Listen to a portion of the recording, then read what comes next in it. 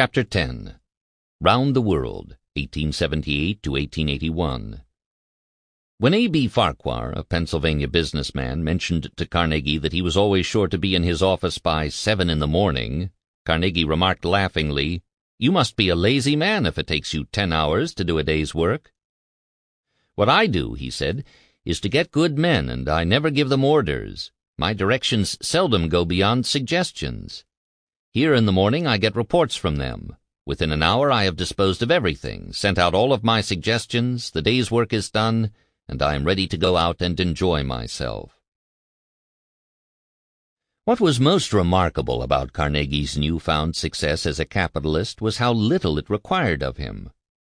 At each stage of his business career, from bobbin boy to steelmaker, he had worked less and earned more. Since moving to New York City in his middle 30s and settling into a state of semi-retirement, his income had increased exponentially. Carnegie had no delusions at all about the virtues of hard work. He avoided the topic of diligence in his lectures, speeches, and articles on how to succeed in business. On the contrary, he took great pride in his own rather idiosyncratic work habits. He had become, as Farquhar noted in his memoir, an absentee landlord. With an eerie similarity to the English landed gentry he so despised, Carnegie had established a residence in the city, a day's journey from the land that provided his succor, and left his estates in the hands of superintendents. With his partners watching over the business in Pittsburgh, Carnegie could devote more of his time and energy to self-education, literary and cultural pursuits, and his nascent career as a philanthropist. Contrary to a common but quite mistaken notion, Carnegie began giving away his money long before he retired. Although he did not, like his contemporary John D. Rockefeller, regard philanthropy as a religious duty, and had not, as Rockefeller had, donated 6% of his first paycheck to charity, he was by age 40 giving away significant sums of money. Carnegie's first formal benefactions were to Dunfermline, to which he donated £5,000 in 1874 for a combination recreation and health club, to be known as the Carnegie Baths. The centerpiece of the facility was the 70 by 30-foot swimming pond, with a smaller pond in another part of the building and separate Turkish, sitz, vapor, and plunge baths. Carnegie placed control of the baths in the hands of a group of local trustees, chosen by him. The baths were formally dedicated in his presence in the summer of 1877 in a grand event fully covered in the local papers. The provost opened the proceedings by toasting Carnegie. He was followed by Mr. Wilson, chairman of the Associated Swimming Clubs of Scotland, who then pointed out in a very forcible manner the importance of swimming as a branch of science and as a means of promoting sanitary reform, giving some excellent illustrations of the same. After members of the swimming clubs had demonstrated the standard strokes, as well as ornamental swimming, plunging, touching and turning, diving, sculling, floating, and spinning, some of the local gentlemen, including one clergyman and several members of town council, had a swim in the pond. Carnegie closed the proceedings with a short speech. He hoped the baths would be used and would lead to good results, more especially among the working classes. If such was the effect, he would, he was sure, be amply repaid, and he wished the council to take the baths as an evidence of the deep and abiding interest he had always had and ever would have in the prosperity of his native town. With more free time and money in his pocket, Carnegie was able to indulge himself in his favorite pastime, reading, and in preparing himself for the literary career that had long been his dream. In childhood, he had had to rely on the kindness of others for reading material. A rich man now, he could indulge himself in buying and subscribing to books and journals. In 1880 alone, he purchased subscriptions from Brentano's Literary Emporium at 39 Union Square for dozens of American and British literary and political journals, including Harper's and Harper's Weekly, St. Nicholas, Leslie's, The Nation, Bullinger's Monitor Guide, Blackwood's Magazine, Contemporary Reviews, Fortnightly, 19th Century, North American Review, Punch, of London, and the Scottish American Journal. He was a subscriber as well to New York's most solidly conservative and Republican Party newspapers, the New York Times and the Evening Post, and to a number of trade journals, including Railway World and Railway Gazette, American Manufacturers, and Iron Age. Reading was not a solitary occupation for Carnegie. He was too sociable, in fact, to do anything by himself. As a teenager in the United States, he had read American history and political theory to prepare for his debate with his cousin and uncle in Dunfermline, then organized informal reading and discussion groups with his Allegheny City friends, and joined a larger Pittsburgh debating society. As a young man, he had dived into the literature of Swedenborgianism in the company of his aunts and his father. Much of what he read he committed to memory. When, in 1878, he took his trip round the world, he left his books of Burns' poetry behind because, he claimed, he had memorized so much he no longer needed to refer to the text. "No, no, Robin, no need of taking you in my trunk. I have you in my heart." He took with him instead the 13-volume set of Shakespeare that his mother gave him as a going-away present. In the travel diary which he later published, he cited hundreds of lines from Burns and Shakespeare, and dozens more from Tennyson, Byron, Cooper, Sterne, Milton, Arnold, Macaulay, Thackeray, and Wordsworth, as well as a Scottish clergyman, Norman MacLeod, the German poet Friedrich Schiller, the German-born Oxford professor and translator Max Müller, and a number of American writers, including Twain, Bryant, Emerson, Bayard Taylor, and Bret Harte. Carnegie's talent for memorization did not wane as he grew older.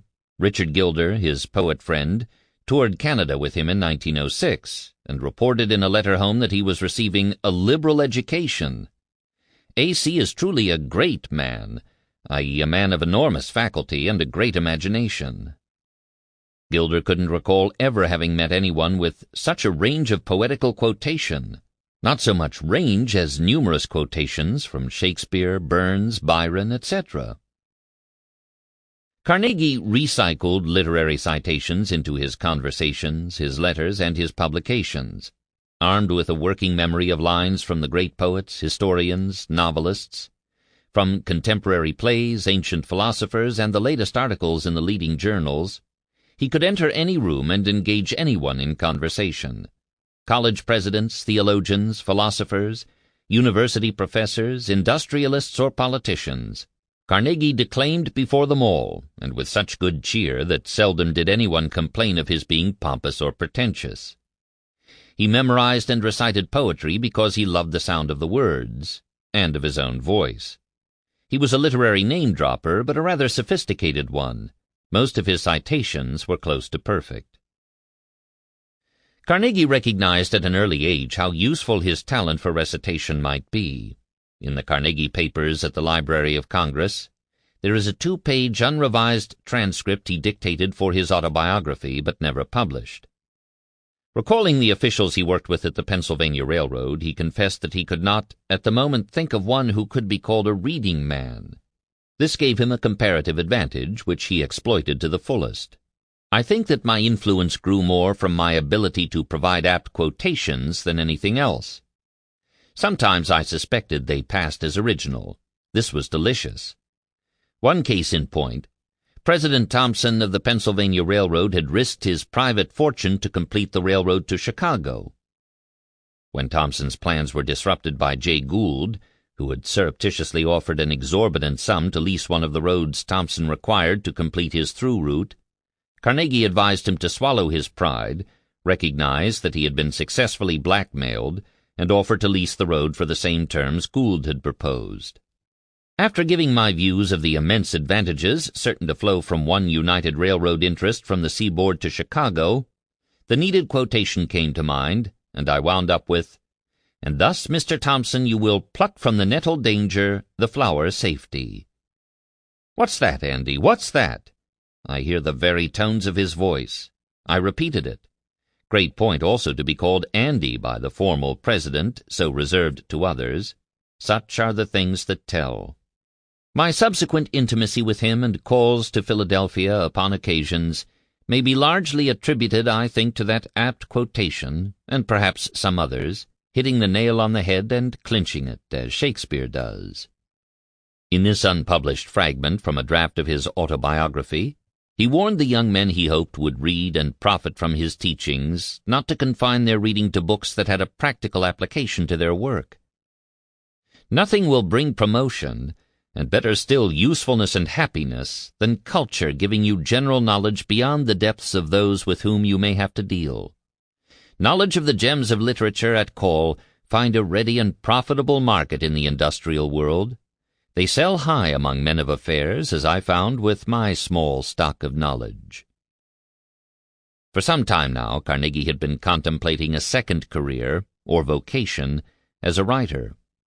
He had first begun writing letters to the editor of the New York Tribune in the 1850s, had sent a first-hand report of the Battle of Bull Run to the Pittsburgh Chronicle in 1861, composed a series of travel letters for publication during his 1865-66 European tour, and in November 1867 wrote Major William Blackwood II, the current editor of Blackwood's Magazine in Edinburgh, to complain about coverage of American matters and offer his services as writer or contributing editor. To become a published author, he required a subject to write about and the free time to do it. A trip round the world would furnish both. He had been contemplating such a trip since 1873, but had had to postpone it, most recently because of the illness of his friend and traveling companion, John Vandervoort, Vandy. On October 12, 1878, he bid farewell to William Shinn, the E.T. General Superintendent, sent off his last business note for about a year to Edward Y. Townsend, the president of Cambria Iron, and made the first entry in the travel diary of his trip around the world. Bang! Click! The desk closes, the key turns, and goodbye for a year to my wards, that goodly cluster over which I have watched with parental solicitude for many a day. Their several cribs full of records and labeled Union Iron Mills, Lucy Furnaces, Keystone Bridge Works, Union Forge, Cokevale Works, and the last but not least, that infant Hercules, the Edgar Thomson Steel Rail Works. Good lusty bairns all, and well calculated to survive in the struggle for existence. Great things are expected of them in the future, but for the present I bid them farewell. I'm off for a holiday, and the rise and fall of iron and steel affecteth me not. The first stop was Pittsburgh, where he met up with Vandy. The two had hoped to take a leisurely train ride across the country, but upon learning that their ship was to leave 4 days earlier than scheduled, they secured seats on specially chartered Pennsylvania Railroad cars straight through from Pittsburgh to St. Louis to Council Bluffs, Nebraska, where they boarded a Northern Pacific train of 3 Pullman cars bound for Ogden. At Ogden, they changed trains again onto the Central Pacific Line to Sacramento, then southwest to San Francisco. The day before he sailed for Japan, Carnegie cabled his private secretary in New York with final instructions. Send my foreign papers to Lucy after you read them. You will not subscribe for any that run out. Remember to duplicate my Christmas gifts on this side. You needn't send any to Scotland, as I shall be there. In the 3 decades since Carnegie's first ocean voyage, the world had grown considerably smaller. His ultimate destination, the East, was halfway round the world, but not so far that he couldn't be reached in an emergency. Underwater cables linked to land lines connected North America to Europe via Newfoundland, Europe to Egypt via Malta and Sicily, Egypt to Bombay via Aden, India to Penang and Singapore, Singapore to Hong Kong and Shanghai on the mainland.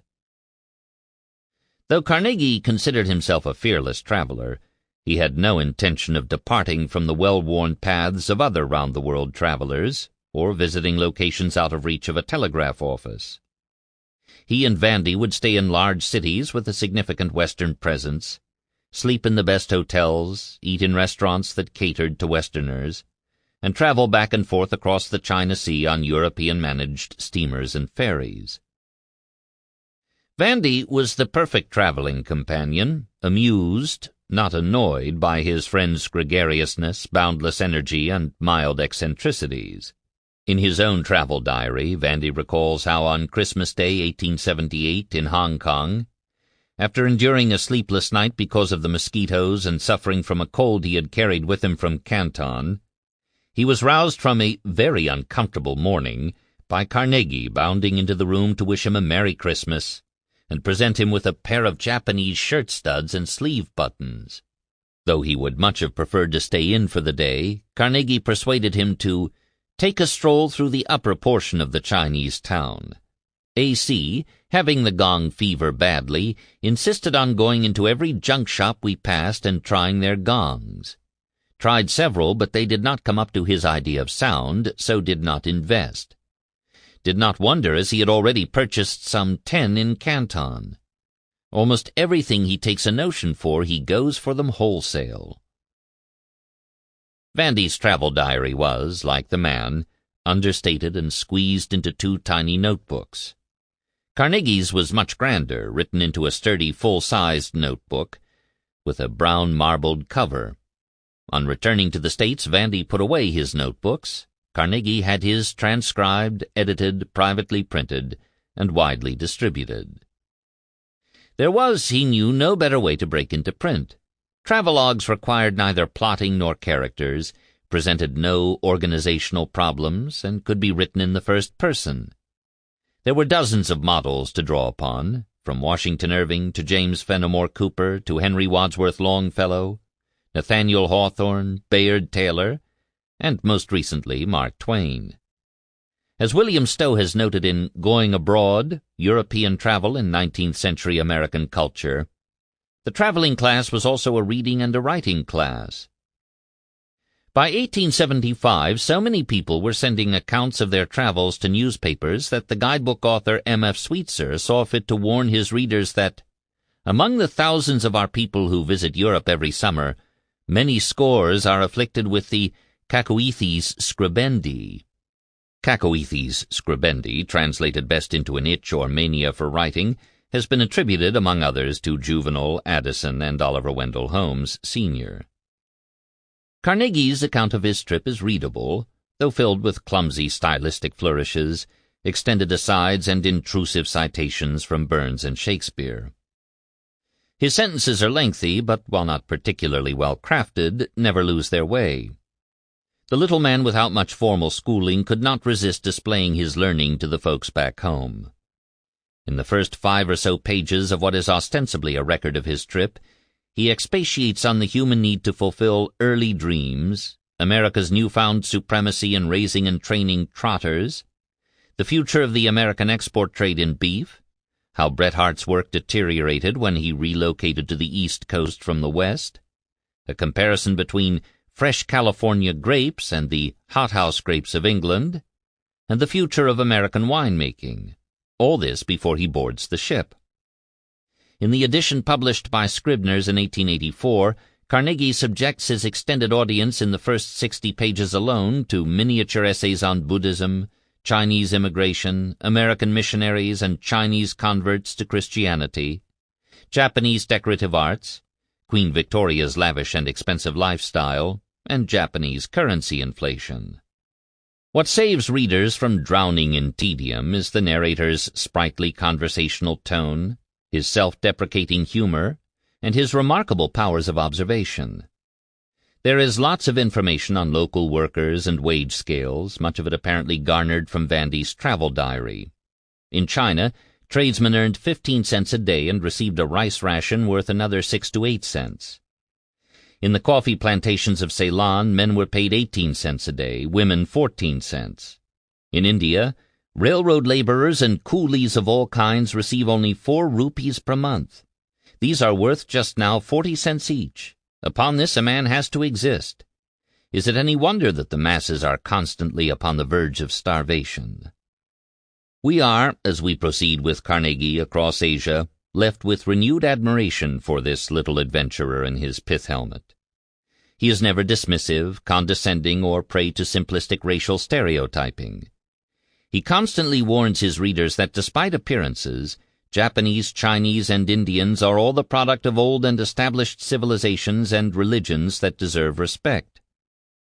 At a moment in U.S. history when few, indeed, had kind words to say about the Chinese, Carnegie dissents from the prevailing wisdom. Let us not forget that our ancestors were using their fingers, barbarians that they were, when the Chinese had risen centuries before to the refinement of these chopsticks. For the fork is only about 300 years old. He dismissed the agitation against the Chinese in California as little more than the usual prejudice of the ignorant races next to them in the social scale. Wherever he traveled, Carnegie took it on himself to investigate and write about the status of women.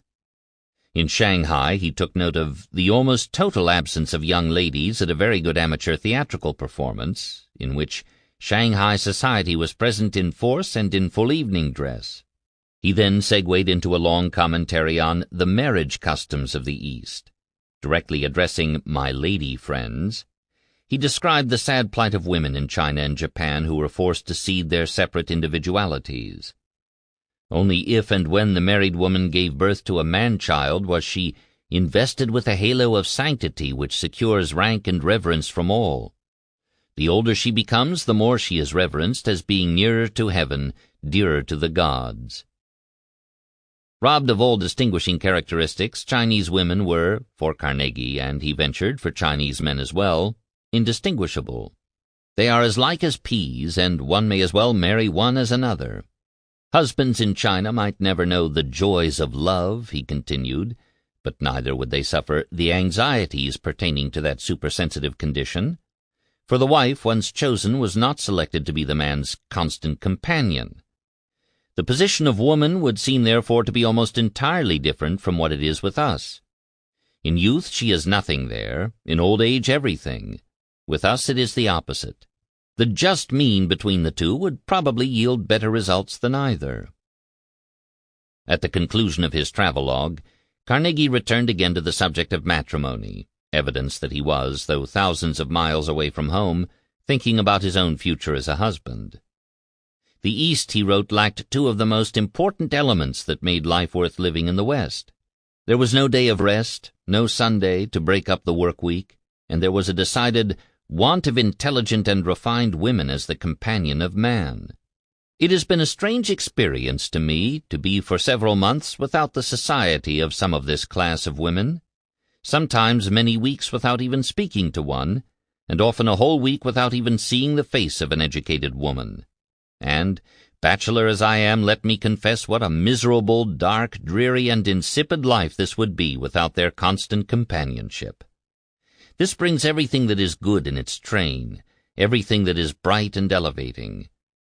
To see a wealthy Chinaman driving along in his carriage alone was pitiable. His efforts had been successful, but for what? There was no joy in his world. The very soul of European civilization, its crown and special glory, lies in the elevation of woman to her present position. She will rise even higher yet with the coming years. In this favor she has repaid 1,000-fold by making herself the fountain of all that is best in man. In life, without her there is nothing.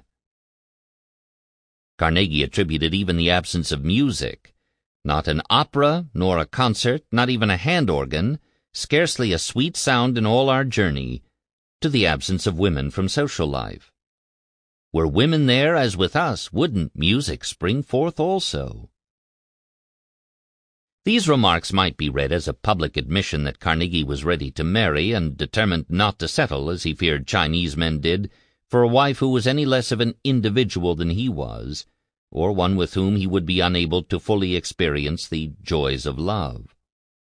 There can be no doubt that Carnegie's admiration for his mother had had a profound influence on his thinking about women.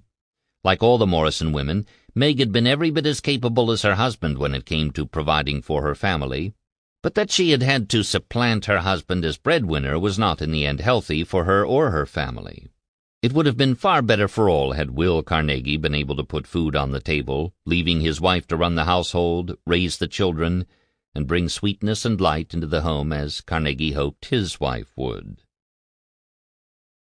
Carnegie concluded his year abroad in Dunfermline, where he met up with his mother before sailing to New York. 2 years earlier he had dedicated the private baths and recreation center. Now, with his mother beside him, he offered the city a second grant, this one for a library and reading room to be built above the indoor ponds. Unlike the first grant, this one was conditional on the town corporation agreeing to support the library once it was built. The Library Act of 1850, which had been extended to Scotland in 1855, provided town corporations with the authority to levy a small tax on local ratepayers for such a purpose. but the Dunfermline councillors were evenly divided on whether or not to do so. Carnegie privately offered the town an additional £5,000, conditioned upon acceptance of the Library Act. As he wrote his Uncle Lauder in December, he would withdraw the offer if there was any contest over the question. It must be generally, say universally, approved or not submitted at all. In February 1880, Carnegie's proposal was accepted at a public meeting in Dunfermline. Carnegie and his mother returned to New York City in the early summer of 1879, then boarded the train for Cresson, where he intended to put the finishing touches on his travel diary. To help him in the process, he hired, as his personal editor, John Denison Champlin, a writer and editor who was currently employed by the publisher Henry Holt. Champlin, writing on Henry Holt letterhead, returned the first 31 pages of the manuscript on July 7, 1879, with a note to Gardy McCandless. "You will see by the marks that I have been obliged to score it pretty badly. If Mr. Carnegie is very particular to have it correct, I think it would be well for me to see another proof of these pages after my corrections have been made. Please suggest to Mr. Carnegie that the opening sentence is a little confused, the pronouns being in both the third and second persons. I have endeavored to preserve his language all through and to make the sentences according to his marks, but if I had carte blanche in the matter, I should not make the sentences quite so long in some places, as they are apt to be a little involved at times." Notes on a Trip Round the World was published in the fall of 1879. The later Charles Scribner's edition was revised and published under the title Round the World. Bound in red leather and professionally edited by Champlin, the book was designed to present Andrew Carnegie in a new light.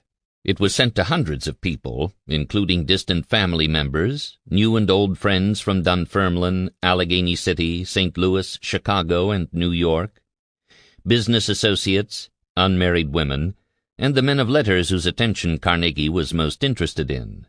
He received in return dozens of personal notes, postal cards, and letters of acknowledgment. Uncle Lauder in Dunfermline congratulated him on the abundant citations from Robert Burns. His old friend Holmes, with whom he had worked as a messenger boy in Pittsburgh, reported that he had been surprised by Carnegie's literary style. Robert Ingersoll, lawyer, politician, lecturer, and freethinker, whom Carnegie had befriended in New York City, thanked his dear friend for the book, which he had read with great interest. It is filled with joy, and above all is natural. Anthony Drexel claimed that he had read the travelogue in a single sitting. Collis Huntington told Carnegie that he too had read it from end to end, which for him was remarkable, since he had not read a book for years except my ledger, and I did not intend to read yours, but when I began it I could not lay it down.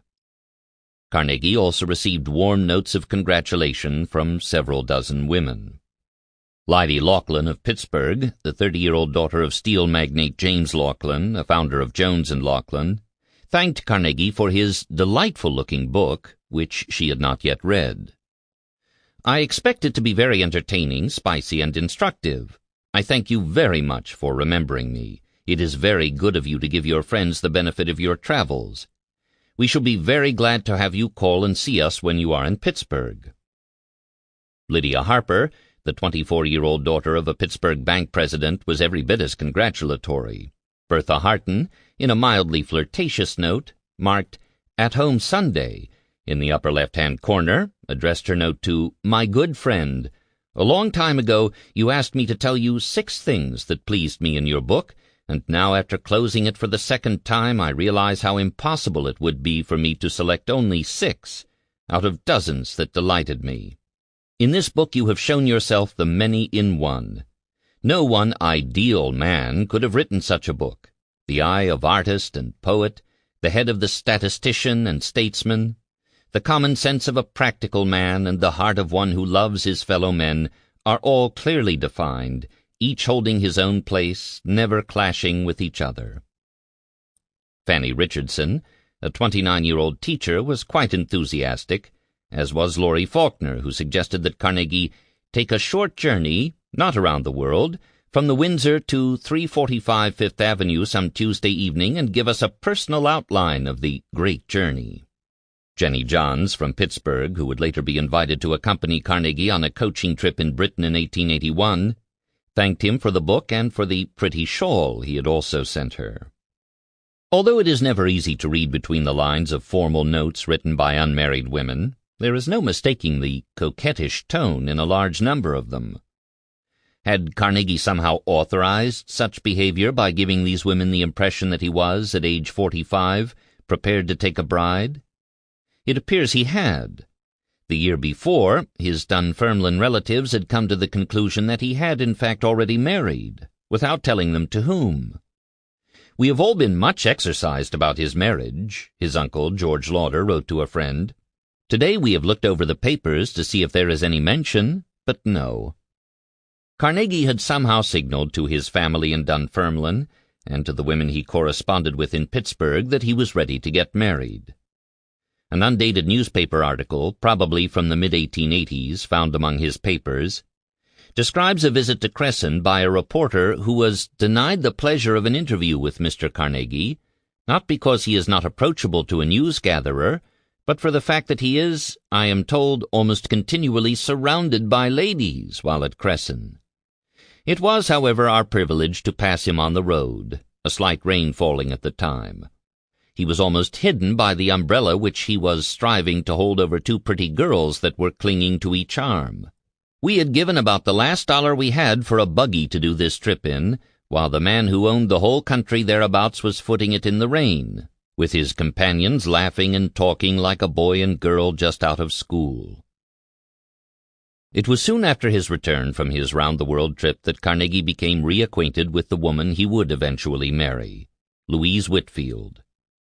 Louise Whitfield kept a diary all her life, which forms the basis, with interviews, of the biography written by Burton Hendrick and his collaborator Daniel Henderson.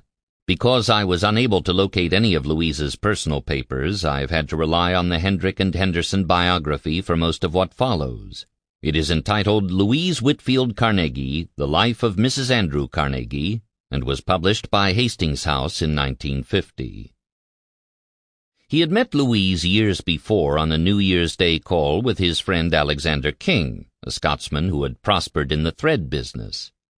King was a friend of Louise's father, John Whitfield, a partner in a house that specialized in notions, fancy dress materials, and imported French and English white goods. The Whitfields, an old and respected, though not particularly wealthy New York family, lived in their own house on 48th Street, between 5th and 6th Avenues. Having been initiated into the custom of making New Year's Day calls, Carnegie, in the years to come, returned several times to the Whitfield home. He paid little notice during these holiday calls to Louise, the oldest daughter, a well-schooled, well-groomed young lady who had done all the things young women were supposed to do to prepare them for marriage. She had toured Europe with her family at age 16, was educated at Henrietta B. Haynes's school in Gramercy Park, learned French from Mademoiselle de Janon, Miss Haynes's partner in the school, learned to sing and play the piano, and came out, though informally, at 18 at a private party in the Whitfield parlor in December 1875. That same year her mother, Fanny, was taken ill. She would be an invalid for the rest of her life, and Louise took over the household. While the servants did most of the household work, Louise knew enough about cooking, baking, dusting, and polishing silver to supervise them. When, in 1878, her father died, Louise took on the added responsibility for raising her 4-year-old brother, Harry, and her sister, Stella, who was a few years younger than she was, but quite frail and delicate like their mother. On New Year's Day 1880, Carnegie, who had turned 44 in November, walked the 2 blocks north from the Windsor Hotel and round the corner to call on the Whitfields. This time he took special notice of Louise. Though never a beauty, Louise Whitfield had grown into a rather attractive young lady, slender, with brown hair, blue eyes, and a perfect complexion. She was taller than Andrew, but not by much. Louise already had a full supply of callers and suitors, but perhaps because of her mother's illness, her father's death, and her family responsibilities, she had paid little attention to any of them. Carnegie was interested enough to make a subsequent call, perhaps with his mother, and ask Mrs. Whitfield if he might take her oldest daughter, who was an accomplished equestrienne, riding in Central Park. Once Mrs. Whitfield's permission was secured, Andrew began to call on a regular basis to ask Louise to go riding with him. He would send his valet in the morning with a note to alert her that he was going to call that afternoon. If she did not reply at once, he would appear at her door to escort her to the stable. Carnegie, who was only 2 years younger than Louise's father would have been, appeared at first a most unlikely suitor for the 23-year-old woman. He was tiny, white-bearded, devoted to and living with his mother, and growing stouter by the day. But she was enchanted nonetheless. The courtship, according to Louise's biographers, who had access to diaries that have subsequently been lost, began over a book, The Light of Asia, Edwin Arnold's narrative prose poem about the life and teachings of Buddha. Carnegie had become captivated by the story of Prince Siddhartha, its pacifist message, and the comparisons Arnold drew between the teachings of Buddha and Christ. Carnegie, as the story goes, bought a copy of the book for Louise, and the two spent many hours reading it to one another. It became a talisman of their relationship. Louise later told her biographers that she carried the book with her always. On their wedding day, Andrew would give Louise a first edition. On the flyleaf he acknowledged that the book was the first gift I ever gave to my wife, then the young lady Louise Whitfield. Reading and quoting it at times to her, I first discovered she had a mind and heart above and beyond those of others her own age. Carnegie and Louise went riding often that spring of 1880, then separated with the warm weather, Carnegie to Cresson, Louise with her mother and siblings to the Catskills, and then on to her aunt and uncle's farm in Oyster Bay, New York. In the fall they renewed their friendship. On New Year's Day 1881 he sent her flowers with a note on his calling card, "Happy New Year to my fair equestrienne 1881. By early 1881 their mothers had also become acquainted with one another. On February 7th, Louise noted in her diary that Mrs. Carnegie had come to take Mama and Harry and Stella to drive, and Mr. C. came for me to ride. Splendid time. 3 days later, Carnegie and his mother took Louise and her mother to Booth's to see Salvini in Macbeth. Had a splendid time. Soon afterwards, Margaret Carnegie introduced Louise to Tom's wife Lucy, who was visiting New York. In March, Andrew left a calling card for Mrs. Whitfield, requesting permission for Louise to go with us to the races at 12:20 today.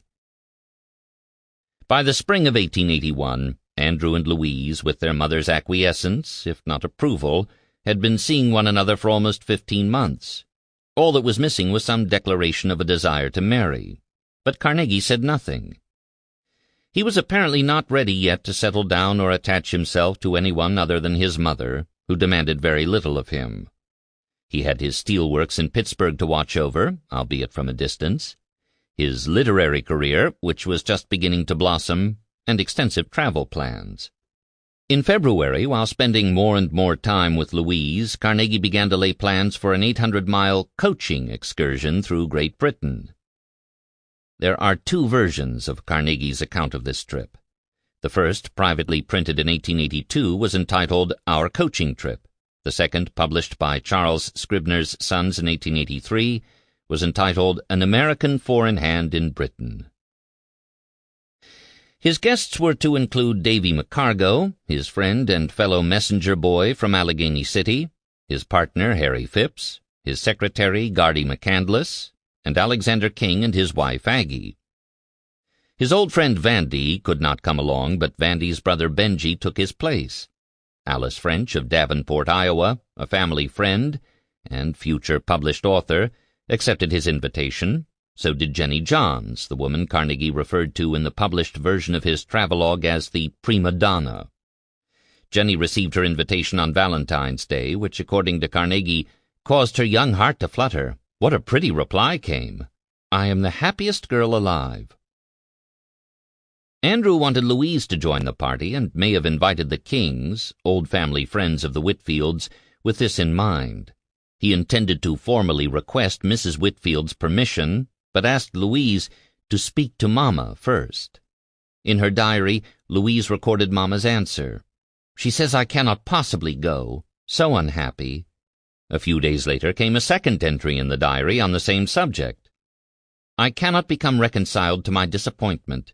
Mr. C. has invited me to go on his trip, but Mother says it is not proper for me to go. Carnegie tried one last time to secure Mrs. Whitfield's permission. There were other single women going on the coaching trip, and several suitable chaperones, including the Kings. But instead of going to Mrs. Whitfield himself, he dispatched his mother with a formal invitation. He should have known better than to trust Mag Carnegie with such an errand. After issuing the invitation, she pointed out the inconveniences of such an expedition for a girl of 23. "If she was my daughter," said the old lady, "I wouldna let her go." Though it was, in the end, Mrs. Whitfield who made the final decision, Louise never forgave her future mother-in-law for interfering. The truth, as Louise would later explain to Burton Hendrick, was that Mag Carnegie had decided on her own that Louise was too young and frivolous to make a suitable match for her son. She would not have objected to Andrew's marrying, provided he had selected someone nearer his own age, and one whom she regarded as more sedate. In fact, she had herself picked out a wife, Mary Clark, a Hartford woman who was a friend of Mag and of Lucy Carnegie. We know little about Mary other than that she was one of Carnegie's Central Park riding companions and had traveled with Mag to Pittsburgh in 1884 and lost her trunk, which Carnegie was delegated to find. She was also close enough to the family for David Stewart to include her when he sent his regards to Andrew and his mother in 1884. Decades later, after Mag's death and his own marriage, Carnegie provided Mary Clark with a pension of $4,800 a year. Because he did not want her to know the source, he forwarded her funds to Lucy Carnegie to distribute to her. Only in 1913 did Mary discover where her pension came from. From that point until her death soon afterwards, Carnegie paid her directly. Louise was distraught at the thought of being left behind in New York and worried that this might be the end of their courtship. "I am so unhappy about the trip. I want to go so much, and yet I see it is impossible," she wrote in her diary on April 16th. On April 18th, she consented to go riding with Carnegie. Then on April 27th, she sent word via a household servant that she would not ride this afternoon. The thought of riding with him in the park, then saying goodbye as Carnegie prepared to sail to England, may have been too much for her. By May 7th, she had changed her mind and went riding again, all the way to Morrisania in the Bronx. When Carnegie invited her to attend a concert with him that evening, she refused. On May 31st, the night before his departure, Carnegie addressed an envelope to Miss Whitfield with a pressed clover blossom, a carnation, a red rose, and an invitation to a farewell dinner at the Windsor Hotel. Louise preserved the envelope and its contents as a reminder of the trip that would not be, and the man who had left her behind. The dinner was everything she had feared. Mag Carnegie presided. Several of the traveling party were in attendance. The major topic of conversation was the trip to come. "Was very sorry I went," Louise recorded the next day, but did not know how to get out of it. Louise spent the summer with her mother in the Catskills and at Oyster Bay, instead of traveling through England and Scotland with Carnegie and his guests. She did not hear from Carnegie for more than a month. When he wrote, he seemed oblivious to the pain he was causing. "Well, my dear friend," he wrote from the Queen's Hotel in Reading, "I have waited until I could tell you whether the Gay Charioteers were a success or not. And now I can say that no estimate of the pleasure derivable from coaching which I made was half high enough. Our party are so enthusiastic, so happy, so good that it does seem almost too much like paradise. Not one mishap, nor an ache, nor a pain so far. Our luncheons by the wayside are just idealistic. It is all I pictured it and more. Not one shower of rain so far." He closed with an apology for not having properly said goodbye. "I was so sorry at reaching the parlor only a few minutes after you had left. Please excuse me. I was detained. Kindest regards to Mama. May you enjoy your summer." Almost as postscript or afterthought, he added beneath his signature, "Please let me hear from you. Care J.S. Morgan & Company, London."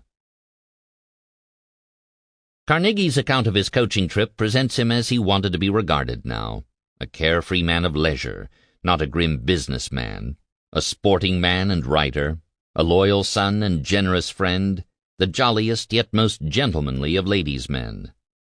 Although he did not acknowledge it in his book, he paid everyone's expenses and made all the decisions on the itinerary. This was his trip from beginning to end. The party sailed on a luxury liner, the Bothnia, on June 1st. In his letter to the Cunard agents confirming the reservations for 11 adults, a nurse, and 3 children, the children were not going on the coaching trip, he requested that his party be given the end seats at the table opposite the captain's. "The eldest child is not 5 yet, so I presume you will take them and nurse as 1 adult." On June 11th, the ship landed at Liverpool, and the Carnegie entourage was greeted by kind friends on the quay. George Pullman and his wife, who had sailed with the party, placed a private railway car at everyone's disposal for the trip into London. "We began our traveling upon the other side under unexpectedly favorable conditions." Carnegie and his guests spent 6 days in London at the Westminster Hotel, observed the House of Commons in session, heard a performance of the Messiah in the Albert Hall, and visited prominent friends for lunch. They then took the train to Brighton, where they met their coach and horses, Perry their coachman, and Joe their footman. As there was no space on the coach for their trunks, they were to be forwarded every week to the point where we are to spend the succeeding Sunday, so that every Saturday evening we replenish our wardrobe and at the Sunday dinner appear in full dress. The party stayed at the finest inns and the most luxurious hotels. Several people of note in the neighborhood dropped into the inn, as a rule, to see the American coaching party, whose arrival in the village had made as great a stir as if it were the advance show wagon of Barnum's menagerie. Every morning before they departed, usually at 9:30, Alice French saw to it that the 2 coaching hampers, very complete affairs they had purchased in London, were filled with the best the country could afford. They took their luncheon in the open air, near an inn where the horses could be watered. The luncheon place having been chosen the night before, all that was left was to select the finest piece of the velvety lawn upon which to lay the armfuls of rugs they carried with them. When Joe and Perry had laid the rugs, they departed briefly to put up the horses and fetch mugs of foaming ale, bottles of Devonshire cider, lemonade, and pitchers of fresh creamy milk to accompany the lunch. Then the party returned to their coach to complete their journey to the next town. If overtaken by thirst along the way, they would stop again at a local inn for ale and refreshments. When they came upon a particularly gorgeous brook or field of flowers, they would leave the carriage for a stroll. In her diary of the trip, Alice French noted that when the party crossed the border into Scotland, they left the carriage and walked to sight of old blacksmith's shop, where they met an intelligent small boy. Mr. C. gave him some money and a card with his address, bidding him learn Burns and Scott and become a mechanic, and he would give him a place. On yet another walk, this one in Sanker, with only Carnegie and Gardy McCandless along, they engaged a trio of hedge cutters in conversation, who informed them, among other things, that America's a deal sight better place than this. Arriving at twilight at the inn where they would spend the night, Gardy McCandless, deputized as general manager for the trip, examined the rooms and assigned them. Joe and Perry handed over the bags to the servants. The party went direct to their general sitting room, and in a few minutes were taken to their rooms, where all was ready for them. The 2 American flags were placed upon the mantel of the sitting room, in which there was always a piano, and we sat down to dinner a happy band. As darkness does not fall in northern England and Scotland until late in the summer night, the gay charioteers, as Carnegie referred to the group, had several hours after dinner to tour the location, after which they returned to their sitting room for an hour of musical entertainment. As Gardy saw to all the arrangements, Carnegie's only function, as he acknowledged in his travelogue, was to reign as king in a constitutional monarchy. Like Queen Victoria, he was not allowed to do anything. This, he was delighted to report, left him plenty of time to serve as scribe. Throughout his book, Carnegie takes time out from his observations of the landscape and the people he meets to remind the reader of the importance of leisure. Your always busy man accomplishes little. The great doer is he who has plenty of leisure. Moral: don't worry yourself over work. Hold yourself in reserve. and sure as fate, it will all come right in the wash. Speaking to his own situation, that of a man retired in the prime of his career, Carnegie indulged in an orgy of self-congratulation.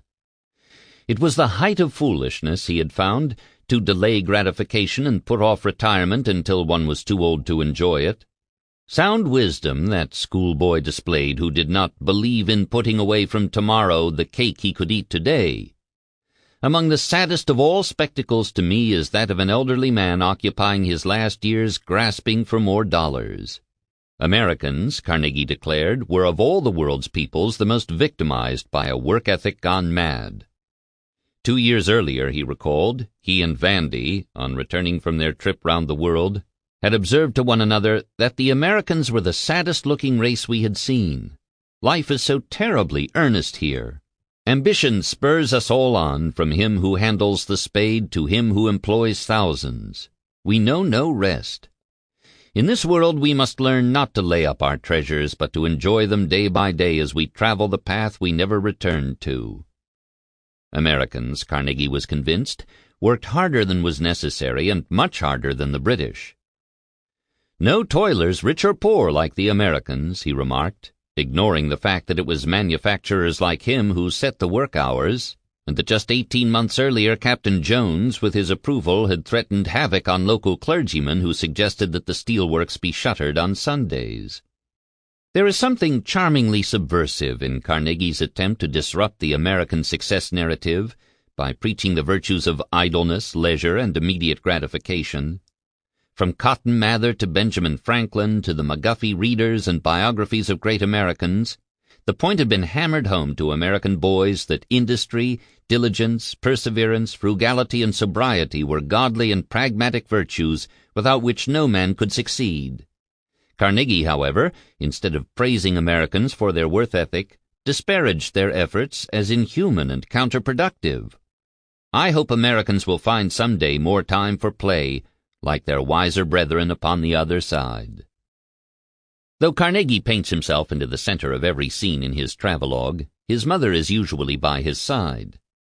In the published work he referred to her, only half ironically, as Queen Dowager, head of the clan, no Salic law in our family. She was given the place of honor atop the coach alongside Perry, with the right to choose who would sit next to her, until she discovered there was more fun to be had elsewhere, and had her seat moved inside, so that she could, for the rest of the journey, be guaranteed an audience of no less than 6 for her stories and old ballads. Her tongue went from morning till night, if I do say it, and her end of the coach was always in for its share of any frolic stirring. The highlight of the tour was the entry into Dunfermline on July 27th. Carnegie had asked his mother to lay the memorial stone of the Free Library, and she had been practicing her speech, teased along by her son, who worried aloud that it would be a long one, knowing that it would not. The town had declared a holiday to welcome its benefactor and his mother. Carnegie, Alice French wrote in her journal, appeared uneasy at having to play the part of a popular hero even for a day. He would soon get used to the role. As the cheers rumbled through the streets of Dunfermline and the abbey bells tolled in his honor, he was able to find strength, as he later put it, in the knowledge that the spark which had set fire to their hearts was the Queen Dowager's return and her share in the day's proceedings. Grand woman, she has deserved all that was done in her honor on that. Excised from the published edition of the book was the observation that followed.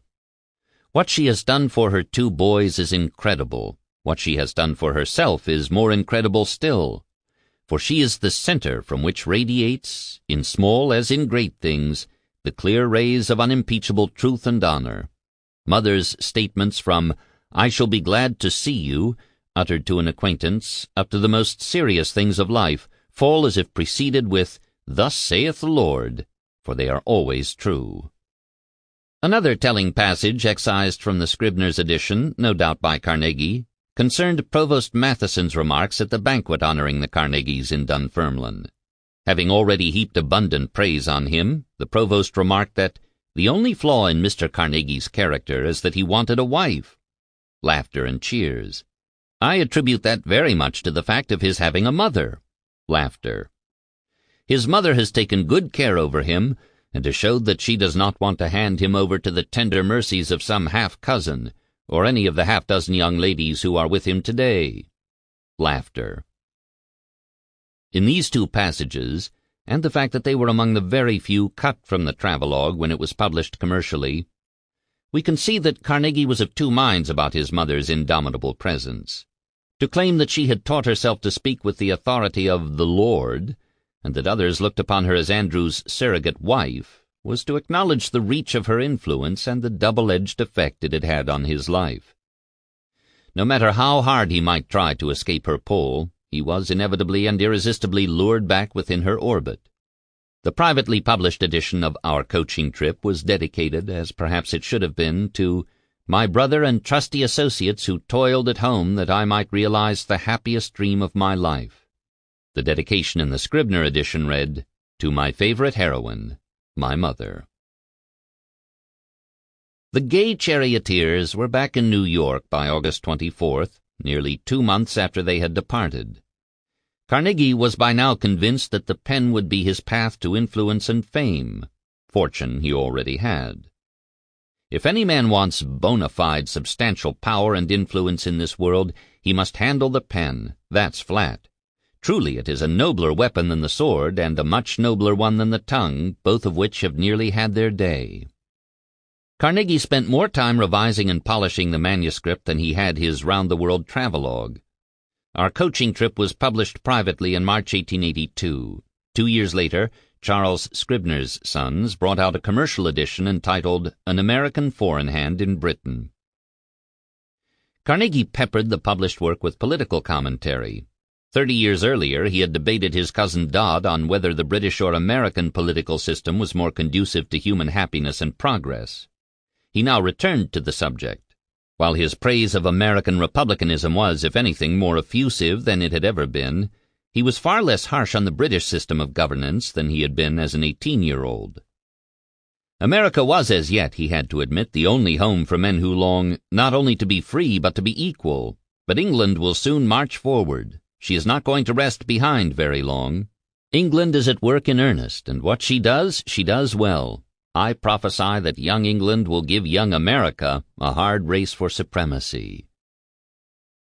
Carnegie had appointed himself ambassador extraordinaire from each nation to the other, a role he believed he was uniquely qualified to take on. The man who knows from personal experience the leading characteristics of the people upon both sides of the ferry is invariably a warm and sincere friend. The two peoples have only to become acquainted to become enthusiastic over each other's qualities. It would be his task from this point until the end of his life to make them better acquainted. Chapter 11. Making a Name, 1881 to 1883.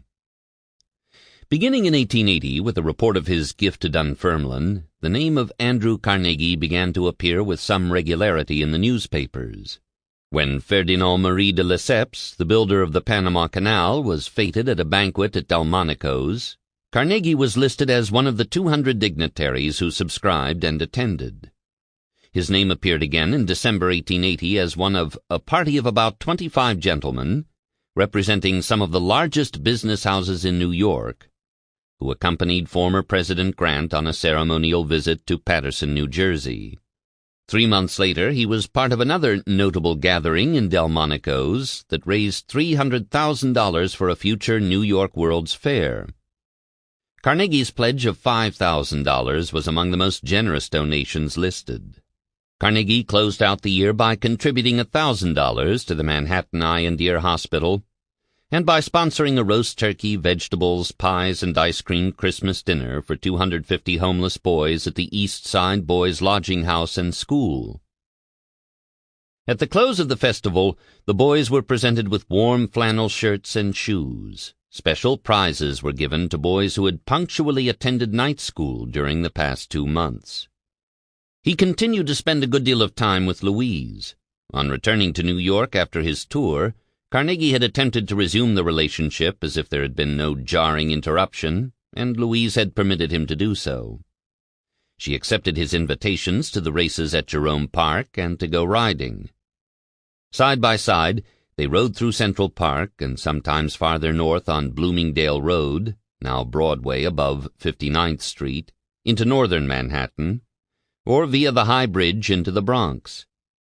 In the evenings they read together in her parlor, and with her mother along sat in his private box at the theater. In the spring they were both guests, along with his mother, at a wedding reception at 574 Fifth Avenue. On New Year's Day he addressed his calling card, as he had the year before, to "My fair equestrienne," but added, "and many such to follow," after the Happy New Year greeting. He seldom visited Pittsburgh anymore, though he kept in touch with his partners by telegram and post. Carnegie's business had suffered not at all from his lengthy absences, in large part because every other partner remained active. When William Shinn resigned as general superintendent in 1879, he declared his intention to retain his stock in the firm. Carnegie informed him that he had to give up his ownership stake. There were to be no absentee partners at E.T. All, except for Carnegie himself, were expected to work full-time for the company. Surely you don't want your colleagues to do all the work and you sit down only to share ingloriously in their triumphs. No, no. If you go, go. Sell out and try another party. We want no drones in the E.T. if we can help it. With Shinn's departure, preceded by David McCandless's death, Tom Carnegie assumed a larger role in the management of the company, as did Harry Phipps. Neither was perhaps as important to the overall operation of the steel mill as Captain Bill Jones. When, in the fall of 1880, Jones asked the Carnegie brothers for more money to provide for the rainy day, he was told by Andrew to say what you want and don't put it low either. Jones refrained from naming a salary, but informed Carnegie that he knew it to be a fact that Bethlehem Company are now paying their general superintendent $15,000 per annum, and formerly paid him $20,000. I am egotist enough to say that I can walk right around him on all points connected with a work of this kind. Though we don't know what the final offer was, it was enough to keep Jones in Carnegie's employ for the rest of his life.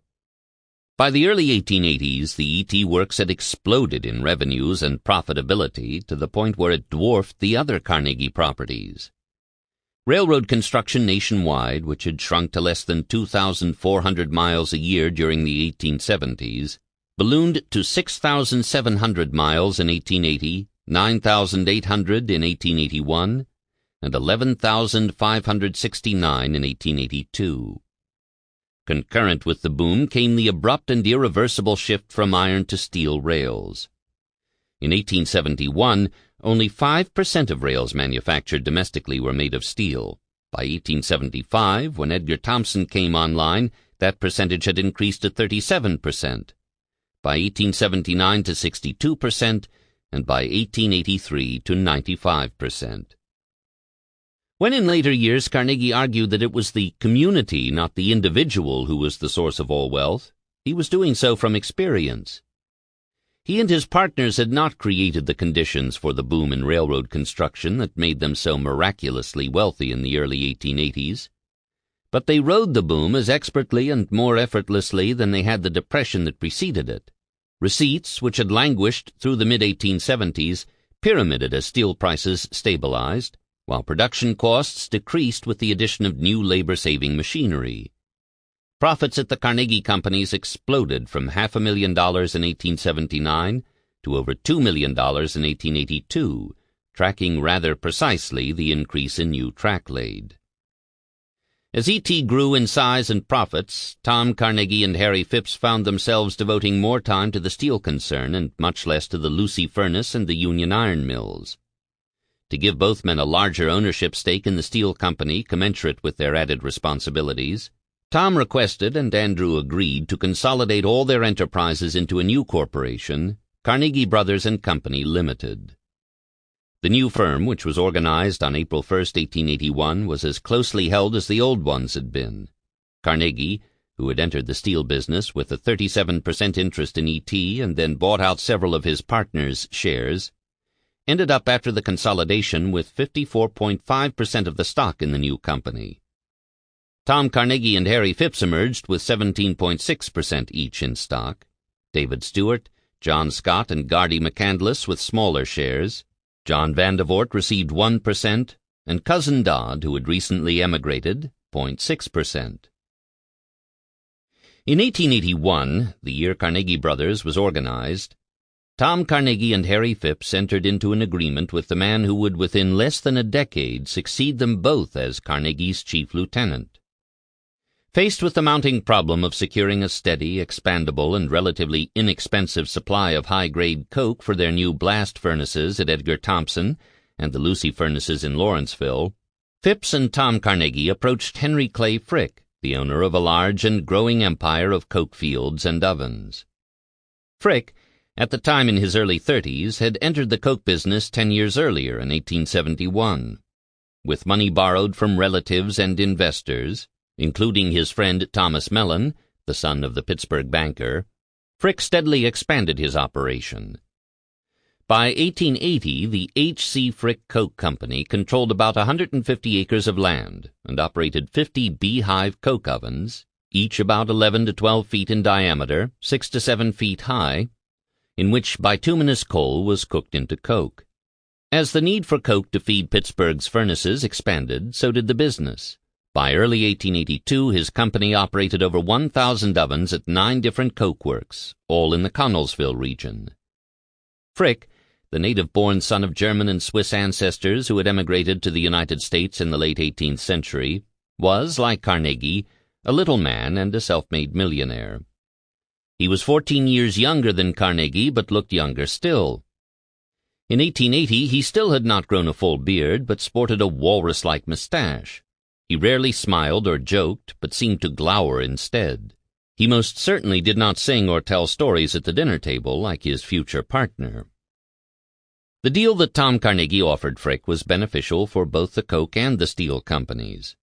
Frick needed new capital to expand his holdings, which the Carnegies supplied, in return for a regular and inexpensive supply of high-grade coke.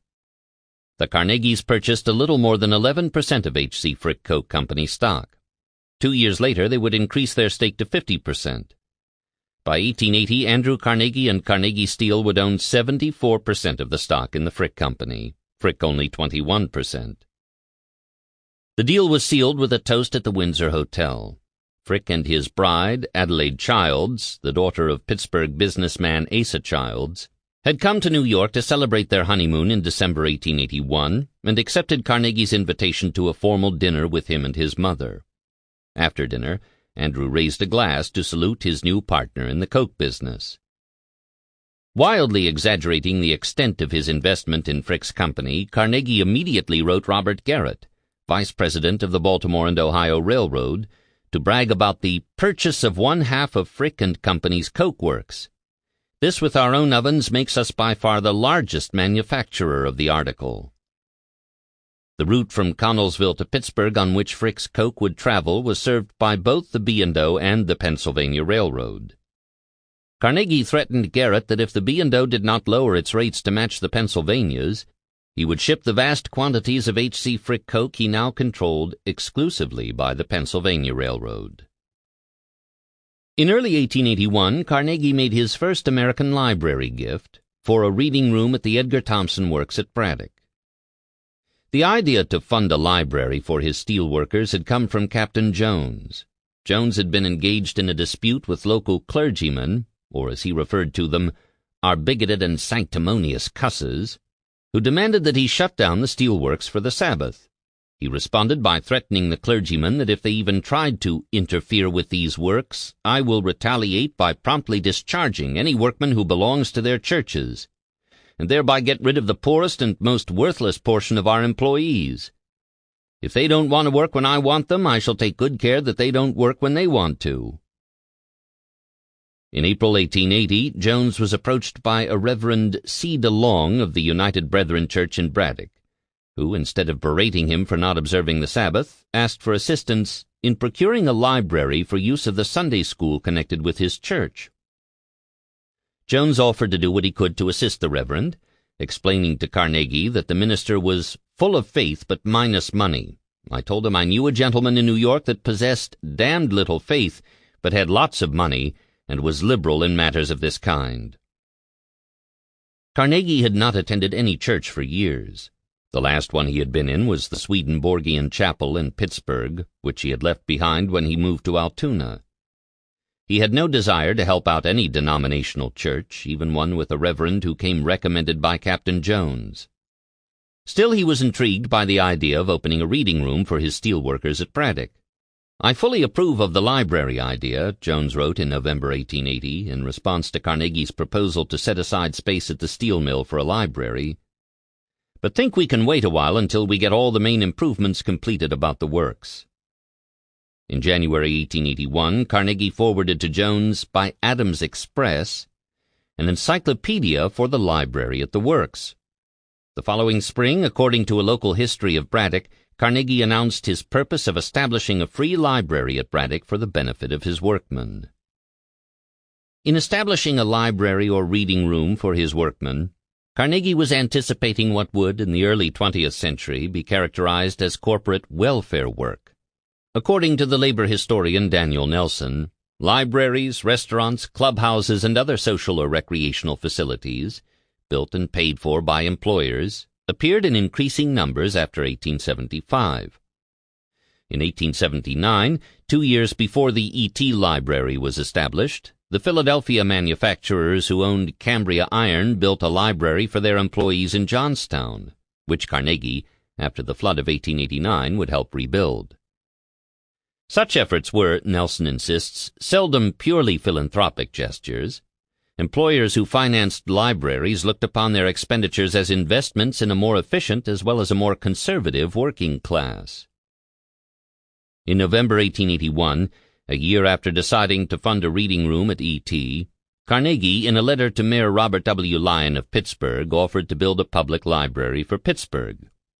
The magnificent Carnegie Library and Social Center at Braddock, with swimming pool, public baths, bowling alleys, art gallery, gymnasium, and billiard hall, was constructed in 1889.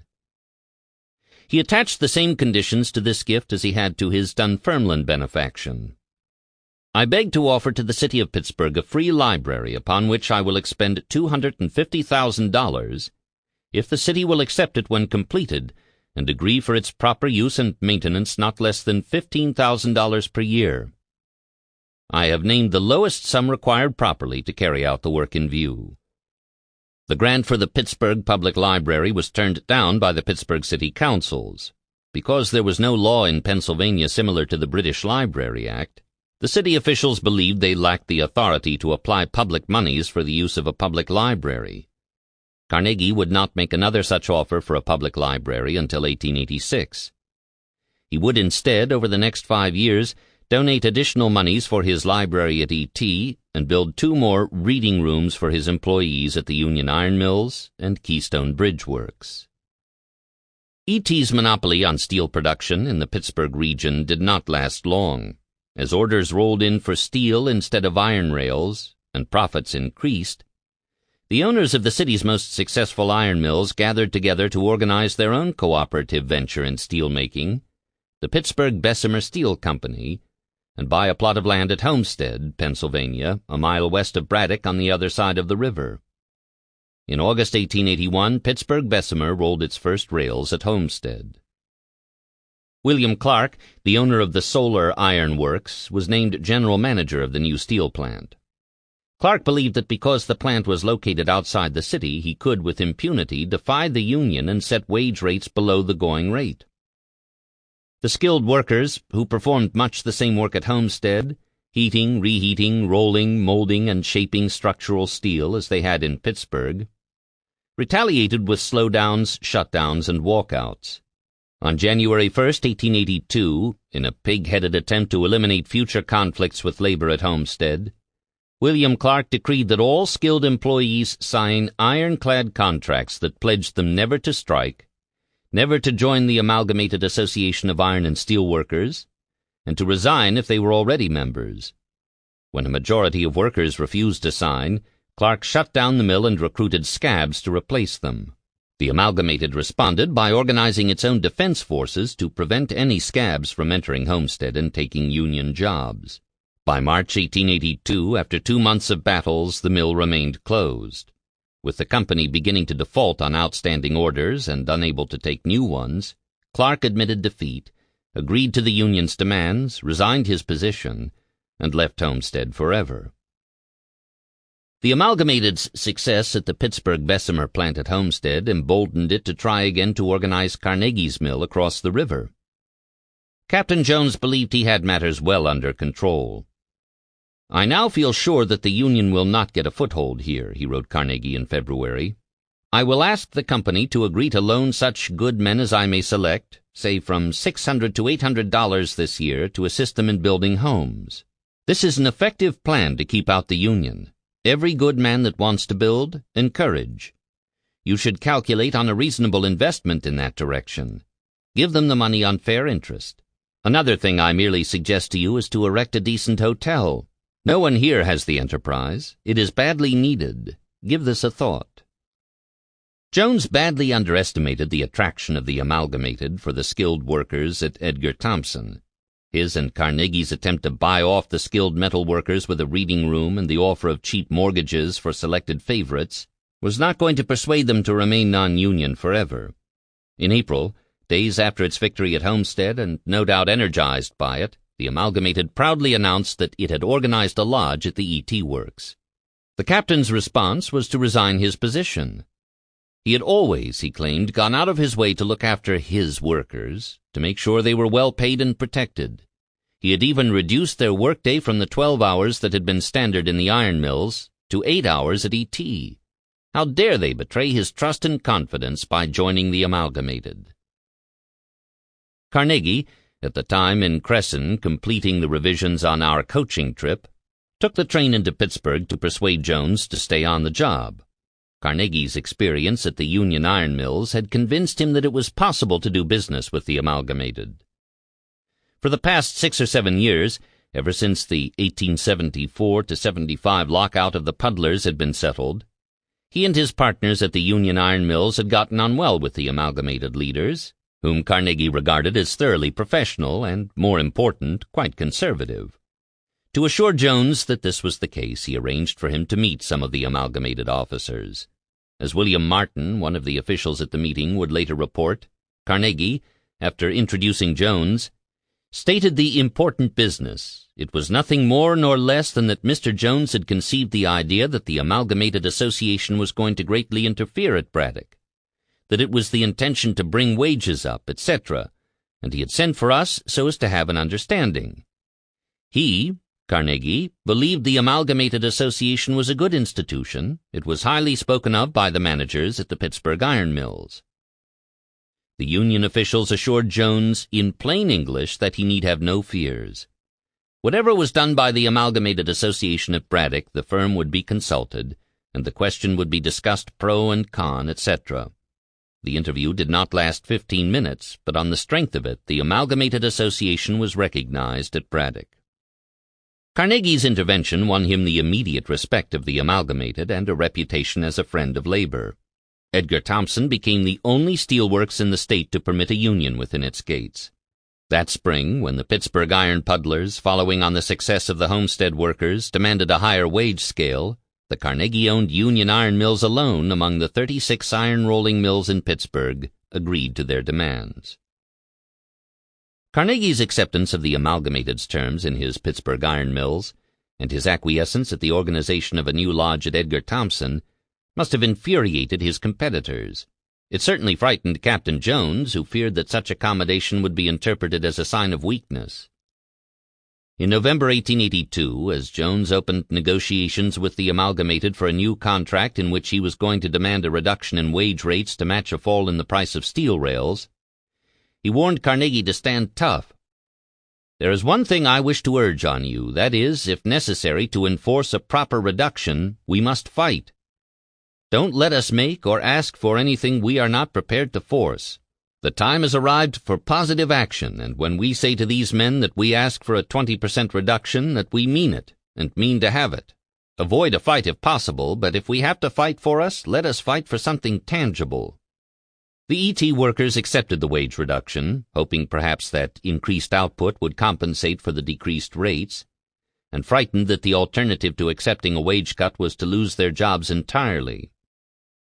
"We are still getting along finely," the special correspondent at Edgar Thomson reported in the National Labor Tribune on March 31st, and then repeated in almost the same words on April 14th and April 28th. The fall in rail prices, which Jones and Carnegie insisted necessitated a decrease in wage rates, occurred in the autumn of 1882. Carnegie's partners proposed that Edgar Thomson cease bidding on new contracts until prices went back up. Carnegie was enraged. With his characteristic exaggeration and doomsday prophecies, he declared that his partners were putting the steelworks at risk by inviting Chicago and St. Louis mills to take away work that belonged to them. And all for what? The hope, a wild one, that by some improbable change in affairs we may net $1 or $2 more per ton. I wash my hands now of all responsibility. I show you a large profit and, what is far more important, looking at lasting results, a safe and steady business for our works. And I enter my protest against this new doctrine of taking risks. I say it would pay us better to run full for almost nothing than to act in this way and give our competitors work to which they are not entitled when our respective costs are considered. I hope if anyone has reasons to urge against this policy, he will be good enough to try to formulate them in writing. The effort, I believe, will soon convince him that he has but a vague and unreasonable hope that a miracle will come to relieve him. Carnegie, who did most of his business by post, had honed his letter-writing skill to a sharp edge. In his private correspondence, he was warm and delightfully witty. In his business letters, to partners and competitors alike, he was tough, imperious, often verging on the abusive. To avoid the disastrous consequences of pricing wars, the Pennsylvania steel firms met every year in Philadelphia to set minimum prices for their products.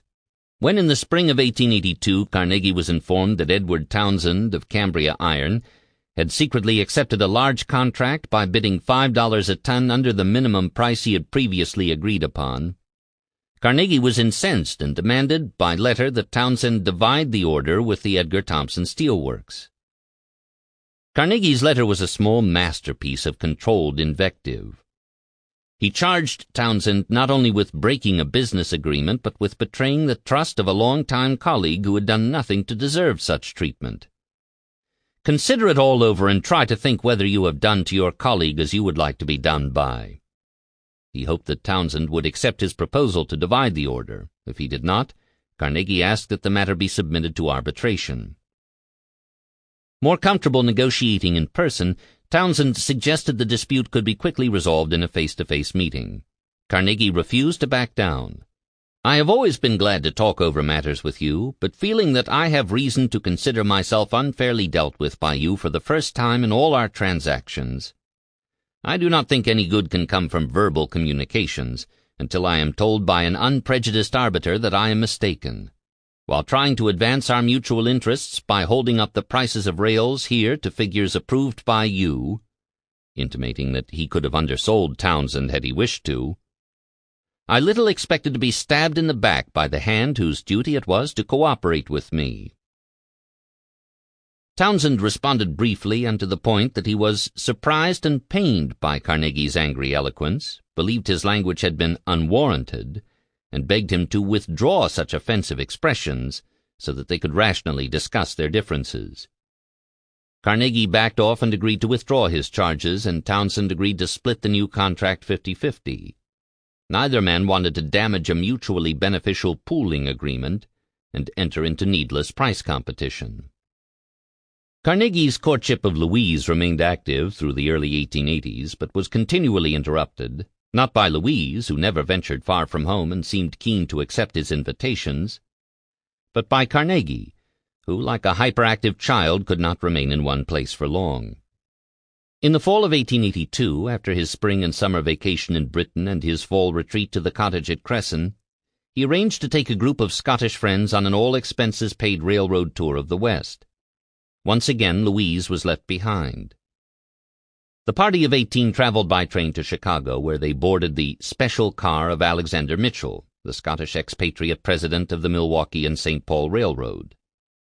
The conductor said his instructions were to go where we wished, stop and start on any train desired, and when we were done with him, he was to return with his car to Milwaukee.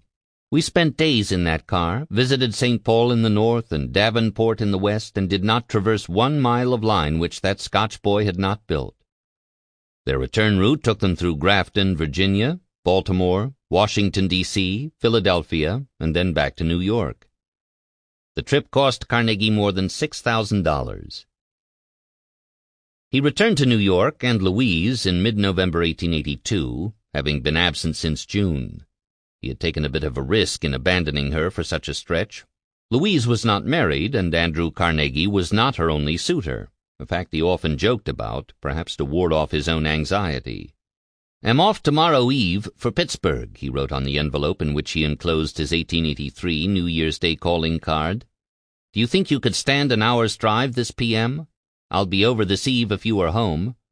Are you to be, or are you off with some young swell?" "My dear L.W.," read another such penciled note, "you are such a belle nowadays, one has to ask when you are at home. Tonight or tomorrow night? When is it? You were pretty at Mrs. Whitney's. Many said so, all thought so, and so did yours, A.C."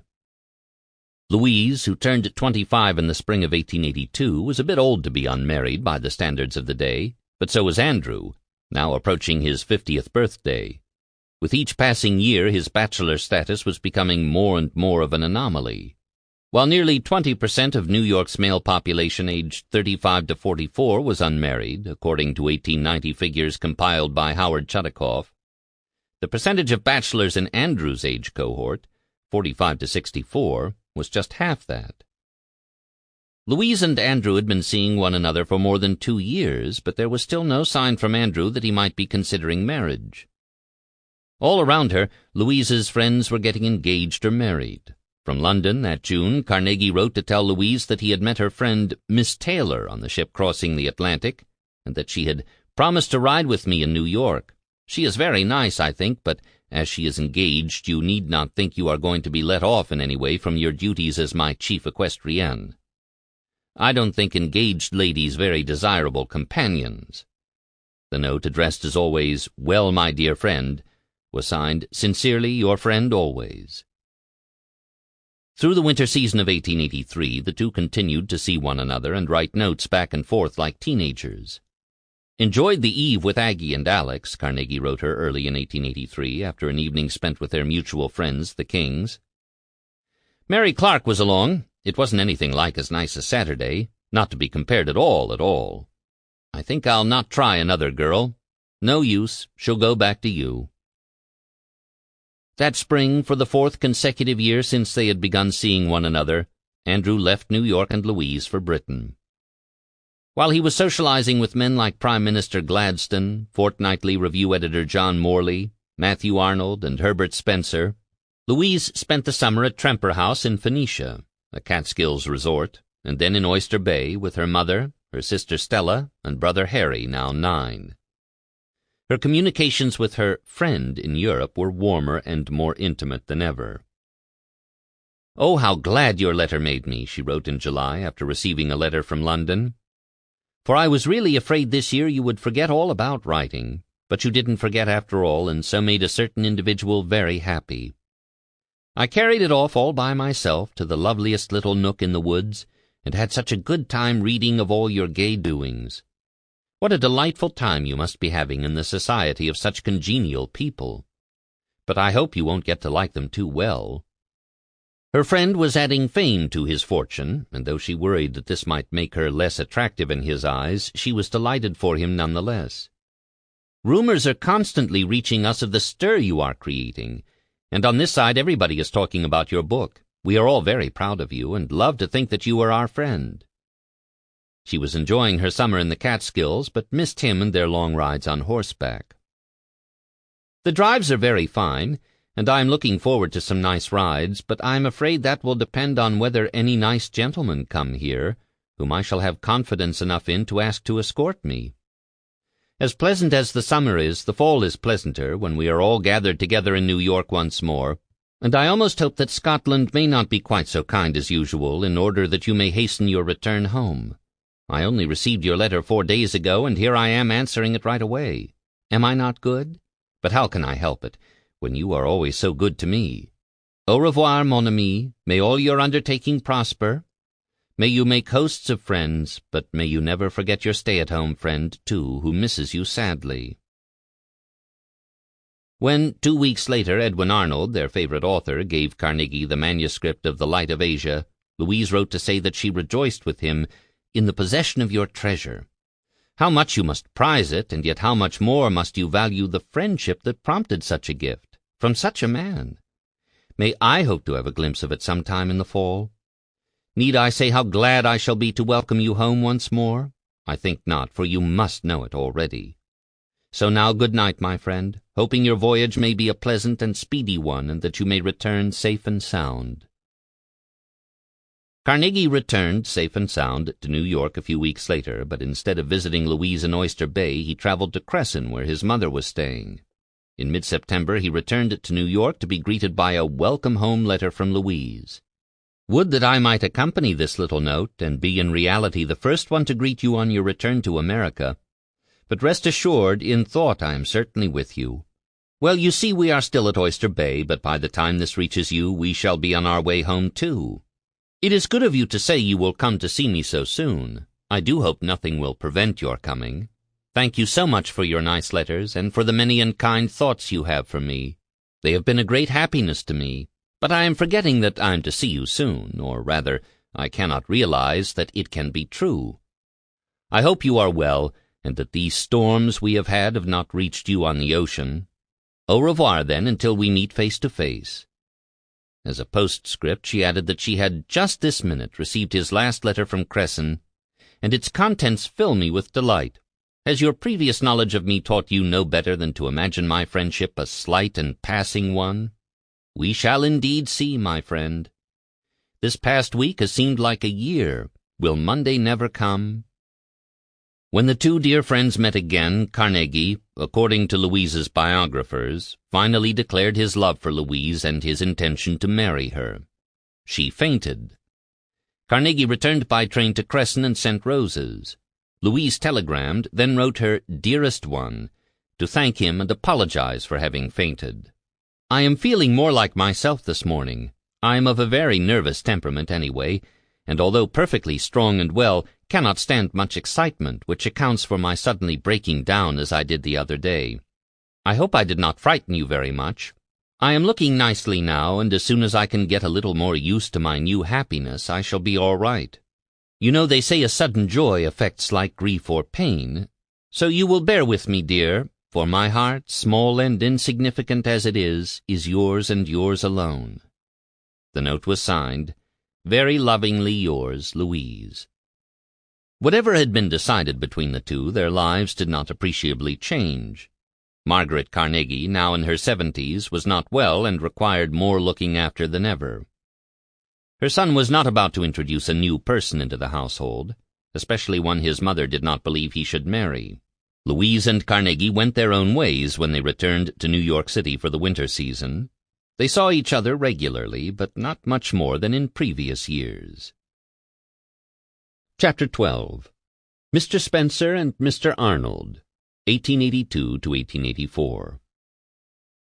With the publication of An American Four in Hand in Britain, which was well reviewed and enjoyed good sales, Carnegie moved a step closer to his goal of being as well known as a writer and intellectual as he was as a businessman. He was elected a member of the 19th Century Club in early 1883. The club, founded by Cortlandt Palmer, whom Carnegie had met at Madame Botha's salon, was, the New York Times reported on January 10th, a new departure in polite society. The idea was to have a radical club, not too radical, according to Palmer, but just radical enough. Palmer, though a professed freethinker and radical, was every inch an old New York gentleman. He held the meetings of the club in his Gramercy Park residence, his wife receiving as if at any private soirée, and the guests appearing in evening dress. In a lecture later published in London, Palmer acknowledged that, in an effort to preclude the intrusion of bores and bigots into the discussion, he invited none but speakers of known capacity and courtesy. When his guests were seated, and the ladies escorted to their places by a special committee enlisted for this task, Palmer introduced the main speaker, who lectured for an hour. After a 5-minute recess, Palmer returned to introduce the disputants, who were given an hour to comment on the lecture. The speaker then returned for a 15-minute rebuttal. At the conclusion of the formal exercises, adjournment to the dining room for light refreshments became the order of the evening, and after an additional hour thus spent amid good cheer and general conversation, the gathering would disperse. Palmer invited the nation's best-known men of letters to speak to his club. President Charles Eliot Norton of Harvard and the Reverend Dr. James McCosh, president of Princeton, then known as the University of New Jersey, spoke on the place religions should have in a college.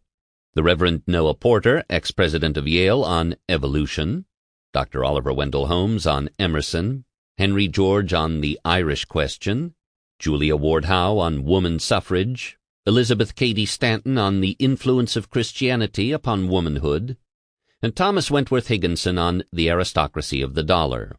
It was during this last address that Carnegie made his debut as a speaker, having been invited by Palmer to be one of the disputants. This was, Carnegie recalled in his autobiography, my introduction to a New York audience. With the self-assurance of a man born into his wealth, Higginson had spent an hour criticizing the new aristocracy of the dollar for its poor manners, selfishness, and lack of self-respect. Carnegie, who, with the evening's other disputants, had been given a copy of the lecture in advance, turned his attention to the aristocracy of birth, which Higginson appeared to hold as his ideal. The old world's kings, princes, dukes, and lords, he explained with a barbed humor that would have made his Scottish uncles proud, had never been known for their manners, intelligence, fecundity, or good looks. Let any visitor see the House of Lords when it is filled, which will only be for one of two reasons, either when the Lords can, in the character of national legislators, legislate for themselves, or when they can reject a measure beneficial to the masses.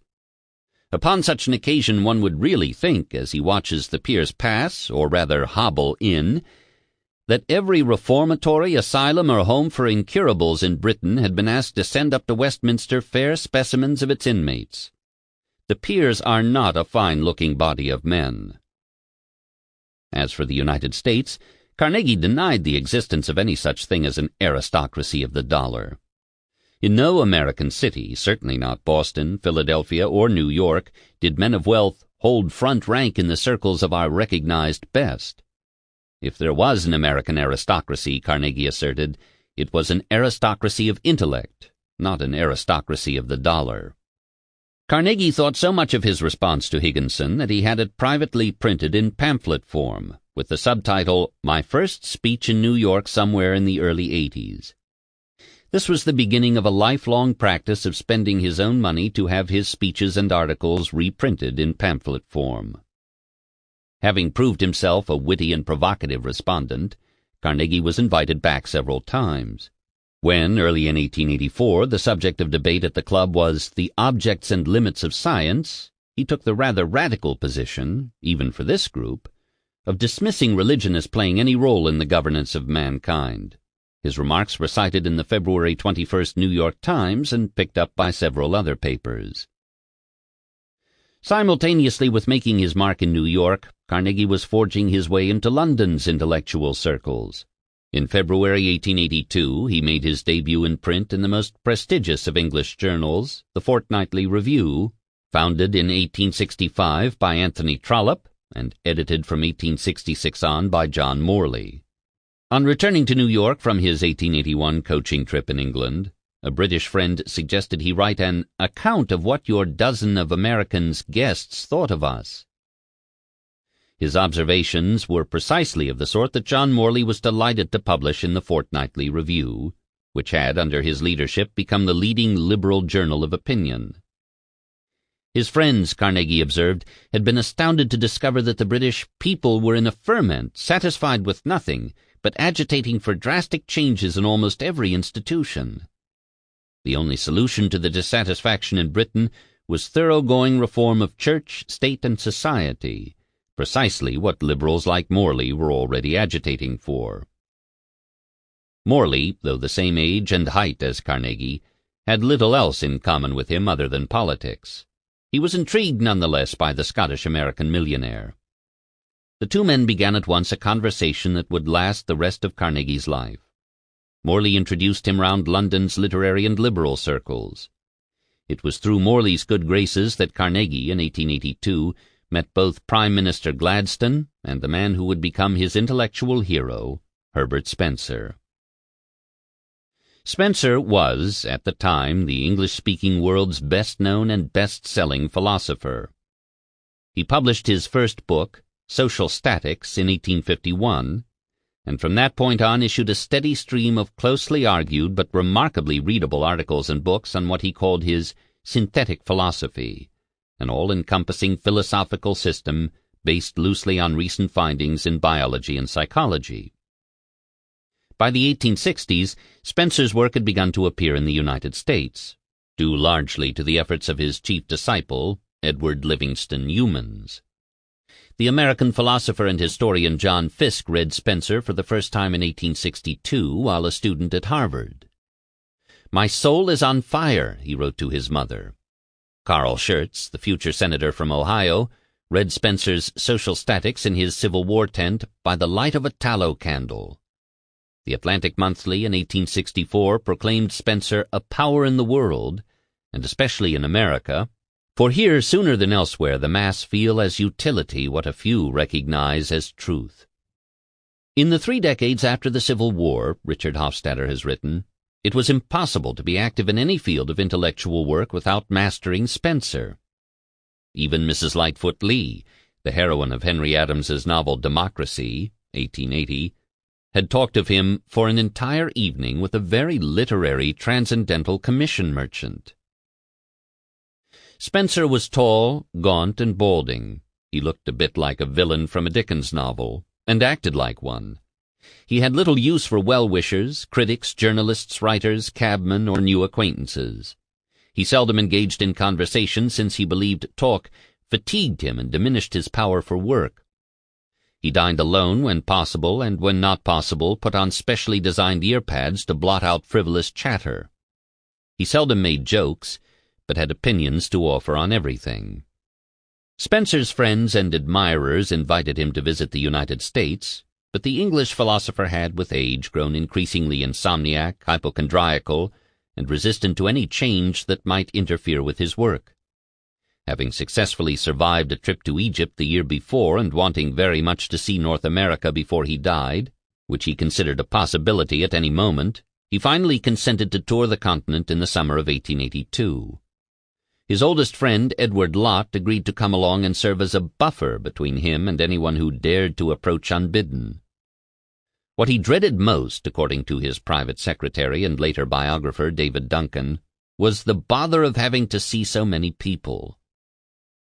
He agreed to attend a public dinner in his honor to be held in New York City, but only because, as he wrote Youmans, to decline would be awkward, and as I propose to limit myself a good deal in the way of social intercourse and receptions, I must, I conclude, yield to some arrangement which shall replace more detailed entertainments. The ocean passage was uneventful, except that having secured a berth in the middle of the ship, he was kept awake all night by the shrieks of the fog whistle which was just over my head. He was clearly in no mood to converse with the voluble Scottish-born American industrialists, but Carnegie, having determined to make his acquaintance, was irresistible. He had booked passage on Spencer's ship, and approached the philosopher while they were on the tender at Liverpool that ferried passengers and provisions to the ocean liner, and handed him a letter of introduction from John Morley. He then arranged to be seated at Spencer's table, where, Spencer recalled in his autobiography, he pressed me to visit him at Cresson, a place on the Alleghenies, used as a summer refuge by overheated Americans. I eventually yielded to the pressure. Spencer, who wrote in some detail about his visit to America, had little to say of his trip to Pittsburgh and Cresson, and none of it positive. Though he had resolved to stop only at hotels so as to avoid having to engage in unnecessary conversation and take too many meals with his hosts, the repulsiveness of Pittsburgh induced him to accept an invitation to stay overnight with Thomas Carnegie in Homewood.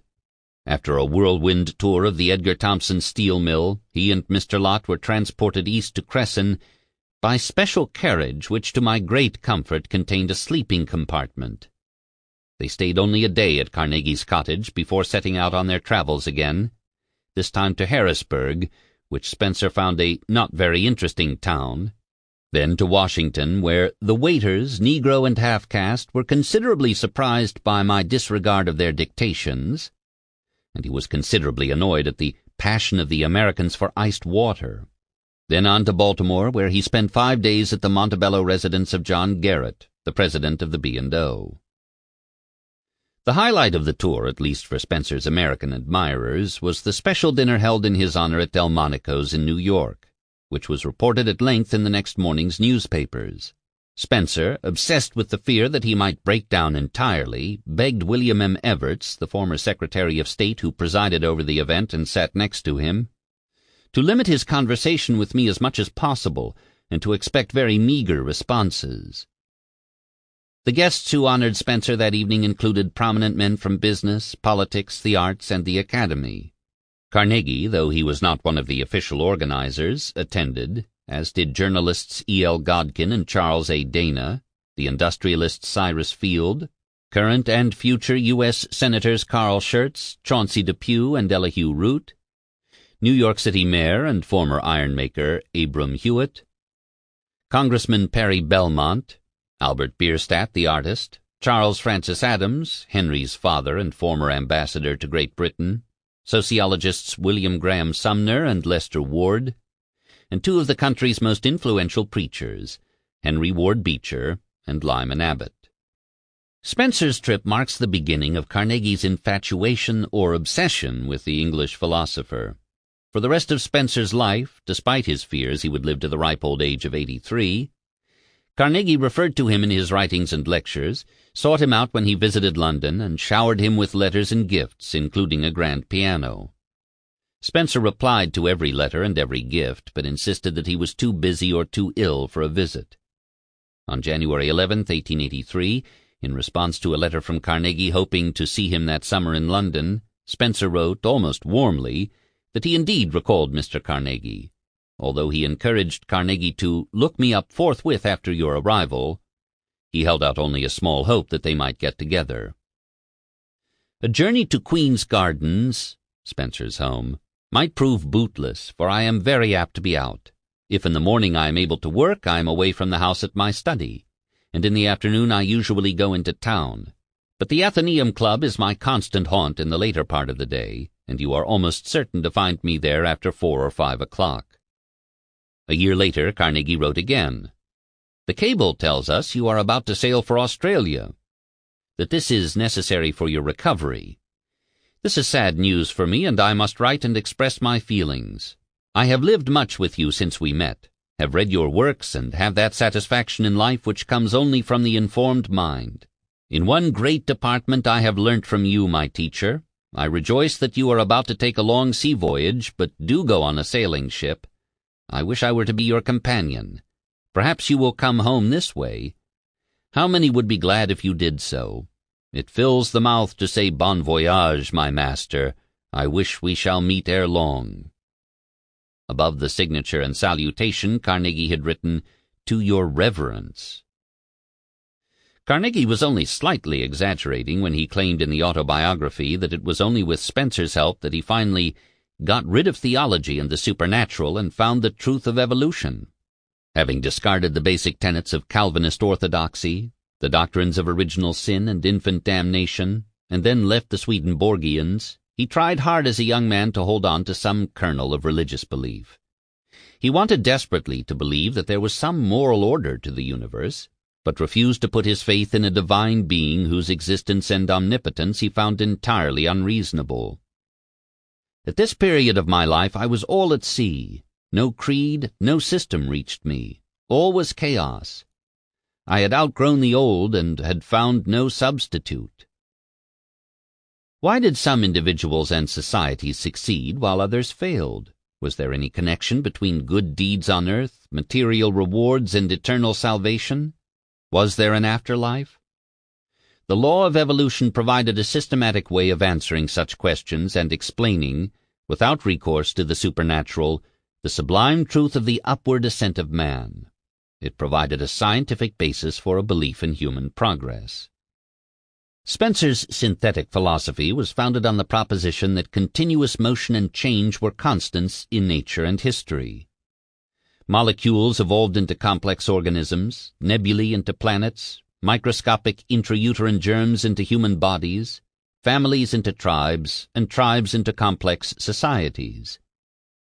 With increasing heterogeneity came enhanced integration. Complex organisms succeeded simple ones. Disorganization and anarchy gave way to organization and coordination. Primitive societies were, for example, ruled haphazardly by solitary chieftains. Advanced civilized societies were coordinated more effectively by a series of regulative classes: governmental, administrative, military, ecclesiastical, legal, etc. The apogee of human achievement was industrial society, with its complex division of labor among individuals, towns, regions, nations, and continents. Its commercial process by which a million's worth of commodities is distributed daily. Its varieties of multiform national governments, each aided by its subordinate local governments and their officers, down to the police in the streets. What counted most for Carnegie was not simply that Spencer had decreed that evolutionary progress was inevitable, and industrial society an improvement on its forebears, but that this progress was moral as well as material. There was, for Spencer, a discernible order to the course of human events and the structure of human societies, study of which would reveal the existence of moral laws that were like the other laws of the universe, sure, inflexible, ever active, and having no exceptions. Societies that obeyed these moral laws would prosper. Those that disregarded them were doomed to failure. The social edifice that lacks rectitude in its component parts and is not built on upright principles will assuredly tumble to pieces. As well might we seek to light a fire with ice, feed cattle on stones, hang our hats on cobwebs, or otherwise disregard the physical laws of the world, as go contrary to its equally imperative ethical laws. The enslavement of the Negroes serves for a good example. Acting from the precepts of a political economy that did not coincide with moral laws, the slave masters had sought for themselves a mine of wealth by replacing free with slave labor. Their golden visions have been far from realized, however. Slave countries are comparatively poverty-stricken all over the world. West Indian history has been a history of distress and complainings. The southern states of America are far behind their northern neighbors in prosperity. The natural world and human society were governed by beneficent necessity. Turning Thomas Malthus on his head even more radically than Darwin would 7 years later, Spencer argued in 1852 that population growth led not to accelerating destitution, but to greater production of the necessities of life. From the beginning, pressure of population has been the proximate cause of progress. It forced men into the social state, made social organization inevitable, and had developed the social sentiments. It is daily pressing us into closer contact and more mutually dependent relationships. As societies grow in size, they become more heterogeneous, more differentiated, more specialized, more social, more cooperative, more integrated, and ever more capable of adapting to new situations. Progress, therefore, is not an accident, but a necessity. Instead of civilization being artificial, it is a part of nature, all of a piece with the development of the embryo or the unfolding of a flower. As surely as the same creature assumes the different forms of cart horse and racehorse, according as its habits demand strength or speed, as surely as a blacksmith's arm grows large, and the skin of a laborer's hand thick, so surely must the human faculties be molded into complete fitness for the social state. So surely must the things we call evil and immorality disappear. So surely must man become perfect. Spencer offered Carnegie and his generation an intellectual foundation for their optimism, their sense that history was a record of forward progress, by arguing that material progress went hand in hand with moral progress, that industrialization was a higher state of civilization than that which had preceded it, and that the future would be even rosier than the present. In his autobiography, Carnegie recalled that after reading Spencer, "All is well, since all grows better," became my motto. my true source of comfort.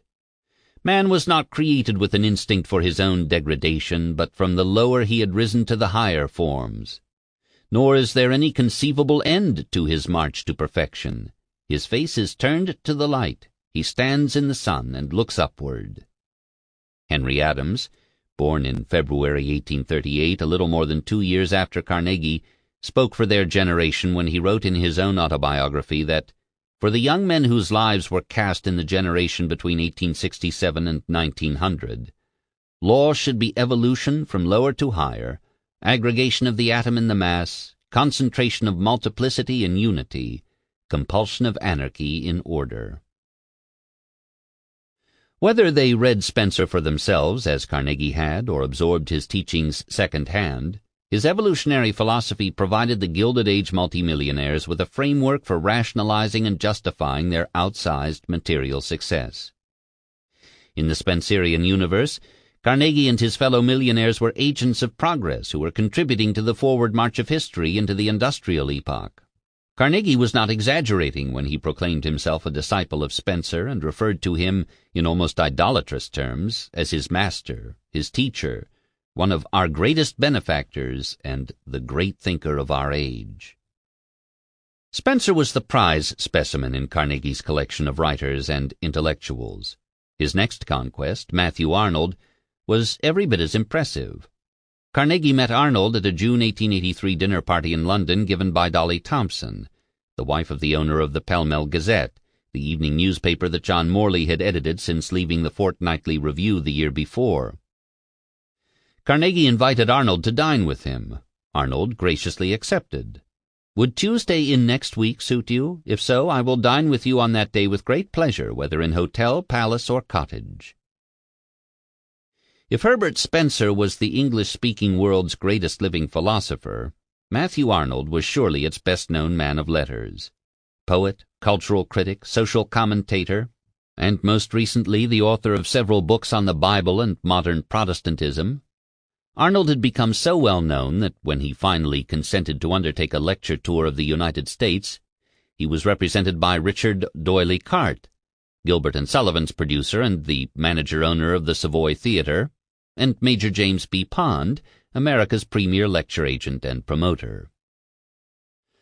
When Carnegie discovered that Arnold was contemplating a lecture tour of the States, largely to pay off debts incurred in sending his son to Oxford, from which he was asked to leave without a degree, and to Australia, where he failed to make his fortune, he volunteered his services as host.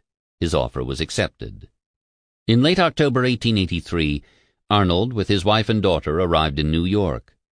"We expected a 2 or 3 hours' wait with our baggage, but Mr. Carnegie met us with his secretary, took all trouble off our hands, and bore us away up to the Windsor Hotel in a carriage," Arnold wrote his sister. He was something of a celebrity in London, but never envisaged the fanfare with which he was greeted in New York. "The blaring publicity of this place is beyond all that I have an idea of," he wrote on arrival. "My managers are anxious I should not refuse to see people, the press people above all, but there are so many of them that from 8:30 a.m. to 10 p.m. the knocking at one's door and the bringing in of cards is incessant. The interviewers have made life terrible." It would have been far worse had not Carnegie had his secretary reserve a parlor and 2 bedrooms for the Arnolds at the Windsor Hotel, and arrange for them to be seated at his table for dinner. Carnegie, having invited the Arnolds to be his guests at the Windsor, intended to make the most of their presence. On October 30th, Andrew and his mother hosted a reception for them at the Windsor Hotel.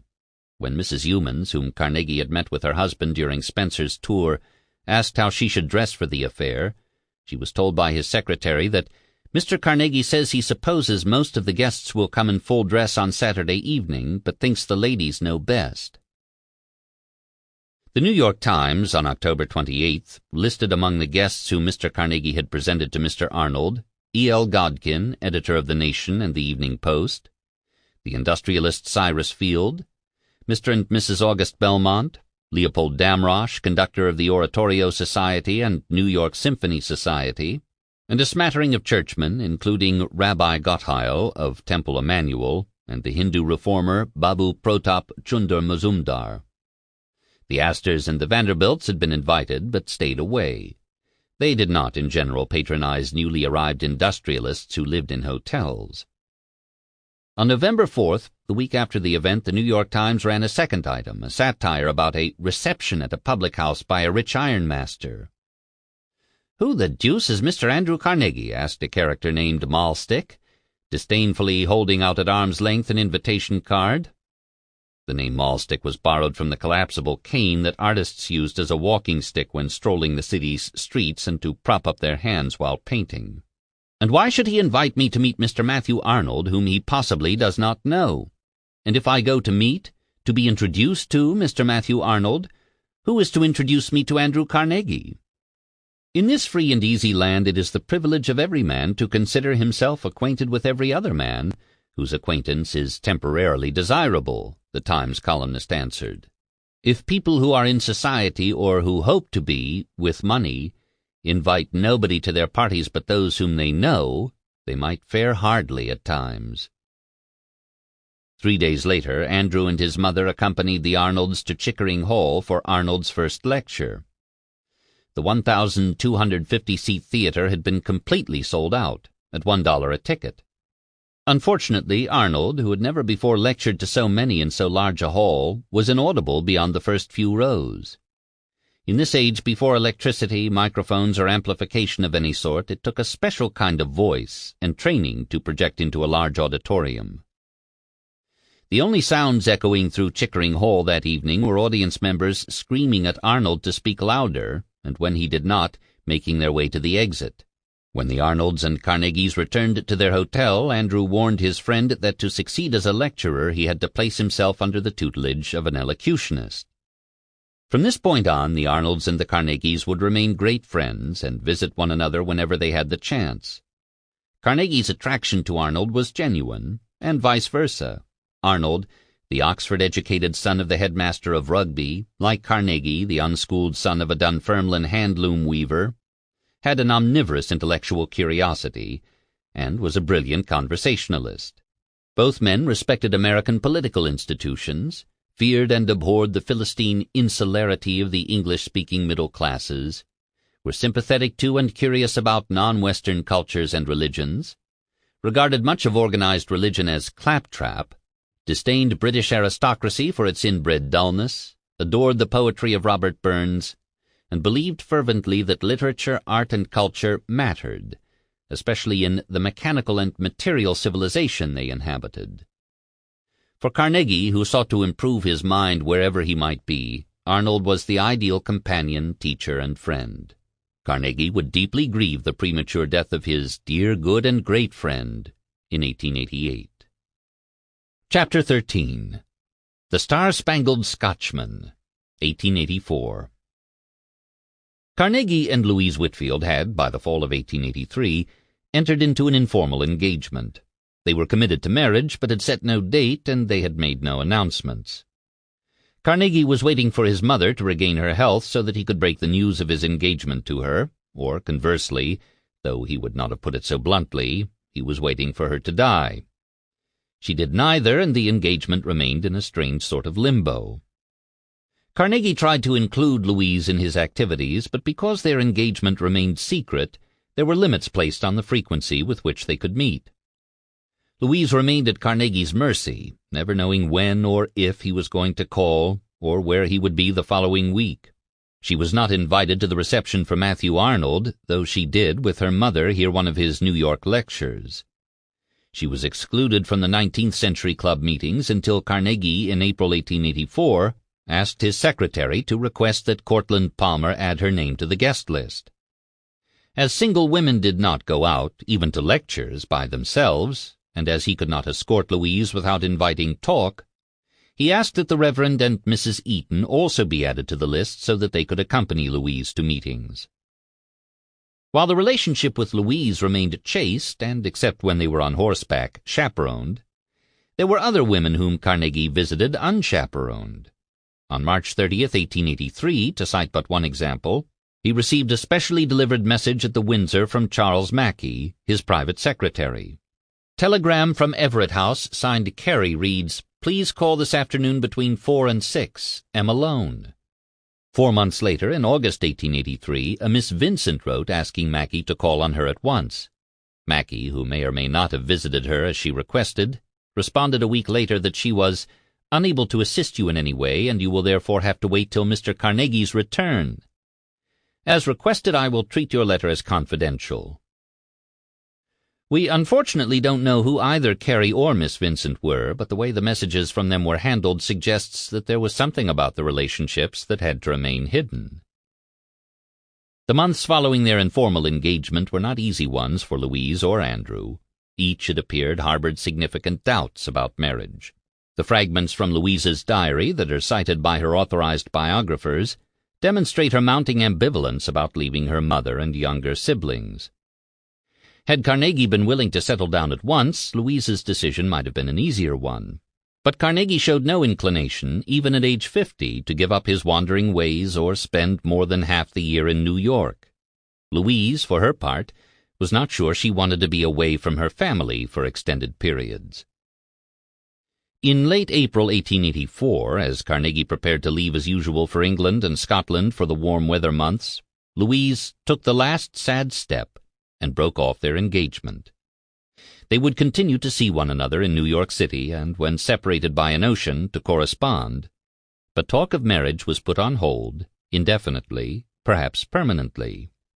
Carnegie wrote Louise from Britain that June, as he did each June, describing in detail his adventures, expressing his hope that her summer was going to turn out to be a happy one, and giving her avuncular advice about good literature. He was off on yet another coaching trip, this one studded with celebrities, as he gleefully informed her. William Black, who had acquired a transatlantic reputation for his widely read fictional account of a coaching journey, was along for the ride, as was Matthew Arnold and his daughters, and Mr. Edwin A. Abbey, who illustrates for Harper's. How delightful it all has been. The Prime Minister was unable to join them, but had sent along a son and daughter instead. Edwin Arnold, Louise and Andrew's favorite author, joined the party for part of the way, as did John Champlin, his editor, who would publish his own book-length account of the coaching tour, and Samuel Story, a radical MP. The tour was a grand success. Carnegie, bronzed and tanned by wind and weather, enthusiastically reported in an interview with the Pall Mall Gazette on his return to London. "If I were not an ironmaster, I would be a gypsy," said Mr. Carnegie, although he added sotto voce that a small reserve at one's bankers would be pleasant to fall back upon. The coaching party included 3 American girls, a very pretty colony they formed, one of them with a picturesque hat whose sweep of brim and feathers ferociously set the wrong way formed one of the most conspicuous objects in our subsequent travels. Black did not mention Carnegie by name in his Harper's New Monthly Magazine article, but described his host as a shrewd and able Scotchman who went to America a good many years ago and achieved a fair enough competence there, which he modestly attributes not to his own brains and business capacity, but to the excellence of Republican institutions, toward which he is proportionately and warmly grateful. The star-spangled Scotchman, as we have got to calling him, is abundant and even eager with all his information, and hath a pretty gift of eloquence, moreover.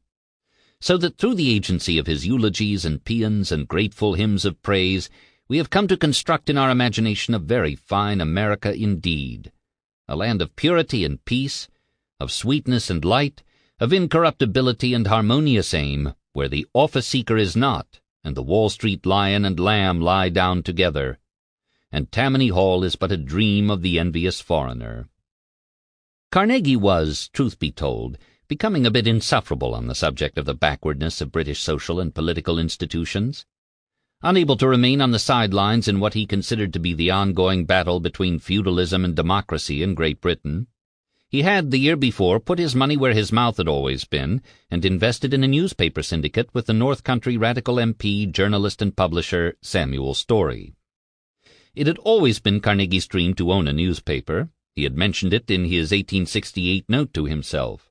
Now, with Story's assistance, he had become part owner of nearly 20 of them, an informal chain extending from Newcastle, Story's constituency, through Birmingham, the center of radical agitation, to London. Carnegie had entered the newspaper business because he thought he could make money at the same time as he promoted the Republican cause in Britain. His notion was that by importing a bit of American dazzle to the still rather staid English weekly, he could increase circulation, reduce costs, and attract a new constituency of working men to his newspapers and the radical program. In aligning himself with Story, Carnegie had taken a perch on the far left wing of the Liberal Party. The centerpiece of the radical agenda in Britain in 1883 was the extension of the franchise. The Reform Act of 1867 had more than doubled the electorate and given the vote to male heads of households, but it had not extended the vote to all men, regardless of income, status in the household, or location. Carnegie hoped that this issue would be the central focus of his weeklies. "I believe in the triumph of the radical element," he wrote Story on January 3, 1883, at the beginning of their partnership. "The extended franchise is the lever we need to accomplish our ends. Ergo, go for that. Other things can wait. I hope you are to be found in the front, charging solidly for that one thing, extended franchise." Though he was not a newspaper man and acknowledged as much, Carnegie offered suggestions on every aspect of the business. The London Echo, their prized possession, was, he feared, not well printed. "Seems to me that white paper would eventually make it more popular. Nothing should be omitted to give it circulation." Carnegie was convinced that success was assured. He planned, in fact, to shift his full attention from Steel to newspapers as soon as he could. "I am going out of business," he confessed to Samuel Story, "but it takes a little more time than I bargained for, that's all. Then I want more papers, so you look about you for another at Portsmouth. I'll have ready cash some day, you know." As might have been expected, the entry of a Scottish-American ironmaster into the still rather closed world of English journalism was not warmly received by either the newspaper or the political establishment. His and Story's objective was, his critics charged, nothing more than a gigantic conspiracy to nobble the press. The term was usually applied to racehorses. To nobble a racehorse was to drug it. The word also referred to stealing, swindling, and cheating. Readers of the Story Carnegie papers were warned that they were not going to get honest liberal opinions, but rather a mere reprint of instruction from headquarters in Birmingham or London, or from the writing room of a prosperous ironmonger living in Pittsburgh, Pennsylvania. To his British critics, Carnegie embodied the worst of Yankee traits. He was brash, loud, overbearing, self-righteous, and contemptuous of ancient British institutions. Having made clear his disdain for the monarchy, he had now taken to expressing his contempt for a parliament that refused to take up the question of political reform. Asked by an American reporter who visited him at Cresson whether it was true that he wished to stand for Parliament, he responded that he would not care much to enter Parliament even if I were a British citizen. "The press is the true source of power in Britain, as in America. The time of Parliament is consumed discussing trifling affairs. Members of Parliament sit merely to carry out the plans dictated by the press, the true exponent of the wishes of the people." He could exercise more power over the course of British affairs as a press lord than as a member of Commons. Carnegie's ungentlemanly habit of speaking his mind to reporters about what he unfailingly referred to as Britain's antiquated institutions and abuses did not sit well even with those who agreed with his agenda. The next year, upon applying for membership in the Reform Club, he would get 20 blackballs, more than enough for rejection. "I am afraid he will be annoyed," Matthew Arnold wrote his daughter, "as an active political club like the Reform is just the sort of place he would enjoy." Despite Carnegie's enthusiasm and the rapidity with which he bought newspapers and tried to organize them into a syndicate, the business never took off. His Pittsburgh enterprises had succeeded because he had carefully chosen competent business partners he could trust. Samuel Story was more an agitator than a businessman and unwilling to dedicate himself to presiding over Carnegie's newspaper trust. He was also the only Carnegie partner who was a tall man. All the rest of them, Phipps, Tom Carnegie, Frick, were almost as small as he was. Without a Phipps or Captain Jones or Tom to watch over it, Carnegie's newspaper venture never had a chance. By 1885 he was ready to declare the experiment a failure and sell his shares in the business. His British critics had charged that he had become a press baron because he intended to enter British politics, and indeed he had begun to think along these lines. He came by such aspirations naturally. His uncles Morrison had been successful local politicians. Why should he not follow in their footsteps? Throughout the early 1880s, he made contacts and formed friendships with leading Liberals, including the party's grand old man, William Ewart Gladstone, and Lord Rosebery, the dashing, rich, and eloquent young Scottish lord, whom everyone was sure would one day ascend to the Prime Minister's office. Carnegie's need to be always in the company of the wise and powerful was overwhelming. He cared little for the size of a man's pocketbook, much more for the quality of his mind and the extent of his political influence. He was drawn to Rosebery, as he had been to Morley and would be to Gladstone, because he was both learned and influential. Rosebery's family estates were in Edinburgh, and Carnegie invited him to attend the opening of his Dunfermline Library, which Rosebery declined with regret. In August 1883, learning that Rosebery planned to visit America, he offered his services as tour guide, as he had to Herbert Spencer and Matthew Arnold. "The question is, how can I be of service to you and Lady Rosebery upon the other side? I do not know your plans, but if you can give me a week or so of your time, I should like to take a special private railway car and show Pennsylvania to you. Eastern Pennsylvania, you have the anthracite deposits and collieries. Our own western Pennsylvania, the natural oil wells, our iron, coal, steel rail mills, and at Pittsburgh the dirtiest place on earth. I think you and Lady Rosebery could really spend a novel week in the private railway car. We take a cook, and can either sleep in it or go to hotels when there are to be had. If you know how great the pleasure would be to me if I can give you a pleasure. One thing I should guarantee, to keep you to yourselves and not bore you with uninteresting people. If we kept to the car, we should avoid all occasion for company." At the end of their Pennsylvania tour, Carnegie hoped Lord and Lady Rosebery would accompany him to Cresson, where he would put them up at the nearby Mountain House. They accepted his invitation. Their tour was a success. Rosebery and Carnegie got along so famously that Rosebery offered to put Carnegie up for the seat in Commons from Edinburgh. Carnegie was intrigued, but had to say no. "Referring to the Edinburgh idea," he wrote Rosebery, "much as this stirs my ambition, I must still decide that it will not do to enter upon it until I see more clearly the result of matters in America. I may have to give attention to affairs for a year, and besides all this, you know I must be governed by my mother's condition. She has no one but me. Please let matters rest for the present. I am greatly indebted for the interest you take in the matter, and perhaps ere the necessity arises for deciding, I may be free to act." 6 months later, when he was again invited to stand for Commons from Edinburgh, he responded as he had to Rosebery that, while flattered by the invitation, he was "compelled to say that, as at present situated, I am not yet prepared to enter public life and devote myself wholly to the advocacy and support of those radical reforms which I have so much at heart. If, however, it ever happens in some future day that, after a full and frank exposition of my political convictions before the advanced Liberals, they select me as their stand-bearer, and elect me, then I shall have found the one position which I would not exchange for any other upon earth. For believe me, I should much rather rise in the House of Commons to speak in Edinburgh's name for some great reform than to play at King of Great Britain." It was through Morley and Rosebery that Carnegie came into closer contact with Prime Minister Gladstone. Carnegie, given to a sort of hero worship, was smitten at their first meeting. No two men could have been more dissimilar. Gladstone, the son of a wealthy Tory manufacturer, had been educated at Eton and Christ Church, Oxford. Carnegie, the son of an impoverished linen weaver, had ended his formal education at the age of 12. Carnegie was small, barrel-chested, with a full mane of white hair and white beard.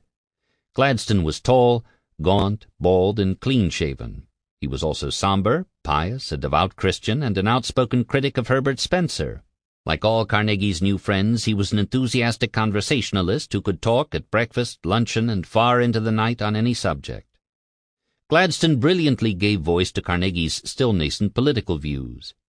He was for Home Rule in Ireland, tolerance for religious and national minorities inside and outside Great Britain, international arbitration, and, as far as any prime minister might be, a fierce opponent of British chauvinism and militarism. Gladstone's influence over his younger Scots-American admirer extended beyond the political realm to the ethical. Carnegie did not regard being a millionaire as a particular badge of honor, but neither had he been ashamed of his status. until, that is, he listened to Gladstone, in one of his thundering lecture sermons, excoriate what he regarded as a new and decidedly inferior species of American millionaire. In January 1885, Carnegie wrote Gladstone from the Windsor Hotel, enclosing with his letter £200 for Gladstone's 2 charities. He then made the rather startling confession that, "After this year I expect never to make another, or rather save another dollar." I remember well Mr. Gladstone's words anent our American millionaires. "The desire to hoard," said he, shaking that finger of his, "is the lowest form of intellectual degradation." Carnegie reported to Gladstone that when he told Herbert Spencer about their exchanges, Spencer remarked that Mr. G. should have said moral degradation. The motive is moral. Well, Carnegie concluded, whichever it is, I intend to avoid it. This letter was written almost 4.5 years before the publication of the Gospel of Wealth essays, in which Carnegie pledged to give away his fortune and urged other millionaires to do the same. The sons of fathers with resources, Gladstone, Morley, and Arnold, disdained those who devoted their lives to accumulation.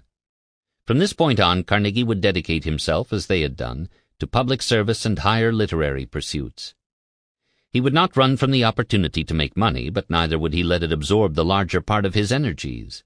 On April 27, 1884, he made his first headlines as a philanthropist when he donated $50,000 for the building and equipping of teaching laboratories for medical students at Bellevue Hospital. The New York Times article announcing the gift singled him out as one of those too few in number who, like the late Peter Cooper, desired to enjoy in their lifetime the good which they do to others. The following March in 1885, Carnegie was the key speaker at the Bellevue Hospital Medical College graduation at the Metropolitan Opera House. When he stepped to the front of the stage, the New York Times reported, the entire graduating class rose and gave him 3 sonorous cheers. Carnegie's speech to the graduates was the first in a series he would give over the next several decades on similar occasions. He began by indirectly calling attention to himself and telling the graduates how fortunate they were to have been born without fortunes.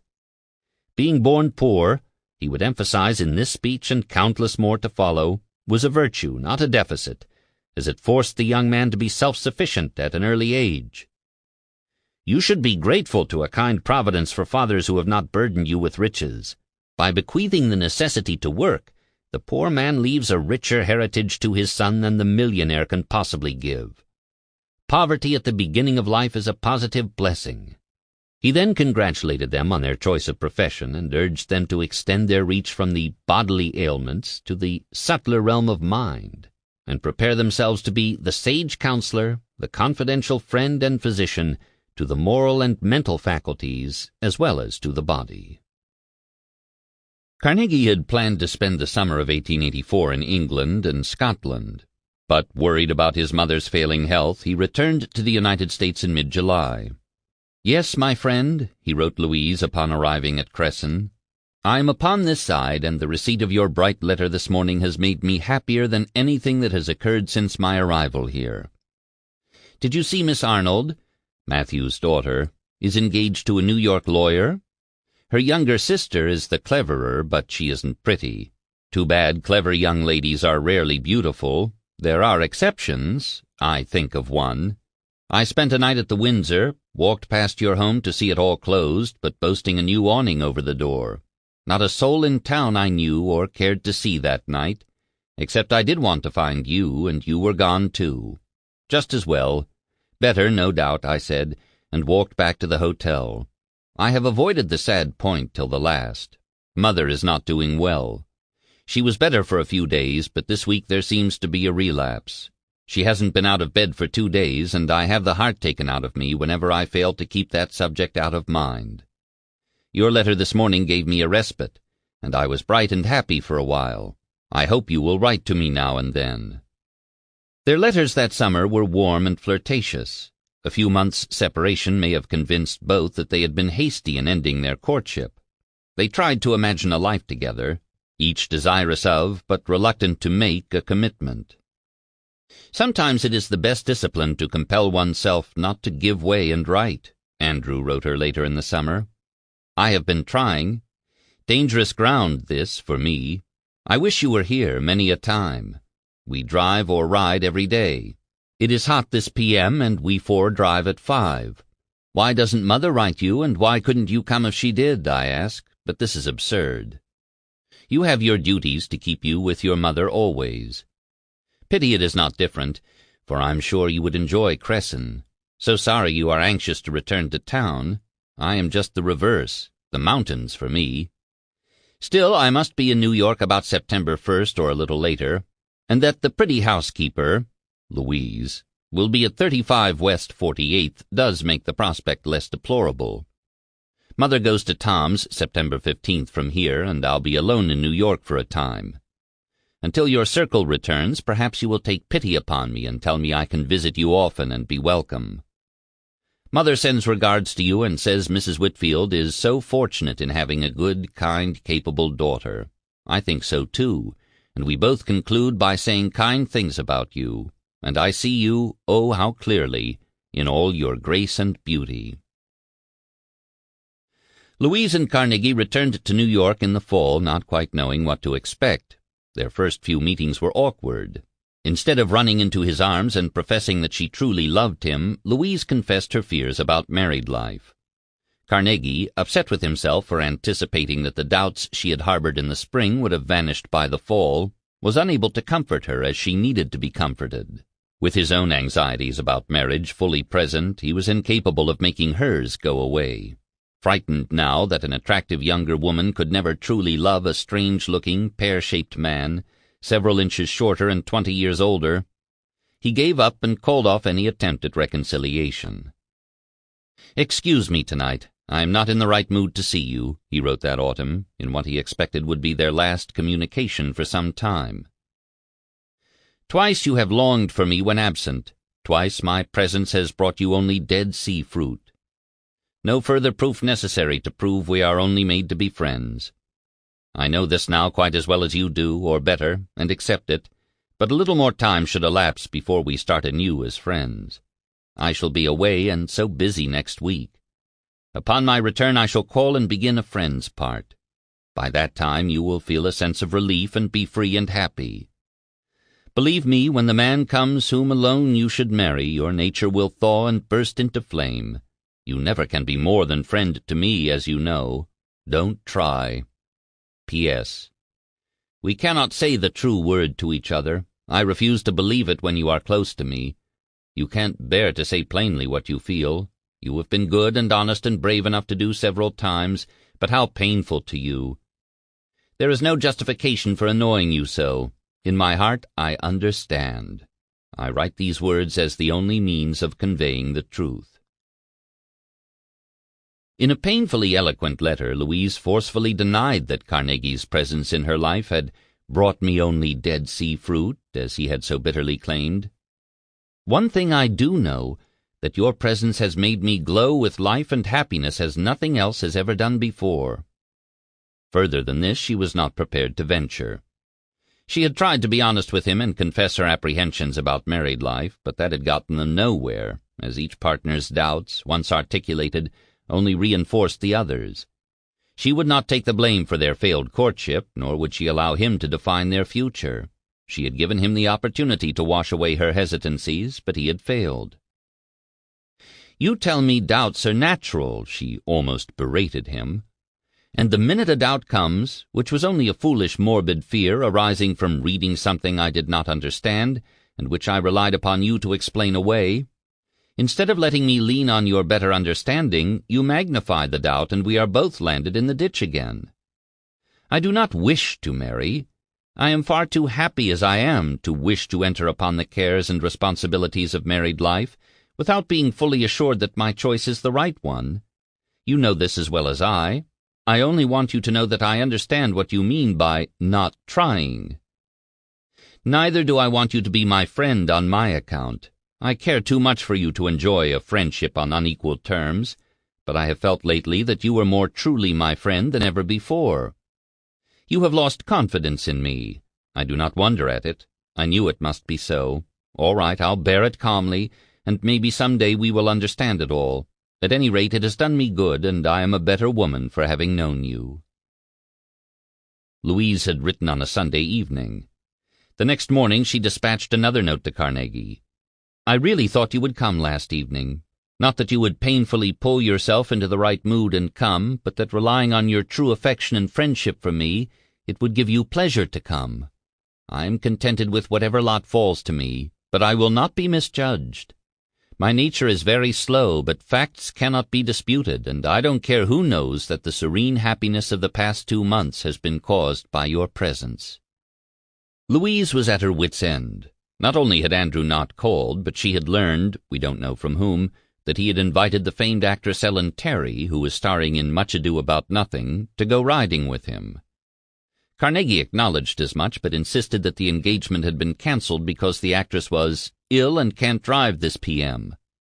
"I only asked her in a desire to get someone out of the ordinary. You had to be banished somehow. Now, will you go with me at 2:30 and let us have a talk? Perhaps this is all wrong, but I do so wish to talk with you."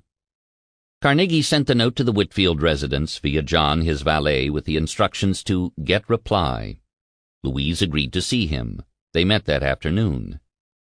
By the time they had parted, the doubts, hesitancies, and anxieties had magically lifted, and their engagement was renewed. The next morning Carnegie left on his business trip, sped along by the kind of letter from Louise he had always dreamed of receiving. "The peace and glory of this day surpasses anything I have ever known," Louise had written. "I have reached the haven at last, the calm after the storm. I am so glad you feel this too. How dreadful it must have been for you before, but that time is all over now." Their letters over the next few days were nearly ecstatic, their relief palpable that they had now, after almost 5 years, vanquished all doubts and fully committed themselves to one another. Carnegie, the industrialist, man of letters, and man of the world, was almost beside himself with happiness. "Well, my dear one," he wrote from Pittsburgh on November 21st, "is it really true that you are at last sure as the rock, that your destiny has come? I can scarcely rest in this assurance. I read and reread it and tremble lest it isn't certain for all time. But it will come so and must be so, I say to myself. She is slow to yield, but sure and steadfast. Oh, my beloved one, I shall be so tender, so true to you, and keep you from all harm, and more than that, make your life broad and deep and fruitful. Only trust in me. I shall see you Monday eve, take you to my heart, and you will nestle there more closely than ever, will you not, darling? I am so happy you are happy. I am content, rested, happy, sure, and look into the future with you as the most glorious possible. It is all right, darling, with you in the nest at home. Your mate will ever long to fly to that home and live with you forever and ever." The next day's letter was even more joyful. He had never imagined that Louise could feel for him the same love and physical attraction he had always felt for her, but it had happened at last. "You now begin to feel what I have told you. The right feeling for the man, when it comes, drives all else into comparative insignificance. It is the mainspring of our life. I was right. You will not be cold any more, but glowing, and the heat comes from the sacred fire which comes to man and woman when the two meet and combine into one greater life. I, too, am happy, and seek silence like you, awe-stricken somewhat with the splendor of the picture presented to my gaze. Your lovely being, and all mine. Just think of it. That I may prove worthy of you, Louise, is my prayer. Your favor, presence, counsel, love will do everything for me." Louise's letters were rather subdued in comparison. "Have just received your note. How good of you to think of me in your hurry. Your flying around the country in this way doesn't seem quite so dreadful to me when I know where you are, and that you have time to give me a thought. Don't rush around too rapidly. You do enough to kill 2 ordinary men. Remember you are mortal, and that you have given me the right to be interested in the welfare of this mortal." She was preparing herself as best she could for their future together, trying with all her being to banish any doubts she might still have harbored. "I have made an important discovery. There is nothing like interesting work to drive morbid fears and ghosts out of one's head.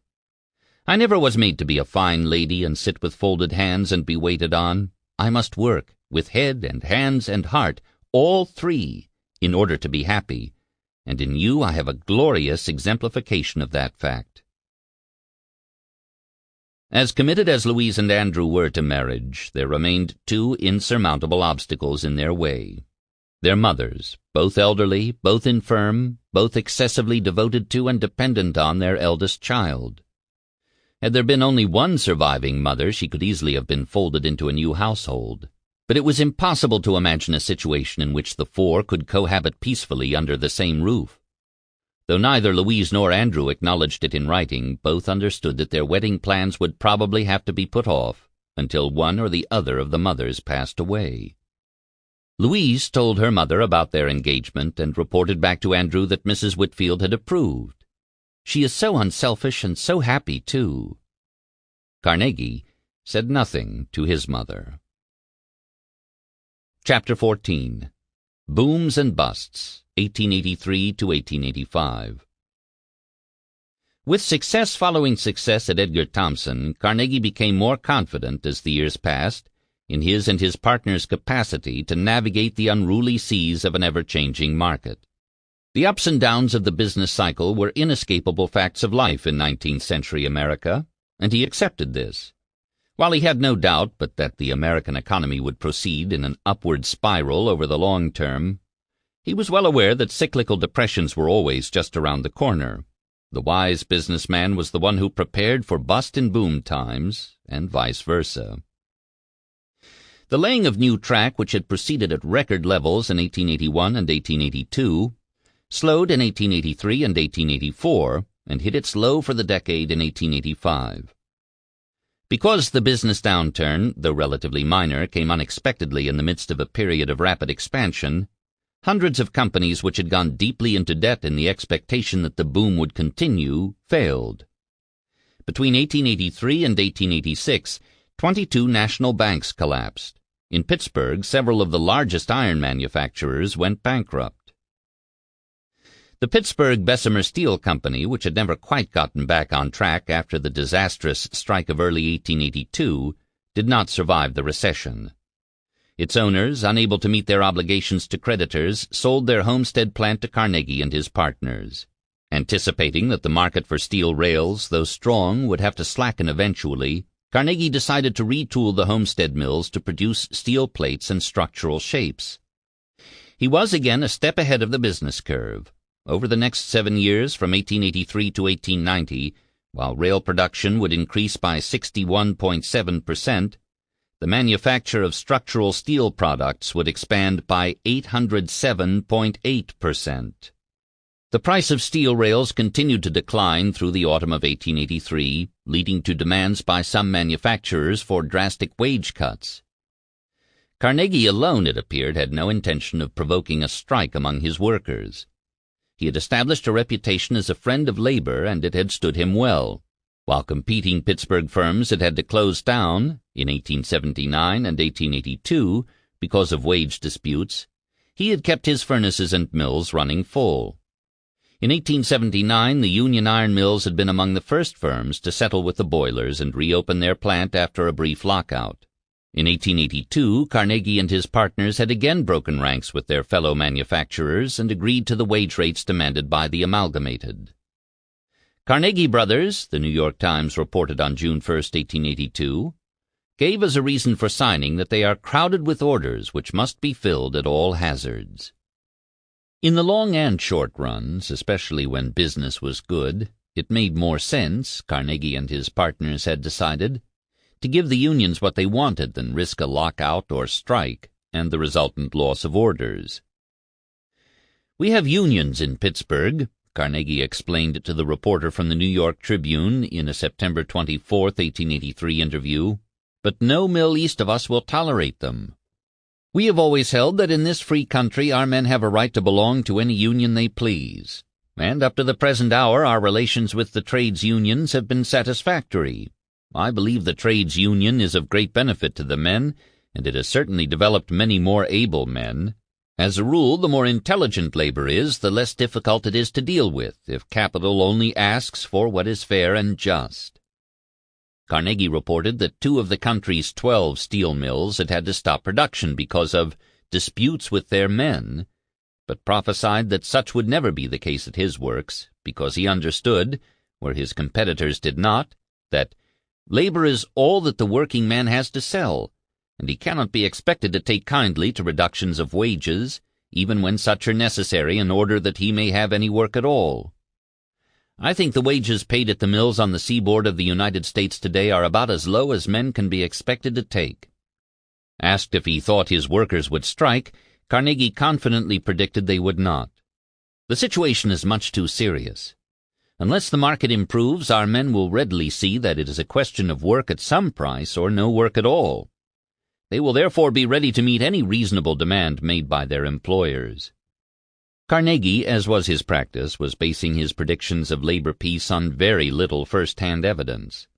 His belief that there would not be any trouble at his mills and that the workers would accept a new contract with moderate wage cuts was wishful thinking. Or at least Captain Jones and Tom Carnegie believed so. "I feel that our men should readily agree to a reduction," Jones wrote Carnegie on November 2nd, "but for fear they might kick, I feel like cautioning you to be ready for such an emergency." Tom Carnegie agreed with Jones. The situation in Pittsburgh was, he feared, grim and growing grimmer. On November 8, 1883, 6 weeks after his brother's interview, Tom was quoted in a front-page New York Times article as predicting that if prices for rails did not soon stabilize, he would have to close his works and throw 5,000 men out of employment. Andrew disagreed, though not in print. He remained convinced that the company could ride out the storm without layoffs by running full and selling rails at whatever price the market would bear. Carnegie, realizing that some sort of wage reduction would be necessary, called a special meeting of his partners to consider the labor question intelligently, and asked Captain Jones to prepare in advance of the meeting a statement of: First column, present number of men employed in the various branches. Second column, number which Captain Jones thinks sufficient. Third column, compensation per ton. Fourth column, compensation thought sufficient. Fifth column, saving in number of men. Sixth column, saving in dollars. On December 4th, Carnegie took the train to Pittsburgh to meet with his partners and Jones. They agreed to reduce wage rates by 13% for skilled workers when the current annual contract expired on December 31st. On Saturday, December 11th, 2 weeks before Christmas, the amalgamated lodges and the Knights of Labor assemblies convened to consider the firm's offer. After much animated discussion, the National Labor Tribune reported on December 12th, the proposition was accepted. There was little sentiment for a strike just before Christmas. The Pittsburgh newspapers, including the National Labor Tribune, hailed the peaceable resolution of the conflict as a hopeful sign of things to come. It is pleasing to note that the affairs at the Edgar Thomson Mill have been arranged so that the works will continue in operation, the NLT editorialized. Though the cut in wages is pretty heavy, and about the same percentage as the cut in the price of rails. However, there is a good deal gained in the method by which the amicable arrangement was reached. Time was, and it was not long ago, when wages reductions were made arbitrarily. No reason was volunteered, and none given if asked. Now this is all changed. The Edgar Thomson management offered to show by undoubted figures, the ones Carnegie had asked Jones to assemble, giving recent operations, that at $35 a ton for steel rails the old wages could not be paid. All that is needed to reconcile whatever conflict there is between capital and labor is a fair article of justice on both sides. This hopeful, congratulatory editorial on the front page of the NLT represented the views of the amalgamated leadership. On page 4, which was devoted to news from the lodges, the local correspondent from the Edgar Thomson Mills at Braddock reminded leaders that the steel works had now reduced wages 5 years in succession, and would continue to do so until all skilled workers joined and supported the Union. Carnegie Brothers, after reducing wages at Edgar Thomson by an average of 13%, moved on to reduce them at their new plant at Homestead by 17%. Once again, the National Labor Tribune refused to criticize the company. Several conferences were held, and the matter was finally adjusted in a compromise. "We are glad this trouble is settled for another year," It is the best that could be done under existing circumstances, the paper editorialized on January 19, 1884. A week later, on January 26th, the NLT ran another positive item about Carnegie, still considering him a friend of labor. At the reading room of the Union Iron Mills can be found a very interesting volume by the senior partner, Mr. Andrew Carnegie, entitled American Four in Hand. It is dedicated to the employees in the following language by the author. No copy of my book has gone forth from me with such heartfelt, cordial good wishes as this I send to the reading room of our own employees of the Union Iron Mills. I hail this movement upon the part of our men as the dawn of a better day when labor will share directly in the profits of capital. Mr. Carnegie, the article concluded, has always had a warm place in the hearts of his employees, and such sentiments as the above will tend to still further cement the harmony that exists between that gentleman and his workmen. Rather than castigating Carnegie for reducing wages, the editors of the National Labor Tribune applauded his open management style, in large part perhaps because it stood in such vivid contrast to the almost monarchical posture of other Pittsburgh manufacturers. Instead of issuing decrees, Carnegie explained the rationale behind his actions. He claimed to be in the same boat as his employees, a creature dependent on market forces, unable to resist the inexorable downward movement of prices and costs.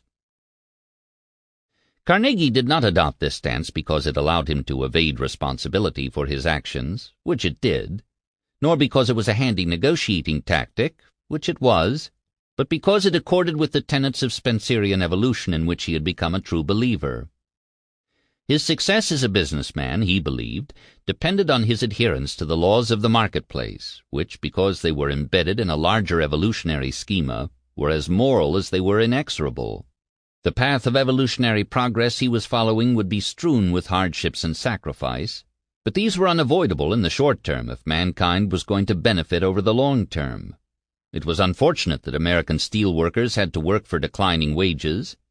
It was unfortunate as well that there was no safety net to catch the unemployed, the maimed, and the unemployable, but it would have been sheer folly to interfere with the workings of what Spencer had termed beneficent necessity by violating the laws of the marketplace and paying workers more, in wages or benefits, than was called for. It seems hard that an unskillfulness which with all his efforts he cannot overcome should entail hunger upon the artisan, Herbert Spencer had written, almost as if he were advising Carnegie not to give in to the demands of employees. It seems hard that a laborer incapacitated by sickness from competing with his stronger fellows should have to bear the resulting privations. It seems hard that widows and orphans should be left to struggle for life or death. Nevertheless, when regarded not separately but in connection with the interests of universal humanity, these harsh fatalities are seen to be full of the highest beneficence.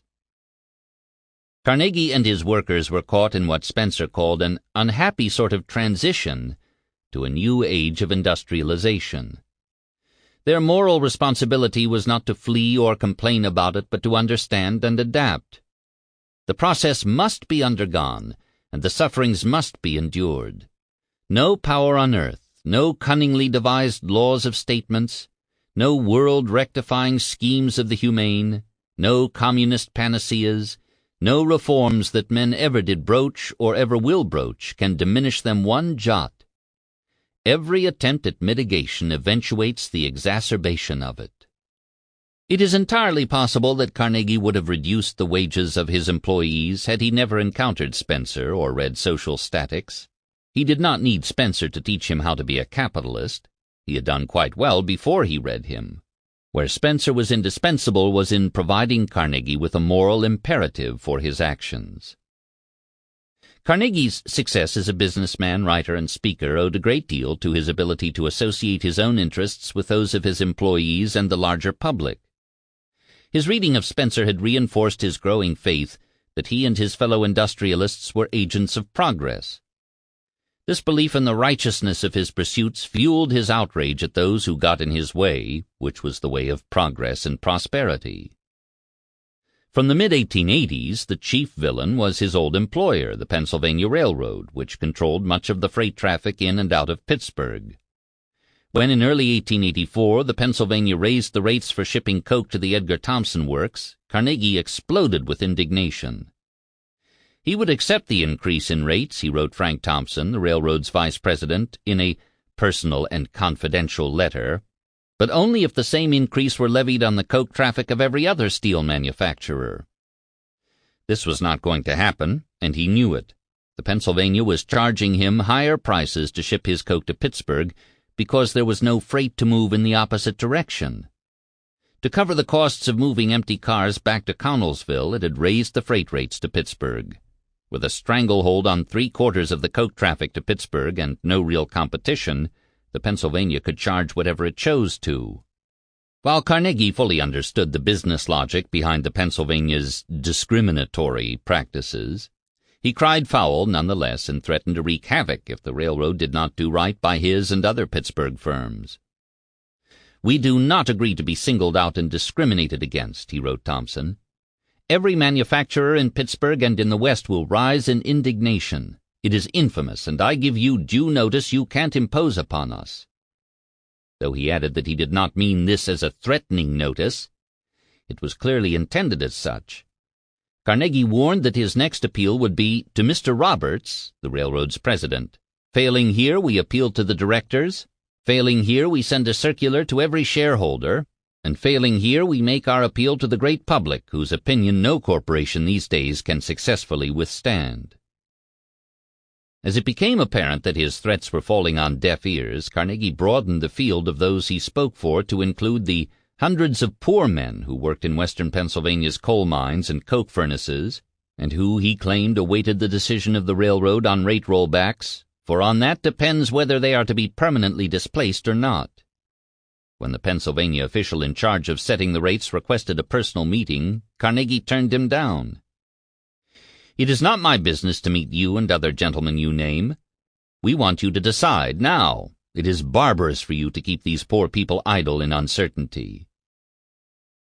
It was in vain. The Pennsylvania executives knew that Carnegie had no choice but to transport coke on their tracks, and that he would pay whatever he had to for the privilege.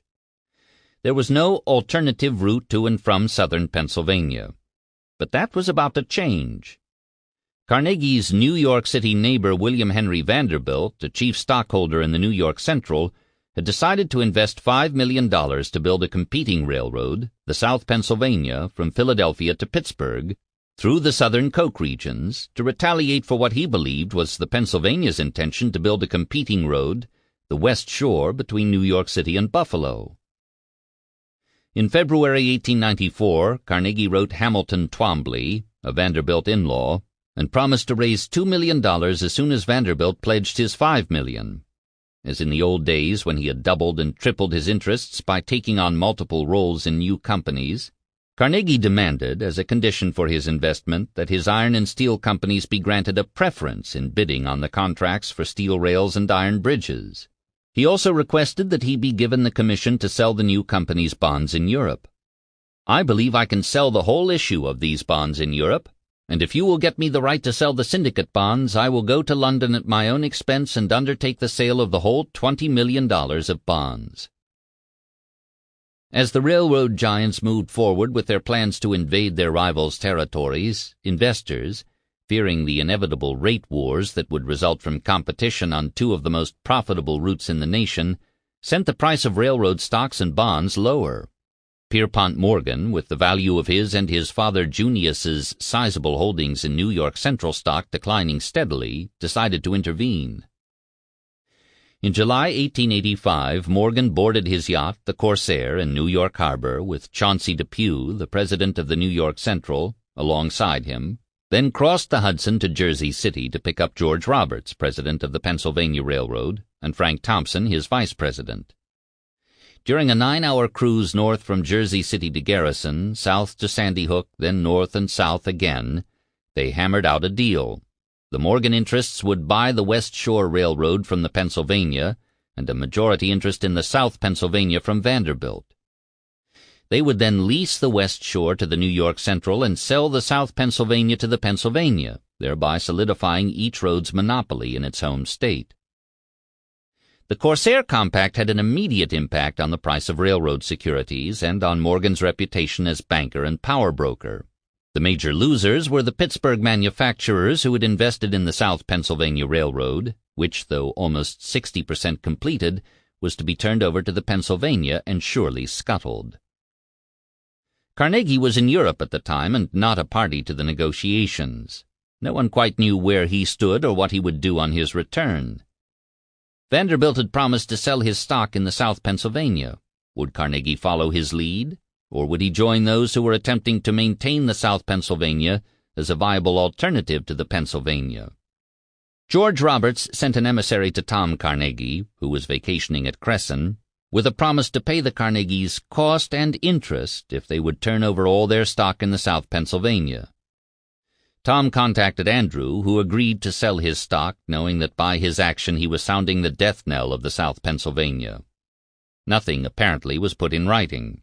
Questioned by a New York Times reporter in late August as to what he was going to do, Carnegie uncharacteristically but politely refused to comment. In September, the Pennsylvania legislature, under increasing pressure from Pittsburgh manufacturers, sought and received an antitrust injunction preventing the Pennsylvania from buying up its potential rivals' stock.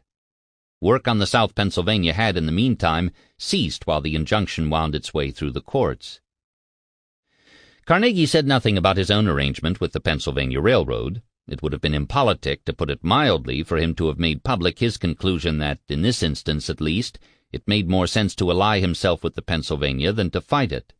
"My partners and myself have no desire to enter into a dispute with your company," he wrote President Roberts. "On the contrary, all our interests tend to strengthen the desire which we have to cooperate harmoniously with it. I think our interests should be made mutual.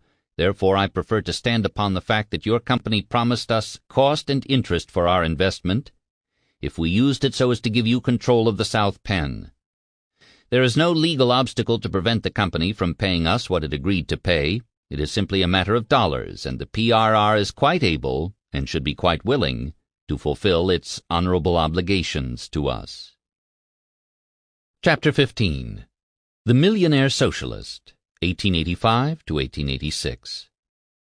A millionaire socialist, Mr. Andrew Carnegie proclaims in favor of socialistic doctrines. So read the headline of the January 2, 1885 front-page story in the New York Times, occasioned by Carnegie's remarks in favor of socialism at the December meeting of the 19th Century Club. One of the guests at that meeting was John Swinton, the publisher of a rather obscure radical weekly named Swinton's. Swinton invited Carnegie to sit for an interview, and again he spoke positively of socialism. Carnegie's name had been appearing with some regularity in the papers, not in this context, but as a guest of honor at prominent weddings, a pall-bearer at funerals, speaker at dinners given by the St. Andrew's Society and the New York City Burns Society, and a donor to cultural and medical organizations. He was on the board of directors of the Oratorio Society, the American School of Opera, and the Bellevue Hospital Medical College, and a dues-paying member of the Choral Club, the Gentlemen's Glee Club, and the Symphonic Society. Although he had not been elected to the city's most prestigious men's clubs, the Knickerbocker, the Calumet, the Metropolitan, or the New York Yacht Club, he was a member in good standing of the Republican Union League Club, once the home of bankers and merchants, which had begun accepting millionaire manufacturers as members. His pronouncements on socialism had to have come as a shock to those who knew him in New York as a wealthy Pittsburgh ironmaker. It was impossible to imagine his contemporaries in business or finance, Rockefeller, Morgan, Vanderbilt, Gould, speaking out as he had. The open confession of socialism of Mr. Andrew Carnegie, who is at the head of the most extensive iron and steel manufacturing plants in America, the National Labor Tribune wrote in its lead story on January 10, 1885, is serving for a 9 days' wonder for press and public. In a series of interviews later published in the New York Times, the New York Tribune, and the Pittsburgh Leader, and elsewhere, Carnegie expanded on his surprisingly radical views. Asked about inherited wealth, he replied in almost the same words he would use 4 years later in his Gospel of Wealth essays. "I believe the day is coming when a man who leaves more than $1 million at his death, except for public uses, will be regarded as not having properly administered that for which he was only the trust." Asked about the labor situation in the iron and steel industries, he delivered what sounded very much like a rationale for a strike. Labor is all that the working man has to sell, and he cannot be expected to take kindly to reductions of wages, even when such are necessary in order that he may have any work at all. In the January 2nd interview with a New York Times reporter, he declared plainly that, to an evolutionist and a student of history, it is plain that working men must rise in the future as they have in the past. Once they were all serfs, and just as sure as they have obtained the advantages they possess today, just so sure are they to improve still further. "But are you a socialist?" the reporter asked. Carnegie did not answer directly. "I believe socialism is the grandest theory ever presented, and I am sure some day it will rule the world. Then we will have obtained the millennium. That is the state we are drifting into. Then men will be content to work for the general welfare and share their riches with their neighbors." "Are you prepared now to divide your wealth?" he was asked, and Mr. Carnegie smiled. "No, not at present, but I do not spend much on myself. I give away every year 7 or 8 times as much as I spend for personal comforts and pleasures. Working people have my full sympathy, and I always extend a helping hand. I am a working man, and in my young days worked in a cotton mill and ran an engine. Speaking of the present position of the working man, I believe cooperation is his hope." The reporter, still hoping to trap Carnegie, pushed forward with what he must have hoped would be the coup de grace. "Still, Mr. Carnegie, you have closed down the Edgar Townsend works, and some people will wonder how you can hold such principles and throw your employees into idleness." The reporter was referring to the fact that Carnegie and his partners had closed down the mill at Christmas time and announced that they would not reopen it until the workers agreed to a substantial wage reduction. "The workmen are to blame for that," Carnegie answered. "In what respect?" answered the reporter, thoroughly disoriented. "They allow other Bessemer mills to work at less wages than we pay. There is the Pennsylvania Steel Mill at Harrisburg, where they can make and sell steel rails at $27 a ton. We cannot do it and must close rather than manufacture rails to sell at less than cost." Carnegie had neatly turned the situation upside down and pinned the labor difficulties in his Pittsburgh plants squarely on the shoulders of the unionized workmen who had allowed competing steel manufacturers to pay their men less than they were paid.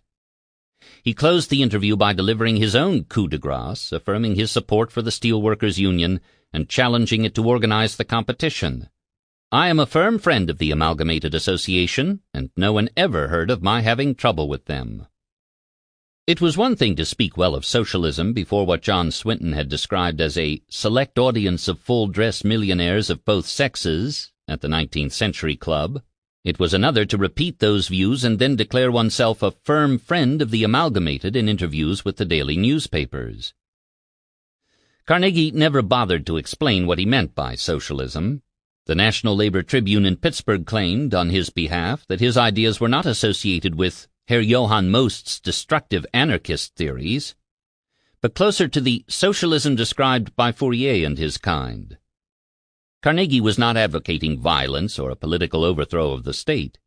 He was arguing instead for workers' control and ownership of workshops and factories, but in the future, not now. Try as the editors of the National Labor Tribune might, neither they nor anyone else could account for the startling disconnect between what he was saying to the press in New York and what his company was doing in Pittsburgh. The working people in and about Pittsburgh for the past 2 days, the New York Times reported on January 4th, have been trying their best to reconcile the socialistic views expressed by Mr. Andrew Carnegie with the practices enforced in the industrial establishments in which he is the leading spirit. One possible explanation was that the demands for large wage reductions had come from his Pittsburgh partners, and that Carnegie was trying to minimize or eliminate them. The National Labor Tribune, the voice of the Amalgamated Association in Pittsburgh, continued to give him the benefit of the doubt in this regard. He has been sufficiently practical in his radicalism and fair in his dealings hitherto to be entitled to have his present acts and expressions regarded generously. He has perhaps been as unselfish as can be expected of human nature, and decidedly much more so than wealthy men in similar positions usually are, but the working men who wait for relief from the unselfishness which Mr. Carnegie's socialism implies may as well start out with intent to wait until that epoch he referred to, the millennium.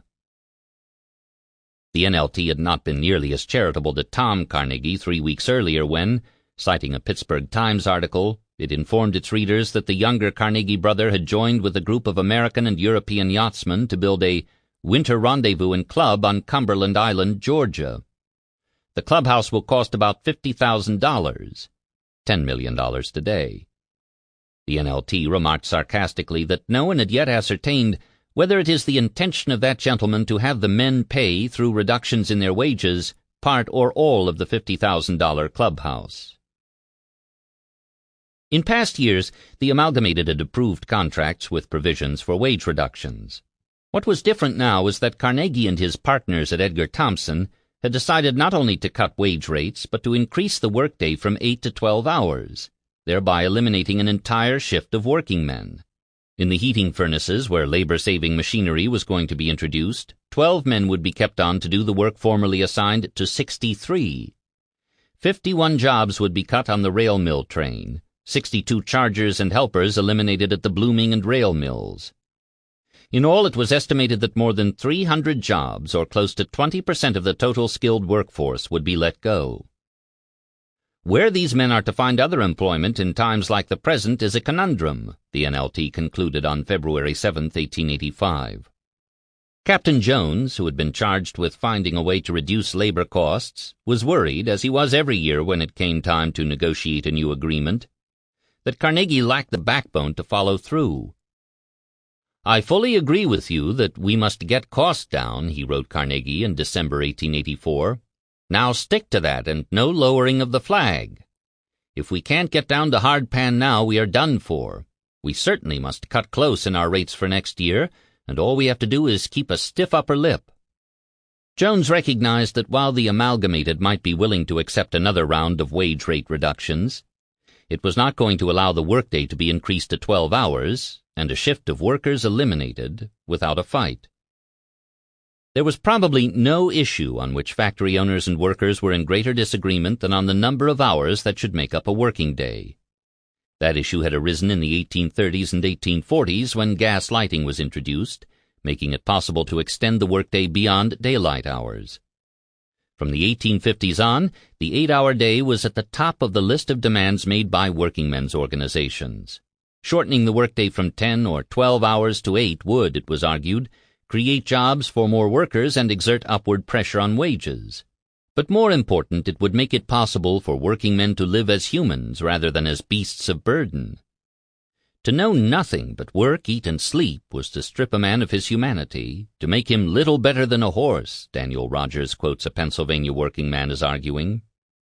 How could a man improve himself, spend time with his family, read the newspaper, become a worthy citizen if he was forced to work 12 hours a day? Captain Jones had closed down the plant for maintenance and the installation of new machinery in mid-December of 1884, as he did most years. But this time he waited until February to reopen it, and then only to those who agreed to work for 12 hours a day and accept a reduced rate per ton. There was talk of a strike, but no more than talk. After a 6-week unpaid furlough, it would have been very difficult to organize one. The men returned to work on the company's terms. The Amalgamated leaders, having failed to protect the skilled workers from the worst of all fates, the return of the 12-hour day, disbanded their lodges at Edgar Thomson, leaving behind a few poorly organized Knights of Labor assemblies. With hundreds of workers displaced and those who remained working 12-hour shifts, the NLT reported that the reopened mill seethed with palpable discontent. Upon returning to the job and hearing the company's terms, one man quit at once, and there are dozens of other good men who will only remain until the winter is over, before looking for other work. Many of those who had wanted to strike had decided not to, because they lived in houses purchased with company mortgages. They were compelled to accept lower wages and perhaps go to work as non-union men rather than sacrifice their little homes. The installation of the 12-hour workday had a profound effect on the workforce, turning once proud artisans into animals, too debilitated by exhaustion to live like men. In Out of This Furnace, his 1941 novel about 3 generations of Slovak steelworkers, Thomas Bell, who grew up in Braddock, described the daily routine of one workman, Kracha, who worked from 6 to 6, 7 days a week, 1 week on day turn, 1 week on night. At the end of each day turn week came the long turn of 24 hours, when he went into the mill Sunday morning at 6 and worked continuously until Monday morning. Then home to wash, eat, and sleep until 5 that afternoon, when he got up and returned to the mill to begin his night turn week. The long turn was bad, but this first night turn coming on its heels was worse. Tempers flared easily. Men fought over a shovel or a look, and it was fatally easy to be careless, to blunder. Night turn weeks were periods of mental fog. He went back and forth to the mill in half a days, which lasted until the end of his turn Sunday morning, when he was given 24 hours to himself. Sometimes he went to early mass, other times he went directly home and rolled in bed. When he rose late that afternoon, there was little time to do anything. Usually he got drunk. Only whiskey could pierce the shell of his weariness, warm him, make him think well of himself and his world again. The slump in steel rail demand and prices that the Carnegie brothers and Captain Jones claimed had compelled them to increase the workday to 12 hours and eliminate a shift of workers did not last forever. By the winter of 1885 to 86, steel rail prices were up almost 40% to $35 a ton. Mr. Andrew Carnegie of the great rail manufacturing firm of Carnegie Brothers of Pittsburgh talked freely regarding the cheerful outlook for the coming year, the New York Times reported on January 4, 1886. Asked if, with the rise in steel prices, his firm was going to increase wage rates, he gleefully answered in the affirmative. "We announced an increase of 10% to our skilled workmen before they asked for it. The new scale of wages, I have just been informed by telegraph, has been accepted by all our employees in the rail mills." A master at putting the best possible spin on any story, Carnegie neglected to add that while the employees in the rail mills had accepted his offer of a pay increase, the blast furnace men had threatened to walk out if the workday was not reduced to 8 hours. When Captain Jones declined to even discuss the possibility, they went out on strike. Without a steady supply of pig iron from the furnaces, production was crippled. Jones had only 2 choices: to accede to the furnace men's demands and return the plant to 3 turns, or try to replace them with scabs. He chose the latter course, a decision which immediately backfired when the men in the other departments at Edgar Thomson refused, as the NLT reported on January 16th, to work the metal turned out by the workmen who took the places of those on strike. The spirit of unionism is not yet dead at Braddock. Jones, still refusing to negotiate, shut down the plant, hoping that the workers would, as in previous years, return to work. But they did not. By early April, with steel prices still high and orders going unfilled, he had no choice but to reinstitute the 8-hour day. The entire force employed at the Edgar Thomson Steel Works, the NLT reported on April 3rd, went to work on the 3-turn system this week. 3 turns of 8 hours each will now be the rule in the rolling, blooming, and converting mills, and as a result 300 additional workmen will find full employment. So much for the glorious 8-hour system. What is most significant about these annual skirmishes over wage reductions and the extended workday was Carnegie's absence from the field of battle. Though he consulted with and approved every step Jones took, it was the captain, not Carnegie, who was held responsible for instituting the 12-hour day during the slump in 1885, and then refusing to negotiate a return to 8 hours in the boom that followed in 1886. The skilled workers and day laborers who had suffered through a succession of wage cuts in the mid-1880s did not have their wages restored with the return of high prices to the steel business. Only at the Keystone Bridge Works, which had suffered perhaps the largest wage reduction of any Carnegie company in January 1885, did the revival of business bring with it a tangible, unexpected benefit. In October of that year, the Pittsburgh Commercial reported in a story picked up by the New York Times that Mr. Andrew Carnegie has made a magnificent present to the workmen at the Keystone Bridge Works. It is a house and lot worth $25,000 or $30,000 to be used as a public library and meeting place for the men, and a cash donation of $1,000 toward buying books for the library. The gift was a complete surprise to the employees. That same month, Carnegie also donated $50,000 for a new public library at Braddock to replace the workers' reading room he had earlier funded. It was in 1885 that Andrew Carnegie embarked on a new writing project in New York City.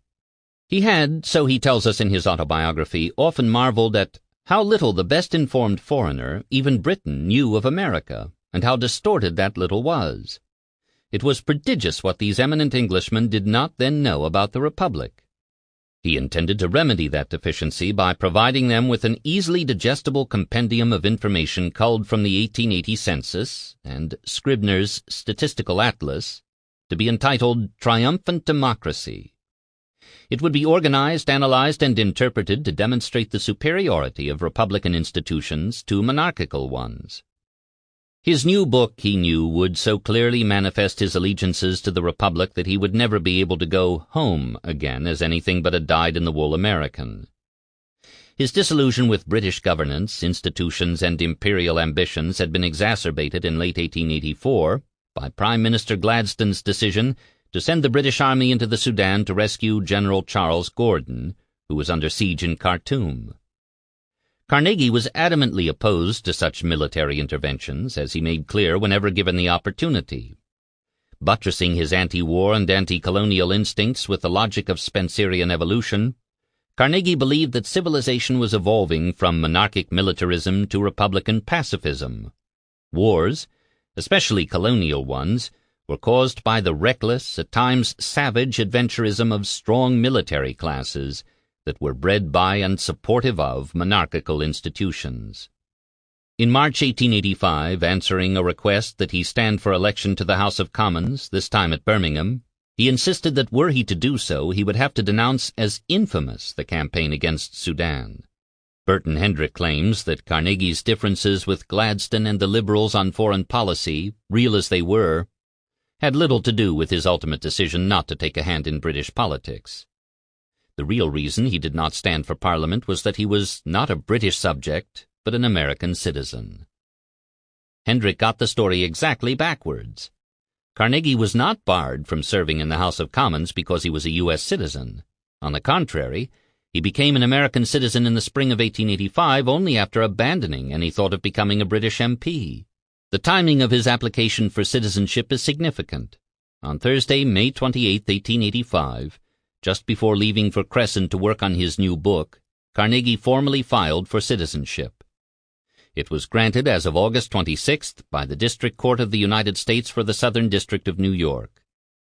Andrew Carnegie was at the time 6 months shy of his 50th birthday, and committed now to the land of triumphant democracy.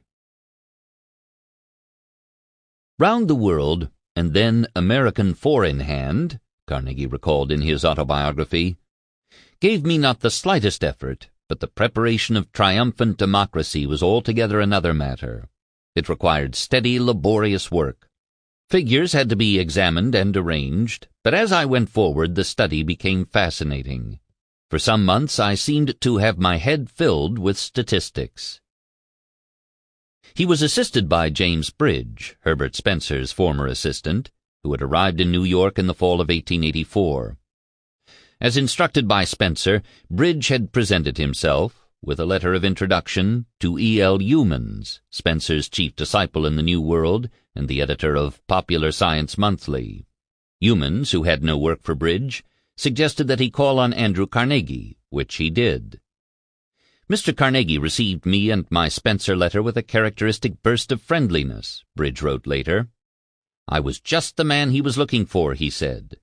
He was about to write a history of the material development of the United States during the preceding 50 years, and I was to go forthwith to Mr. John Dennison Champlin at Scribner's in Broadway near Grace Church, who would take me to the Astor Library in Lafayette Place and show me just what researches I should make for use in the forthcoming book, not yet started. It was like a fairy story, for I was to fix my own salary. For Carnegie, who adored everything about the writing life except the solitude, the appearance of Bridge was a godsend. With Bridge at his side, the task of writing a full-length book became much more pleasant. Carnegie wrote in pencil, with a pad on his lap while seated with one leg tucked under him. When he finished a passage he was especially proud of, he read it aloud with sparkling eyes and declamatory voice. If Bridge found fault, they debated the issue. Carnegie won most of the arguments. Abandoning Louise in New York yet again, Carnegie decamped to Cresson in the spring of 1885 with Bridge, his mother, and their entourage of servants, coachman, groom, maid, cook, and nurse for Mrs. Carnegie. The Carnegies now lived in the spacious cottage that he had built for himself and his mother a decade earlier. Carnegie had at the time complained about the price of construction to his friend George Bittner, a Pittsburgh builder. Bittner looked at the bills and reminded him that his cottage cost more than his neighbor's, including the one built by the Chalfont family, because it was much larger and more ornate. The foundation is higher, and the building is 5 feet deeper and 2 feet higher. Carnegie had insisted on a stucco cornice in all the first floor, 2 more mullioned windows to the floor, with veranda and canopy, inside shutters, 4 rooms on second floor. You have more and better washstands, and your painting on first floor is all zinc finish. The wooden cottage was not a typical millionaire's summer mansion. It lacked central heating, cooking facilities, a dining room, servants' quarters, and anything resembling a ballroom, but it was comfortable and large enough for Andrew and his mother, and quite grand by Cresson standards. Guests were put up in the nearby hotel. Carnegie intended to spend the spring at Cresson, completing his book and looking after his mother, who remained ill. Bridge, having worked for the dour Mr. Spencer, was astounded by his new boss's wit and sparkle. The cottage was filled that spring and summer with guests whom Carnegie entertained when he was not working on his book. Carnegie gave a flat contradiction to the silly saying that Scotchmen are devoid of humor, Bridge wrote. With him, life itself was a jest and a jewel, and every one of its many facets sparkled into ripples of light and laughter. Once, while absorbed in the study of Scribner's chart of the industrial progress of the United States, I was startled as a book came hurtling through the air, striking the wall above my head. Let's leave these statistics, these dry bones, and get out into the sunshine. A moment later, Carnegie had joyously herded everybody onto the porch and away into the woods. When one of Carnegie's guests, a distinguished lawyer soon to become a railway president, essayed to climb a tree and failed, he challenged Bridge to attempt the feat, offering to buy me a new suit of clothes if I spoiled those I was wearing. But Carnegie vetoed the contest, declaring he could not risk the neck of his literary assistant until Triumphant Democracy was finished and in the printer's hands. Carnegie and Bridge worked during the day, with time out for rides over the mountains and tramps along the trails. At night, in front of the fireplace, they sang Scottish ballads, conversed, and quipped, Carnegie always leading the way with anecdotes about the famous men and women he had met, or recitations from memory of lines from Burns or scenes from Shakespeare, his voice changing as he passed from one character to another. Mr. Carnegie was the mainspring of all our activities, as he was the fascinating center of every circle he entered. If he was actively pining for Louise, it wasn't apparent to Bridge. Carnegie shared the spotlight with one person only, his mother. Although in appearance she was every bit as dour as Mr. Spencer, she too, Bridge discovered, had a rather remarkable sense of humor, a strangely majestic bearing, and a regal sense of entitlement. The old lady, Bridge recalled, came into the library at Cresson one day when we were both busy, and began asking trivial questions while she fumbled the papers on the table.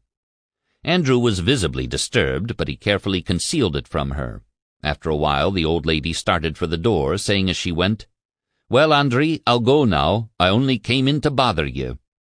"But, Mother," he replied, "you didn't succeed." And placing his arm about her poor old shoulders, he led her gently out of the room. Carnegie had expected to remain at Cresson all summer. Margaret, he feared, was too ill to be left alone. Louise was summering with her family at the Stag's Head Inn in the Catskills. They had both, she less happily than he, accepted the fact that they would be separated for at least 4 months. In late June, Carnegie wrote to inform Louise of a sudden change in plans. He was going to sail to England with Mr. and Mrs. Phipps and his cousin Dodd.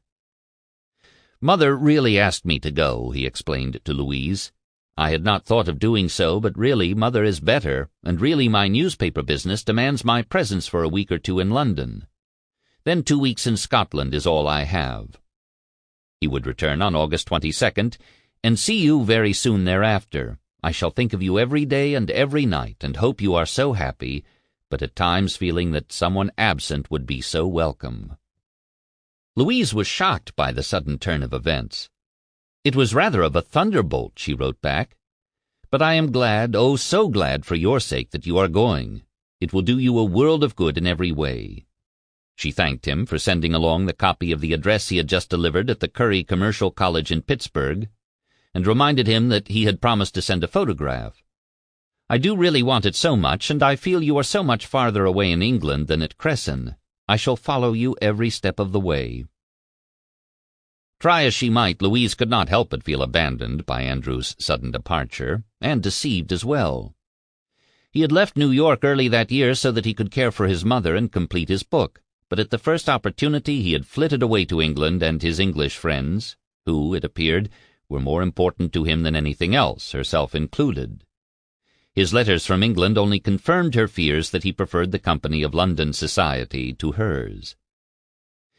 "Here we are in the whirl," he wrote from the Metropole Hotel in London on July 23rd. "My parlour overlooks the Thames and the pretty gardens on the Embankment. Rather lonely some mornings at breakfast in my room alone, but I like it in some ways. So quiet. Bachelordom has its advantages. Miss Mother much in such big rooms. Wish a certain young beautiful lady were only here to brighten them up with her smiles and silvery laugh, but she is having fine hours with many admirers, no doubt, and a photograph." Totally oblivious to the effect his letter might have had on Louise, left behind in the Catskills, Carnegie went on to list all the celebrities he had visited and who had visited him, the dinners held in his honor, the great men clamoring for his attention. "Can't tell you my numerous visits, but of course I have been at Gladstone's, Lord Rosebery's, Morley's, etc. A great dinner to me at Colin Hunter's, R.A.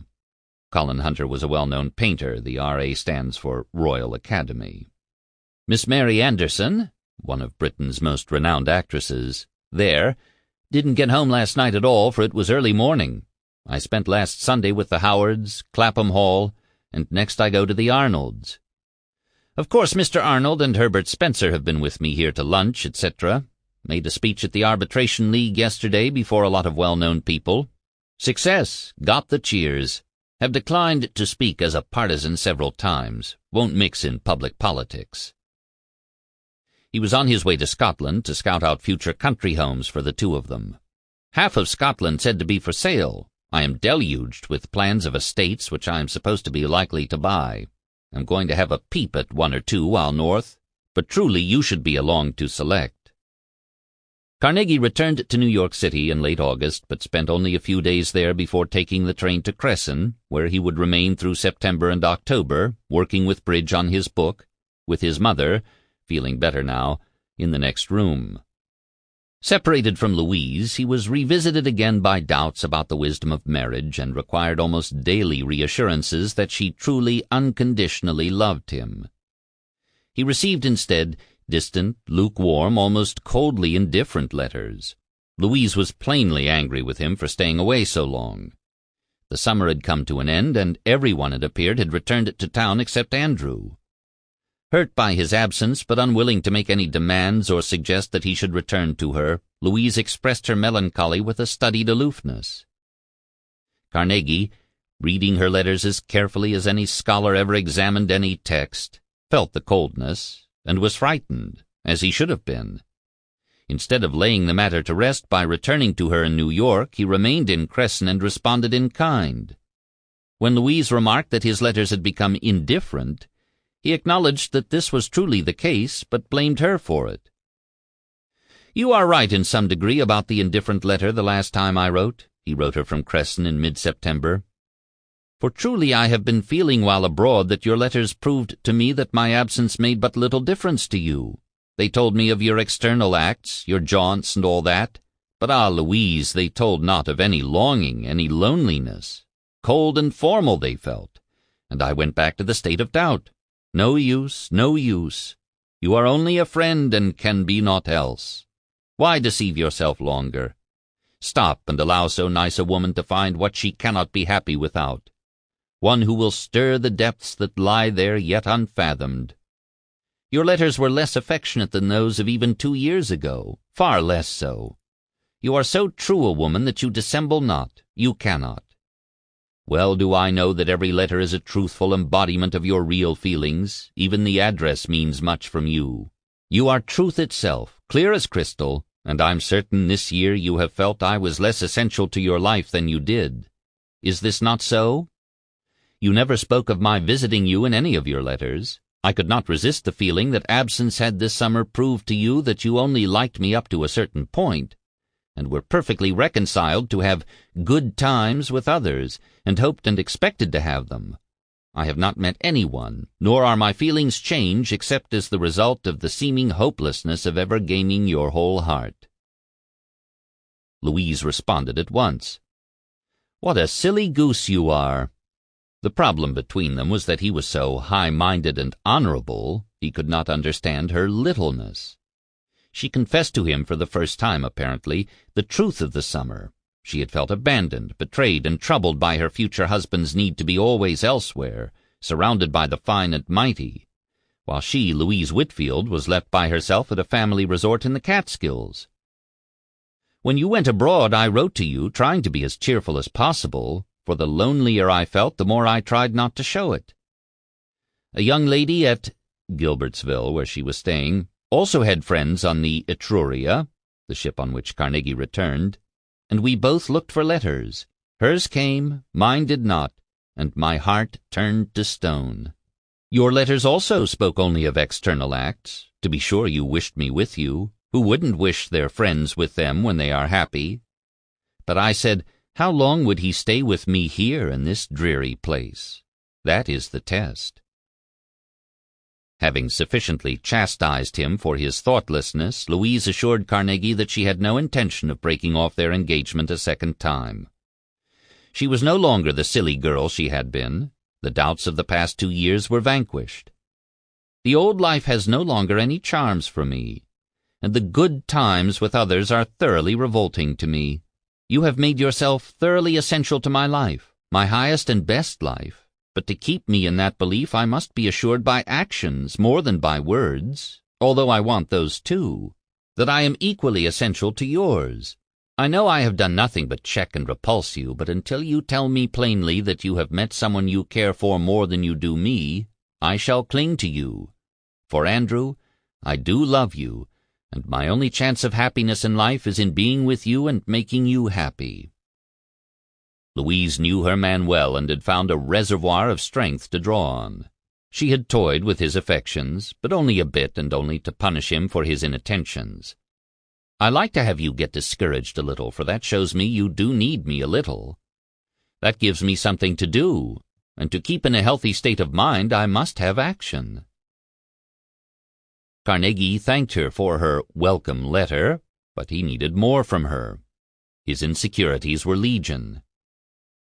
It is difficult to reconcile our portrait of the self-confident industrialist and author with the frightened little man who, unable to believe anyone could truly love him as he was, demanded constant reassurance.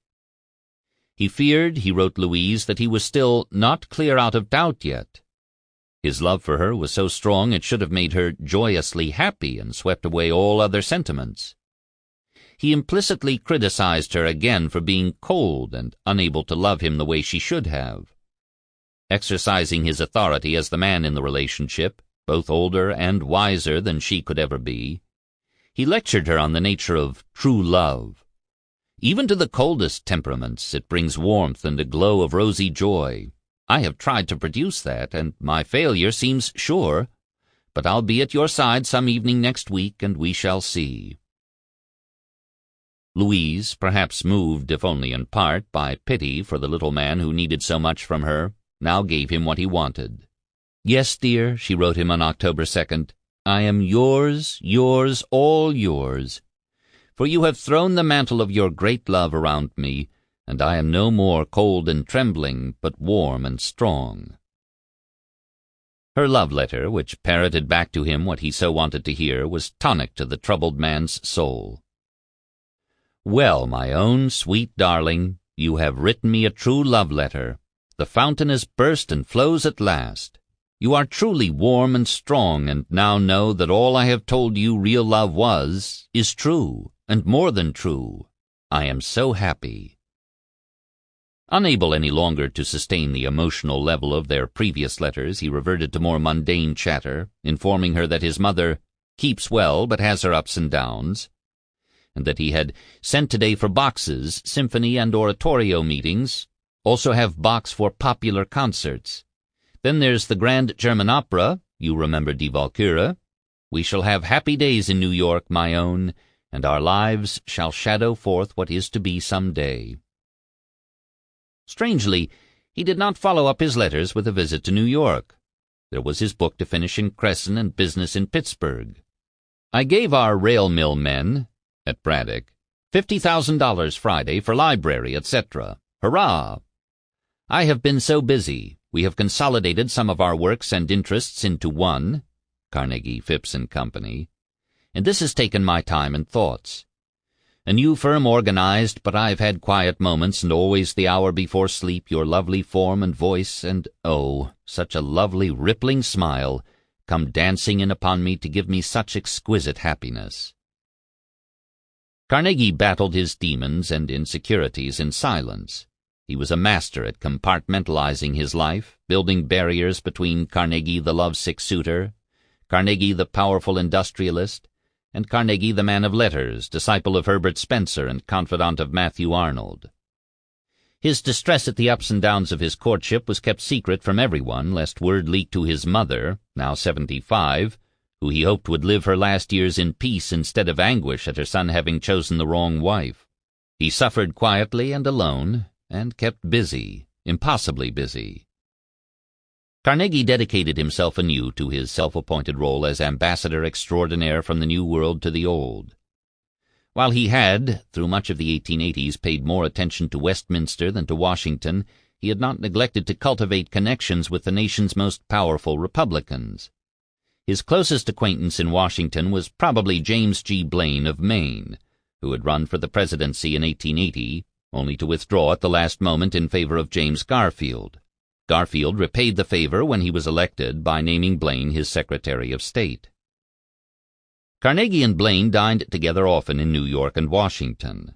Carnegie enjoyed the fact that Blaine, arguably the most powerful Republican in the nation, was interested in him. Blaine, for his part, was intrigued by Carnegie, who was not only a witty conversationalist but a wealthy Republican and a political power in Pennsylvania. Carnegie may also have been a source of investment advice for Blaine, who, it was later remarked by no less an authority than the Dictionary of American Biography, had become wealthy without any visible means of income. Blaine had been a candidate for the Republican nomination twice before finally securing it in 1880. Writing to Morley in October, Carnegie was full of enthusiasm for what he hoped would be a new stage in Anglo-American relations. "The dawn has come. Phantoms must depart. I think Blaine will be elected. You will have a new minister from Washington, I know this. Next minister will be in sympathy with you and Chamberlain. I am to have a voice in his selection. Blaine is an admirer of England." Carnegie was determined to use his connections at the highest level of the Liberal Party in Britain and the Republican in America to bring the two nations into greater harmony. When, in the spring of 1885, Gladstone paid tribute to George Washington in a speech in Parliament, Carnegie wrote to say that he was having Tiffany's in New York cut and fashion a walking stick for Gladstone from a honey locust which George Washington had planted at Mount Vernon. "By and by it will reach you. I hope that you will be long spared to use it, and that you will like to carry it with you, and that it will serve to turn your thoughts at times to your kin beyond the sea, to this giant child of dear old England. The present uncrowned king of the motherland leaning upon a staff from a tree planted by the first uncrowned king of the childland suggests strange thoughts." 2 weeks later, Carnegie, now in London, wrote Gladstone again. Since his offer of the walking stick, Gladstone had resigned as Prime Minister and retired to his country estate. Carnegie, ever adaptable, found a way to take advantage of Gladstone's defeat to carry forward his own plans. Carnegie entreated him to take this rare opportunity to visit your kin beyond the sea. Come with me early in August. The Carnegies and Gladstones would together cross the ocean in one of the immense new Cunarders and travel by special car to Niagara, Chicago, Cincinnati, Pittsburgh, Washington, etc. It can be done in about a month. You should return early in October, at furthest, having rendered to the two nations a great political service. In their union lies the truest hope for the progress of the world. They have taught the world arbitration. I write this that it may demand your grave conscientious consideration. Depend upon it, Mr. Gladstone, you can in no other way so greatly serve man as in doing what I suggest here.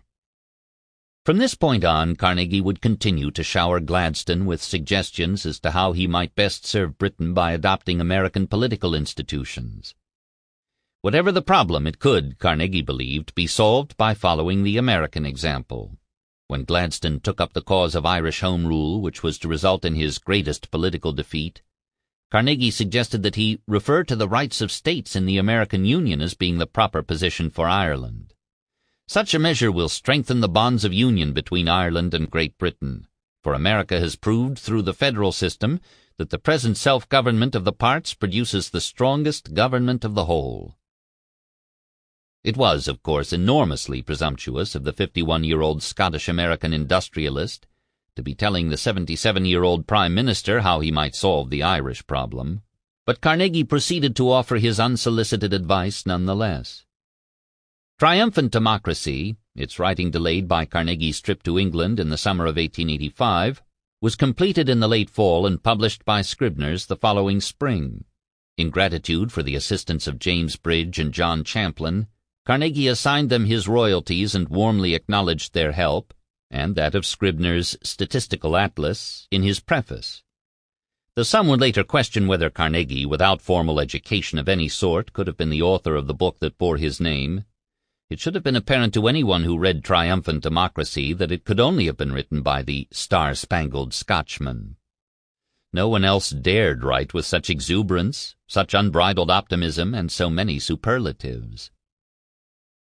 Like his intellectual hero and model, Herbert Spencer, Carnegie began with his conclusion that America had triumphed materially, culturally, and socially because of its republican institutions, and then assembled evidence to support it. Thomas Huxley's comment on Spencer that if he ever wrote a tragedy its plot would be the slaying of a beautiful deduction by an ugly fact could just as easily have been applied to Carnegie.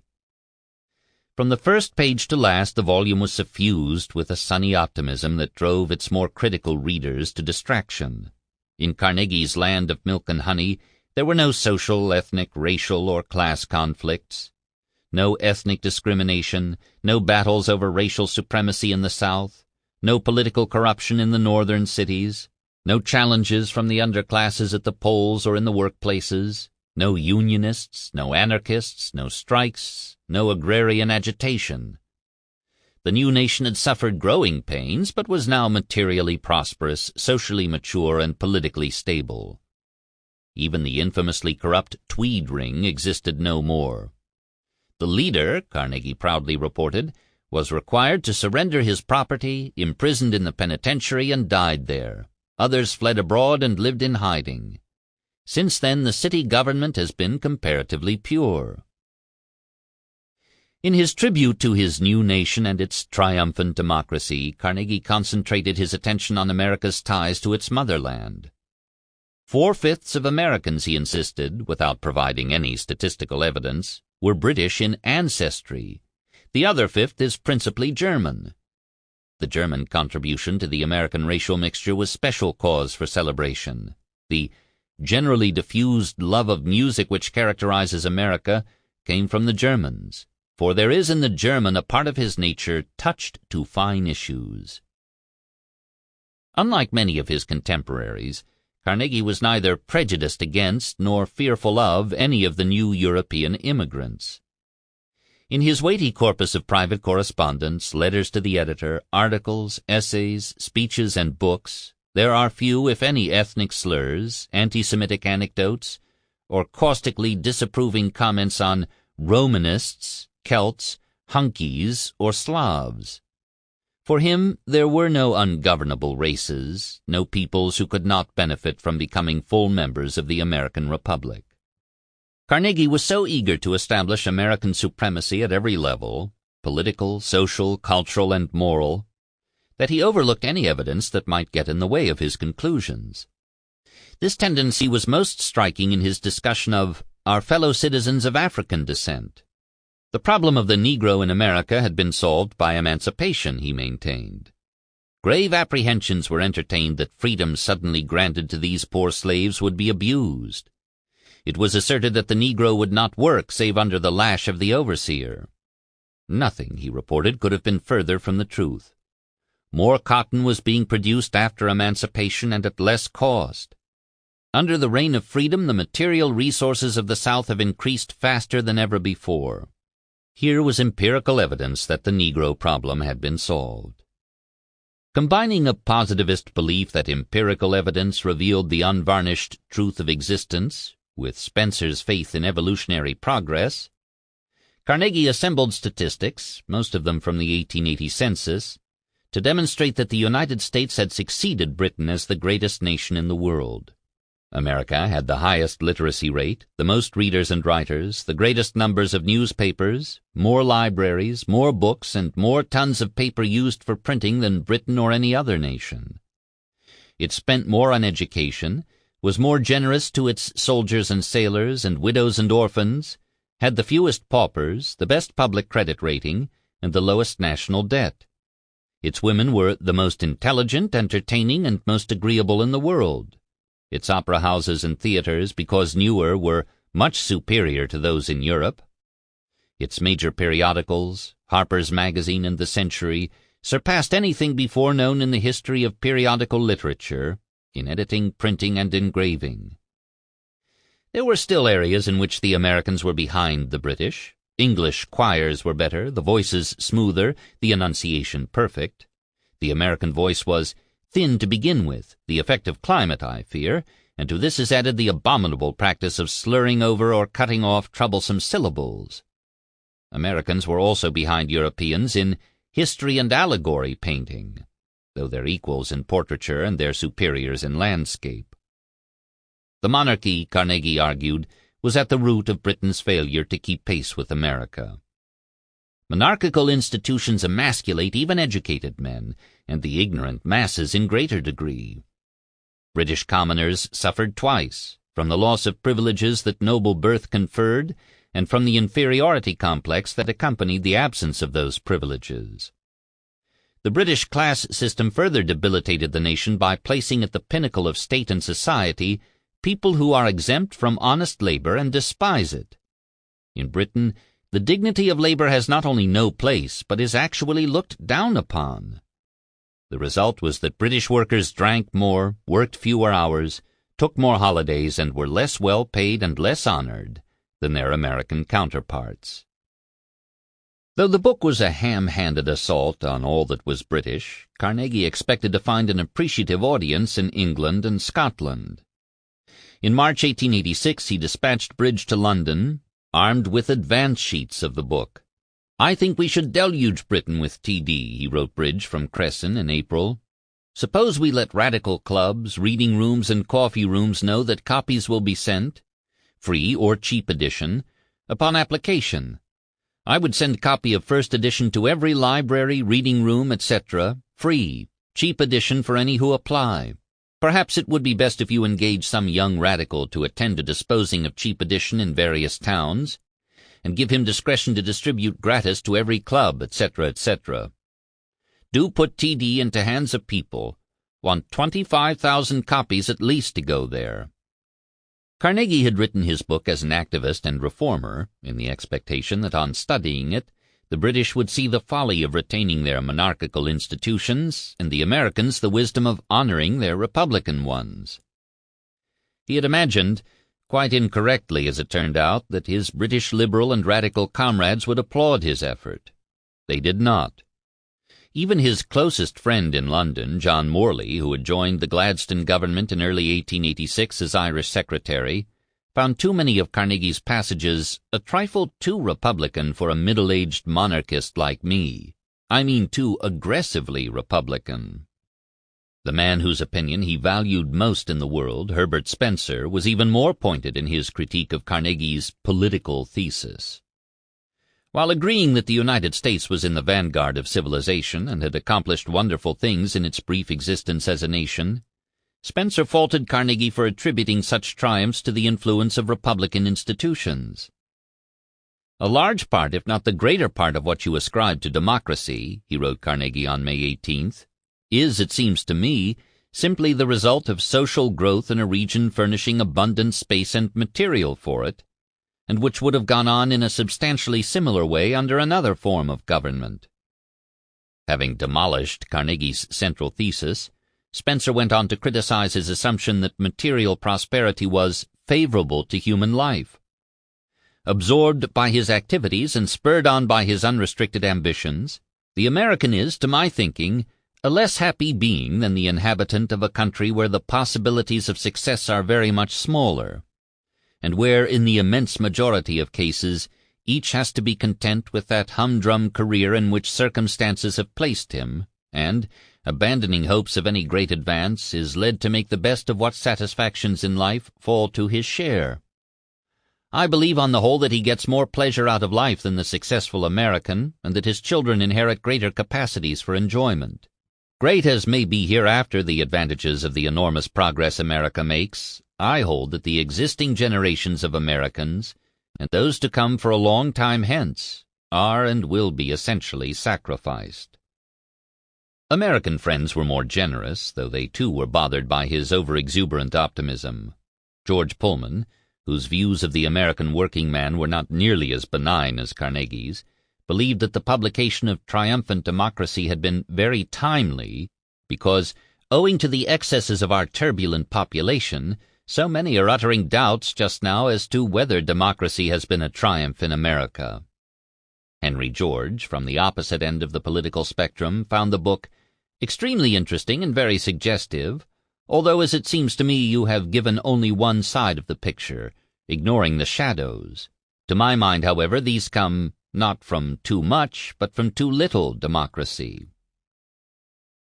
Carnegie retained the private letters and the published reviews, negative as well as positive. What mattered most was that he be taken seriously as a thinker and author. On these grounds alone, Triumphant Democracy was a triumph. It was widely reviewed and commented on, for the most part favorably in the American press, critically in the British. Andrew Carnegie had, at age 51, achieved a reputation as a man of letters. His name and work were now recognized on 2 continents. Chapter 16.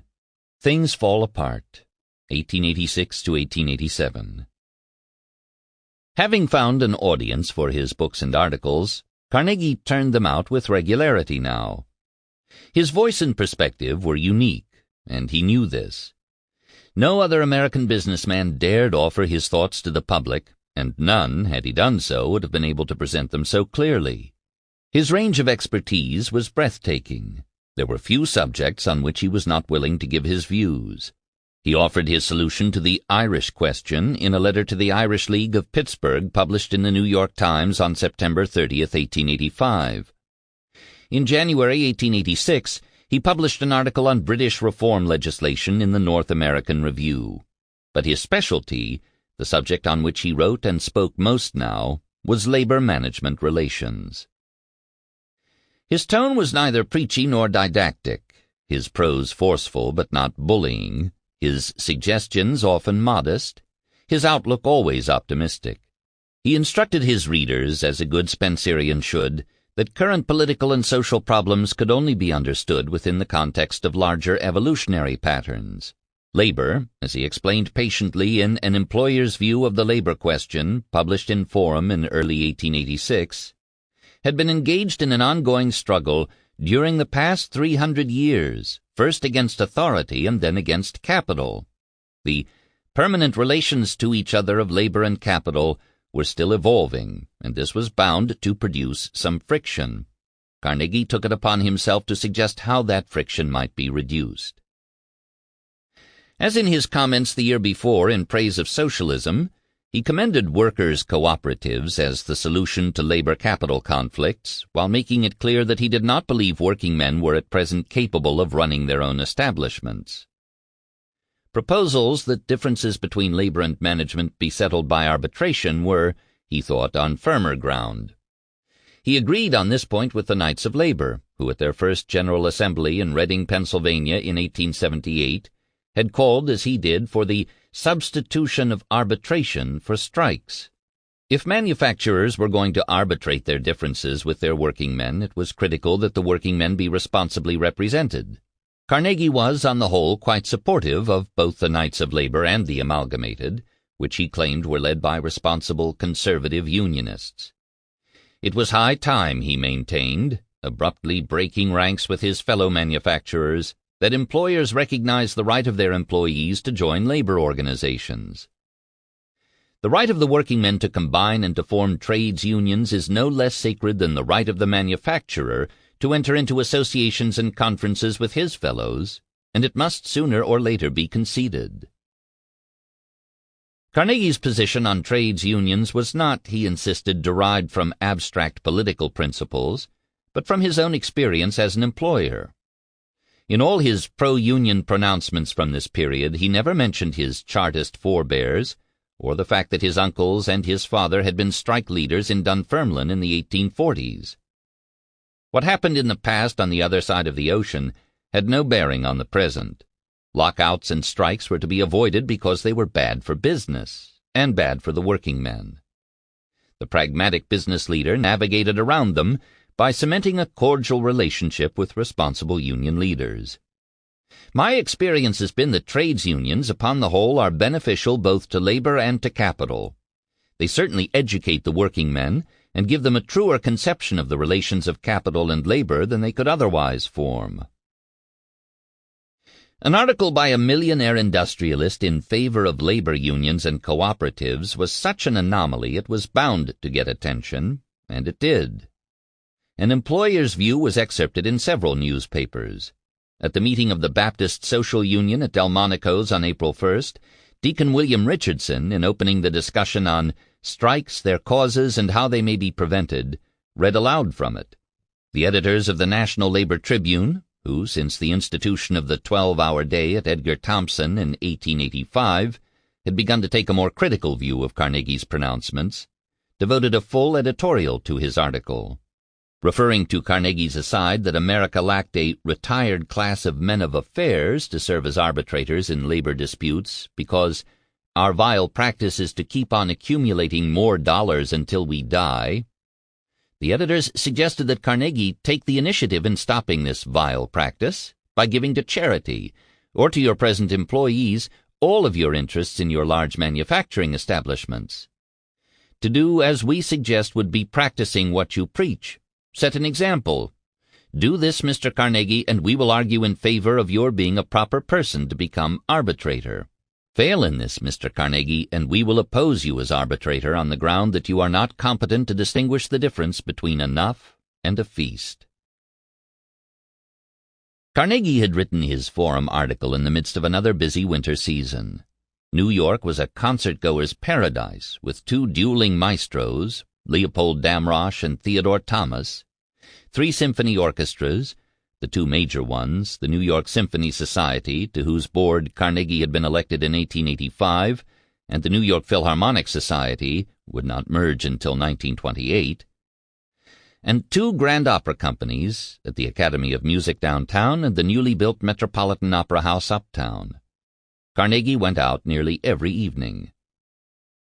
During the day, when the weather was suitable, he went riding with Louise or attended the races at Jerome Park. He kept up this pace until early March, when, claiming total exhaustion, he fled south to Dungeness, his brother's estate on Cumberland Island off the coast of Florida. It didn't take long for him to regain his strength. 1 week since we arrived here, and now I am to report progress. I am truly much better, he reassured Louise. Have got rid of that half-suffocated feeling which troubled me in the city, and am much stronger than I was. I walk a great deal, a little at a time. The yacht is my delight. He remained in Dungeness, cared for by his sister-in-law Lucy, whom he adored, through the rest of the month. Then, after a week in Pittsburgh, he retired to Cresson for the remainder of the spring and summer. Again this year, because of his mother's steadily failing health, he had decided to give up his trip abroad. Unwilling any longer to remain separated from Louise for months at a time or to break the news to his mother that he planned to marry her, Carnegie resorted to subterfuge to get Louise to Cresson. Alexander King, the Scottish manufacturer who had introduced Carnegie to the Whitfield family, had leased a cottage just 10 minutes up the hill. Carnegie arranged for King and his wife Aggie to invite Louise and her mother and younger sister to their cottage. Mrs. Whitfield, having been told of her daughter's engagement, had no objections. Margaret Carnegie, having taken to her bed, was too ill to object. Carnegie's major project that summer was to design a baronial house for himself. At age 50, poised on the threshold of marriage, though it was a broad threshold not easily crossed, he had decided that it was now time to own a home of his own. All his life he had lived either in his mother's home or in leased rooms. He bought 500 acres from the corporation that owned and operated the Cresson Resort, and then, with the assistance of Frederick Law Olmsted, the landscape architect who had designed Central Park with Calvert Vaux, sited his future castle at the crest of the mountain. Matthew Arnold, who visited Cresson in July, was much taken with its unfailing spring of water and absence of mosquitoes. Still, he wrote his sister, he thought the Scotch baronial house that Carnegie was planning to build on his newly purchased mountainside better suited for Scotland than Pennsylvania. Carnegie spent the spring, summer, and early fall of 1886 in the protective cocoon of the cottage, while the outside world was being rocked by an unprecedented wave of labor disturbances, political protests, work stoppages, and strikes. 1886, as the historian Jeremy Brecher puts it, was a year of tumult. The number of strikers in 1886 tripled compared with the average for the previous 5 years, and the number of establishments struck nearly quadrupled. Membership in the Knights of Labor, the nation's leading working men's organization, grew from 111,395 in July of 1885 to 729,677 a year later. Carnegie had predicted in his Forum article a future of labor, peace, and harmony. On the date his article appeared in print, April 1, 1886, the workers on Tom Scott's Texas and Pacific Railroad, now owned by Jay Gould, went on strike, the beginning of a massive walkout against the roads in Gould's Southwestern Railway system. Then, on May Day, in response to the call for a general strike for the 8-hour day, thousands of workers in industrial cities across the nation left their jobs. 2 days later, at a rally at Chicago, a dynamite bomb ripped through Haymarket Square, killing a police officer and igniting a riot that resulted in several civilians and policemen dead and scores wounded. The police arrested hundreds of labor activists and anarchists. Within 18 months, 4 of those accused of conspiracy in the bombing would be hanged. A 5th would take his own life in prison. The events of May 1886 brought out of the shadows the specter of the general strike that had arisen briefly in 1877. The 1886 strikes for the 8-hour day were, if anything, more widespread and long-lasting. There were loosely coordinated rallies and work stoppages in dozens of cities across the country, from Troy, New York, to Pittsburgh, Baltimore, Grand Rapids, St. Louis, and Milwaukee. Carnegie, surveying the situation from his sanctuary in Cresson, found the hysteria of the business classes more alarming than the protests themselves. Capital had been frightened almost into panic, he wrote in a follow-up article entitled Results of the Labor Struggle and published in August in Forum. And many leaders of public opinion seemed to lose self-command. Our magazines, reviews, and newspapers have been filled with plans involving radical changes considered necessary for the restoration of proper relations between capital and labor. Carnegie took it upon himself to set the record straight, to talk sense to his fellow businessmen, to put the present strife within a larger evolutionary scheme. There had been strikes, and many of them, but the Republic and its institutions were not in danger. There was no need to confine the suffrage to the educated or hold the masses in stricter bonds. While acknowledging that 250,000 men had left their jobs to protest for the 8-hour day, Carnegie insisted that the eruption was not in itself a very serious matter, either in its extent or in its consequences, as that 250,000 was but a fraction of the more than 20 millions of workers who earn their bread by the sweat of their brow. Working men were, he declared, becoming more intelligent, union leaders more conservative. The sporadic violence that had marked recent labor disputes was unfortunate and had been rightly condemned, but it was important that the larger public, while condemning violence, also give due consideration to the terrible temptation to which the working man on a strike is sometimes subjected. To expect that one dependent upon his daily wage for the necessaries of life will stand by peaceably and see a new man employed in his stead is to expect much. The employer of labor will find it much more to his interest, wherever possible, to allow his works to remain idle and await the result of a dispute, than to employ the class of men that can be induced to take the place of other men who have stopped work. Carnegie had taken upon himself the mantle of impartial observer and wise man. He was above the fray, interested not in promoting the interests of either labor or management, but in getting them both to see that they had no choice but to work together. His innate optimism, reinforced by his reading of Spencer, convinced him that the current battles of labor and management would soon be consigned to the dustbin of history. In the meantime, he counseled caution and conciliation on both sides. It is doubtful that anyone was listening. The manufacturers considered him something of a renegade, and not entirely reliable. The labor leaders, for their part, put little stock in his words, but looked instead to his actions as an employer. Still, they could not help but be impressed by the fact that he had, in his August article, come out strongly against hiring scabs to replace working men on strike. Through most of the summer of 1886, Andrew Carnegie wrote about the labor situation, cared for his ailing mother, entertained the visiting Arnold family, made plans for his Scotch baronial house, consulted with Allegheny City officials on his gift of a library and concert hall, finished his second forum article, prepared for Louise's visit to Cresson, and conferred regularly with his Pittsburgh partners. On July 21st, he collapsed from exhaustion again and summoned his personal doctor, Fred Dennis, from New York City to Cresson. Had a relapse, he wrote Louise, who was in Oyster Bay with her family. Only allowed milk, no solid food. Dr. Dennis and assistant arrived today. Dr. D says disease will develop in few days, but attack will be mild, since every symptom is favorable. His assistant remains. Mother poorly, of course. Don't be alarmed, but do not expect to hear for few days. The following day he wrote again, preoccupied in his weakened state with his still precarious relationship to his secret fiancée. I have not written to you because it seems you and I have duties which keep us apart. Our parents are better, and I have known what you said recently was true. To leave your mother, you could not think of it, nor could I leave mine. You seem interested a little in other suitors, just a little, I thought, and probably someone might arise who would come into your household and make not only you happy, but your mother and family also. This would be the ideal way. Therefore I have stood away back, as it were, and resolved that it was best to let you alone and free. But now when I hear that you will be in Cresson on the 29th, I thrill with gladness and await your coming, even if I do not see that we can go beyond our present relations at present. Mother seems really better. It is miraculous. I trust yours is also better. Everything does hang upon our mothers with both of us. Our duty is the same, to stick to them to the last. I feel this every day.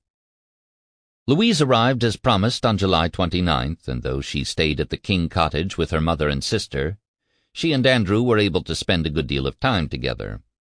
Her diaries, as her biographers report, told of joyful happenings. A.C. walked home with me in the starlight. Andrew brought me home all alone, took long, lovely walk. Such wonderful happiness. The day before she left for the city was the happiest day of my life. The Whitfields returned to New York in September. Andrew wrote to tell Louise that Harry Phipps had thought her wonderful and pretty. But she's engaged, Carnegie responded, not saying to whom. No matter, said Phipps, pursue her anyway. 3 days later, Carnegie wrote again, this time with bad news. His brother had been taken ill. Was thought dying, but is now better, but very weak. I am so concerned about him, and especially about Lucy and the children. On October 3rd, Andrew reported that Tom was feeling better. He then returned to his favorite theme, his feelings for Louise. "Your last love letter was best of all," he wrote, and then, employing an erotic analogy probably never used before or since, he told her that she was like Pittsburgh iron. It is very hard to heat at first, but once hot it is very, very hot indeed, and retains its heat extraordinarily. So it will be with you, darling. He gleefully informed her, on his way north. He had a meeting in Philadelphia on Tuesday morning and would, he hoped, reach New York that evening. He tantalizingly hinted that he might lease a house on 48th Street. "I dislike hotels so much. What near neighbors we would be. Not near enough, though, but that's soon to be all right." Because Margaret was too ill to be moved, Carnegie did not take the train north to New York after his meeting in Philadelphia, but returned to Cresson. "I had a chill last night and am now in bed, and the doctor attending me," he wrote Louise on October 16th. "He says it's the old malarial touch got at the Windsor, and I'll be all right soon. Don't be alarmed. Nothing serious. Sure." The doctor was wrong. Carnegie had contracted typhoid fever. Only hours after writing Louise, he lapsed into a near coma and was put to bed in the room at the top of the stairs adjoining his mother's. A local doctor and nurse were called in at once, and Dr. Dennis was summoned again from New York. In Pittsburgh, on almost the same day Carnegie was stricken with typhoid, his brother Tom left his office early with what he thought was a minor cold. Thomas Carnegie died of pneumonia a few days later. Carnegie's cousin Dodd, who was now a full partner in the Pittsburgh firms, took the train east to Cresson with Harry Phipps and Andrew's friend John Walker to break the news of Tom's death. James Bridge, who had remained in Cresson all summer and fall, was asked to prepare Carnegie for his visitors. "George Lauder, Dodd, has come up from Pittsburgh," I said, "and Tom is very sick." "What's the matter with him?" asked Andrew. "He has got pneumonia." "Then he'll never get over it. That's the end of Tom. Oh, this life, this life." And with that he threw up his hands and turned his face to the wall. Nothing more was said, and I tiptoed out of the room. Tom's early death had come as no surprise to his brother or their partners. He had been a heavy drinker all his life, and suffered for it. Margaret was not told of the death of her younger son. Andrew himself, according to Dr. Dennis, had a relapse upon hearing the news. With both Andrew and his mother critically ill, the cottage was turned into a hospital. Dr. Dennis and his chief assistant, Dr. Jasper Garmany, spent their days and nights there, assisted by a full staff of nurses. The fireplaces were stoked to the maximum, and rugs hung against the windows to keep out the cold. Built as a summer vacation home, the cottage had no central heating. James Bridge took on the role of press secretary, communicating by telegraph with both Louise and the New York City and Pittsburgh newspapers, which reported almost daily on Carnegie's illness, often on their front pages. In late October, Charles Mackey forwarded to Cousin Dodd in Pittsburgh Carnegie's securities, collaterals, notes, bills, and everything else in his vault, including life membership certificates, letters of thanks, resolutions, etc. The expectation was that Carnegie would not survive the winter. Margaret Carnegie died on the morning of November 10th. Andrew remained critically ill in the next room. The news of his mother's death was kept from him. James Bridge and Dr. Dennis directed that her casket be lowered out the window of her bedroom. It was then placed on the back of a horse-drawn wagon, driven down the hill to the train station, and put on a train for Pittsburgh, where Margaret would be buried alongside her son Tom. For the next 2 weeks, Carnegie remained nearly comatose, so weak he was unable to move and barely able to take nourishment. Louise remained in touch, but did not visit, perhaps because she was afraid to see Carnegie in such a weakened state, or because, still not officially engaged, it would not have been proper for her to travel south to be with him. On November 24th, Carnegie raised his head, conversed briefly with Dr. Dennis, then picked up his pencil to write Louise. "It is 6 weeks since the last word was written, and that was to you as I was passing into the darkness. Today, as I see the great light once more, my first word is to you. I shall get to New York soon, stay with Dr. Dennis, but here comes one last separation. I have to go to the south of France, so say the doctors, and if I do and attend to getting strength, my health will be more robust than ever. Whether you can come to me soon and let us be quietly married there, or whether I must return for you, we shall see soon. I shall see few in New York, but daily and hourly almost we must be together. Louise, I am now wholly yours, all gone but you. Oh, dear one, be careful of your health. On November 19th he wrote again to tell Louise that he had decided the best place to recuperate was in England, with Cousin Dod Lauder and a personal physician to watch over him. He asked her to meet him in Liverpool, where they would be quietly married. Then you and your maid, I and my valet John, for I take him along, go off on a driving tour.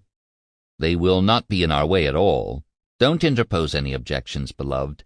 Let me have this to ponder over at night when I am wakeful. It's my dream. After so many years of silence, Louise was desperate to tell her friends about her marriage plans. Carnegie urged her not to. Darling, there is only one reason why the whole world should not know of our happiness. It would not seem in good taste to announce it so soon, after Margaret's death. Therefore I hope the public will not get hold of it. Tell one, tell all, Louise. In the spring, when you sail for Liverpool with your maid and in charge of some friends, then of course all will be understood by our friends, and it will take a week to spread. By that time we shall be united forever. I feel just as you do. We must have plans. Well, angel mine, were I to return for you, and get married in New York, I must have many business questions presented, and a great hubbub would ensue. I could scarcely get away for some time. He did not want them to begin life together in the glare of New York celebrity. Better that they marry and honeymoon in England, away from friends, business acquaintances, and reporters. Then, darling, the quietness that would surround our union, so appropriate after recent events, and the months that would ensue before our return to New York life, would, as I see it, enable us to begin life together so much sooner without violating the proprieties. Think all this over, my love. Louise considered his suggestions, and rejected them. She would not, she wrote her betrothed, slink away to England in secret to be married. Darling, as long as my mother lives, I never can leave her house but as your wife. Carnegie agreed reluctantly. They would be married in New York in the spring after he had returned from Europe, fully recuperated. In the meantime, he intended to take over the Whitfield finances, so that neither Louise nor her mother would ever again have to worry about money. What a blessing we are laden with dollars. They are of some good. Yes, you and I have dollars aplenty, so Mother, Mrs. Whitfield, is all right, and all her family. Your troubles, brave love, are mine also, only I smile at the business part. Having written every day, Carnegie apologized for having let a few days go by without a letter. I have been so busy with partners one day and 2 days with Mr. Moravitz, his lawyer, on my will, that when done I could not write. Though still quite weak, he had begun to transact business again. There was much to be done. The first item on the agenda was finding a way to provide for Lucy Carnegie and her children by cashing in Tom's 1/6 interest in the business. Andrew agreed to buy Tom's stock for himself and pay Lucy for it over an extended period of time. More pressing was the question of succession. Tom had been a critically important part of the Carnegie brothers' management team, perhaps the most important part. Phipps agreed to succeed him as chairman of the board, but this, it was tacitly agreed, was but a stopgap measure. As good as he had been as treasurer and senior partner, Harry Phipps had neither the talent nor the inclination to run the company. Since Andrew's recovery, Phipps had been working with company lawyers on a plan to protect the company and the remaining partners' investments should Carnegie be taken ill again. As Andrew owned more than 50% of the stock and Tom another 16%, had they died together they would have taken the company with them. There would have been no way for the surviving partners to buy up their stock. Phipps proposed that the partners protect themselves from such an eventuality by signing an ironclad agreement. Ironclad being the accepted nomenclature for agreements that, once signed, could not be broken, which stipulated that should any partner leave the firm, by death or any other means, that partner's interest could be bought back by the company at the value of the interest as it shall appear to be on the books. Because the so-called book value was far below the market value of the shares, the ironclad agreement guaranteed that, in future, the company would be able to purchase the stock of deceased members at discounted prices. Unlike capitalists who overvalued their holdings, Carnegie and his partners purposefully undervalued theirs on their books. They prided themselves in keeping everything down, Carnegie's lawyer explained in 1912 to the Congressional Committee investigating U.S. Steel for possible antitrust violations, because it was nobody else's business but their own, and they kept appreciating the values. Having no stock to sell or anything like that to the public, and no credit to keep up in the public eye, they prided themselves on going to the other extreme. Phipps's ironclad agreement not only provided that a deceased partner's stock could be bought back at the discounted book value, but gave the remaining partners plenty of time to do so, a full 15 years in the case of Carnegie's 50% share of the company. There was a second part to the agreement. Phipps proposed that at any time in the future, for any cause whatsoever or no cause at all, 3/4 of the stockholders, if they held among them 3/4 of the stock, could force any of the partners to leave the company and sell back his interest at book value. Since Carnegie held 50% of the stock, no ejection could take place unless he agreed to it. He was the only partner so protected. The year 1886 ended in deep gloom for me, Carnegie wrote in his autobiography.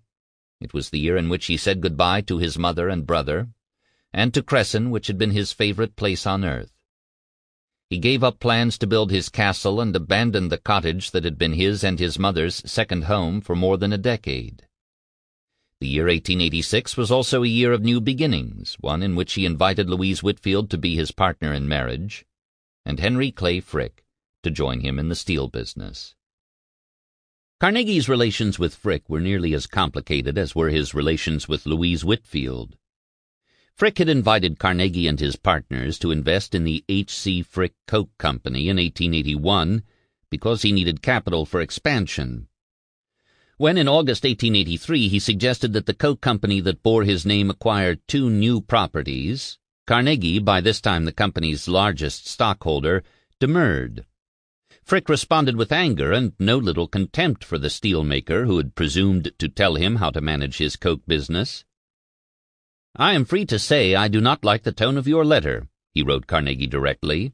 "Outside of my desire to follow and accept your views as the largest stockholder in our company, I have great admiration for your acknowledged abilities and your general good judgment, and would much prefer to defer to your views, but in the matter of the values of the properties in question and the propriety of increasing our stock, I will have to differ with you and think the future will bear me out." In 1886, when the Connellsville coke workers threatened to strike if the previous year's wage cuts were not restored and irregularities in weighing their product remedied, Carnegie and Frick found themselves on opposite sides of the bargaining table. Frick, looking after the interests of his coke companies, which supplied not only Pittsburgh but Illinois Steel and Chicago with fuel, was willing to risk a lockout or strike to keep wage rates down. Carnegie and his steel partners, with large orders to fill, could not afford any work stoppage. Carnegie believed a wage increase in the coke fields was inevitable and suggested that Frick try one more time to reach an agreement. "Neg says make best terms, but make them as soon as possible," Phipps asked Lauder in Pittsburgh to instruct Frick. When it became apparent that no such agreement was possible, Carnegie wrote Frick directly to caution him that if he chose to break the strike, the fee for protection would be overwhelming. It will never do to let the discontented beat your protective forces. Frick, in the end, did as Carnegie suggested and settled with the striking coke workers by raising their wage rates. Then, having done his bit to keep the steel furnaces fueled, Frick asked for stock in the steel company and offered to pay for it with stock in his coke company. Carnegie bluntly advised him that to exchange shares in his own company for Carnegie's would be the mistake of your life.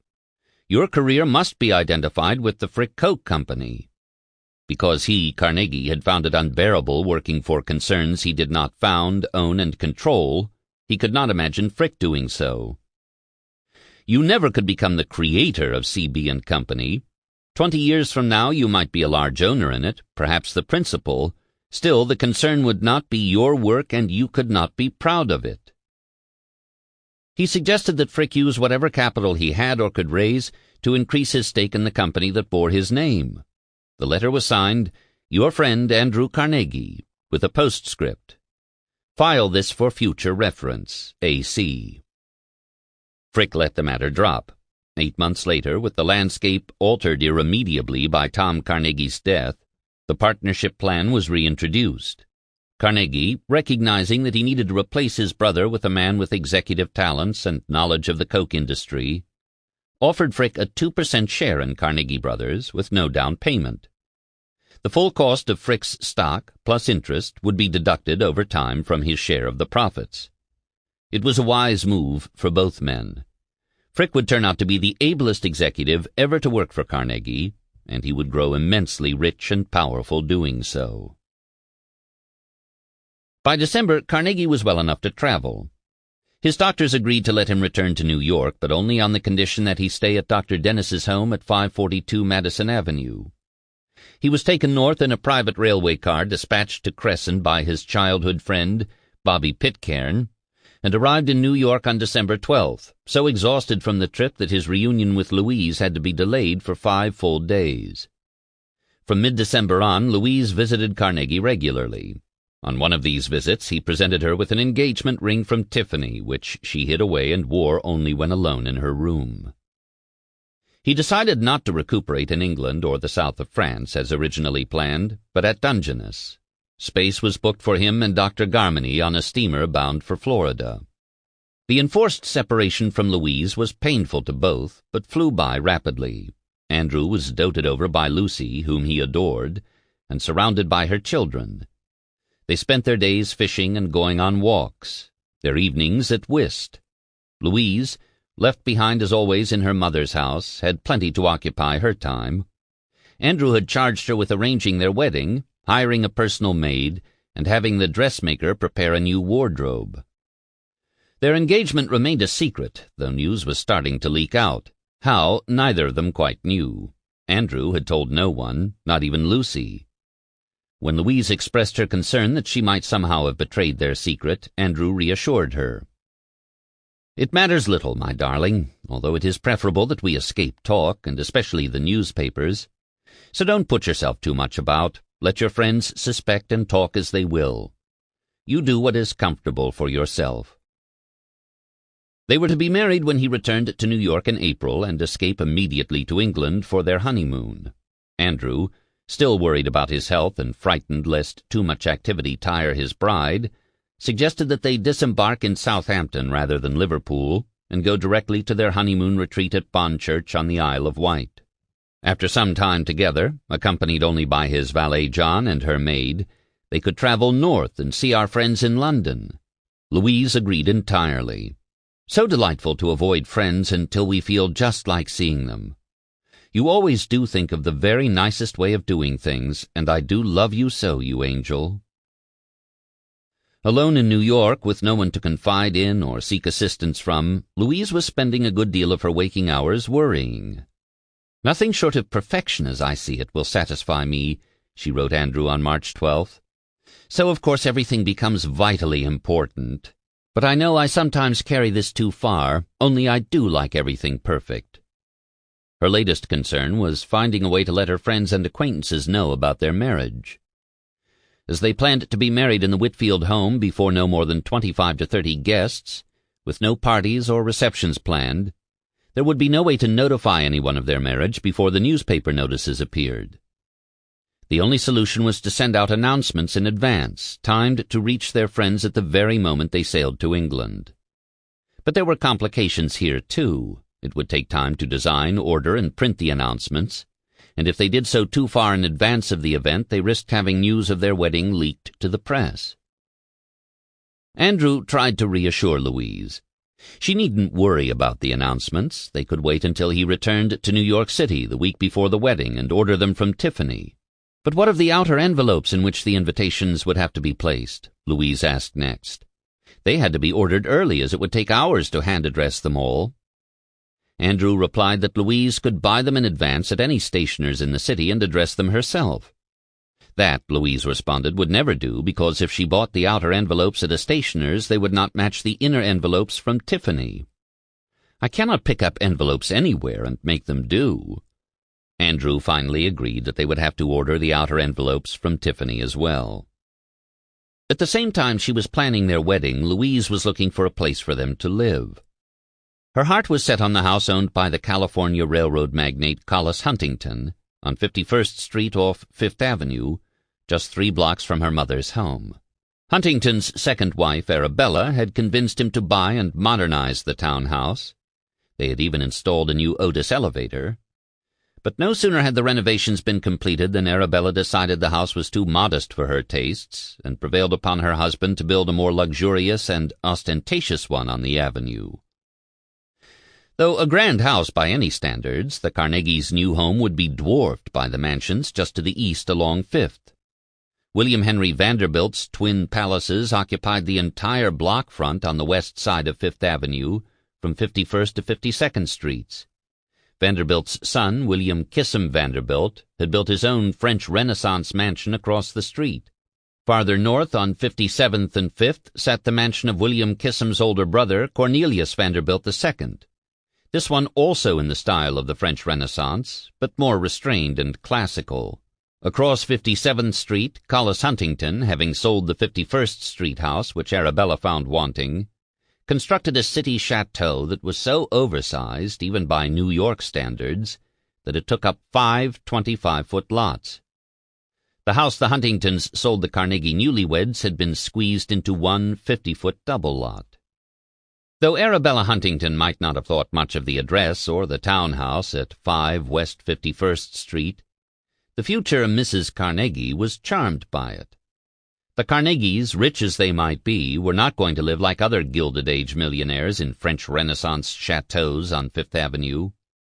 Louise found the house, which was twice the size of her mother's, the perfect one in which to begin life as Mrs. Andrew Carnegie. "To me it is the most attractive in every way," she wrote Andrew. "It would seem almost impossible to find a house already built with so many advantages, large yet unobtrusive, and such a choice location." Carnegie contacted Huntington and reported to Louise that he thought the property could be bought for what it had cost Huntington, $170,000 plus the $10,000 Huntington had spent on improvements. "We shall decide, Angel, when we meet and confer. Must have a fireproof, sunny home, love, but whether this is the one or not is the question." Carnegie was still a bit patronizing toward his much younger fiancée, but he was learning to trust her. He began discussing business with her because he wanted her to understand the full extent of his fortune. The steel business was booming. "We never did a business as now. Tremendous boom. I'll surprise you with some figures when we meet. Millions for us, my love, to spend for the good of our fellows. Isn't it just glorious?" Louise wrote back at once to congratulate him. "I am so glad everything is so flourishing, so you will have no anxiety in your absence. Your partners, too, will be more contented and bear your absence better."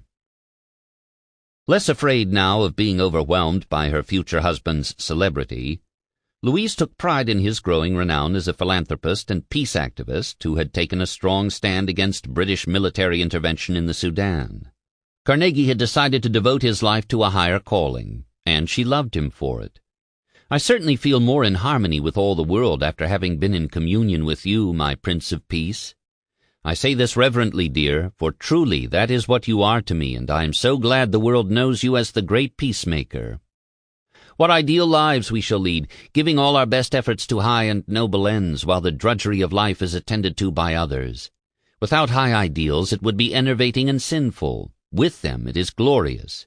And you are my prince among men, my own love." If Louise, for her part, had once worried that she was too plain a girl for so fine a man, those anxieties were starting to dissipate. She began to envision now, perhaps for the first time, a role for herself as the great man's adviser and partner. Carnegie encouraged her in this. When she wrote from New York about attending a musicale, he responded that they were his weakness as well. "If you will get the best musicales in New York at our house, then take first prize, model helpmeet. Won't we cultivate real talent and push it forward? Indeed we shall.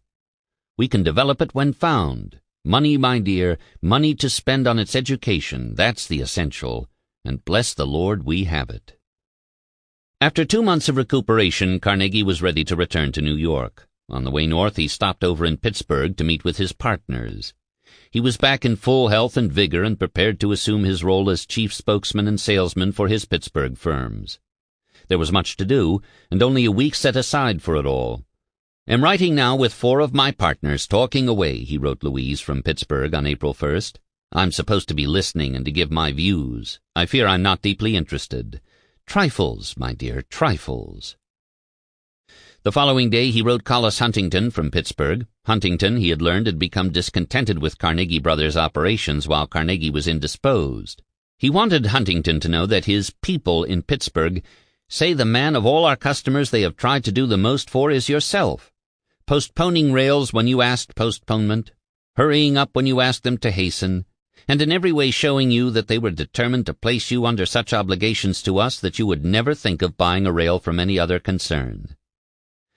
I hope by the time this reaches you, you will be in your natural good humor and satisfied that at all times and under all circumstances your alliance with us is under the most favored nation clause. Let us know what we can do for you, and it shall be done. In a postscript he added that he was ready now, having had a hurried look at Huntington's house on 51st Street, to make a bid, and would give you cost for it, which you told me was $170,000, adding to this the amount you have expended upon it.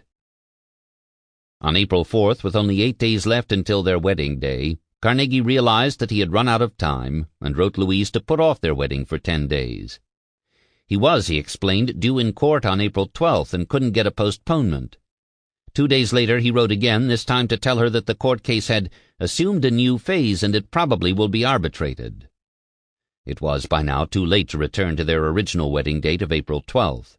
They would be married instead on April 22nd and leave for their honeymoon the next day.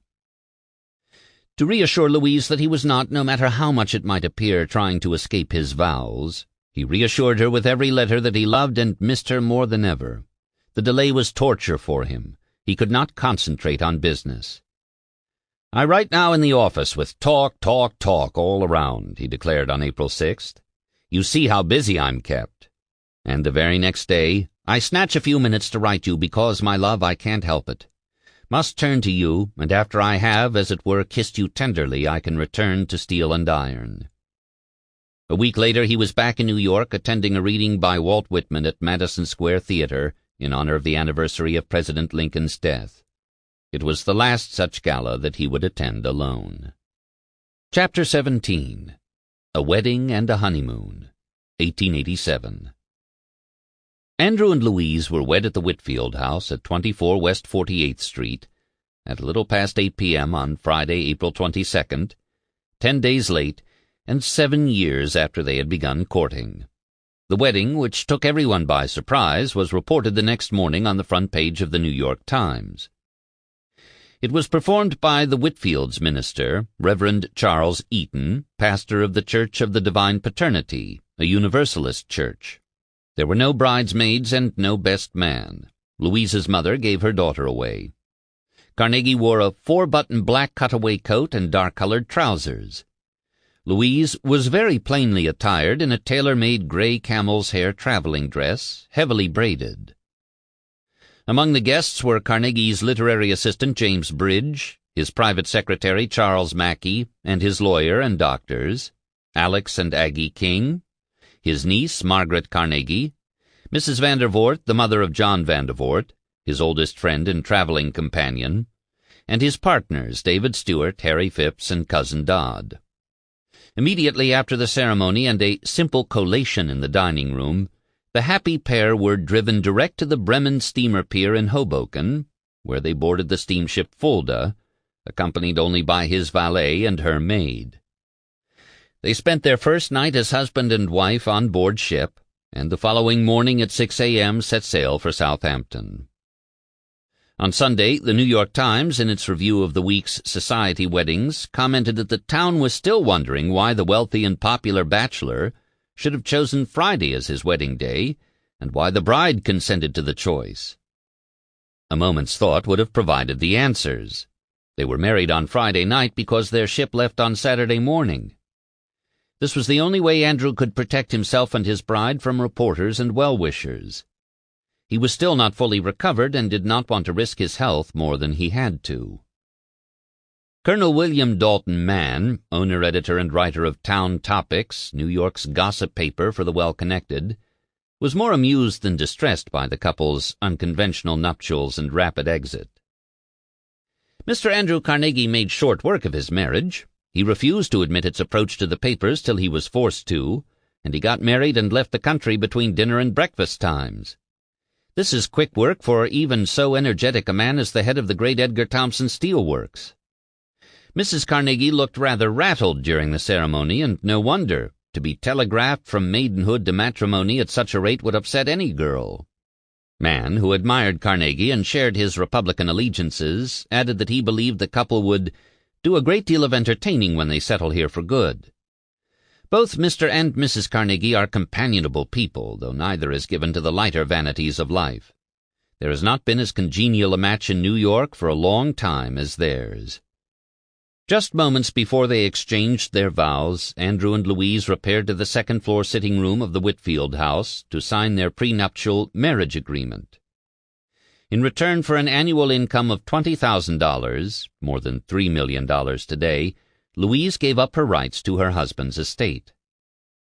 The prenuptial began by stating the obvious, that the said Andrew Carnegie is possessed of a very large amount of property, both real and personal, within the state of Pennsylvania and elsewhere, and said Louise Whitfield is fully advised as to the amount and value of said property, and of the rights which would accrue to her under the laws of New York, Pennsylvania, and other states in case she should survive said Andrew Carnegie. It then proceeded to declare that said Andrew Carnegie desires and intends to devote the bulk of his estate to charitable and educational purposes, and said Louise Whitfield sympathizes and agrees with him in said desire and fully approves of said intention. Louise was not coerced into surrendering her rights to the Carnegie estate. She knew precisely what she was doing. Her husband was going to give away his fortune during his lifetime, and she was going to help him. The April 22, 1887 prenuptial agreement provides evidence that Andrew Carnegie, a full 2 years before the publication of his Gospel of Wealth essays, 5 years before the violence at his Homestead Steel Works, and 14 years before his official retirement, had already decided to give away his fortune. This flies in the face of claims that Carnegie became a philanthropist to rescue his tarnished reputation and pay penance for the lives lost at Homestead in the course of the 1892 lockout and strike.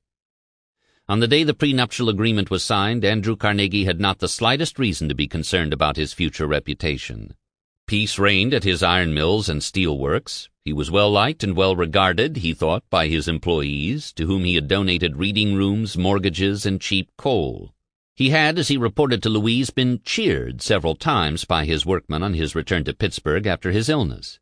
He enjoyed, in short, the clearest of consciences when, on April 22, 1887, he signed the marriage settlement with Louise that stipulated that he planned to give away his fortune.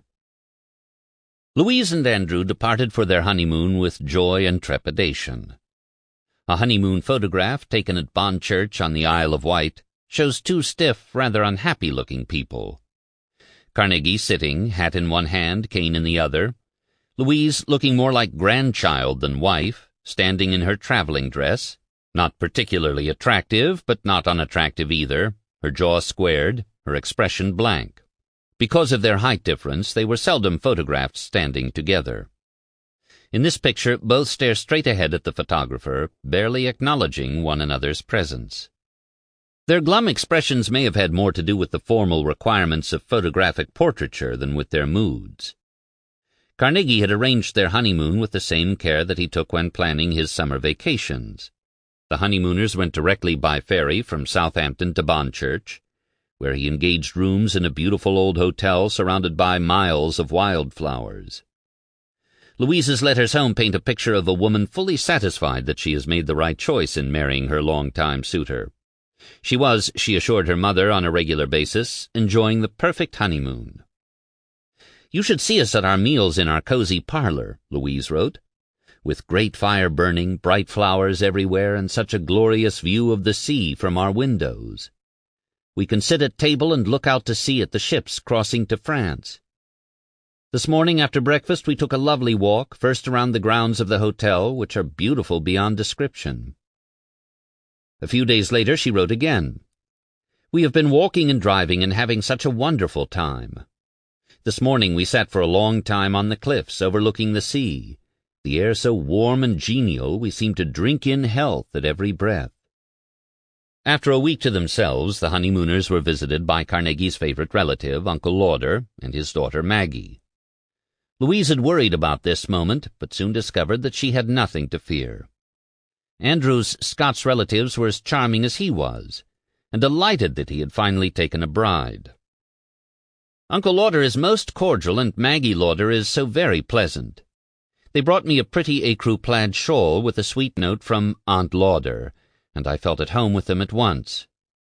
Uncle Lauder had been scouting country houses for the newlyweds. It was decided that they would move into Kilgraston House in Perthshire, after a short tour of England and a few weeks in London at the Metropole Hotel, the perfect spot from which to watch the royal procession marking Queen Victoria's Jubilee. Carnegie had refused to subscribe to the Queen Victoria Jubilee Fund in America because, as an American citizen and Republican, he feared he would stultify himself were he to celebrate the reign of any hereditary ruler. That did not mean, however, that he was averse to watching the festivities from his hotel window with his bride.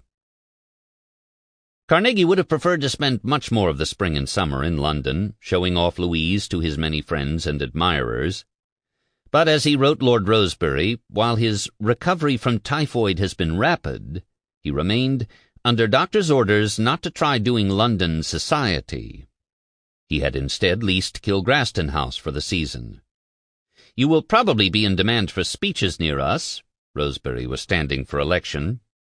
"And in that case I do hope Lady Rosebery and you will pay us a visit and do the district with us. I wish you both to know my wife. I have indeed been fortunate." Louise knew her husband was rather well known and extraordinarily sociable, but not even she, who had kept such careful track of his comings and goings over the past several years, could have guessed at the extent of his fame. "Have met more celebrities than I can count," she wrote her mother on June 10th from the Metropole, "the poet Robert Browning and Edwin Arnold, writer John Morley, and spent the day with Lord and Lady Rosebery at their place at Mentmore. Sunday we spent with the novelist William Black." On June 13th, William Gladstone, almost a year to the day after he had dissolved Parliament following a crushing defeat on Irish Home Rule, came calling with his wife. As Gladstone recounted in his diary entry, "Mr. Carnegie offered me as a loan any sum needful to place me in a state of abundance, without interest, repayable at my death if my estate would bear it, if not, then to be cancelled altogether. Such was my construction of his offer, so large and so entirely disinterested. Of course, with gratitude, I declined it altogether, but I tried to turn him a little towards the election fund. He said he should consider it disgraceful to die a rich man. His income is £370,000 annum, equivalent in today's dollars to more than $37.5 million. When Gladstone refused to accept his offer of a loan, Carnegie took another tack and suggested that he boost his income by writing a book. To avail himself of the protection of American copyright laws, Gladstone would have to write at least part of his book in the United States. "You might honor us by coming direct to our house and return soon as you pleased. We should keep you as free from interruption as possible." Carnegie asked for a small favor in return. He was traveling with the Blaine family and hoped to bring together the senator, who expected to run again for the presidency in 1888, with Gladstone, who Carnegie hoped would in time return to Downing Street, as he indeed did in 1892. "When you and Senator Blaine are next in power, I expect a treaty to be made between the two countries agreeing to arbitration. What a service for you to make war impossible between English-speaking men. It is coming." Gladstone thanked Carnegie for his suggestions, and then apologetically and rather obliquely asked for a contribution to what remained of the party. The disastrous split over Home Rule had cost the party the recent election, and Gladstone his position as Prime Minister. Gladstone explained that he had given £700 to the party, but feared that that would not be nearly enough to hold the Liberals together until the next election. Carnegie responded immediately with a letter and a check. "I send my contribution to you direct. It is so largely a personal admiration for your own self that prompts me to contribute at this time, I mean when a general election is not soon, that I wish you to have the disposal of enclosed." Carnegie wanted Gladstone to use £700 to reimburse himself for his contribution, then turn the remainder over to Mr. Morley to dispose of. He then offered Gladstone his own ideas as to how the Prime Minister might revivify his dormant party. He promised in a future letter to work up my idea about workingmen candidates, to whom he pledged to contribute when necessary. The following year, and on several occasions after that, the Carnegies would visit the Gladstones in London and at their family estate at Hawarden in Wales. Louise was as taken with the couple as her husband was. In what Gladstone's biographer, Roy Jenkins, has described as Catherine Gladstone's passionate engagement with the success and well-being of her husband, Louise found a model on which to fashion her own relation to her husband. In 1888, after their visit to Hawarden, she would write Mrs. Gladstone to thank her for her hospitality and apologize for the poor quality of the fruit that had preceded her note as a gift. "We feel that we are a better man and woman for this glimpse of your sweet home life, and wherever you go and whatever you do, we shall always follow in spirit with even greater interest than ever before." Louise was in the midst of learning what it meant to be the wife of a great man surrounded by other great men.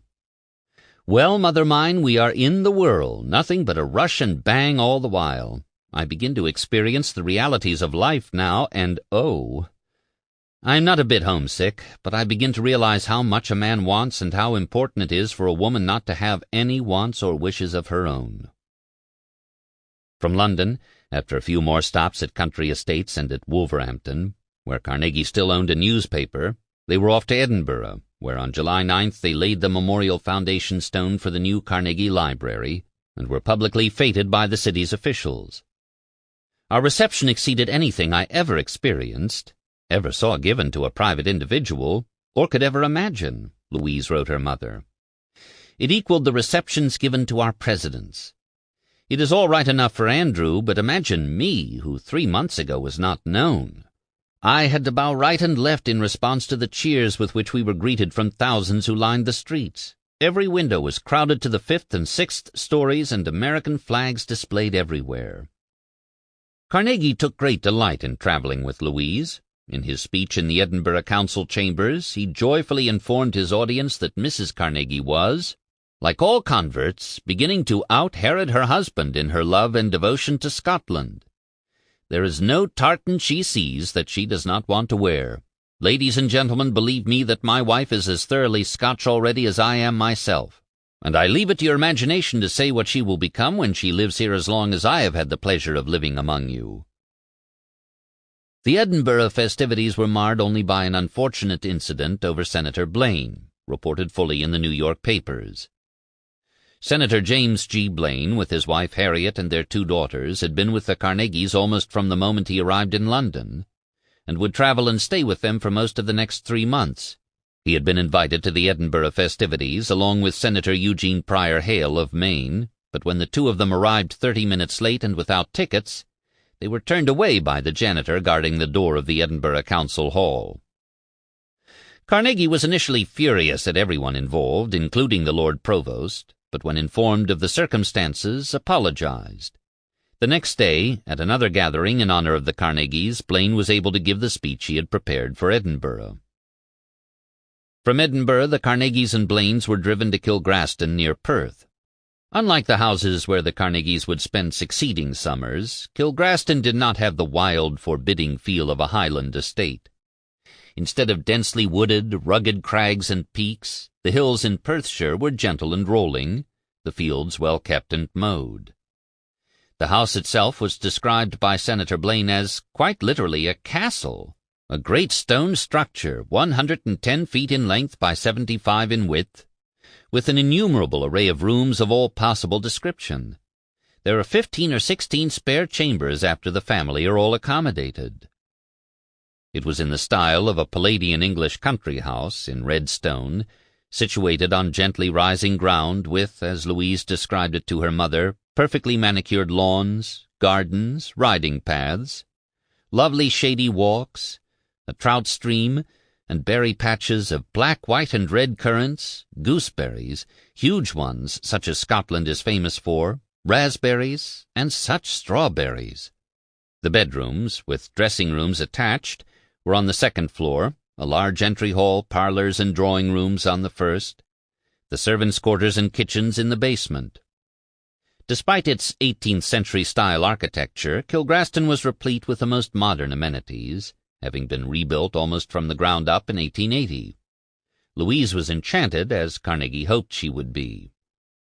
Worried that his bride would not be comfortable running a large establishment with dozens of guests, Carnegie had asked Uncle Lauder and his daughter Maggie to engage a butler, coachman, and housekeeper.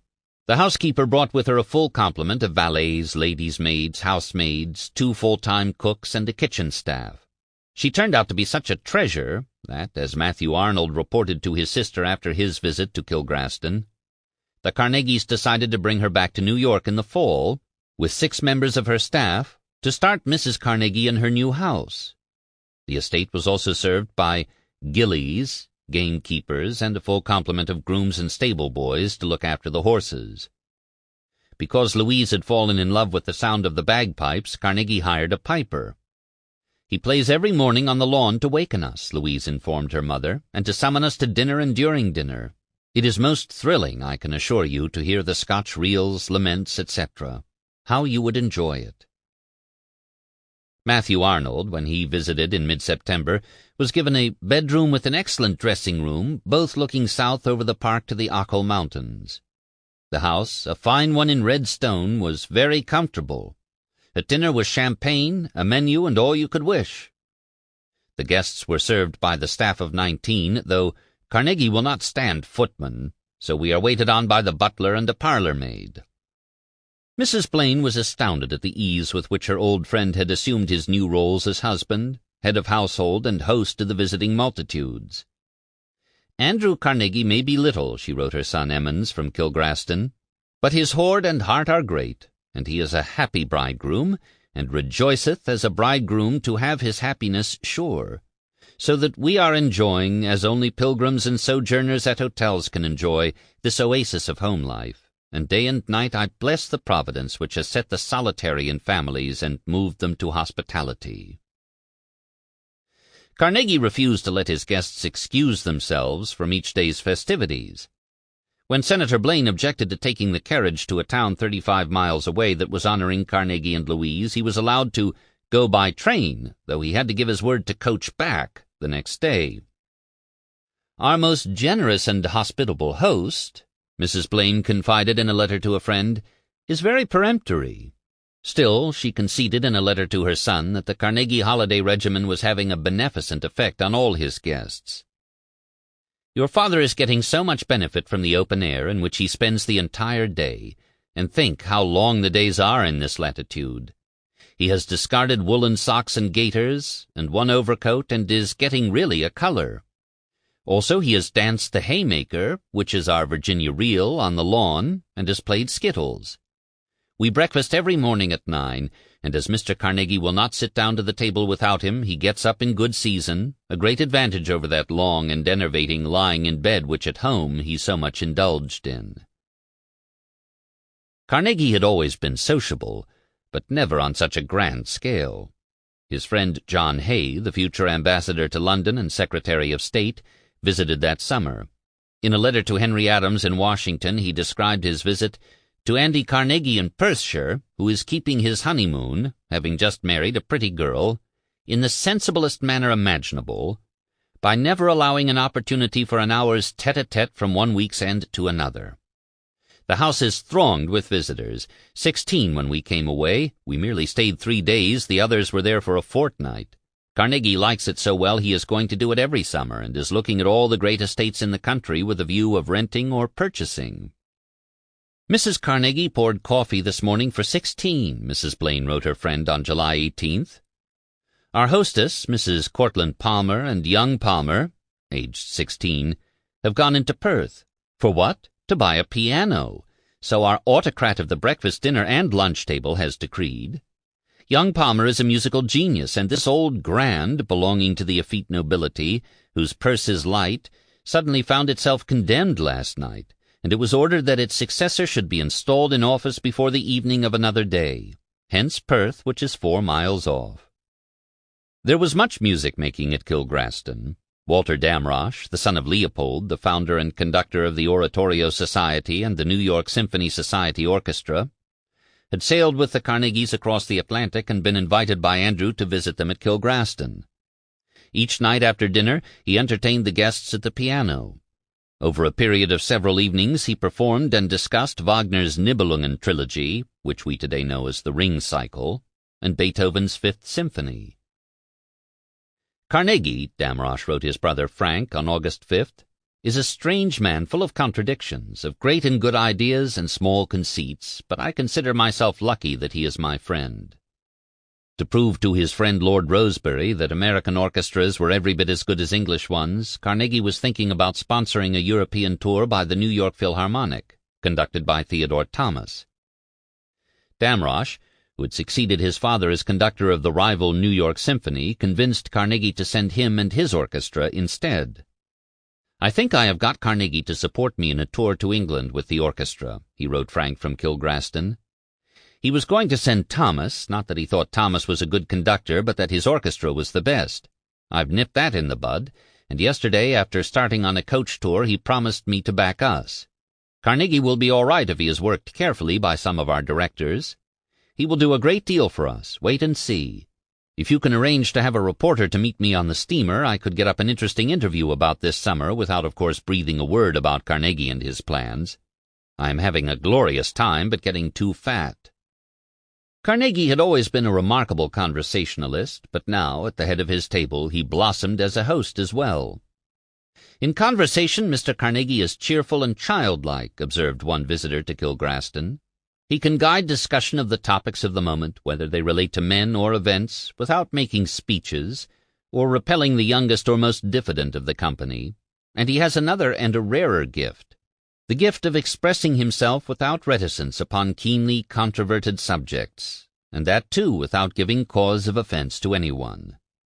He spoke with complete conviction, but without the authoritarianism of the know-it-all, never lost his temper, never raised his voice in anger, and never allowed any discussion on any subject to become too acrimonious. He also led his guests in song, dance, card and parlor games, and every variety of wholesome entertainment. In company, Mr. Carnegie indulges in music and delights in humorous stories, another of his guests observed, and when solicited by his friends he sings a good song or gives a recitation with dramatic effect. Louise was always at her husband's side, at the breakfast table where she poured coffee for their guests, at the dinner table, in the parlor, or outside in the gardens. Although she had no responsibilities for housekeeping, meal preparation, or supervising the help, there were several occasions, she wrote her mother, in which she found herself in tight places, but I wriggle out of them and the ladies all compliment me on my management. Her major difficulty was in keeping up with the guests. There were far too many of them, and no surcease from their constant comings and goings.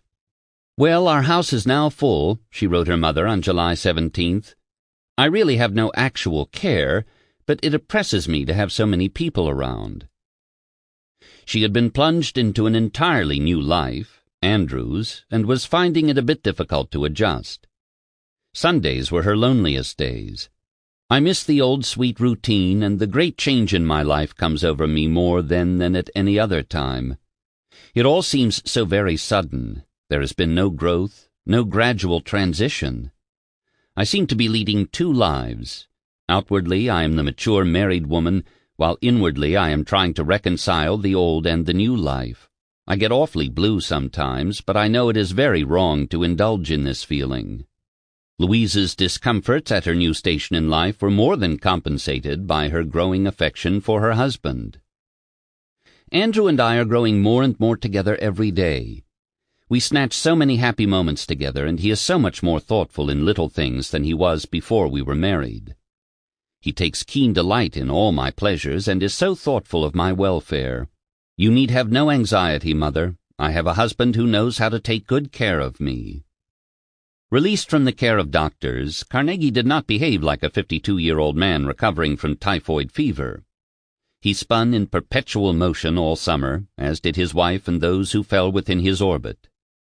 From Lord Provosts to members of town councils to Working Men's Association to Liberal Party enclaves, everyone, it appeared, wanted to greet and honor the Scottish-American millionaire and his American wife. In early September, with Louise at his side, Andrew delivered his speech at Stirling. They continued on to Glasgow, where he addressed the Glasgow Junior Labour Association at St. Andrew's Hall on the subject of Home Rule in America, and then drove to the Grangemouth Town Hall to personally mark the opening of a newly built Carnegie Free Library.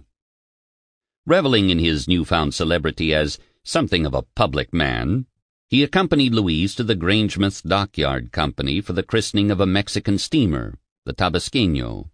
At the luncheon following the launch, Carnegie delivered his second speech of the day on, among other topics, land tenure, the Corn Laws, and the necessity for the British to emulate the Americans and cease primogeniture, entails, and settlements. Carnegie seized every occasion to get into print. His remarks in Grangemouth were recorded and published alongside his Glasgow and Stirling speeches in the Dunfermline Saturday Press, then reprinted by him in pamphlet form for distribution to friends, family, admirers, and his libraries and reading rooms. Years later, Margaret Barclay Wilson collected his published pamphlets and donated them to the Carnegie Library in Pittsburgh. They fill 5 bound volumes. Regardless of the occasion, Carnegie's message was the same. He praised American republicanism, advocated Irish Home Rule, and denigrated the British monarchy, the House of Lords, and the aristocracy.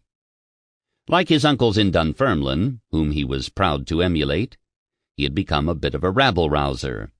Colonel Mann of Town Topics noted in his December 15, 1887 issue that Carnegie's freedom of speech had gotten him into some trouble across the water while he was on his wedding tour last summer. Invited to speak before a rather distinguished audience in Dunfermline, Carnegie had insulted many of them with a most disloyal speech viewed from a British standpoint, in which he criticized the Queen, her court, and the royal family for being worthless drains on Britain's treasury. Mann claimed that an old friend of Mr. Carnegie's had remarked at the time that he was afraid that the Democratic bee is going to buzz Andrew clean out of his head before he gets through. Ever since he began to print his ideas, he has grown fonder and fonder of forcing them on people, and he shows no discretion in doing it either. Carnegie so outraged respectable British opinion that a sort of blacklist has been set up in England against Mr. Carnegie's triumphant democracy. This ought to make it one of the most popular political publications of the day. As their honeymoon holiday passed into autumn, husband and wife grew closer together still. The more Louise came to know her husband, the more she admired and loved him, and the more she was astounded by his little kindnesses and his doting attention on her. "I believe he becomes dearer to me every day of our lives," Louise confided to her mother. "Of course, this big life is not altogether one I would choose, but as long as Andrew and I are so thoroughly united, I never can be otherwise than the happiest woman alive. No one, not even you, can begin to imagine the sweetness of that man's disposition." "Yes, Mother, it is a go," she wrote on yet another occasion. "As Andrew says, happily married, 2 words fraught with the deepest meaning in the world." As happy as Louise was, Andrew was happier yet. All his worries had evaporated into thin air. Louise loved Scotland, and had agreed that they should have a Scottish home and spend every summer in it. She had taken to his Dunfermline relatives and British friends, and they to her. Even Uncle Lauder, who could be grumpy, found her a lovable lady and a jewel in your crown. "I have taken her to my heart as a member of the family, and every one of us has done the same," he wrote Carnegie after Louise's visit to the Lauder home. Carnegie had found what he had so long been looking for without quite knowing it. a wife who loved, honored, and admired him, and who did not seem to mind that he was old and white-haired and growing more gnome-like by the day. With Louise he could have a home of his own and a fixed center in the whirlwind that was his life. And this, he realized, was what had been missing. On his return to New York from their extended honeymoon, he wrote his friend Vandy and invited him to New York to meet his wife. "Ah, Jackie, I've got the treasure. Only trouble is all my friends like her so much better than they do me. Scotland, England, America, all in love with Louise. We have a fireproof house double lot, quiet and sunny. Am very well, a leetle stout, but mean to work it off soon riding. Do come east and see us all, spend time with us here. You will dote on Louise, everybody does. Foolish, poor old bachelor. I'm sorry for you." Chapter 18. The Pinkertons and Braddock's Battlefield, 1887 to 1888. While the Carnegies were honeymooning in Britain, Frick was again confronting striking coke workers in Connellsville. The strike wave of 1886 had not been an evolutionary aberration, as Carnegie had predicted, but a harbinger of things to come. The Knights of Labor, having proved their mettle and emerged victorious in their strikes against the Gould railroads in the Southwest, enlisted hundreds of thousands of new laborers across the country, including Pennsylvania coal miners and coke workers. In the spring of 1887, the Connellsville workers who tended the ovens in which the coal was converted to coke threatened to go out on strike for a second year in a row if their wage rates were not raised when their contracts expired. The coke operators, led by Frick, agreed to submit the matter to arbitration. When the arbitrator's decision was handed down, it was accepted by the employers and by the national unions, but not by the local lodges, who called for a strike. Frick, along with the other coke operators, was determined to break the strike, but Harry Phipps and John Walker, the presidents of Carnegie's steel mills at Braddock and Homestead, ordered him to come to terms with the strikers at once. Frick did as they demanded. He really had no choice, as Carnegie and his partners owned the majority of the shares in his coke company, then offered his letter of resignation. "Having temporized with our employees and made concession after concession to satisfy them, and largely in your interest, i.e. the interests of the steel companies, and against the interest and judgment of all other coke producers, I think that, cost what it may, we should not start our works until our employees resume work at the old wages. But inasmuch as you have large interests depending on our works being operated, I do not feel like standing in the way of you managing the property as your judgment and interests dictate." Frick hoped and expected that Carnegie, on being apprised of the situation in the coke fields, would support his decision to break the strike. He was wrong. Carnegie sided with Phipps and Walker and accused Frick of not doing enough to ensure peace and full production in the coke fields. "Please don't mislead me second time," Carnegie warned him by cable from Scotland, referring to the year before when coke production had been temporarily stalled by a strike. "Remember, suffered enough last time. Make no mistake now. No stoppage tolerated. Reply." 6 days later, on June 7th, Frick officially resigned his position at H.C. Frick Coke and lodged his serious protest against so manifest a prostitution of the coke company's interests in order to promote your steel interests. The board accepted his resignation without comment and replaced him as president with Harry Phipps. The strike was settled, and coke continued to flow into the Edgar Thompson and Homestead Steel Works. The following month, Frick left Pittsburgh for a European vacation. Arriving in London, he found a letter from Carnegie welcoming him to Britain's Isle and inviting him to spend a week at Kilgraston. There was no mention of Frick's resignation or his serious protest at the steelmakers' interference. "It's superb. Come and see what one gets in Scotland these summer days," Carnegie wrote. "Plain the happiest man you ever saw. Let me hear your movements. Can take you all in any time." Frick, probably put out at Carnegie's decision not to back him against Phipps and Walker, declined the invitation. Refusing to take no for an answer, Carnegie issued a second invitation in early September. "H.P., Harry Phipps, tells me you can spare a few days about 19th to visit us. Come ahead. Shall be so glad to have Mrs. Frick and her sister and yourself and any others of your party. We hope you will find Scotland in fine trim, but we can't expect July weather in September, so don't expect it to be always dry. We sail Fulda 9th October. Can't you come with us? Splendid ship and captain. Frick accepted Carnegie's second invitation. There is no written record of what the two men talked about at Kilgraston, but whatever the content of their conversations, Carnegie succeeded in assuaging Frick's anger and convincing him to take up again his post at H.C. Frick Coke. Carnegie had decided that the young man from the coke fields, as impetuous as he might be when it came to breaking strikes, was too valuable a resource to be let go. Frick returned to Pittsburgh in October, and the following month was re-elected president of the company that bore his name. The Carnegies sailed back to the United States a few weeks after the Fricks. From Scotland, Carnegie had written to alert his New York City neighbor and now Secretary of the Navy William Whitney that he would be accompanying a deputation of British MPs and members of workingmen's councils to Washington.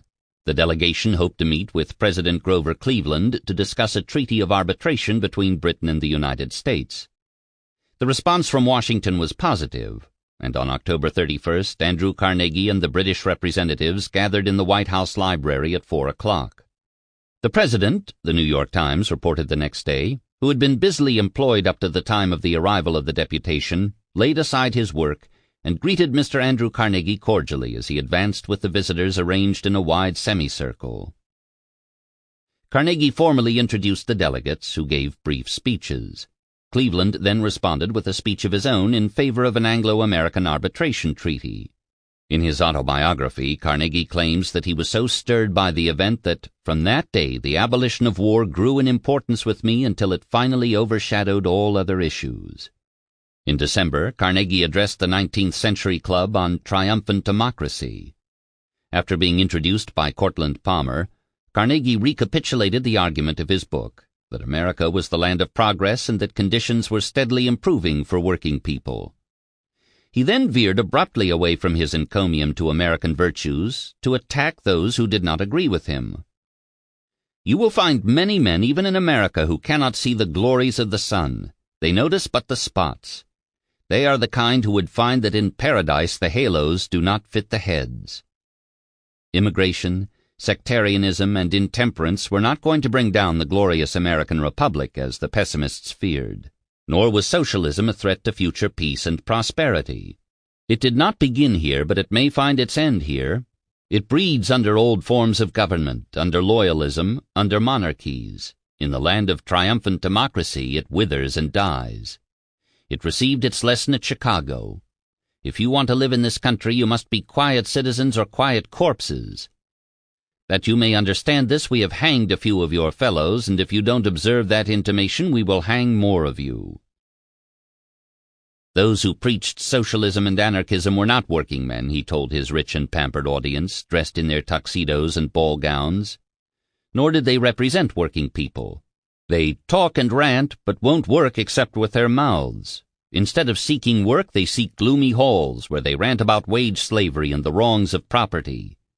They are mostly foreigners and the scum and dregs of the native population, the idle ne'er-do-well and dissipated. They are men whom the honest workmen of the country turn their backs upon.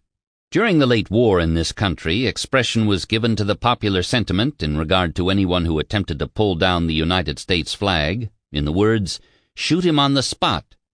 And if anyone attempts to establish anarchy in this country, the cry again will be, "Shoot him on the spot."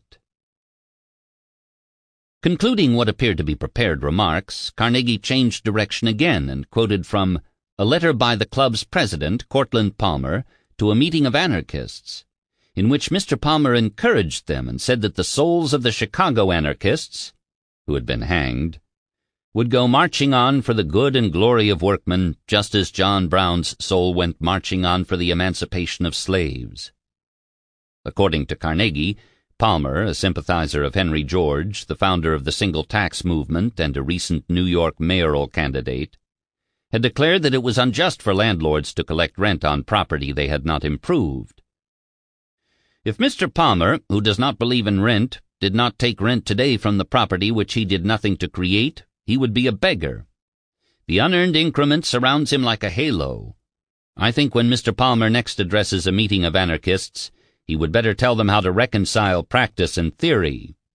Carnegie proceeded to attack Palmer for claiming that American workingmen were exploited. Had Palmer studied the census as Carnegie had, he would have learned that the opposite was the case. There is no sober workman in this country who, under present conditions, cannot earn his living, teach his children, and save a competence. Bring the man here who can prove that true workingmen, not mouth workingmen, are not satisfied with the condition of things. Show us a true organization of labor that wants socialism. Carnegie's ad hominem attack on Palmer was widely covered in New York and in Pittsburgh. The New York Times reported on the address on December 7th and then ran 2 additional articles on the 9th, one giving Carnegie the opportunity to defend his actions, the second a Society Topics of the Week account of the first unpleasant incident in the history of the 19th Century Club.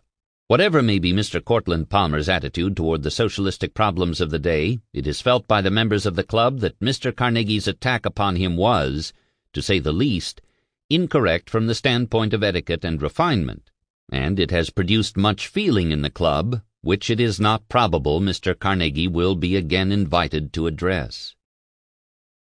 Carnegie, for his part, dismissed talk of a quarrel with Palmer. He had mentioned Cortlandt Palmer in his address, he told the Times, because Palmer was the foremost and most influential assailant of the existing relations between capital and labor, and as such I honored him by attacking his views and combating them. He made a very vigorous attack upon my class and called them very hard names. I tried to show that he was mistaken. When the 19th Century Club reconvened 2 weeks later, Cortlandt Palmer announced that Mr. Carnegie had resigned. Palmer had initially accepted Carnegie's resignation, but now regretted it. Mr. Carnegie is made of too good stuff for us to lose him. He had been too valuable, energetic, faithful, earnest, and progressive for us to permit him to go. His fear was that if he remained, his presence would create a division in the club. Palmer asked the members present to join him in requesting Carnegie to remain a member. The last word on the subject was delivered, as it so often was, by Colonel Mann of Town Topics, who, like Carnegie, could not abide armchair socialists. In many years of experience with the small tempests in the social teapot in New York, Mann wrote on December 14th, I have never encountered a more amusing one than Mr. Andrew Carnegie succeeded in brewing at the 19th Century Club last week. Not that Mr. Cortlandt Palmer did not deserve a scoring for his anarchistic bid for the notoriety he is so fond of, but it still was rather unconventional that he should have got his dressing down in the club he counts among his personal property. As for Mr. Carnegie's speech, though one may question his taste in delivering it as he did, one cannot question its soundness. Mr. Carnegie is a very hard-headed, sensible man. He is not a hypocrite either. His democracy is a study, not a fad, and no matter how many millions he may be worth, he need not rely on them to obtain him consideration. Besides, he earned his millions himself, and if this has made him a trifle self-assertive, his egotism is not that of a Josiah Bounderby, the self-righteous villain in Dickens's Hard Times, a mere gaseous inflation from the crucible in which his gold is cooked. Mann, who was a rock-solid conservative, had clearly enjoyed Carnegie's attack on Palmer's armchair socialism, but he may have been in the minority in praising him as he did. The truth was that Carnegie was becoming more and more of an anomaly in polite New York society. He had already made himself something of a pariah by coming out so strongly in favor of working-men's associations. He had then done the unpardonable and attacked a friend publicly and viciously. No one knew quite what he was going to do next. The Connellsville coke strike that Carnegie had forced Frick to settle in 1887 was the beginning, not the end, of a cycle of labor disputes that would rip through the Carnegie firms for the next 5 years, ending only with the Homestead lockout of 1892. While earlier Carnegie had stood pretty much on the sidelines and allowed Captain Jones and his brother Tom to set labor policy in Pittsburgh, he now felt obligated to show his fellow manufacturers the path to industrial harmony. He had publicly and in print in his 1886 Forum articles laid out his plan to restore labor peace through the use of arbitration and the sliding scale. What better way to demonstrate the wisdom of his plan than to put it into operation at his Pittsburgh steel mills? In analyzing past labor conflicts, Carnegie had found that employer intransigence and insensitivity were the precipitating causes. Because he believed himself infinitely smarter than his fellow industrialists, he was confident that he could avoid the errors they had made. There were, he recognized, hotheads in every group of employees, including his own, who, aided and abetted by foreign anarchists and armchair socialists, would attempt to provoke trouble. But he counted on the union leaders he had worked with in the past, and never ceased to praise publicly, most notably William Wyhe of the Amalgamated Association of Iron and Steel Workers and Terence Powderly of the Knights of Labor, to listen to reason, his, and out-argue, shout down, or shut out the ignorant demagogues who regarded capital as the natural enemy of labor, and tried their best to embitter the relations between employer and employed. That this approach, relying on leaders to control their rank and file, had failed in Connellsville, where the local lodges had refused the arbitration package agreed to by the national unions, seemed not to deter him. Having committed his ideas to paper, Carnegie prepared to put them into practice at his Edgar Thomson Works at Braddock. On December 16, 1887, weeks before the existing labor contract was due to expire, notices were posted at the gates of Edgar Thomson, announcing that the works would be shut down the next day for annual repairs. On December 28th, the Knights of Labor presented its wage demands for the new contract to Captain Bill Jones. The Amalgamated, having disbanded its lodges 2 years earlier, was no longer a presence at Edgar Thomson. Jones had no response, for the moment. In New York City, Carnegie outlined the firm's position in an interview with the New York Times on January 20, 1887. Because both steel rail and pig iron prices were down by 20%, it was only fair to ask the men to submit to a 20% reduction in wages. However, he intended to request only a 10% wage cut. If this were not satisfactory to the employees, his firm would not only be willing but anxious to submit the matter to arbitration. He did not expect the men to refuse arbitration or go on strike, as this would be contrary to the fundamental laws of the Knights of Labor, to which organization the men belonged to a great extent. On February 8th, Captain Jones summoned the Knights of Labor Conference Committee to the company offices in Pittsburgh and formally presented his firm's proposal for a 10% cut in wages. The men rejected the wage offer but agreed to submit it to arbitration on the condition that any settlement reached be in effect for 6 months only, to July 1st, and that from this point on the annual contract expiration date be, as at Homestead, July 1st, not January 1st.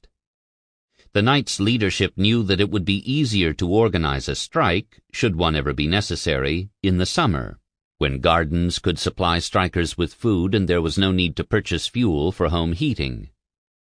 They were also persuaded that with rail prices depressed they would be better off negotiating a short-term agreement and waiting 6 months before signing a new contract. To this point, there was nothing out of the ordinary about the negotiating process or timetable. That the Knights had turned down Jones's initial offer and he theirs was not in itself cause for alarm. Nor was the fact that the mills remained closed and the workers locked out during a slack period with few new orders coming in. Only the furnace departments remained in operation, as was customary during shutdowns. Jones and Carnegie had expected that the Knights' leadership and the rank and file would, after a few months of being locked out, accept the new wage offer, but they did not. In late February, with the lockout still in effect, Carnegie visited Chicago with Louise, then stopped over in Pittsburgh on his way back to New York. On arriving at the Hotel Duquesne, Carnegie was taken to the company's headquarters on Fifth Avenue, where, according to the newspapers, he remained in consultation with his partners for several hours. The Knights of Labor officials who had been waiting for negotiations to resume interpreted his visit as a signal that he had decided to intervene. "Andrew may settle it. Employees expect good results," read the headline of a Pittsburgh press article announcing his arrival in Pittsburgh. "The employees at the Edgar Thomson Steel Works have a high regard for Andrew Carnegie," a Knights official explained to a reporter. "He fully understands the men, and they have full confidence in him. He has settled difficulties there before by simply calling a meeting of the employees and discussing the points at issue in a businesslike way." Carnegie did not take the train to Braddock to meet with the locked-out Edgar Thomson workers or the Knights of Labor leaders. He returned instead to New York, but not before issuing what the newspapers referred to as the startling statement that Pittsburgh steel was in grave danger of being driven out of markets in the Midwest and Northwest by Chicago manufacturers who paid their workers less than he paid his. His comments, broadcast the next day on the front page of the New York Times and in the Pittsburgh papers, created a sensation. It was assumed that he was laying the groundwork for his wage cut proposal by intimating, none too subtly, that if his workers didn't accept reductions, he might move his plant to a location with lower labor costs. Carnegie was not simply crying wolf about the competition from Chicago. He had looked into the future and hadn't much liked what he saw.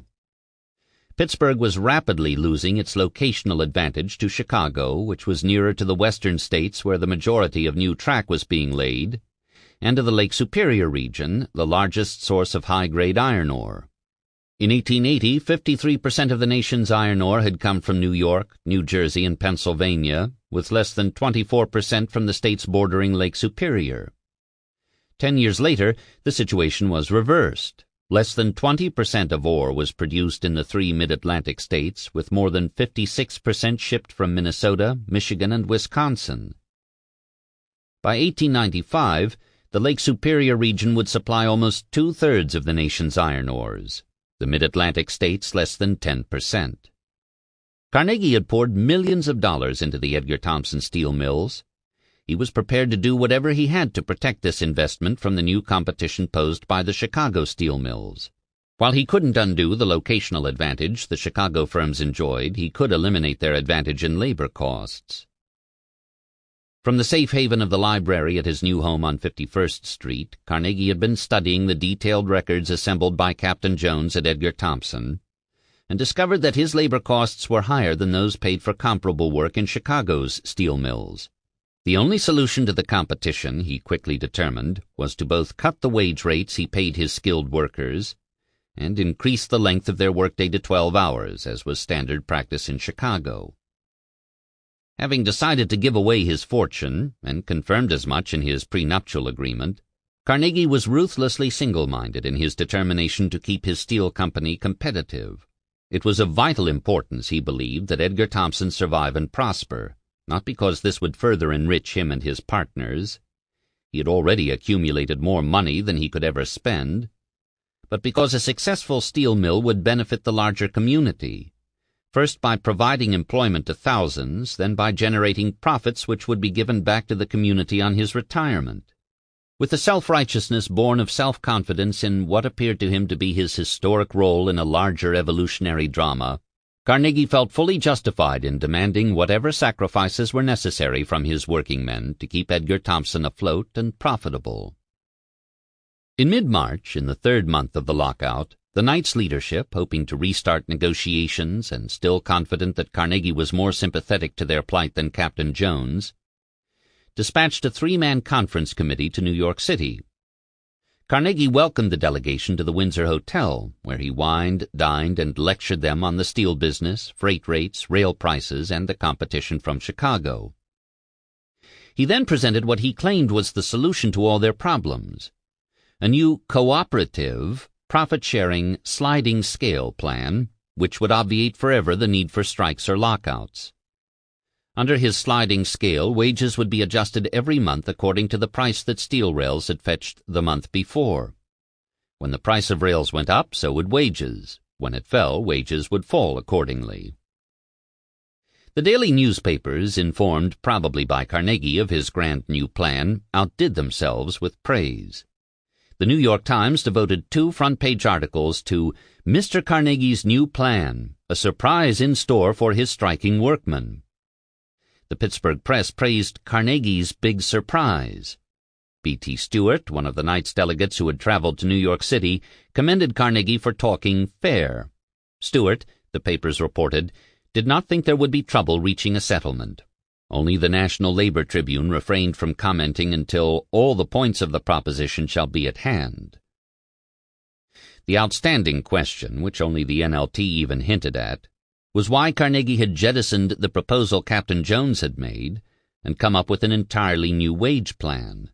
The answer was that he had decided that Jones's proposal did not go far enough toward eliminating the advantage he believed his Chicago competitors enjoyed. His sliding scale plan, despite the rosy rhetoric with which he presented it, was intended to establish a new precedent for cutting labor costs by adjusting them to steel prices, which Carnegie knew were bound to fall in the future as they had in the past. More important, Carnegie had decided that at the same time that he instituted his new sliding scale, he was going to increase the length of the workday for skilled workers from 8 to 12 hours. After their day of talks at the Windsor Hotel, Andrew Carnegie sent the 3 delegates back to Pittsburgh with copies of the April 1886 article in Forum, in which he had first outlined his ideas for a sliding scale wage plan. He said nothing to them about his intention to increase the workday. Instead, he promised them that he would put his current views into a letter and transmit it to the Executive Board. On March 28th, the Executive Board of District Assembly 3 of the Knights of Labor met in a special evening meeting to read Carnegie's letter aloud and discuss it. The letter described the new sliding scale in broad generalities. "I wish our men and ourselves to become practically partners by paying them upon a monthly sliding scale based upon the price received for rails during the month preceding." After referring to competition provided by the Chicago mills, Carnegie let loose his first bombshell. "It follows that we must do as our competitors do, viz., run 2 turns of 12 hours each, where and when they do so." If that were not enough to jolt the Knights delegates out of their mistaken belief that Carnegie was going to offer them a better agreement than the one Jones had put on the table, reading on, they discovered that Carnegie insisted that the new labor contract be made binding not for a year, as was normal in the trade, or for the 6 months the Knights had asked for in February, but for a full 3 years. The extended time period was necessary, he claimed, to give the sliding scale a fair trial. He added that he wanted every worker in the plant to sign the new contract individually and for himself. Recognizing, of course, that by demanding this he was at the stroke of his pen eliminating the Knights as the bargaining agent at Edgar Thomson, he slyly added that he had no objection to any committee signing also, as a committee. His ultimate intention to restrict, if not remove, the Knights' influence at the works was indicated in the statement that, "Of course our managers would select such men as they desired to serve under them." The change from 3 to 2 shifts was going to result in the layoff of hundreds of skilled workers in every department. Carnegie was making it clear that the union was to have no role of any sort in determining who stayed and who was discharged. On Thursday, May 29th, the Executive Committee presented Carnegie's letter at an open meeting of the 4 Knights of Labor lodges at Edgar Thomson. The meeting was attended by some 2,000 steel workers. "Carnegie is answered. His proposition falls very flat," read the headline in the Pittsburgh press the next morning. The Pittsburgh Times reported that the steel workers had been surprised by the proposal. Though they were generally pleased with the document as opening a means of settlement, they refused to vote it up or down as Carnegie had demanded. Instead, they authorized the selection of a committee of 19, each member representing one of the departments at ET, to confer on the proposition, discuss it with Mr. Carnegie, and make it clear to him that they did not favor a return to the 12-hour turn. The following Tuesday, April 3rd, the Committee of 19, having met all weekend, sent an almost fawning letter to Andrew Carnegie, Esquire, who had returned to Pittsburgh in the interim. "There is evidently a misunderstanding between the firm and the men," the committee wrote, "and we believe that if we could have a full and free conference with you, that the relations between us might be improved. We are somewhat restless under the fear that you are not in possession of all the facts in connection with the unfortunate condition of things. We want to assure you that there is no disposition on our part to interfere with the management of your works, and yet, while the force of circumstances compels us to labor, we are men of like passions with yourself, having interests dear to us involved in the price of our labor, and we are ready to be corrected if we are wrong. Therefore, we hope you will concede to us this conference." The letter went on to assure Carnegie that the committee and the men they represented agreed with the fundamental principles underlying your proposition to pay us on a sliding scale. Should their conference not result in a settlement, the knights agreed to submit what we disagree on to arbitration. Carnegie granted the men their meeting on Wednesday morning at the Monongahela House. Then, after congratulating them on the tone of the letter, he politely told them his proposition was his ultimatum, and they would have to accept it as written. Though he had insisted that he was not going to negotiate on the terms of the new contract, no one quite believed him. Rumors surfaced daily that he had agreed to meet with the knights in Pittsburgh or New York City, or had delegated Captain Jones or his cousin George Lauder to reopen negotiations in Pittsburgh. A local Catholic priest, the Reverend Father Hickey, offered at his own expense to lead a new delegation to New York City. Only when Carnegie informed Father Hickey by telegram that he had finished talking and would not meet with any more committees did the citizens of Braddock begin to take him at his word. "Won't confer again. Carnegies say they have had enough of committees," the Pittsburgh Press reported in a front-page headline on April 17th. The people of Braddock, Pennsylvania, prepared for what they were now sure was going to be a long lockout. The largest grocer in town closed its doors. Several more cut off credit for Edgar Thomson workers. Captain Jones called in the minor bosses to oil the machinery, put the rollers in tallow, and otherwise prepare the works for a lengthy period of inactivity. The skilled steel workers who were able to find work elsewhere did so. The knights concentrated on holding their members together. They held weekly rallies at the skating rink and tried to raise strike funds from the District Assembly, the National Union, and other labor organizations. They also did their best to reach out to the skilled workers and unskilled Eastern Europeans who did not belong to the Union. In mid-April, Father Hickey thrust himself into the headlines again by assuming what he called a protectorate of the non-union men. He declared that he was going to hold a referendum at the local parochial school at which all Edgar Thomson workers would be asked to vote on whether to return to work. The knights boycotted the referendum. In the end, fewer than 500 of the 4,500 ET workers cast ballots. Carnegie and Jones did not act until it became clear that Hickey's referendum was going nowhere, and then they made their move. On Thursday, April 19th, Jones arrived unannounced on the 12:45 train from Pittsburgh. On the way to the steelworks from the station, he stopped his carriage and, spying the boss bricklayer, ordered him to get his men ready for work Monday. The effect of this order, the New York Times reported the next morning, was electrical. At every corner groups of men congregated, wondering what was in the wind. They were not long kept in waiting, for the mill policeman appeared on the street, hunted up the bosses in the various departments, and informed them that Captain Jones wished to see them at the works immediately. When they arrived, Jones told them that the works would be opened on Monday, and that they should round up their men. Joe Wolfe, the boss of the Hungarians, the generic term applied erroneously to the unskilled Eastern European day laborers, was also directed to bring in his men. The general feeling at Braddock, the Pittsburgh Times reported, was one of intense, suppressed excitement. It was seen that the crisis had come, and trouble is feared. Asked if he intended to reopen the works as non-union, Captain Jones parried the question by claiming that Carnegie Brothers did not discriminate against anyone because of race, creed, or organization. "We have posted our terms, and anyone who desires can sign. The choice of positions goes, of course, to those who sign first. I do not anticipate any trouble from the knights, and certainly hope there will be none. But I shall start the works by hook or crook, and there are laws in the country which, as the largest taxpayer in the borough, we have a right to invoke for our protection." The implication was clear. If the Knights' leadership did not order its members to return to work at once, Jones would fill their jobs with outsiders.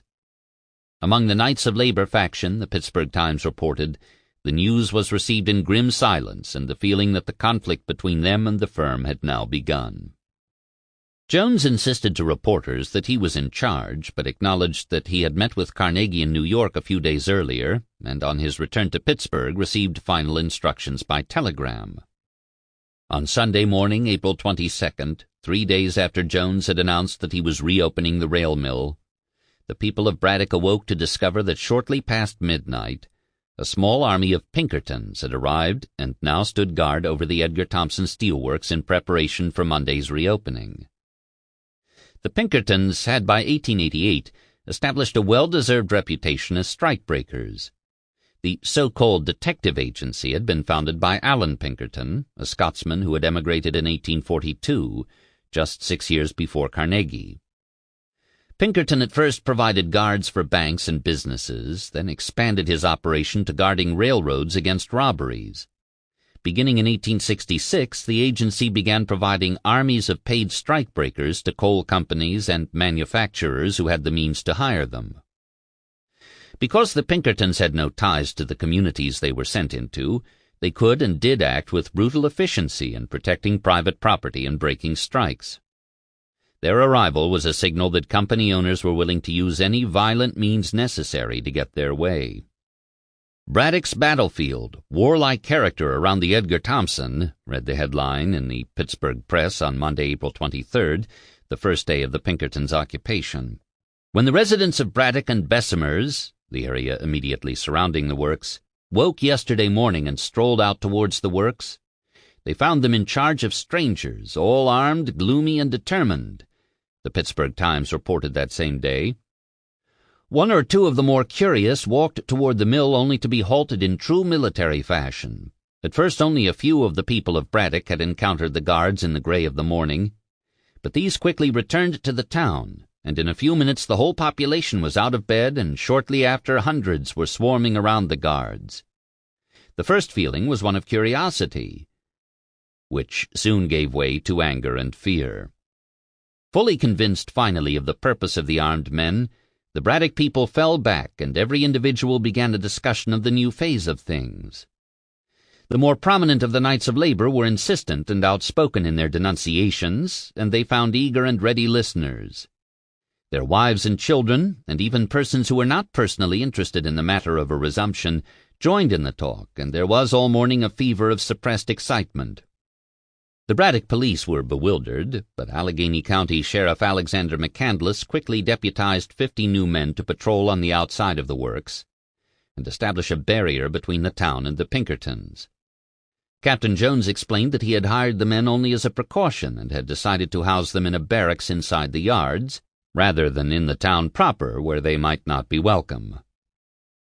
Jones took full credit for the decision to bring the Pinkertons to Edgar Thomson, though it is inconceivable that he could have made such a decision without at least tacit agreement from Carnegie, with whom he was in direct contact. Testifying in 1912 before the Congressional Committee investigating U.S. Steel for antitrust violations, Carnegie declared that Pinkerton guards were never employed except when I was away in Europe in 1892. When confronted with testimony to the contrary, he asserted that if Pinkertons had indeed been engaged at Edgar Thomson, it had been without my knowledge. I never heard of it until now, as far as I remember. We would have no use for Pinkertons. It is clear from the available evidence that Carnegie, who had in the past declared that he would never bring in substitutes to replace his workers, had changed his mind. His mills had been shut down for almost 4 months. He could not afford to keep them closed any longer. The market for steel rails, which had been almost dormant in early 1888, had come alive again, the National Labor Tribune reported on April 21st, and reaffirmed on April 28th. If the Knights refused to return to work on his terms, which he was convinced were fair, he would replace them with men who would, and if that necessitated armed protection for substitute workers, he would provide it. Jones's demand that the men return to work and the introduction of the Pinkertons transformed a peaceful lockout into a potentially violent strike. The works having been secured by the Pinkertons inside the gates and the sheriff's deputies outside, Jones and Carnegie could now bring in substitute workers on the B&O tracks that ran through the works. While insisting that he would rather have his old men back than introduce new workers, Jones admitted to the reporters that he had received dozens of job applications. The company was already refitting a number of old houses in the yards for those men who are brought from other places, the Pittsburgh Times reported on April 25th. In its lead editorial on Monday morning, April 23rd, the Pittsburgh Press, like most of the local papers, expressed shock and dismay at Carnegie's decision to bring in the Pinkertons. It seems, as our recollection serves us, that Mr. Carnegie was quite emphatic, yet now we find him turning the Edgar Thomson into an arsenal instead of a library, and garrisoning the works with extra police, special deputy sheriffs, and Pinkerton detectives in order to effect a resumption of the works by force, if force should be necessary. Carnegie, the editorial concluded, had every right to run his works as he pleased, but not to lie to his workers about his intentions. The men may be expected to regard his statements and addresses to them with extreme caution in the future. There was no response from Carnegie, nor would there ever be to criticisms of his bringing in the Pinkertons. The Knights continued to talk tough to whomever would listen and insist that the introduction of the Pinkertons had only solidified the resolve of their members to fight on. But they recognized now that there was no way they could prevent Carnegie from reopening the steelworks with non-union men from Braddock and scabs from elsewhere. Their only hope was that Carnegie would invite them back to the bargaining table. Carnegie himself, in an interview with a reporter from the Pittsburgh Dispatch, insisted that he was finished negotiating. Carnegie's crusher, read the Pittsburgh Press headline on April 28, 1888. Effective his last statements on men at Braddock depression exerted by realization of the fact that the steel works will start.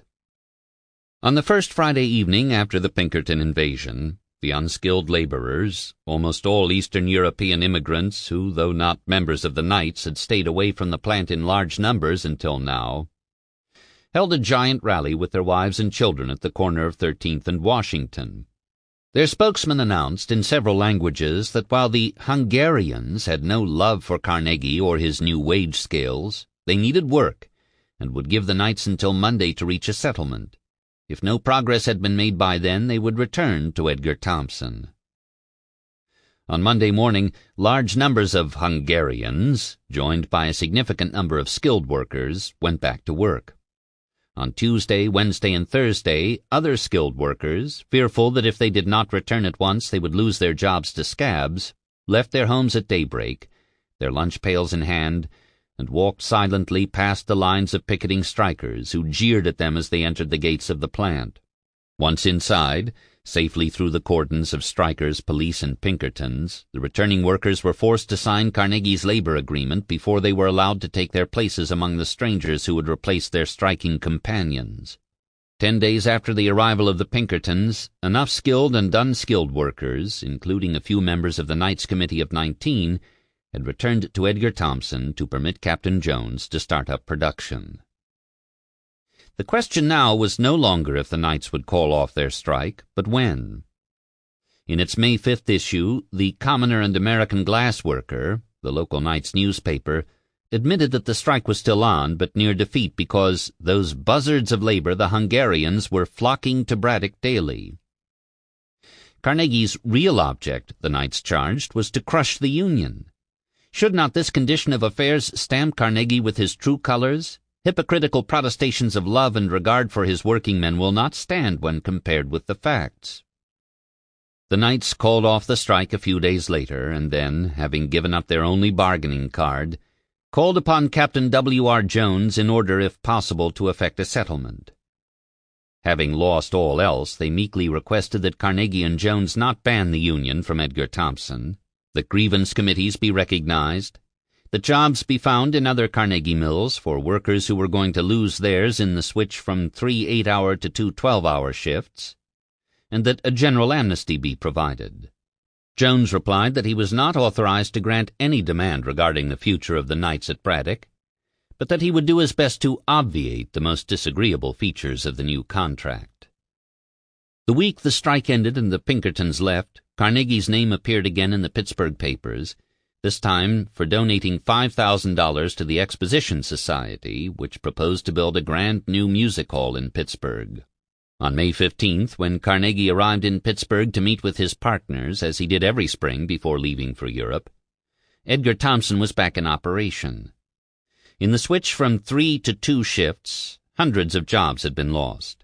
Those who had been fortunate enough to keep their jobs had agreed, over their signatures, to abide by the terms of the new 3-year contract, accept a sliding scale with no minimum rate, work a 12-hour day, take whatever position the company offered them, and pledge themselves as men and citizens to abide by and obey the rules and regulations posted at the Carnegie Steel Works and furnaces. 24 years later, in 1912, 77-year-old Andrew Carnegie, testifying before the U.S. Steel Congressional Investigating Committee, insisted that the Edgar Thomson workers had freely and of their own accord signed the sliding scale agreement he had offered them.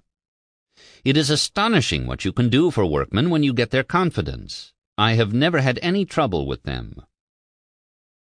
From this point on, Edgar Thomson would be run as a non-union shop. Carnegie and Jones would no longer bargain with union committees about grievances, wage rates, work rules, or transferring or firing recalcitrant workers. In crushing the Knights, Carnegie had won himself at least 2.5 years of labor peace at Edgar Thomson, and made it clear to the Amalgamated at Homestead that he could bust that union too if it offered resistance to his plans. What, in the final analysis, is perhaps most astounding about the Edgar Thomson strike of 1888 is its virtual erasure from history. The New York press reported on Carnegie's wondrous, inventive sliding scale plan when he introduced it, but ignored what went on when he tried to force it on his workforce. Many of Carnegie's biographers have overlooked the story entirely. Had more attention been paid to what happened at Edgar Thomson in 1888, there would have been less surprise at what transpired at Homestead in the summer of 1892. Chapter 19. Friends in High Places, 1888 to 1889. It was to be Louise's first coaching trip. As had become his custom, Carnegie had assembled an illustrious collection for the occasion. Joining the Carnegies in their four-in-hand were Senator Blaine, still the most well-known Republican in the land, with his wife and her cousin, the author Gail Dodge. The coaching party, which also included Walter Damrosch and Louise's friend and pastor, Dr. Eaton, departed from the Metropole Hotel in London on June 7, 1888. Lord Rosebery and John Morley were there to see them off, as were hundreds of slightly astonished Englishmen and women, who watched from the sidewalk as the men, in their tall white hats, and the women in their traveling costumes, Louise's was blue serge, were escorted to the coach. Carnegie, also in a serge suit with a red rose in his buttonhole, took his place alongside his wife, and they were off on a 6-week coaching trip to Cluny Castle in the Scottish Highlands, where they were to spend their second summer as husband and wife, once again with the Blaines as house guests. As the coaching party made its way through Britain, the Republicans gathered in Chicago to nominate a candidate to run against Grover Cleveland in November. Blaine, the plumed knight from Maine and the only Republican to have been defeated in a presidential election in 30 years, had insisted he was not a candidate, but no one, including his supporters, quite believed him. For the next 20 days, as the Republicans debated and then chose their nominee, Carnegie's coach was trailed by reporters. "New York newspaper reporters have followed us from place to place by rail, horseback, and tricycle," Walter Damrosch wrote his brother Frank. Carnegie appointed himself the senator's unofficial press secretary. "Our host," Harriet Blaine wrote to her son James, "is not a man to turn a deaf ear to a reporter's appeal."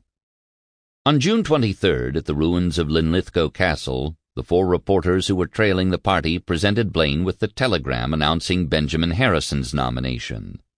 Blaine, according to Damrosch, bade a friendly goodbye to the 4 young sleuth-hounds, and we continued our journey farther north until we arrived at Mr. Carnegie's home, Cluny Castle, on the evening of July 3rd.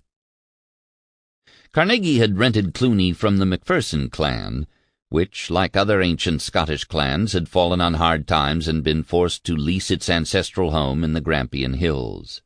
The estate comprised 11,600 acres of mountain, valley, forest, and moorland in the Cairngorm mountain area, in the southeast section of the highlands along the River Spey. Because of the heavy and almost constant rainfall, the vegetation in this area of the highlands is extraordinarily lush from spring through fall. The fields of heath give the area an almost purple look, enlivened by yellow gorse and broom, pink and purple rhododendron, wild lupin, and bluebells, overhung by low-lying clouds and a dark mottled blue sky. Heather-colored hills sparkled in the near distance, with mountains rising up behind them, craggy, forlorn, and forbidding.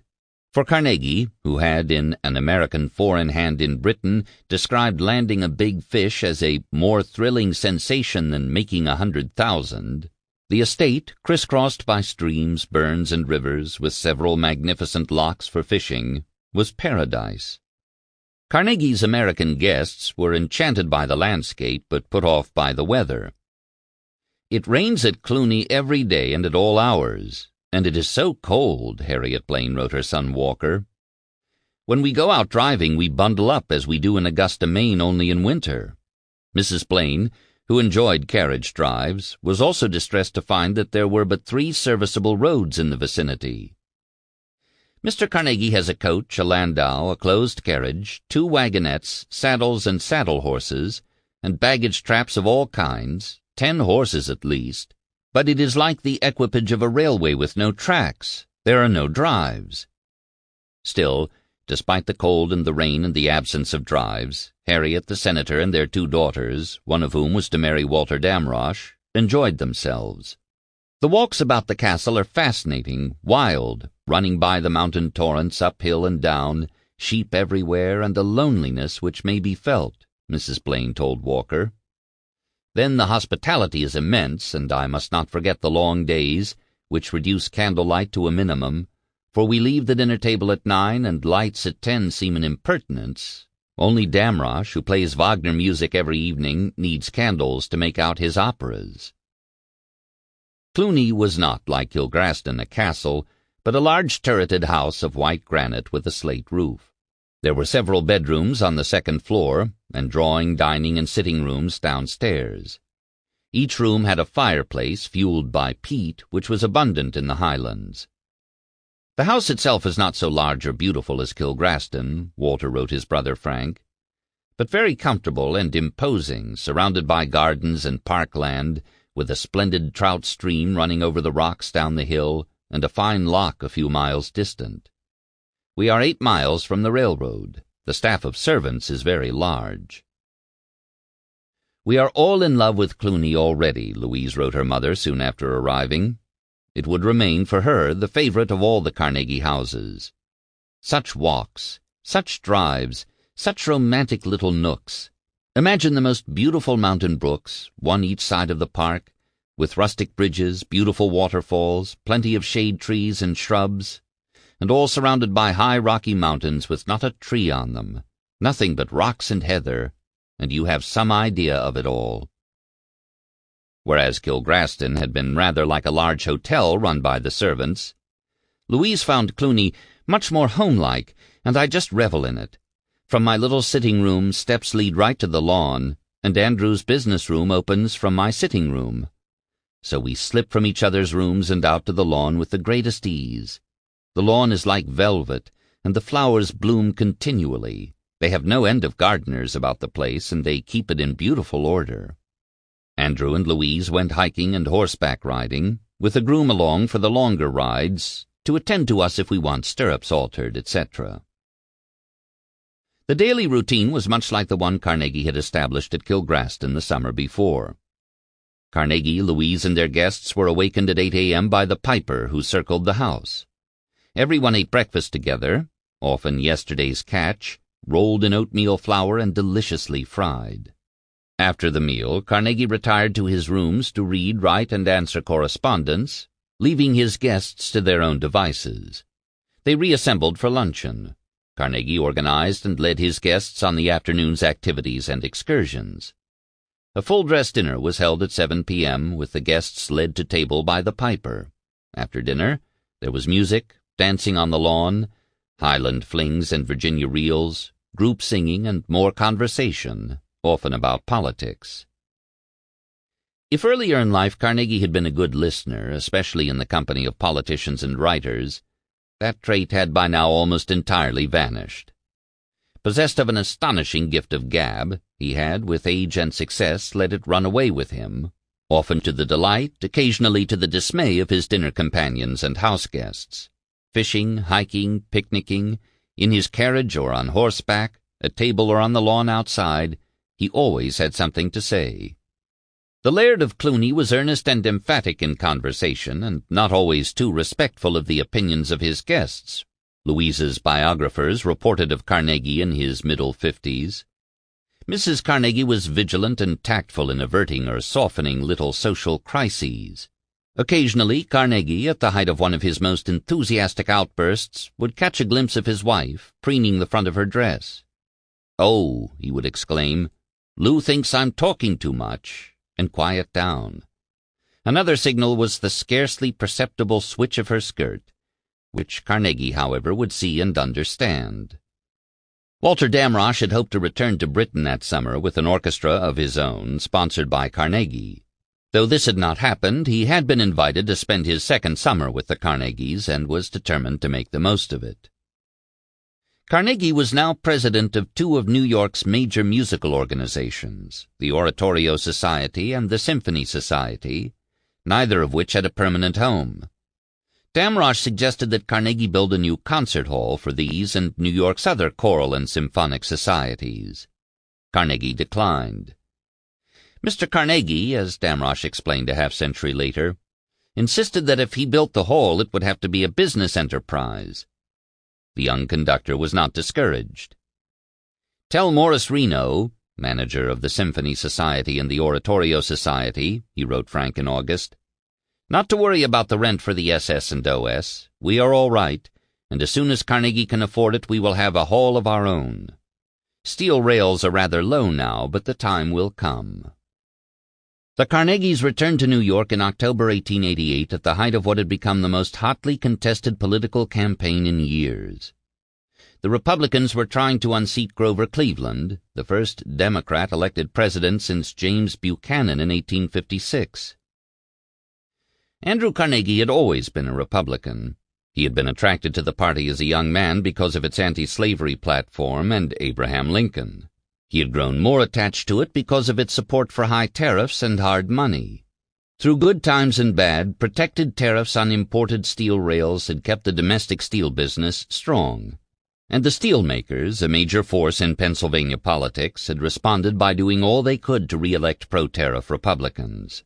3 weeks before the 1884 elections, Carnegie had written his partners in Pittsburgh that Bethlehem, Pennsylvania Steel Company, Cambria, and Lackawanna I&C, iron and coal, have each given $5,000 to the Republican National Committee, and we have been asked to give the same amount, which I think is only fair. Despite the manufacturers' contributions, Cleveland had defeated Blaine in the election of 1884.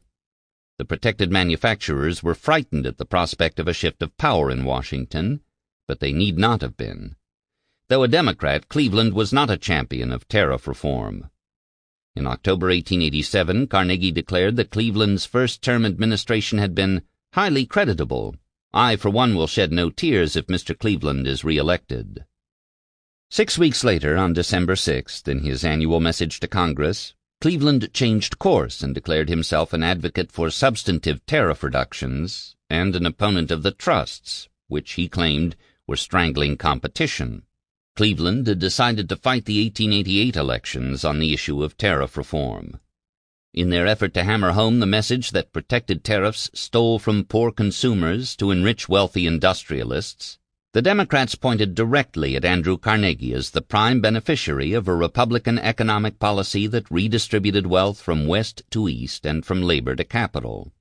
Carnegie, a Scotsman and rich beyond imagination, was an easy target, especially in Pennsylvania.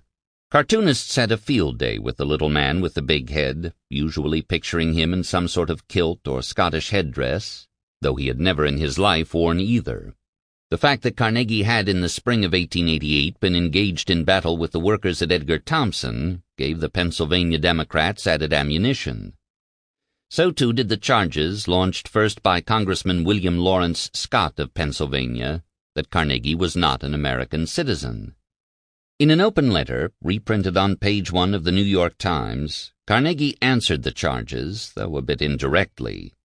He claimed that he had confronted Congressman Scott at a meeting of the House Ways and Means Committee in Washington. "I said to Mr. Scott, 'You have been making speeches around the country saying that I would not consent to become an American citizen, and that I was a foreigner profiting by the high tariff.' According to Carnegie, Scott replied that he had made that statement under a misapprehension, and he now knew it was not true. He had read Triumphant Democracy and knew that I was an intensely patriotic American.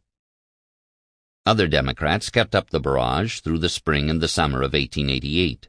Not a week passed during the campaign without some reference to Carnegie and his millions, the workers he was exploiting, and his extended and luxurious Scottish vacations. Carnegie tried to counter the attacks by leaking to the press the news that the workers at Edgar Thomson, under his new 3-year sliding scale, earned more in August 1888 than they would have under the wage rates originally proposed by the Knights of Labor. That much was true, but only because, as the National Labor Tribune noted, they were working 12 hours a day instead of 8.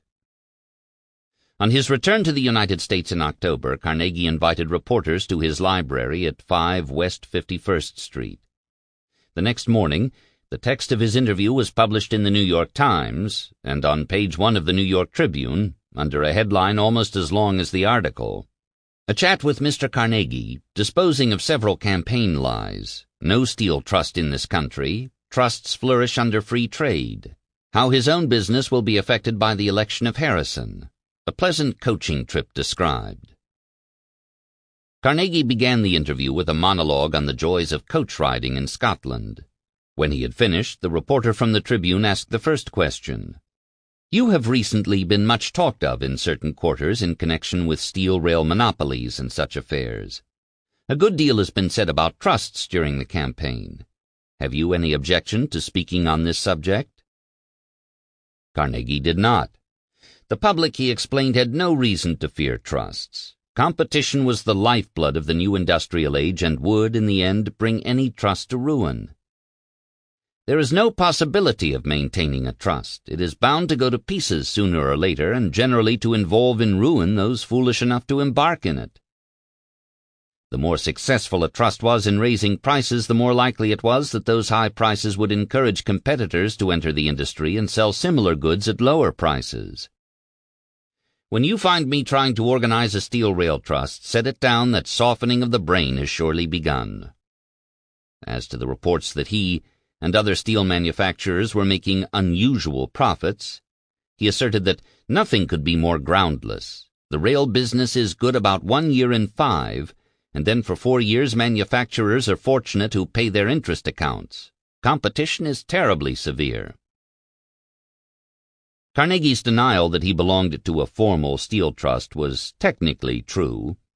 The steelmakers had not established a formal trust in the same way that Rockefeller had with Standard Oil, but they had set up a number of informal pools which set prices and divided markets for rails, beams, wire nails, steel billets, axles, channels, and angles.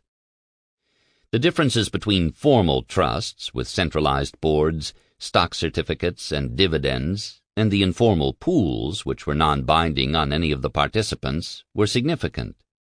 Their purposes, to control if not eliminate competition, were identical.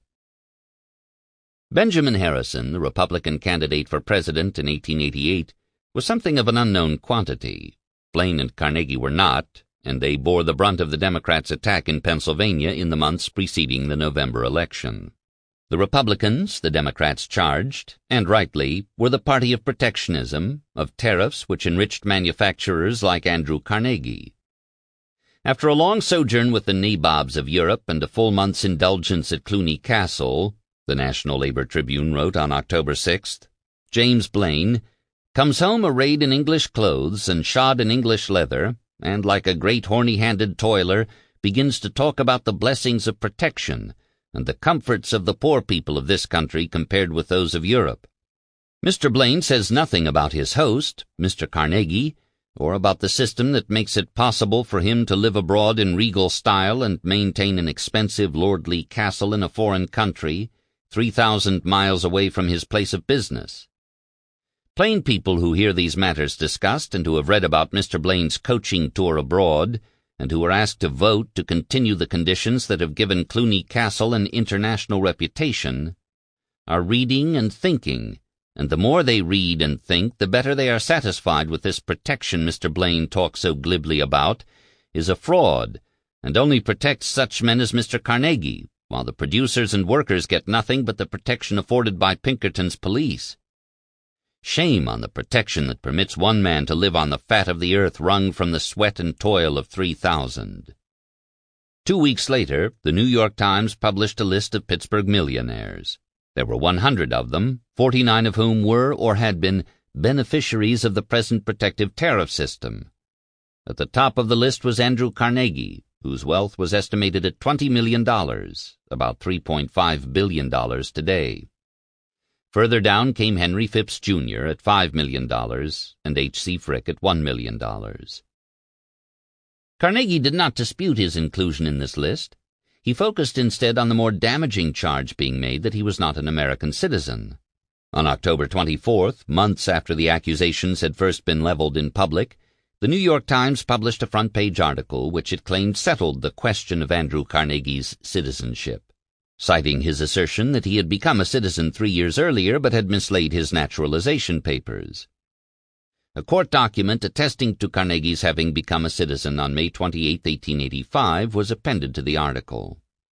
Carnegie had delayed so long in furnishing proof of his citizenship, not because he had mislaid his papers, but because he did not want to admit that he had not applied for citizenship until 1885, when he was 50.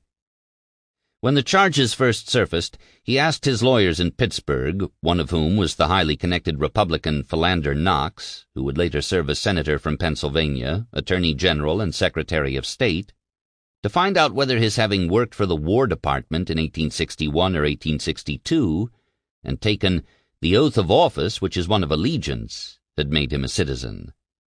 He also directed his lawyers to search for any records that might demonstrate that his father had been naturalized or applied for naturalization. Had William Carnegie become a citizen before he died, his minor son would have been one as well. His attorneys informed him that his service in the War Department did not make him a citizen, and that there were no records that his father had ever been naturalized or declared his intention to be naturalized.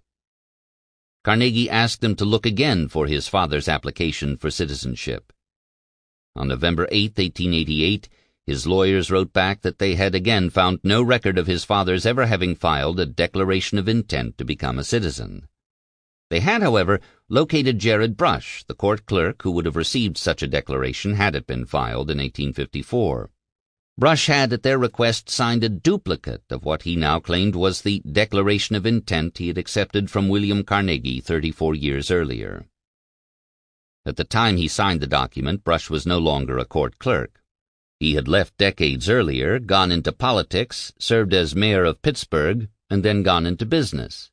The 1880 census listed him as an iron manufacturer. When asked to help out Mr. Carnegie, a fellow Republican and iron maker, he no doubt agreed to do so by signing his name. To protect himself legally, Brush clearly wrote duplicate in red ink on the left-hand margin of the document he signed. That notation was afterwards erased from the declaration of intent which Carnegie held on to during his lifetime, and later deposited with his papers at the Library of Congress. Benjamin Harrison was elected President of the United States in November 1888, though he lost the popular vote to Grover Cleveland. Carnegie telegraphed his congratulations from New York. First, for the continued prosperity of the Republic. Second, for your personal merits, I tender you my heartfelt congratulations upon being called to the foremost position in all this world. The changing of the guard in Washington occurred at the same time as a similar transfer of power in Pittsburgh.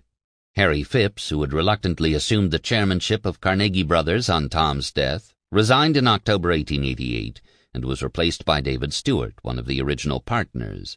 When Stewart died almost immediately after assuming the post, he was replaced by Henry Clay Frick. Even before his formal appointment, Frick had begun to serve as Carnegie's chief lieutenant in Pittsburgh.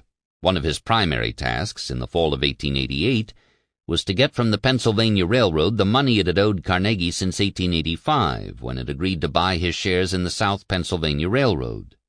Carnegie, having reluctantly decided that there was no way to fight the Pennsylvania's monopoly on freight traffic to and from Connellsville, was most anxious, as he wrote Frick in September, to get into closest alliance with PRR. It is worth all the other RRs to us put together. We could do much for PRR. My policy is to keep to our own business, i.e. making steel, not building railroads, work loyally with Mr. Roberts. the Pennsylvania's president, do all we can to advance PRR. We should all agree to put the money originally invested in South Pennsylvania stock into its shares and hold it as a permanent investment. I would take $1 million of its stock.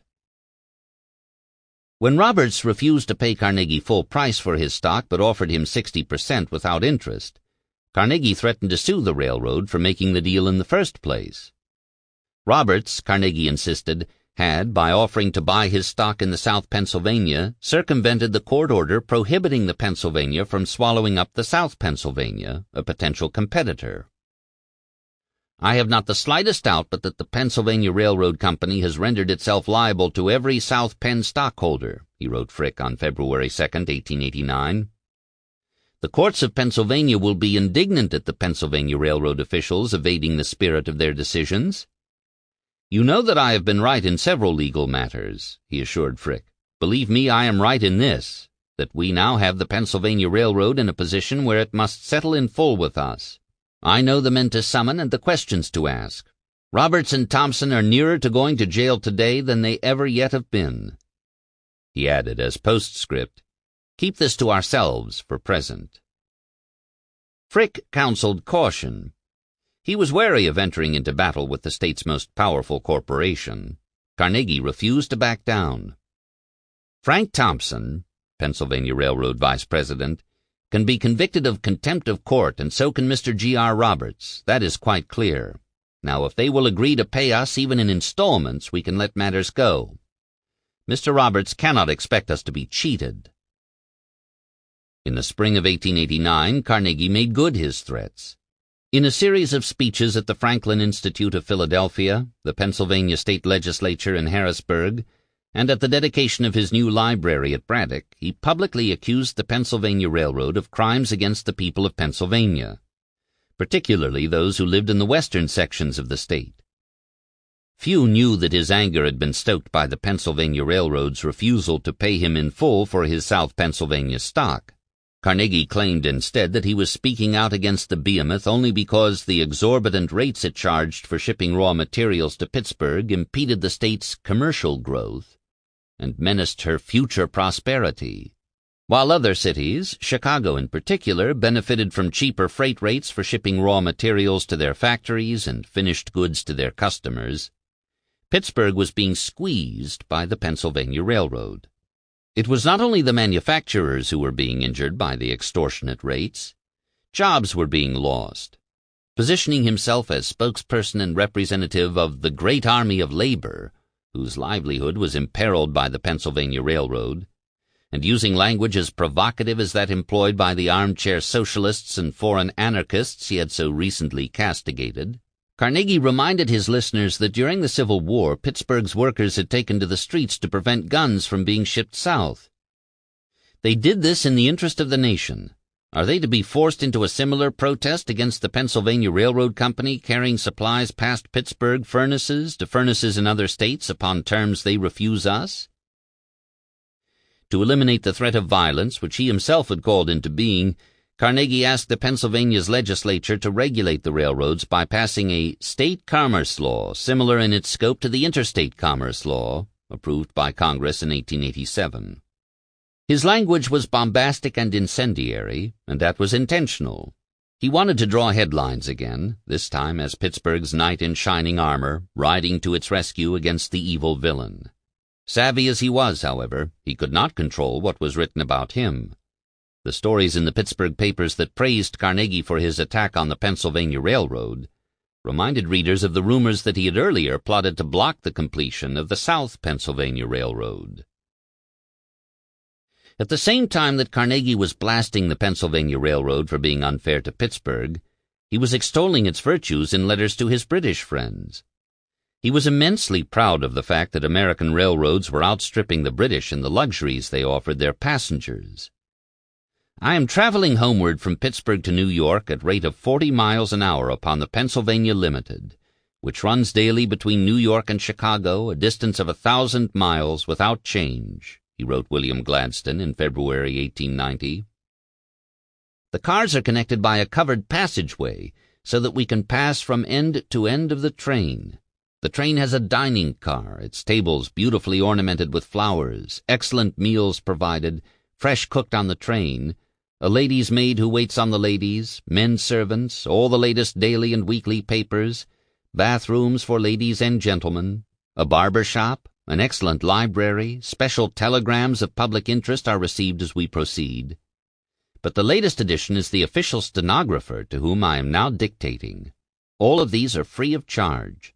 Passengers can thus write home, and businessmen can clear up their correspondence. We happen to have on board today a clergyman who has dictated the heads of his Sunday sermon. You have received thousands of letters, but none written, I venture to say, under such circumstances. In the midst of his public battle with the Pennsylvania Railroad, Carnegie returned to Braddock in March 1889 to dedicate his new library. The dedication ceremonies were held at the largest venue in town, Layton's Rink, which the year before had been the site of the Knights of Labor rallies against him. Carnegie refused to apologize for the Pinkertons or the breaking of the strike or the institution of the 12-hour day and the new sliding scale. On the contrary, his address was a full-throated paean to himself and the gifts he had bestowed on Braddock and his Edgar Thompson employees. He had funded their cooperative stores and beneficial societies, invested their money in his savings banks, offered them reasonable mortgages, and built a library for their use.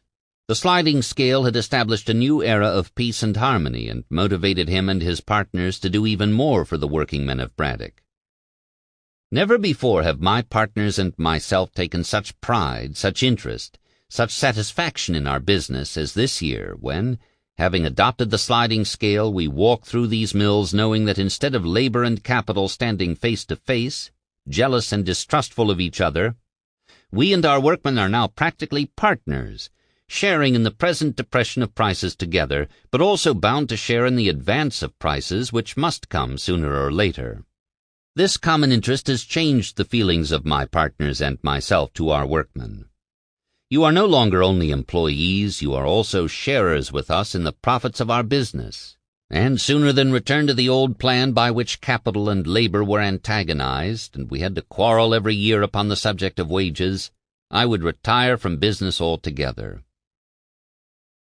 The effect of the sliding scale upon management, he continued, had been nothing less than transformative. It made us feel that we were prepared to make any sacrifice necessary to give steady employment to you who were now shoulder to shoulder with us. The firm could probably make more money just now in depressed times by manufacturing less, but where would labor be with work perhaps only half the year?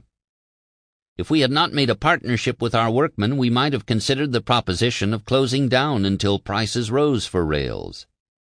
Having them with us in the struggle, we reject it, and will continue to run our works to their capacity. He took enormous pride in having provided steady employment for his workers, but he also rejoiced in the fact that under the sliding scale their aggregate wages were higher than they had been. You have to work harder, no doubt, he conceded, acknowledging that the workday had been extended, but he assured his listeners, without any hint of irony, that in these times the owners of the concern have to work harder also. Carnegie was, he claimed, a fellow workman himself. The more he made such a claim, and he would make it repeatedly in the years to come, the more he came to believe it. He was no idle landlord or coupon clipper who lived on dividends, but an active partner, a worker in the steel mill. The fact that he now worked out of his library in New York and was usually finished after a few hours in the morning did not, in his mind, disqualify him. I resent the idea that because the interest of the firm compelled me to remove to New York and attend to a special department, I am to lose my rank as a worker with you in the business. Let it always be understood that we are workers together, and although I no longer work with my hands, as I am proud to say I once did, yet when I pass through the works I object to the airs which the men at the lathes or the blooming mill, the converting works or blast furnaces, seem to put on as I pass along. I am just as much entitled to the proud appellation of working man as any of you, and I hope you will remember this hereafter, and treat me with proper respect as one of the great guild of those who labor and perform a use in the community, and who upon that basis alone founds his claim to live in comfort. He objected also to those who considered him no longer a Pittsburgher. He had put all my eggs in one basket, right here in western Pennsylvania. I may be ranging the earth, but my heart must be directed to the home of my youth, and my thoughts to the prosperity of those industries in which I have not been afraid to invest, and am not now afraid to let my capital remain. When Pittsburgh sinks, I sink with it, and when Pittsburgh swims, I shall swim with it. If the steel workers of Braddock and Homestead, most of whom were already on a 12-hour day, wanted to blame someone for their situation, they should look not to him but to themselves and their unions. The real enemy of labor is labor, not capital. Carnegie could not be expected to unilaterally reduce the workday at his plants to 8 hours when his competitors enjoyed the advantage of 12-hour shifts. The unions, having failed to do their job and compel his competitors to institute the 8-hour day, had no choice now but to attempt to reduce the workday by slow degrees through state laws. Until that occurred, he counseled the working men to make the best of their lot. Even as at present, if workmen used well the time they have at their disposal, they will soon rise to higher positions. You need not work 12 hours very long. Most of us have worked more hours than 12 in our youth. With astounding insensitivity to the demands that a 12-hour workday made on a man's body and soul, Carnegie admonished the Edgar Thomson working men not to forget the importance of amusements. It is a great mistake to think that the man who works all the time wins in the race. Have your amusements. Learn to play a good game of whist or a good game of draughts or a good game of billiards. Become interested in baseball or cricket or horses, anything that will give you innocent enjoyment and relieve you from the usual strain. There is not anything better than a good laugh. Well aware that his words were going to appear in the newspapers the next morning and be reprinted and circulated in pamphlet form, paid for by him, Carnegie seized the opportunity to issue a rather brazen challenge to his employees at Homestead. He read aloud a letter from a Homestead man, who asked when Carnegie was going to do something for Homestead, and then launched into an attack on the Amalgamated Association, which, he claimed, stood in the way of his instituting his sliding scale plan. Only when the skilled workers at Homestead, like those at Edgar Thomson, agreed with him that a new wage rate structure had to be instituted to protect the interests of capital and guarantee steady employment, would he welcome them as partners and build them a new library. As a friend of labor, I advise them to accept the sliding scale and be done with labor disputes. He did not have to mention what would happen if they did not. The Homestead workers and the Amalgamated were already well aware of how, with the assistance of the Pinkertons, he had broken the strike and the union at Edgar Thomson. Chapter 20. The Gospels of Andrew Carnegie, 1889 to 1892. At the Braddock Library dedication in the spring of 1889, Carnegie announced his decision to withdraw more and more from business. My intention is to devote less and less of my time to it. Like the grandfather retired to his rocking chair, he wanted to spend his remaining days dispensing advice to whoever would listen. He was embarking on his most productive period as a writer. Between the spring of 1888, when he broke the Edgar Thomson strike, and late 1891, he published articles in leading literary journals on the major issues of the day: trusts, tariffs, monopoly regulation, the gold standard, wealth and poverty. Because he believed fervently that he was not writing propaganda, he became a superb propagandist for industrial capitalism and the Republican Party that protected it through high tariffs, maintenance of the gold standard, and the provision of the minimum antitrust regulation necessary to keep working-class and agrarian dissidents at bay. In his pronouncements on questions of capital and labor, Carnegie claimed for himself the disinterested status of a social philosopher who looked beyond present-day fads and fancies to the great laws of the economic world, which, like all laws affecting society, alone remain unchanged. Whenever consolidations or watered stocks or syndicates or trusts endeavor to circumvent these, it always has been found that after the collision there is nothing left of the panaceas, while the great laws continue to grind out their irresistible consequences as before. Carnegie presented his arguments within the framework he had borrowed from Herbert Spencer. Larger evolutionary laws governed the workings of the domestic economy in its transition into and beyond industrialization. The proper role of government was to remain on the sidelines and let these laws work their magic. Carnegie repeatedly invoked the laws of wages and profits, competition, consolidation, aggregation, supply and demand, and accumulation of wealth to justify his business practices. He was not alone in doing so. Answering critics who suggested that there was something unnatural, even criminal, about the extraordinary increase in the value of Standard Oil's possessions, John D. Rockefeller claimed in his 1909 Memoirs that it was all done through the natural law of trade development. Jay Gould, asked in 1885 by a Senate investigating committee if he believed a general national law was needed to regulate railroad rates, responded that they were already regulated by the laws of supply and demand, production and consumption. While fully understanding the value of protective tariffs, Carnegie was enough of a pragmatist to understand that periodic revision of the rates was necessary, as was some regulation of the railways and trusts. Gestures had to be made, crumbs offered the angry masses to protect the larger capitalist edifice. He endorsed the Interstate Commerce Commission, established in 1887, and recommended that Pennsylvania establish its own railway commission. Only when it came to the gold standard did he and his fellow captains of industry oppose any compromises. Those who held large amounts of capital, no matter how accumulated, did not want the value of that capital diluted by inflation, as it would be were additional dollars coined of silver. The more dollars in circulation, the less each one would be worth.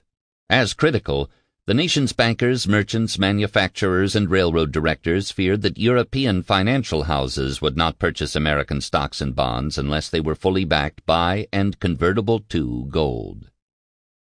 When in 1890 Congress passed the Sherman Silver Purchase Act, which mandated that the Treasury buy and coin 4.5 million ounces of silver, businessmen outside the western silver states were outraged at what they regarded as a blatant political interference in economic affairs. The fact that Republicans had voted for the bill was particularly disheartening. The idea of reintroducing silver currency was, for J.P. Morgan, as his biographer Gene Strauss has noted, about as welcome as a biblical plague. Carnegie, who had taken on himself the task of educating the public on economic matters, sat down at once to write a primer on the gold standard, The ABC of Money, which was published in the North American Review in June 1891. He relied, as always, on the evolutionary theories he had adapted from Herbert Spencer to make his case. There were, he explained, two metals currently in use in civilized countries as standards of value, silver and gold. Less advanced nations like the South American republics and Japan had adopted and retained the cheaper metal, silver, as their standard. The United States, like the principal nations of Europe, being further advanced and having much greater business transactions, found the necessity for using as a standard a more valuable metal than silver, and gold was adopted. To facilitate commerce between gold standard and silver standard nations, it had been agreed to value 15.5 ounces of silver as the equivalent of 1 ounce of gold. Everything went well under this arrangement for a long time. The more advanced nations were upon a gold basis, the less advanced nations upon a silver basis, and both were equally well served.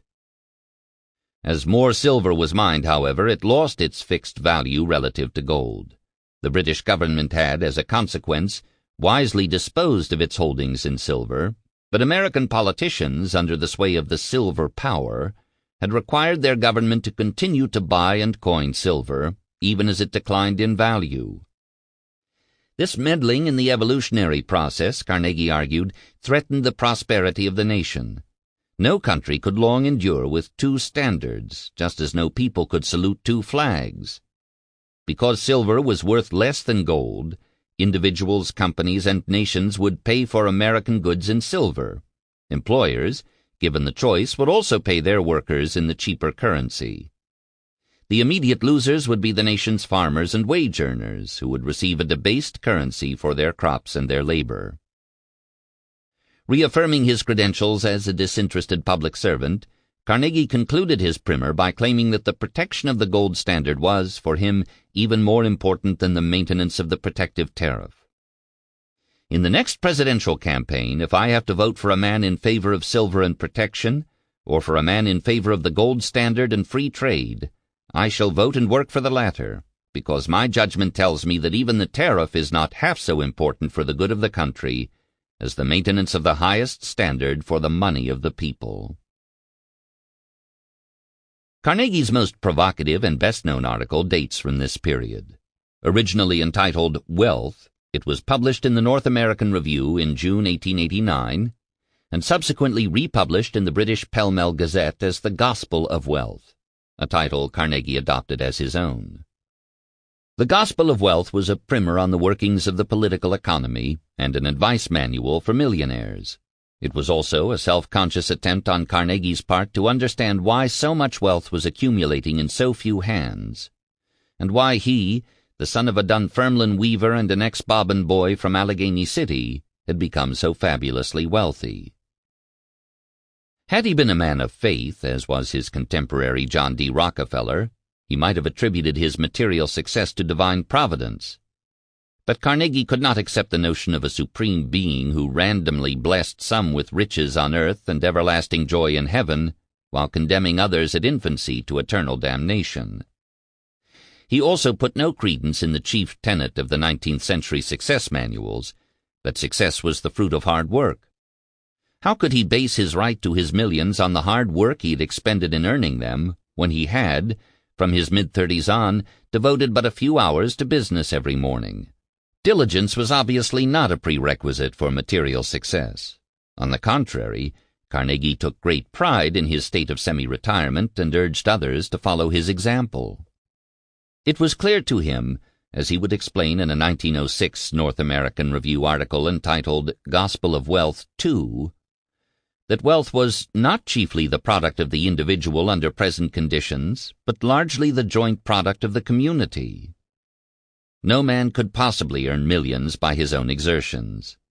He illustrated this point by conjuring up the stories of 4 representative millionaires who had made their fortunes in railroads in New York, iron and steel in Pittsburgh, meatpacking in Chicago, and mining in Montana. Though he did not name names, it was clear that the railroad millionaires were Vanderbilts, that he himself was the model for the iron and steel magnate, Philip Armour or Gustavus Swift for the meatpacking king, and William A. Clark for the Montana miner. In each case, the wealth that found its way into the hands of the individual had been created by the larger community. The railroad stocks of the first millionaire would have remained worthless had the communities his railroads served not soared in population. Floating on a tidal wave of swelling prosperity, caused by the increased traffic of rapidly increasing communities, he soon becomes a multimillionaire. Similarly with the iron and steel manufacturer and his partners. Their venture was made profitable by the demand for their products from the expanding population engaged in settling a new continent. The same could be said of the meatpacker. The growth in his business, profits, and fortunes was based solely upon the wants of the population. The fourth millionaire, the Montana miner, did not create his wealth, he only dug it out of the mine as the demands of the people gave value to the previously worthless stones. The word millionaire, which had barely existed a few decades earlier, had entered the American lexicon. From the mid-1870s onward, American newspapers would be glutted with stories of the newly wealthy, their comings and goings, mansions and fates, European excursions and Newport holidays. "This is an age of great fortunes," the New York Times exclaimed in 1882. "Never before in the history of the Republic have there been so many men who are very rich."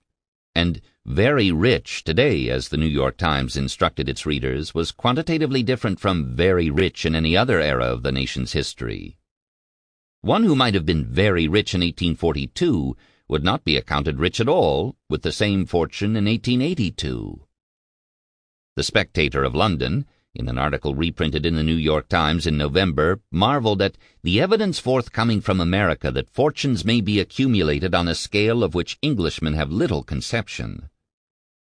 While the English were pleased to earn 4% on their investments, Americans were satisfied with nothing less than 3 times to 10 times that rate.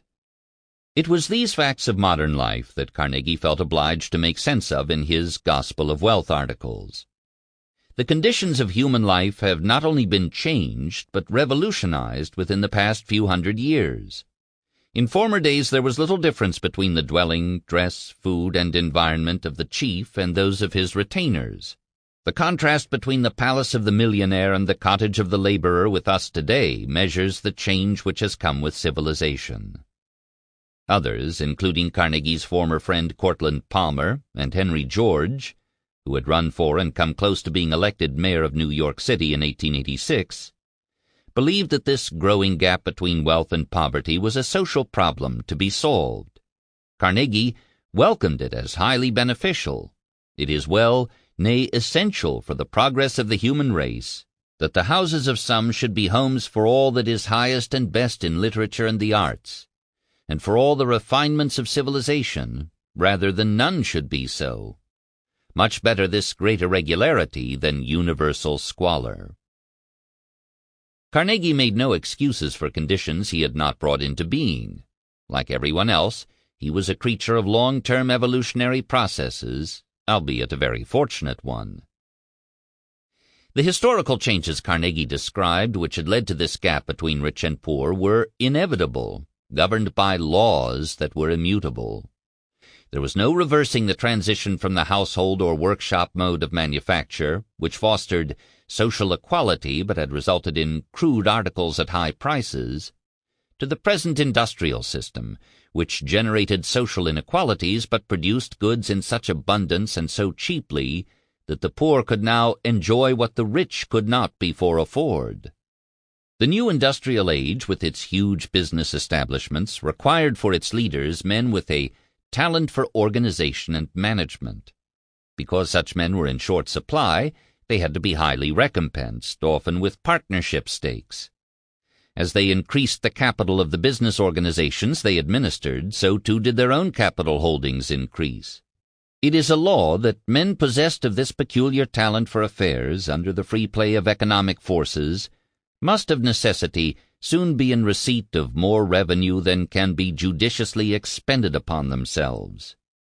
And this was for the best. Not evil, but good has come to the race from the accumulation of wealth by those who have had the ability and energy to produce it.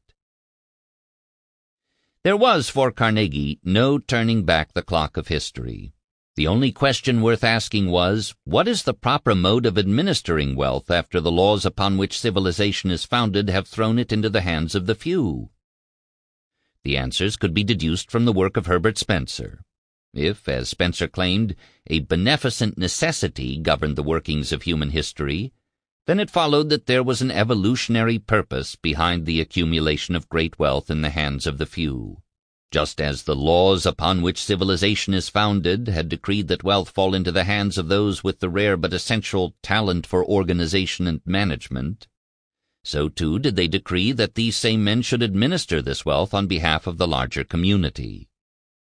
This, then, is held to be the duty of the man of wealth, to consider all surplus revenues which come to him simply as trust funds, which he is called upon to administer in the manner which, in his judgment, is best calculated to produce the most beneficial results for the community. The millionaire's wealth was not his to spend, but his to wisely give away. Rich men should be thankful for one inestimable boon. They have it in their power during their lives to busy themselves in organizing benefactions from which the masses of their fellows will derive lasting advantage, and thus dignify their own lives. Like much of Carnegie's writings from this period, his Gospel of Wealth articles are suffused by a barely disguised anger. His confidence in the wisdom of his preachings was beginning to spill over into abuse of those who disagreed with him and those who did not behave as he thought they should. In these articles, he criticized utopian thinkers with unembarrassed zealotry.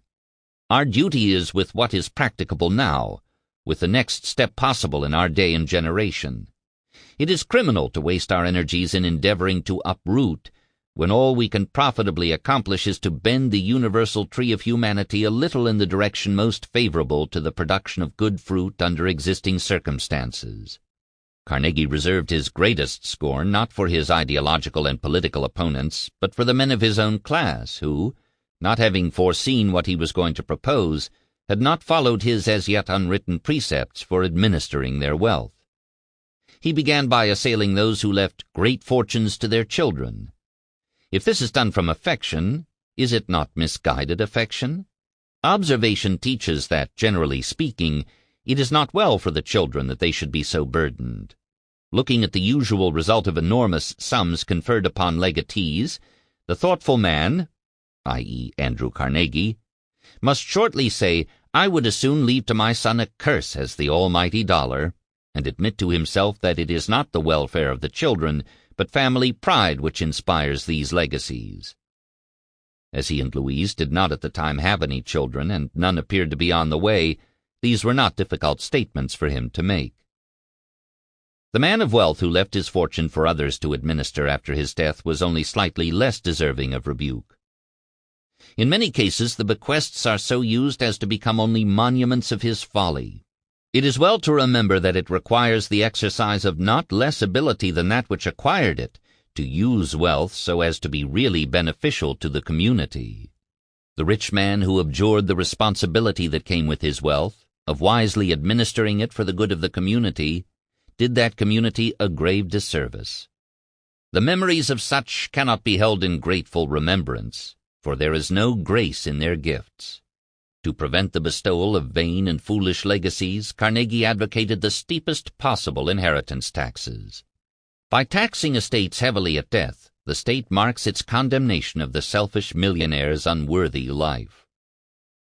Having condemned as misguided, vain, and selfish most of his fellow millionaires for not giving away their money during their lifetimes, Carnegie turned his rage toward those who did give it away, but indiscriminately and unwisely. Sounding much like Ebenezer Scrooge, he poured forth a torrent of abuse at the rich man who gratified his own feelings and saved himself from annoyance by giving alms to the unworthy. It were better for mankind that the millions of the rich were thrown into the sea than so spent as to encourage the slothful, the drunken, the unworthy. Neither the individual nor the race is improved by almsgiving. He is the only true reformer who is as careful and as anxious not to aid the unworthy as is to aid the worthy, and perhaps even more so. For in almsgiving more injury is probably done by rewarding vice than by relieving virtue. He concluded by damning yet again the millionaires who died with their fortunes intact. The day is not far distant when the man who dies leaving behind him millions of available wealth will pass away unwept, unhonored, and unsung, no matter to what uses he leaves the dross which he cannot take with him. Of such as these, the public verdict will then be, the man who dies thus rich dies disgraced. Carnegie was immensely proud of his new article. So was Louise, who forwarded a copy directly to Gladstone. "We think we have found the true path," Louise wrote the Prime Minister in language a bit more theocratic than Carnegie might have used. "It is the one we meant to tread. If it commends itself to you, we shall be so happy. Hoping you will find time to read it, with every good wish for your prolonged health and happiness, in all of which you know my husband most heartily joins me." The article created such a stir that the editor of the North American Review asked Carnegie to write a follow-up piece with recommendations on how the wealthy might spend their fortunes to benefit the larger community. That piece, entitled "The Best Fields for Philanthropy," was published in December 1889. Carnegie suggested that the rich dedicate their surplus wealth to founding or funding schools and colleges, libraries, hospitals, public parks, concert halls, public baths, church buildings, or other institutions as they saw fit. The only point required by the gospel of wealth is that the surplus which accrues from time to time in the hands of a man should be administered by him in his own lifetime for that purpose which is seen by him as trustee to be best for the good of the people.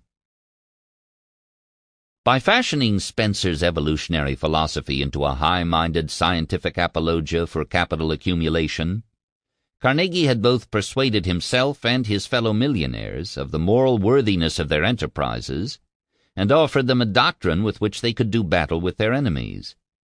The gospel of wealth provided an ideological antidote to socialist, anarchist, communist, agrarian, single-taxer, and labor protests against the unequal distribution of wealth, by arguing that the common good was best served by allowing men like himself to accumulate and retain huge fortunes.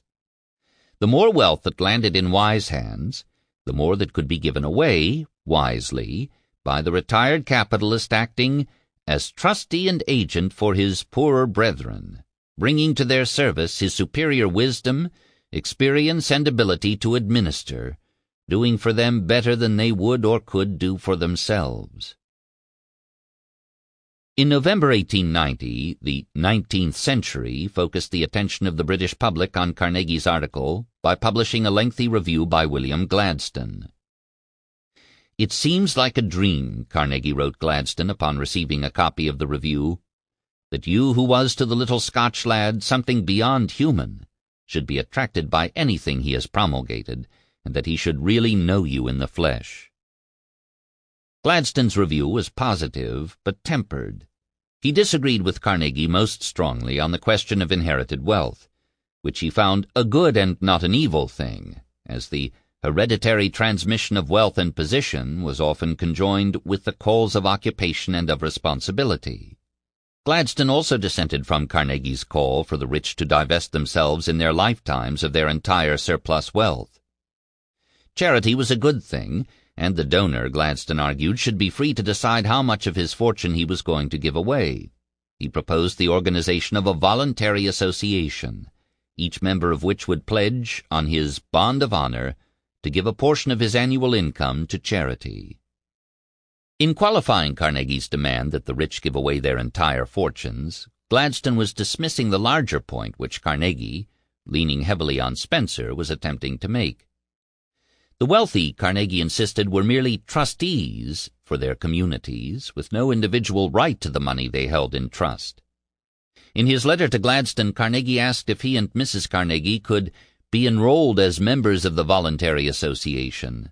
"I presume we who hold that all surplus should be bestowed may nevertheless be eligible as members of a society or brotherhood which asks that its adherents only bestow a part.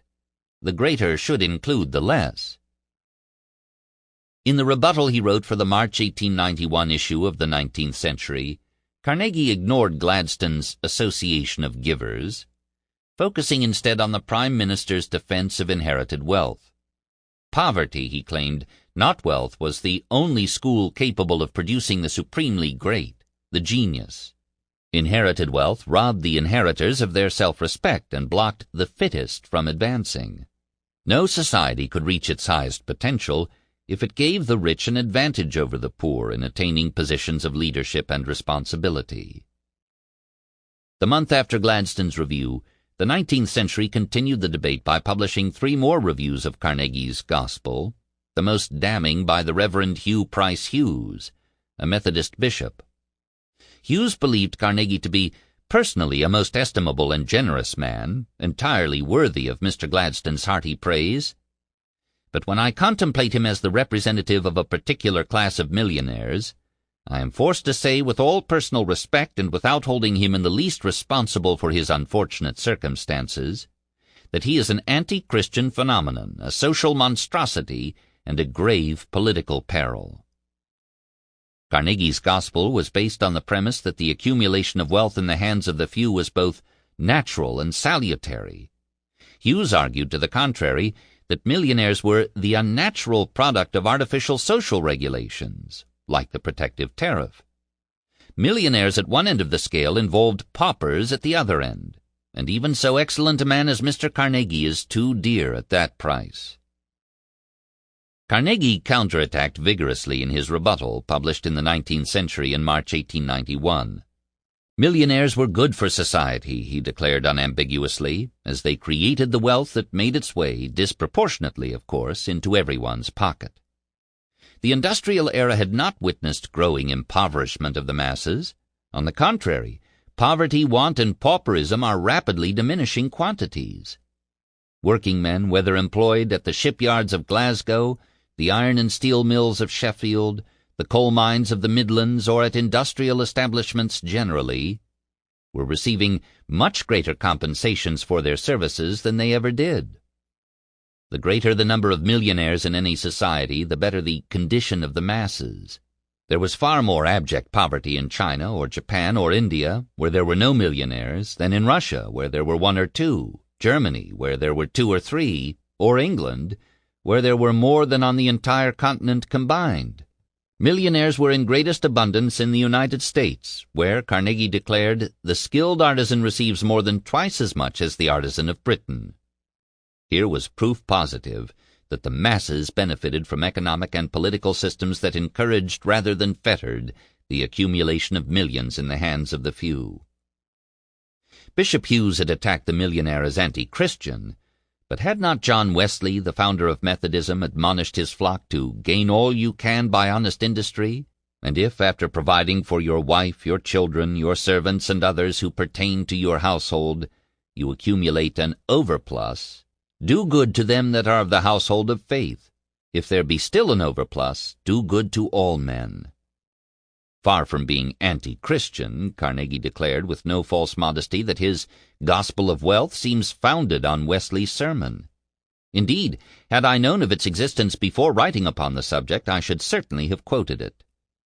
Developing and forcefully articulating an argument that big business would make use of for the next century, Carnegie declared that millionaire industrialists were community benefactors because they provided steady employment to thousands at wages not lower than others pay, and steady employment is, after all, the one indispensable requisite for the welfare and the progress of the people. There was nothing unique in this argument. Rockefeller would make it in his Random Reminiscences of Men and Events, as would dozens of other rich men, but none as forcefully as Carnegie. For he was the only one who argued that the millionaire benefited his community twice, once in making his fortune and providing employment and cheaper goods in doing so, and then again by wisely distributing the fortune he had earned. Having answered his critics, Carnegie dismissed them and their arguments, and took to preaching his gospel whenever he could. There is scarcely a day, he proudly wrote Gladstone in March 1892, I do not have an opportunity to expound the doctrine. Carnegie, having now publicly declared that he would give away his fortune, set to work doing so. He began in Pittsburgh. In 1881 he had offered the city $250,000 to build a public library with the stipulation that the city provide funds for books, maintenance, and staffing. Because there would not until 1887 be a law in Pennsylvania like the one in Britain giving municipalities the right to levy taxes for such purposes, the Pittsburgh city officials turned down his request. In December 1889, only days after the publication of his second Gospel of Wealth article, the Pittsburgh City Council dispatched a committee to ask Carnegie whether he might be willing to renew his offer of funding for a library. Carnegie answered that he was not only willing, but intended to increase the size of the donation from $250,000 to $1 million, $700,000 for a central library, with $300,000 for branch libraries. His conditions were relatively few. He wanted decisions on siting and construction of the buildings and control of the library put into the hands of commissioners, the majority of whom he would name. He also demanded that the city allocate an annual $40,000 for maintenance of the library. The obvious location for the new library would have been in the triangle of land between the rivers where the majority of Pittsburgh's working people still lived and worked. But Carnegie had no intention of squeezing his new library into a densely populated business district or a run-down working-class neighborhood. His sights were set instead on the fashionable suburbs in the East End, which had been annexed in 1868. Frick involved himself in the site selection, as he did in all Carnegie's projects. On February 28, 1890, only 4 days after Pittsburgh had formally accepted Carnegie's offer, Frick wrote, "Regarding site for library, it is a most important question." He suggested that Carnegie consider a piece of land in the East End owned by Bobby Pitcairn, now a major Pennsylvania Railroad executive. Frick warned Carnegie, however, that should they select Pitcairn's land on the East End, or any other site near to it, it would raise a tremendous howl at first, but I believe would be eventually endorsed by everyone. As it became known that Carnegie's library might be built on the East End, probably in the Oakland area, the howl reached a crescendo, with angry letters in the newspapers and a protest to Carnegie from the Central Trades Council that the library should be built in the heart of the city, where it could confer the greatest good on the greatest number. Carnegie, anticipating such battles, had prepared for them by establishing a library commission well insulated from political pressure. There were many reasons why it made sense to build the library in Oakland, which Carnegie believed would soon be the residential center of the city, connected by horse car and trolley with downtown. The year before, Mary Shenley, one of the city's largest landowners, had donated 300 acres for a park. Carnegie hoped to get her to donate land adjacent to what would become Shenley Park for his library. In July 1890, Carnegie paid Mrs. Shenley a visit. She lived in England, thanked her for her generous gift to Pittsburgh, and laid out his proposals for a library. On July 9th, he wrote his former business associate James Scott, now the president of the library board and chair of the building committee, to suggest that he approach Mrs. Shenley about donating an additional 100 acres for the library. The best way to present the matter to her, in case she has not already acted, is to show that the ground in question is absolutely necessary to make the park she has given available. And that being established, I think she will give it upon the same terms as she did the other 100 acres. The following October, the land for the library was secured, on 19, not 100 acres, purchased from Mary Shenley. The national competition to design the new library building, with space for a music hall, natural history museum, and art gallery, was, so the architectural historian Franklin Toker tells us, the most heralded contest in American architecture up to that time, with 102 entries and 1,300 drawings from 96 architects in 28 cities. The commission was eventually given to the firm of Longfellow, Alden, and Harlow, whose principals had ties to Stanford White and H. H. Richardson. The design selected was in the Beaux-Arts monumental style that American architects and city builders had become so fond of in the years leading up to the Chicago Exposition of 1893. The Carnegie Library of Pittsburgh was to have everything a grand building should: mass, height, 2 decorative towers on either side of the music hall, late Gothic windows, a red-tiled roof, elaborate surface decorations, a curved exterior in front, where the music hall would be located. The library proper would be housed in a classically symmetrical building with an almost square footprint. The art gallery and museum would be placed, in rectangular-shaped wings, along each side. This was to be Carnegie's gift to the city and to himself, and he wanted it to be perfect. In March 1891, he notified James Scott that he intended to spend a whole week, if necessary, in Pittsburgh, if you can stand me so long, to help with the planning. Fearing that the smoke which permeated Pittsburgh might do damage to a granite exterior, Carnegie suggested that his library be constructed of brick, which was cheaper and more durable. The more I think upon the subject, the more I am inclined to believe that brick of a proper shade will make a far richer and finer effect than granite under the smoky conditions which will exist. Of course, I am willing to give the extra $100,000, if necessary, to make a creditable building, but as I feel at present, I am not willing to pay extra for granite. On the contrary, I think it would be better to pay a little more for brick. In the end, Carnegie was prevailed upon to donate the additional $100,000 needed for the stone exterior. The music hall, which was probably modeled after Charles Garnier's opera house in Paris, occupied the front of the building. It was, and is, a marvel all its own, with remarkable acoustics. "You will not have as perfect a hall as we have in the music hall here," Carnegie wrote James Scott from New York in late 1893, "but as you will have the best hall in Pittsburgh, people will think it perfect, and it will only be when you honor us with a visit to New York and sit in our music hall that you may then feel that perfection is not to be found anywhere else. But we shall try to console you in other ways."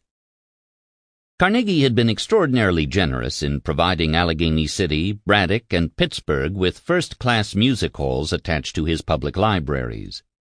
In conversations that extended over several summers, Walter Damrosch made the case for a freestanding music hall in New York to accommodate the city's 2 symphony orchestras and the Oratorio Society. The Metropolitan Opera House at 39th Street was barely suitable for opera, and totally unfitted for orchestral music, as was the aging Academy of Music on 14th Street. The other major recital halls were in the showrooms of the city's major piano manufacturers, Steinway Hall on 14th Street and Chickering Hall on 18th Street. Carnegie, an habitué of all these halls, did not have to be convinced of the need for an all-purpose music hall, but he declined to donate any money for one.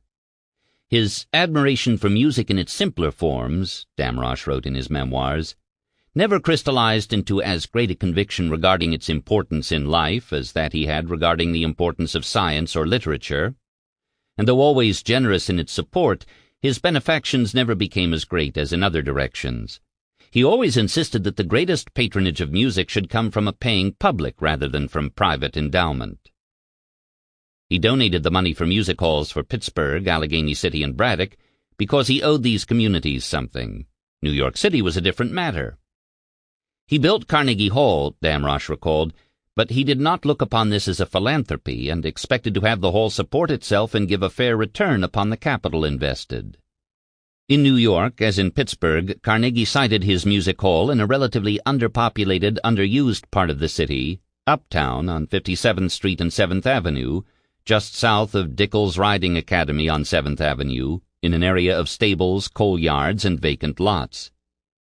He organized a stock company to run the hall, loaned the company the money it needed in return for 90% of its stock, put himself and Damrosch on the board, and approved the selection of William Tuthill, a 34-year-old architect who was secretary of the Oratorio Society Board and known more for his singing than his buildings.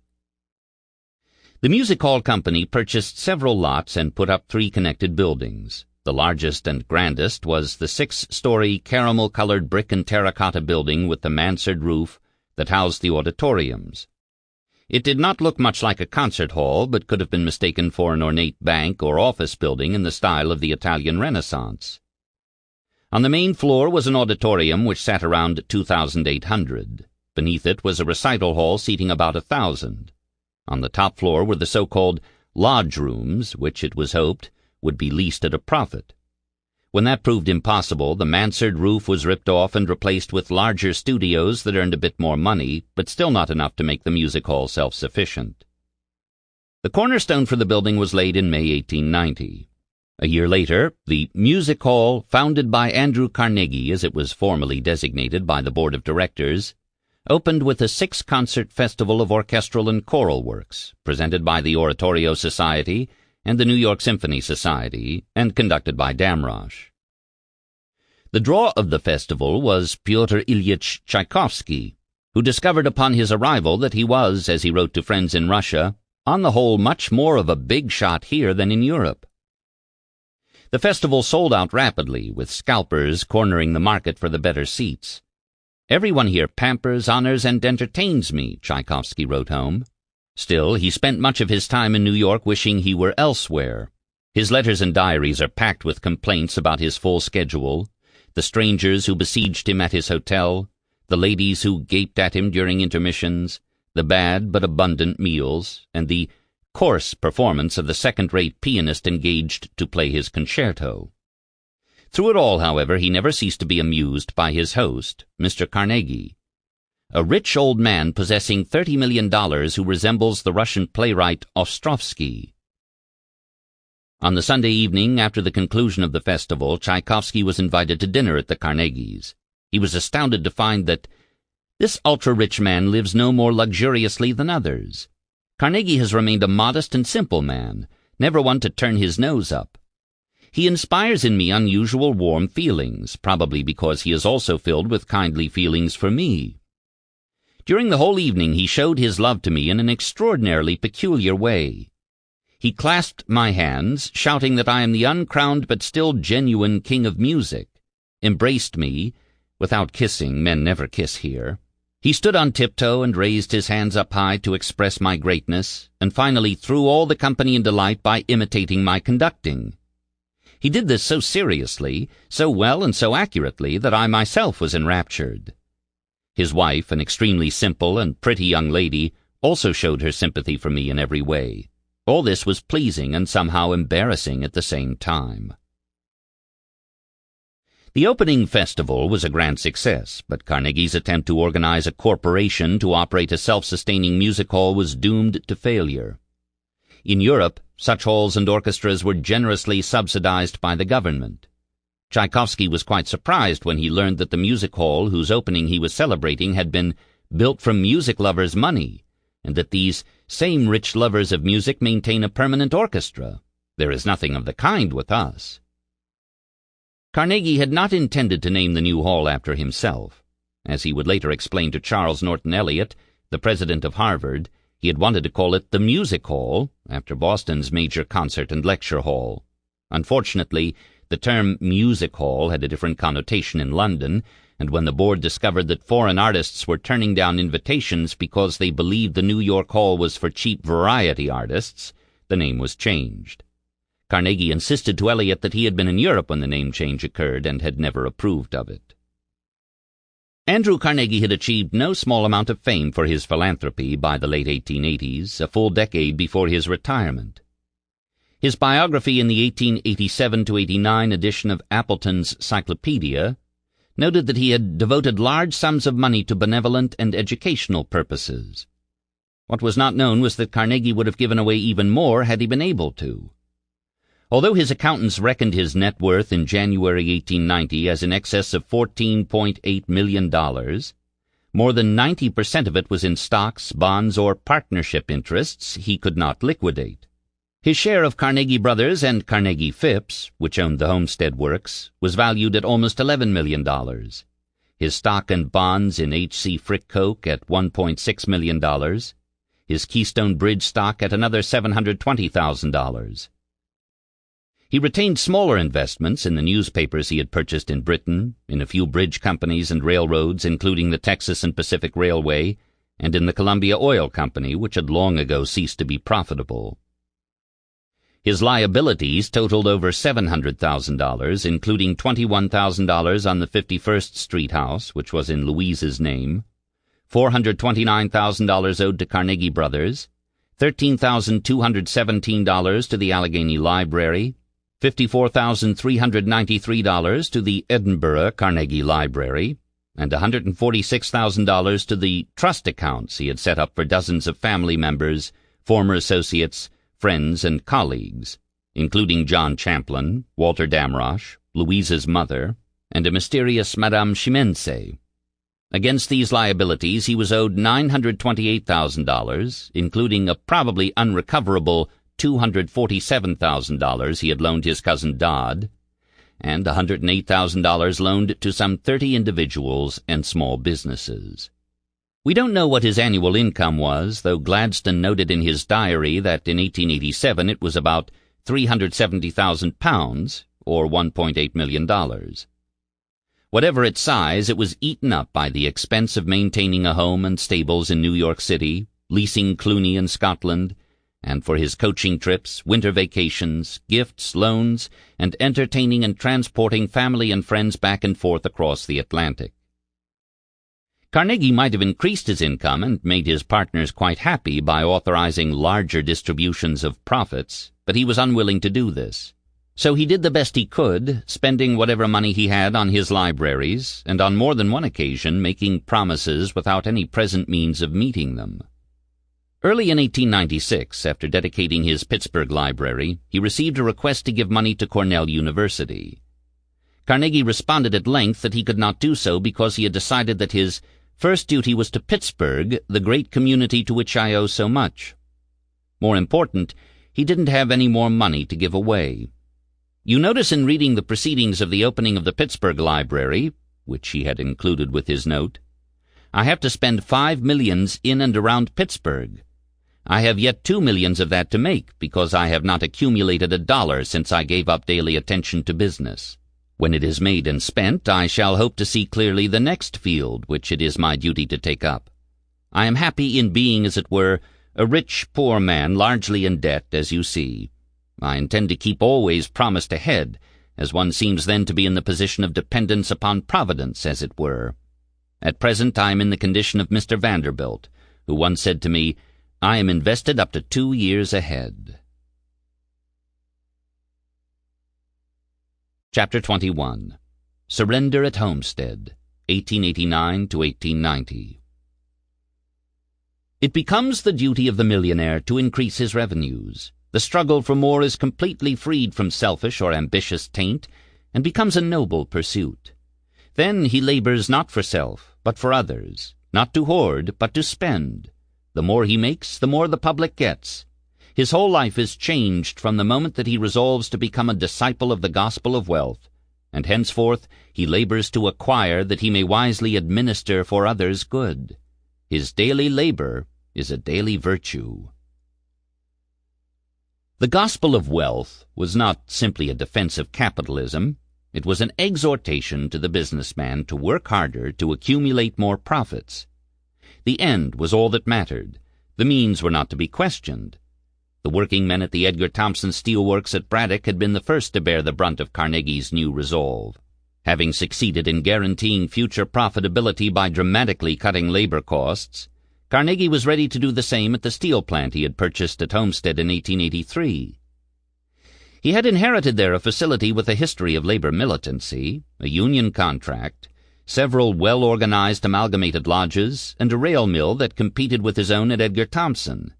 He had, on taking control of the works, curtailed rail production, and in 1884 built a new mill to manufacture from steel the same kinds of structural shapes, columns, beams, and girders, that had been produced at the Union iron mills in Pittsburgh. As the recession of the mid-1880s receded, he and his partners poured more and more money into a massive retooling of the Homestead works. The centerpiece was the construction of a new universal mill and a 119-inch plate mill. The universal mill rolled gigantic 30-ton steel ingots into slabs, which were then transported to the plate mill, reheated, lifted by cranes onto a 363-foot table, rolled into 119-inch wide steel plates, then cooled and sliced by hydraulic shears, 29 feet high, weighing 150 tons. The new mill had been designed to manufacture steel plates thick, wide, and strong enough to serve as armor for American battleships. William Whitney, Carnegie's New York neighbor and former partner in the South Pennsylvania venture, on being appointed Secretary of the Navy by President Cleveland in 1884, had discovered that no American steelmakers were capable of manufacturing the steel a modern navy required. In 1886, he had suggested that Carnegie enter the armor business. Carnegie, who spent much of that winter deathly ill at Cresson, replied to Whitney that he was afraid my illness will interfere with our going into armor. Of course, he added, we have the largest and best plant and best position to make it, and machinery which we are now about to erect for other purposes our managers assure me would make armor. Having assured Secretary Whitney that his new Homestead plate mill was capable of making the best armor in the country, he then reversed course and argued against producing any. To tell the truth, I am more than ever opposed to every dollar spent by our republic upon instruments of any kind destined for destructive purposes. We have no need of any defenses. Nobody wishes to attack us, nor could they injure us much if they did.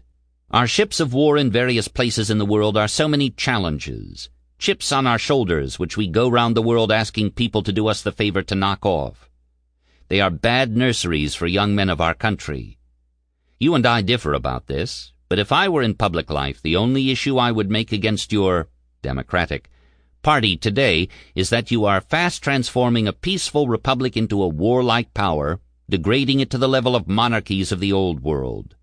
My feeling is that if Carnegie Brothers and Company cannot earn a living by making instruments of peace, they will conclude to starve rather than make those of war. But of course I will not override the voice of all my partners if they conclude otherwise, even though I hold a majority of the stock. I only give you my individual opinion, and are always your friend and well-wisher. The eventual decision not to bid on armor contracts was made on purely business grounds. Carnegie was prepared to proceed if his partners thought it best to negotiate the contracts with Whitney. He was relieved when they decided not to submit a bid. We have decided that our present business increases fast enough, and will not offer for armor and guns, he wrote Louise a month before their wedding. I never quite liked the idea of making these barbarous instruments of destruction anyhow. Am quite rejoined that my partners agree to give it up. Aren't you? Louise wrote back that she, too, was perfectly delighted that the Washington business had been abandoned. It would be so inconsistent for such an advocate of peace as you are to make horrible guns, even for self-defense. It is so much nicer to let someone else make them. By 1888, the plate mill which Carnegie had bragged about to Whitney was up and running, as were 4 open hearth furnaces to feed it molten steel. Gigantic as it was, the building which housed it took up several acres. Only 8 men were required to heat the slabs and another 7 to work the rollers and shears. The Homestead Works, with their newly installed labor-saving machinery, employed about 1,600 men, 2/3 of them unskilled day laborers. There was a clear ethnic division in the workforce, as there was at Edgar Thomson and every other steel mill. The skilled workers were native-born or first- or second-generation Germans, Irish, Welsh, or Scotsmen. The unskilled day laborers were almost all Eastern Europeans, mostly Slovak, though they were referred to as Hungarians, Huns, and Hunkies. They were paid by the day for loading and stocking the furnaces and converters and moving raw and finished materials between the mill and the yard. The men in the stocking crews at the new plate mill earned 14 cents an hour, about $3 an hour today in purchasing power. The retooling of Homestead resulted in increased productivity and labor efficiency. Carnegie, however, remained dissatisfied because the skilled workers earned more than at other plants. This was not, he believed, because they worked any harder, but because the labor-saving machinery he and his partners had installed had increased their productivity, and they were paid by the ton. Carnegie wanted to put into operation a wage formula which would adjust rates downward as improvements pushed worker productivity upward. The union, he knew, would resist any such attempts. Skilled workers, it insisted, were entitled to share fully in the profits that came from their enhanced productivity. Without their labor, there would have been no capital to reinvest and no one to operate the new machinery that capital purchased. The Amalgamated was not opposed to modifying the wage rate structure, but it held fast to its core belief that labor was not a commodity to be bought and sold as cheaply as possible, but a full-fledged partner of capital. The skilled workmen, the Amalgamated argued, were entitled not only to a share of the profits but to a measure of control over the workplace. This Carnegie was not prepared to concede. Carnegie was committed to doing whatever was necessary to bring down labor costs. Cutting costs protected market share and profit margin, but it also, he was convinced, served the common good. The lower the prices on basic and consumer goods, the greater the portion of the community that might use and enjoy them.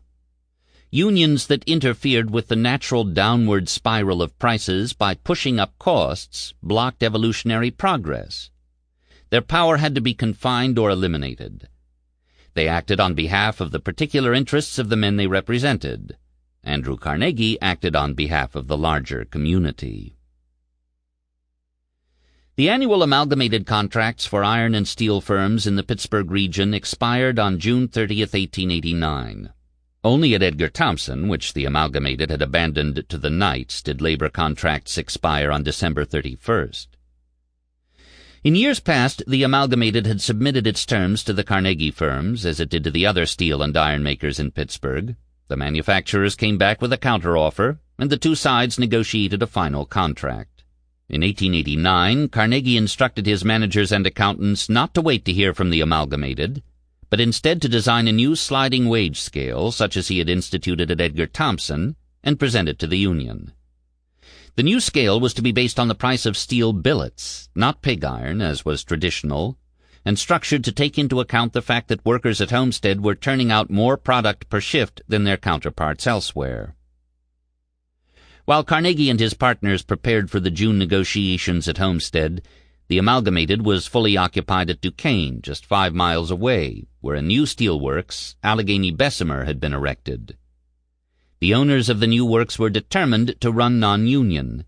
The result had been a violent strike, with the owners calling in Pinkertons and policemen to protect their property, and the strikers seeking and receiving support from the Amalgamated lodges at Homestead. Carnegie silently cheered on the new owners in their battle against the Amalgamated. "Upon the whole, we shall reap a good deal if Allegheny succeeds," Carnegie wrote Frick in April 1889. It would be difficult for the Amalgamated at Homestead to insist on higher wage rates if a non-union plant just 5 miles away paid its skilled workers much less. While rooting for his competitors in their battle with the amalgamated, Carnegie did all he could to sabotage their efforts to enter the rail business. There were already, to his mind at least, too many steel mills in the country. The best way to destroy the competition was by excluding it from the rail pool and then pricing it out of the market. On April 12th, less than a month after the first rails had been rolled at Duquesne, Carnegie invited 2 officers of the Louisville and Nashville Railroad to dine with him and learned from them that Allegheny Bessemer had offered to sell them rails at $26 per ton. The next morning he telegrammed Frick, "There is but one way for you to do. Put your price at $26 and then go to $25.50 or $25 or lower if necessary.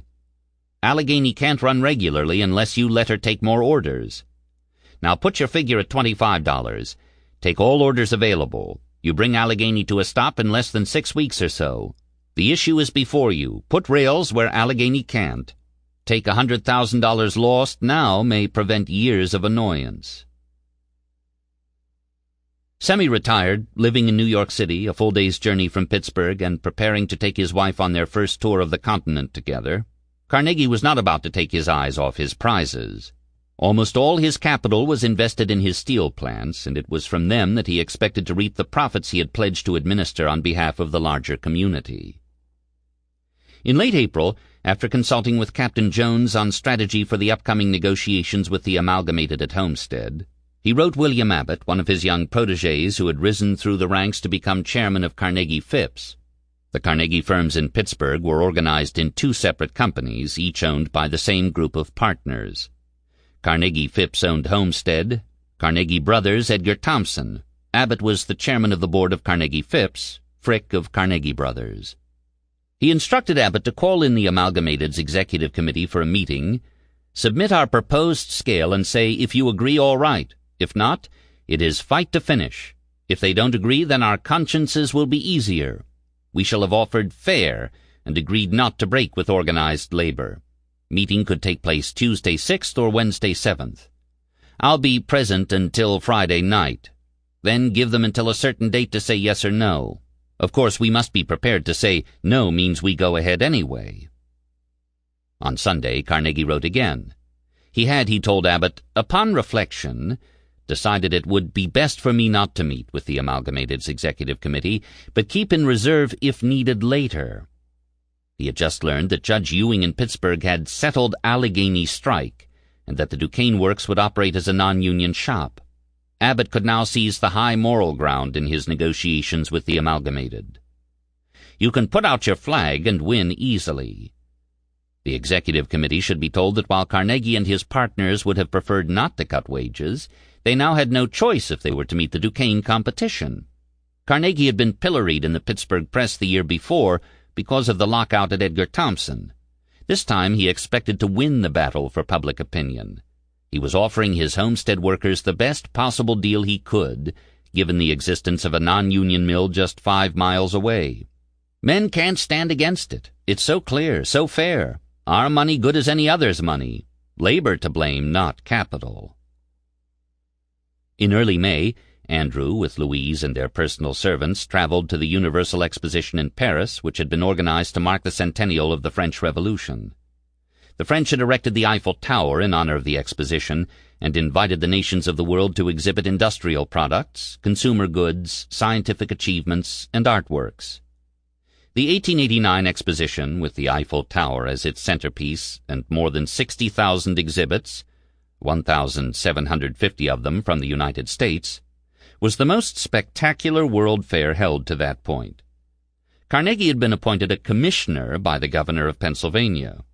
Paris crowded, Carnegie wrote his Pittsburgh partners. The exhibition dwarfs everything ever done of the kind. Such magnificence in building and decoration. On May 31st, while Andrew and Louise were visiting the exposition, news reached Paris that the dam at the South Fork Fishing and Hunting Club had collapsed, sweeping away tons of water, debris, railroad cars and tracks, horses, wagons, 2-story wooden houses, and drowning survivors down the Little Conemaugh River to Johnstown, destroying the town and killing more than 2,000 people.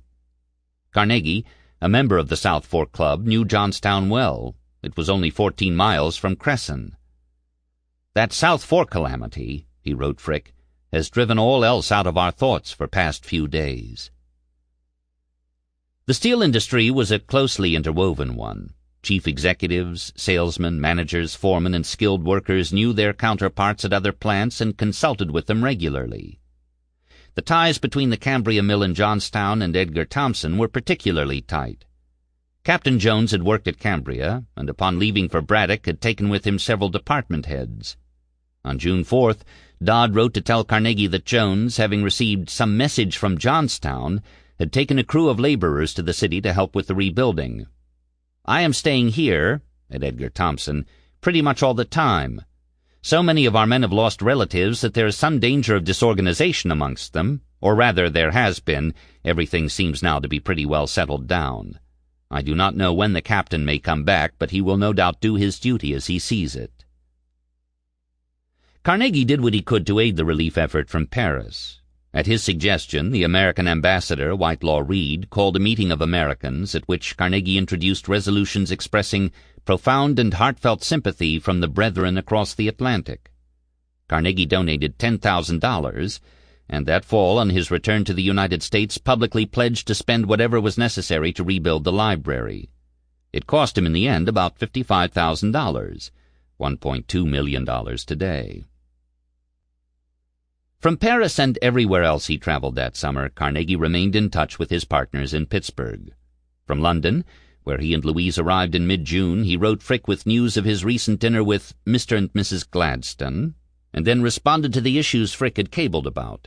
Regarding matters at Edgar Thomson, he agreed that the man in charge of accounting should be fired. He had been given numerous chances to shape up and had failed each time. "It is as sad a case as I know. Nothing can be done for him, I fear." His main concern remained the contract talks at Homestead, and the possibility that the men would go out on strike. "Should take this chance to change and get down to least number of men. Very important. I have no fear of result at Homestead. Will come much sooner than expected. We have right on our side. Don't be alarmed at bluster at Homestead. In their hearts they know that the game is up and that we are forced to ask and get same rates as Duquesne on plates and Cambria, etc. on other things. This knowledge prevents any earnest fight. They only will make a show of it to scare other manufacturers." Carnegie's letters to Frick were rather avuncular, as if he were trying to curry Frick's favor and establish himself as his business mentor. For all his triumphs in the coke industry, Frick was a relative newcomer in steel. He had been a partner for little more than 2.5 years, chairman for only 6 months. Although Frick would later acquire the reputation for being the more ruthless of the two, Carnegie worried continually that his partner might not have the killer instinct required of a chairman of Carnegie Brothers. From Christiania, Norway, known today as Oslo, he warned Frick to be tough with the Duquesne owners. "I do not believe Allegheny, i.e. Duquesne, will pull through, and do trust you will give no countenance to anything like toleration of that blackmailing concern." We don't know why he referred to his rivals as blackmailers. In the heat of battle he was likely to say such things about competitors. Having heard nothing to the contrary, Carnegie assumed that all was proceeding as planned in negotiations with the Amalgamated at Homestead. On May 18th, Abbott summoned the union leaders to his office and presented them with a wage scale based on the one in place at the non-union Allegheny Bessemer Works at Duquesne. He informed them, as Carnegie had instructed, that there would be no negotiations. The wage proposal was an ultimatum. On June 1st, all positions at Homestead would be declared vacant. Workers who wanted their jobs back would be required to sign the new agreement as individuals, as they had at Edgar Thomson. Carnegie took great stock in the fact that he had broken the union at Edgar Thomson the year before. As he would soon discover, however, there was a world of difference between the two plants. At Edgar Thomson he had had only the Knights of Labor with which to contend. At Homestead the Knights were as strong as at Edgar Thomson, and the Amalgamated, which had been a presence at the plant since its opening, stronger still. Worse yet, the two unions cooperated with each other. Several workers were members of both, at the workplace and in local politics. Together they had put union members on the borough council and elected as burgess or mayor old beeswax Charles Taylor, a former English Chartist who had emigrated to the United States 6 years before Carnegie, and who had spent a lifetime in labor politics. There were as well social ties between the skilled and unskilled workers that did not exist at Edgar Thomson. Eastern European immigrants who were Catholics attended the same church, St. Mary Magdalene, as the Irish Catholic skilled workers and union leaders. The amalgamated rank and file voted in late June to reject Carnegie's proposal. The leadership then reached out to the unskilled common laborers, many of them represented by the Knights of Labor, asked for their support in the event of a strike, and promised in return to do all they could to protect their jobs. Instead of waiting for the company to bring in sheriff's deputies and Pinkertons to enforce a lockout and prepare the way for scabs, as it had at E.T. the year before, the Amalgamated appointed an advisory committee and stationed armed guards at all approaches to the town, allowing no one to enter unless proof was furnished that he was not a black sheep. The deadline to sign the new agreement came, went, was extended, and still not a single worker put his name to it. On July 1st, the company shut the plant and locked out the workers. Notices were posted in the Pittsburgh papers, and several employment agencies were recruited to bring in substitute workers. Carnegie cabled his full support from Norway. I would get hundreds of men, i.e., scab workers, board them around Pittsburgh, and then one day put enough in to run plate mill sure. Next mill in a while, etc., etc. Overwhelming force of sheriff officers about, and good quarters inside works, to house the scabs. 1 week's run of plate mill decides matters. Of course we have no recourse but to fight it through. Am glad of it. Abbott had already arranged for about 100 Pinkertons to secure the works and had housed them in Pittsburgh until he needed them. They arrived armed and dangerous, a vigilante squad of outsiders, available to do the dirty work companies feared that local officials would be reluctant to take up. On July 10th, with the Pinkertons in reserve, Abbott dispatched 31 strikebreakers by train to Homestead, accompanied by Sheriff McCandless, who had stood guard with his deputies between the Pinkertons and the Knights at Edgar Thomson the year before.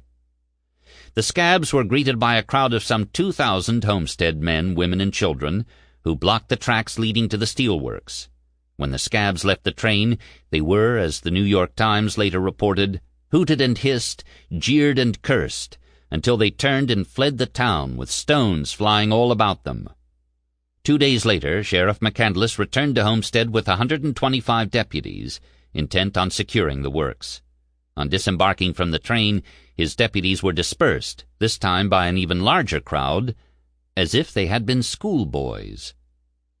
The Pinkertons waited in Pittsburgh. There was little doubt that, if called upon, they would be able to open the mill to receive scabs, though not without violence.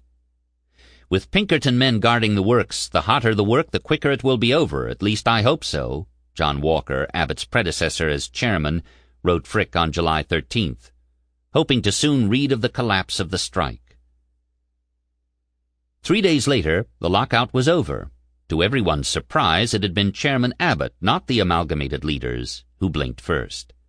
Contravening Carnegie's orders, Abbott reopened negotiations with the amalgamated and quickly arrived at a settlement. John Fitch, who interviewed hundreds of steelworkers in Pittsburgh in 1907, claimed that Sheriff McCandless had brought the two sides together. Having tried twice to secure the Homestead works, McCandless realized that a third attempt would result in considerable bloodshed. The resistance at Homestead encompassed not just the steelworkers, but every element of the town. Glassworkers, shopkeepers, local officials, even the clergy. Fighting through it was not going to be easy. The telegram announcing the Homestead settlement reached Carnegie in Berlin early in August. He was distraught that Abbott had negotiated a settlement with the Union, thereby ensuring its continued presence at Homestead for another 3 years. The great objection to the compromise is, of course, that it was made under intimidation. Our men in other works now know that we will confer with lawbreakers. I don't like this feature at all. Seems to me a curt refusal to have anything to do with these men would have brought matters right in less time than to you seems possible. Whenever we are compelled to make a stand, we shall just have to shut down and wait, as at E.T., until part of the men vote to work. Then it is easy. Carnegie had expected that Abbott, with the assistance of sheriff's deputies and Pinkertons if necessary, would secure the works and bring in enough scabs to frighten a majority of the homestead workers into abandoning the Union and returning to work.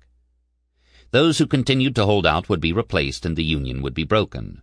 By bowing to the pressure exerted by the strikers and the townsmen who supported them, Abbott had handed victory to the Amalgamated. "It's too bad, but we must expect 3 years or so of trouble now," he cabled Frick that same day. "The surrender or conference at Homestead may be right in itself, but the effect at Beaver Falls," a smaller Carnegie-owned steel mill, "Coke Works, Keystone, is much too great and not favorable. Must do best we can." Rather than acknowledging the strength of the ties that bound the workers to their unions, Carnegie attributed the collapse of his union-busting plan to William Abbott's failures as a manager. As Abbott's stock fell, Frick's rose. Anticipating perhaps that Abbott would fail at Homestead and be removed as his only possible rival, Frick acknowledged to Carnegie on July 25th that he was now prepared to make his career in steel. "As I become familiar with the steel business, it becomes more interesting. Always something that can be done to reduce cost. But the business requires close attention, and I will be greatly disappointed if July results are not good. Many other matters should like to write you about, Homestead, etc., but we make our cables full, and all these matters can be gone over on your return. The important thing is to neglect nothing here."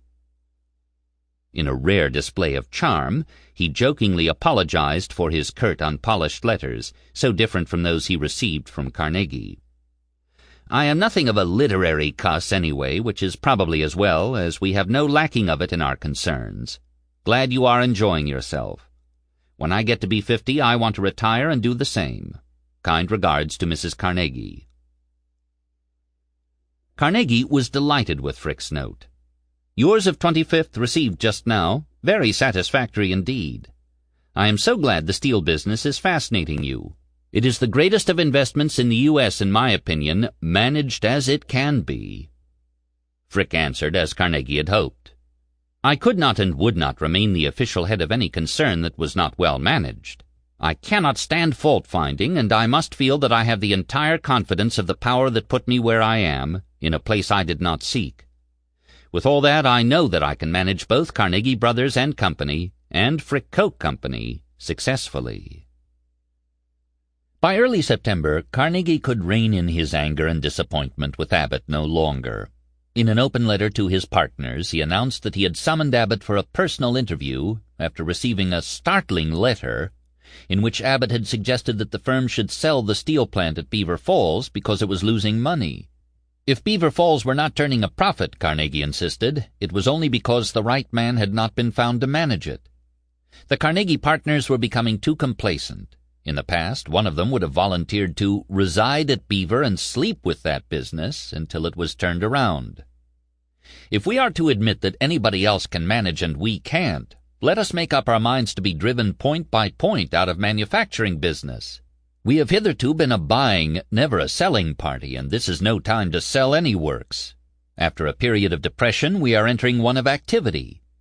If Mr. Abbott is ready to admit that Oliver, a possible buyer of the plant, can manage better than he might as well admit others can manage union mills better and prepare to sell these. Then Homestead's turn will come next. Gentlemen, just count me out in this disgraceful road to ruin. I would blow up every works we have in turn before I would acknowledge that any competitor could beat us, at Beaver Falls or anywhere else." Since receiving Abbott's letter, he claimed he had been able to think of little else. "This is a crisis in our affairs. We must face a serious situation. Mr. Abbott has assured us from time to time that at Beaver Falls we were holding our own. Now he calls upon his partners to make a loss of $300,000. The loss with interest added is about $1,000 per working day." Even more upsetting than the monetary loss was the fact that it came as a surprise to the managers who were supposed to be keeping track of the books. "I give you all my views freely. It is evident a new leaf must be turned over. Perhaps you will find me at fault about the remedy and can devise a better policy. So be it. It rests with you. Only don't give me any more surprises. Let us all know month after month promptly where we are going.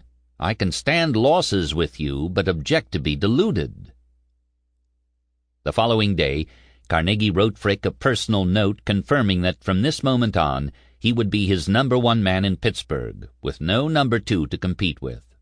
Let me express the relief I feel in knowing that the important departments of our extended business are in the hands of a competent manager. Phipps and I exchanged congratulations upon this point. Now I only want to know how your hands can be strengthened. Good night. Take supreme care of that head of yours. It is wanted. Again expressing my thankfulness that I have found the man. P.S. Abbott made one good point. He said I did the best thing for the concern in getting you, so there's hope for him yet. On arriving back from Europe in late summer, Carnegie took to the road again, first to Bar Harbor, Maine, for a week with the Blaines, then back to New York City for a few days, before he was in his carriage again and off to the West Side Piers for the ferry to New Jersey and the day-long trek to Pittsburgh via Philadelphia, with a stopover in Cresson and a short trip to Johnstown to survey the damage and pledge his support for a new library. Arriving in Pittsburgh, he met with his partners at their downtown offices and crossed the Allegheny River to check on the progress of his new library and music hall in Allegheny City. At the sight of the new building, the business cares that had preoccupied him were washed away. "If ever there was a sight that makes my eyes glisten, it was this gem," he wrote Louise. "A kind of domestic Taj, its tower a pretty clock, so musical in tone, too, for it kindly welcomed me as I stood feeling, 'Yes, life is worth living when we can all forth such works as this.'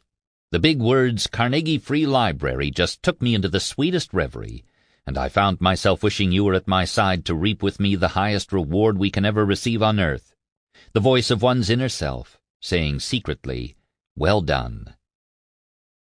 Theodore Dreiser, the future novelist, worked in Allegheny City in 1894 as a reporter on the City Hall and Police beat for the Pittsburgh Dispatch.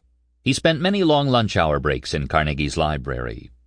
"What pleased and impressed me most about this institution was its 40 or 50,000 volumes so conveniently arranged that one could walk from stack to stack, looking at the labels above and satisfying one's interest by looking into and nibbling at the various subjects. The place had most comfortable window nooks and chairs between stacks and in alcoves, and in one of these, behind a leaded window which looked out upon the street and the park, I frequently established myself. The library building, a very handsome affair architecturally, also housed a music hall with one of the largest, if not the largest, pipe organs in the world. On Sunday, Wednesday, and Saturday afternoons, an organist paid by the city entertained the public with a free recital, and so capable was he that seats were at a premium and standing room only the rule, unless one arrived far ahead of time. Dreiser, upon moving to Pittsburgh, had become one of Carnegie's most severe critics, and was taken aback by the gifts the tycoon had bestowed on the people of Allegheny City. This particular manifestation of interest on the part of the public pleased me greatly, and somehow qualified, if it did not atone for, in part at least, Mr. Carnegie's indifference to the living welfare of his employees elsewhere. The day of Carnegie's visit to the new library began brightly, but ended in mourning. While Carnegie was in Allegheny, Captain Bill Jones was on duty at the Edgar Thomson Steel Works. Blast Furnace C had been blocked by cinder, and he was helping to clear it when the furnace wall gave way, showering flames, hot cinders, ore, and coke on the men below. More than a dozen furnace men were injured.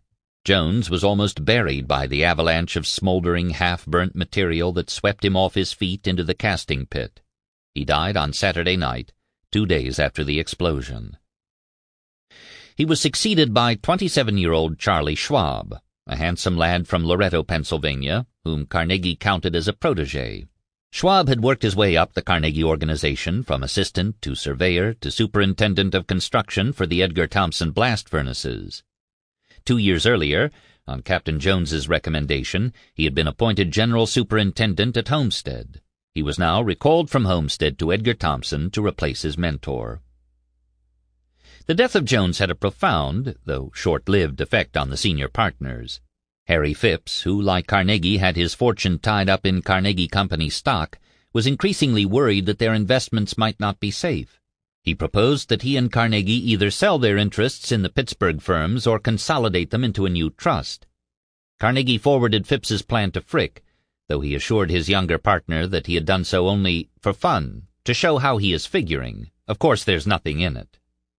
Unfortunately for Phipps, who wanted to cash out his investments, the value of his and Carnegie's stock had grown so large that there were few capitalists anywhere who could afford to buy them out. "Parties wouldn't pay my price, nor could they give security satisfactory," Carnegie wrote Frick. "The thing is dead anyhow, for no combination of various works is possible. I would have nothing to do with trust. If I went out of business, would go out clear and clean, and if I stayed in, would run with you and our own boys. Good enough for me." The steel industry continued to rake in huge profits through the 1880s and into the 1890s, due in no small part to the beneficence of the federal government. There was very little laissez-faire in 19th-century capitalism, no matter what the capitalists might say. The steel industry was doubly dependent on state and national governments for the generous loans and subsidies that fueled railway expansion and rail purchases, and the protective tariffs that enabled the manufacturers to keep their prices and profits higher than would have been possible had they been compelled to compete with European steelmakers. If in the beginning, as Carnegie had argued, the tariff had been needed to nurture an infant steel industry, by the mid-1880s that infant had become a strapping, abrasive youth who kept on growing. Why then, one might inconveniently ask, was there need for a protective tariff? Because, as Carnegie argued in the North American Review in July 1890, the steel industry was not yet fully grown and would have to be protected until it was. On the issue of the tariff, as on few others, Pittsburgh's working men were in agreement with Carnegie. They voted Republican in large numbers because the Republicans were the guardians of the protective tariff, and the tariff, they believed, protected their wage rates. The argument linking the tariff and wages in the manufacturing sector was a compelling one in the industrial states, but nowhere else. As the Democrats took great delight in pointing out, high tariffs led to high prices for all consumers. Through the mid-1880s, a rising tide of outspoken opposition to the tariff, especially in the agrarian states, made unqualified support a significant political liability. Carnegie recognized this, of course, and supported gradual and moderate downward adjustments in the schedules. What he was unwilling to do was to let the politicians make the final decisions by themselves on an issue so vital to the well-being of the industrial sector. The legislative process in the states and in Washington, he feared, and he was certainly not alone in this, gave too great a voice and vote to the enemies of industrial progress.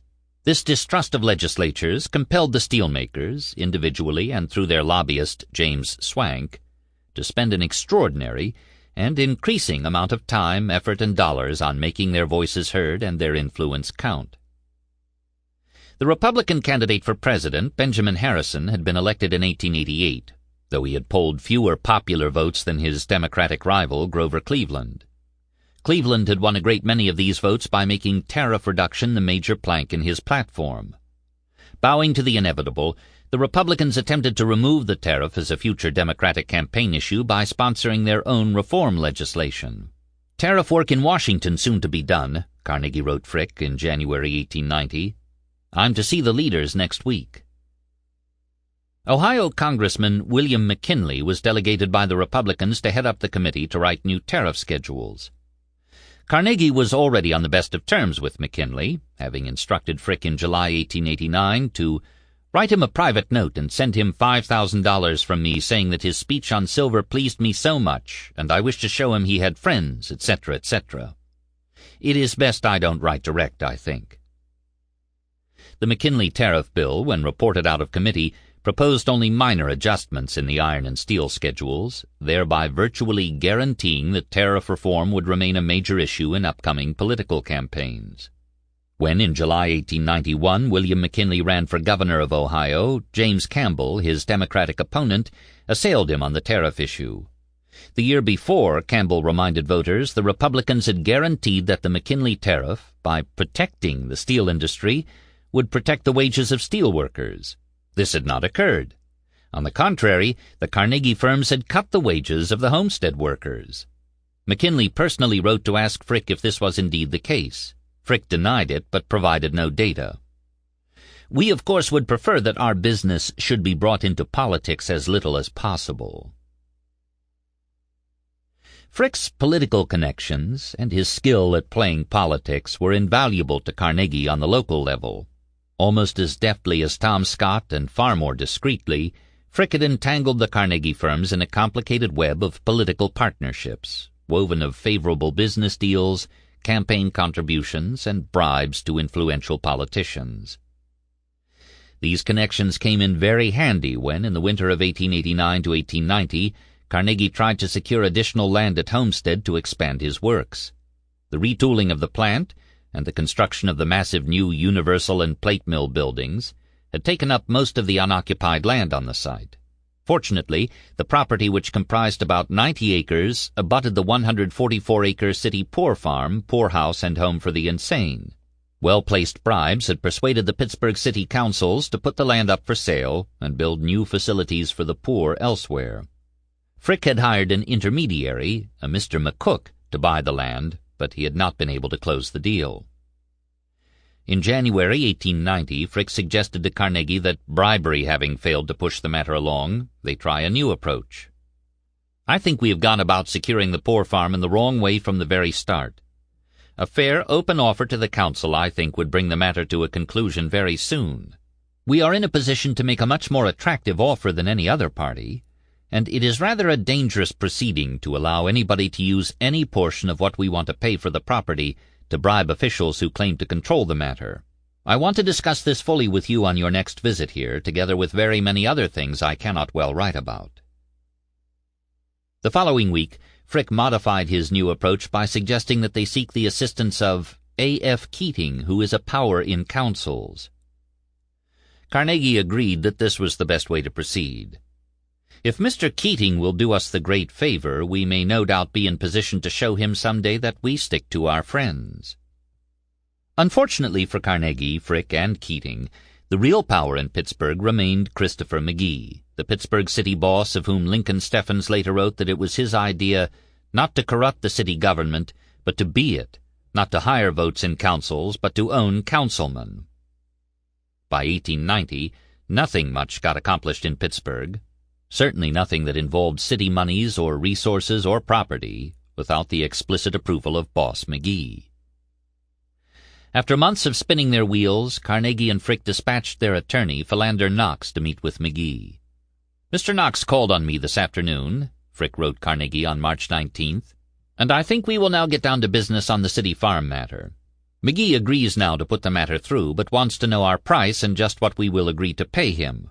We have a week in which to give him his figures. In the meantime, I shall look carefully into the matter and probably see you." Carnegie told Knox how much he was willing to pay for the land. Knox and Frick then met with McGee on the Saturday morning before bids were due. McGee had arranged for a dummy bidder — it would not have looked good if the Carnegie firms tendered the only bids — to offer $2,775 per acre for the land, and suggested that Carnegie put in a bid for $2,805. When the bids were opened, Frick was surprised to find a third bidder at $2,903. "At present," Frick wrote Carnegie, "it looks as if the boss has taken us in. I may be, and I hope I am, all wrong about McGee, but he has served other people just that way." In the end, Carnegie had to pay McGee his agreed-upon bribe and then shell out more to buy the land from the highest bidder, who had business dealings with the boss. Even with these off-the-books expenses, the land was a bargain. "I kept several parties from bidding on the farm," Frick proudly informed Carnegie, "who were abundantly able to have purchased it. Among others, Mellons, who think the farm worth very much more than $3,000 per acre Carnegie had paid for it." Beginning in the spring of 1889, with a Republican back in the White House and his good friend James G. Blaine, Secretary of State, Carnegie had more occasion than ever to spend time in the nation's capital. On taking office, Blaine had organized a Pan-American conference between the United States of America and the republics of Central and South America, and appointed Carnegie one of the American delegates. Carnegie was delighted. When the delegates arrived in Washington for the conference in October 1889, he volunteered his services as tour guide and social secretary, arranged for them to visit Pittsburgh in November, and, in February 1890, hosted a lavish dinner at the Arlington Hotel in Washington. The New York Times reported the event on February 26th in a front-page story headlined, "Carnegie's Dainty Feast, the the whole earth searched for delicacies for his guests. It was one of the most elegant affairs of the kind ever given in Washington. The bill of fare consisted of oysters on the shell, clear turtle soup, broiled sole from England with cold cauliflower, broiled breasts of spring chickens from Louisiana with hot asparagus, roasted spring lamb from Scotland, teal ducks from Currituck Sound, North Carolina, and the usual desserts. Carnegie was assigned to the Committee on Patents and Trademarks, which made its final recommendations in early March 1890. We have no idea how much, if anything, Carnegie contributed to the deliberations.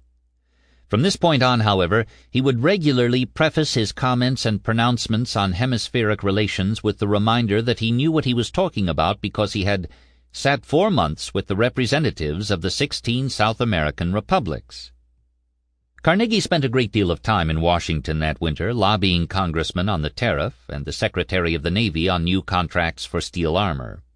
In 1886, he and his partners had declined to bid on a contract for steel-plated battleship armor because the terms were not particularly good.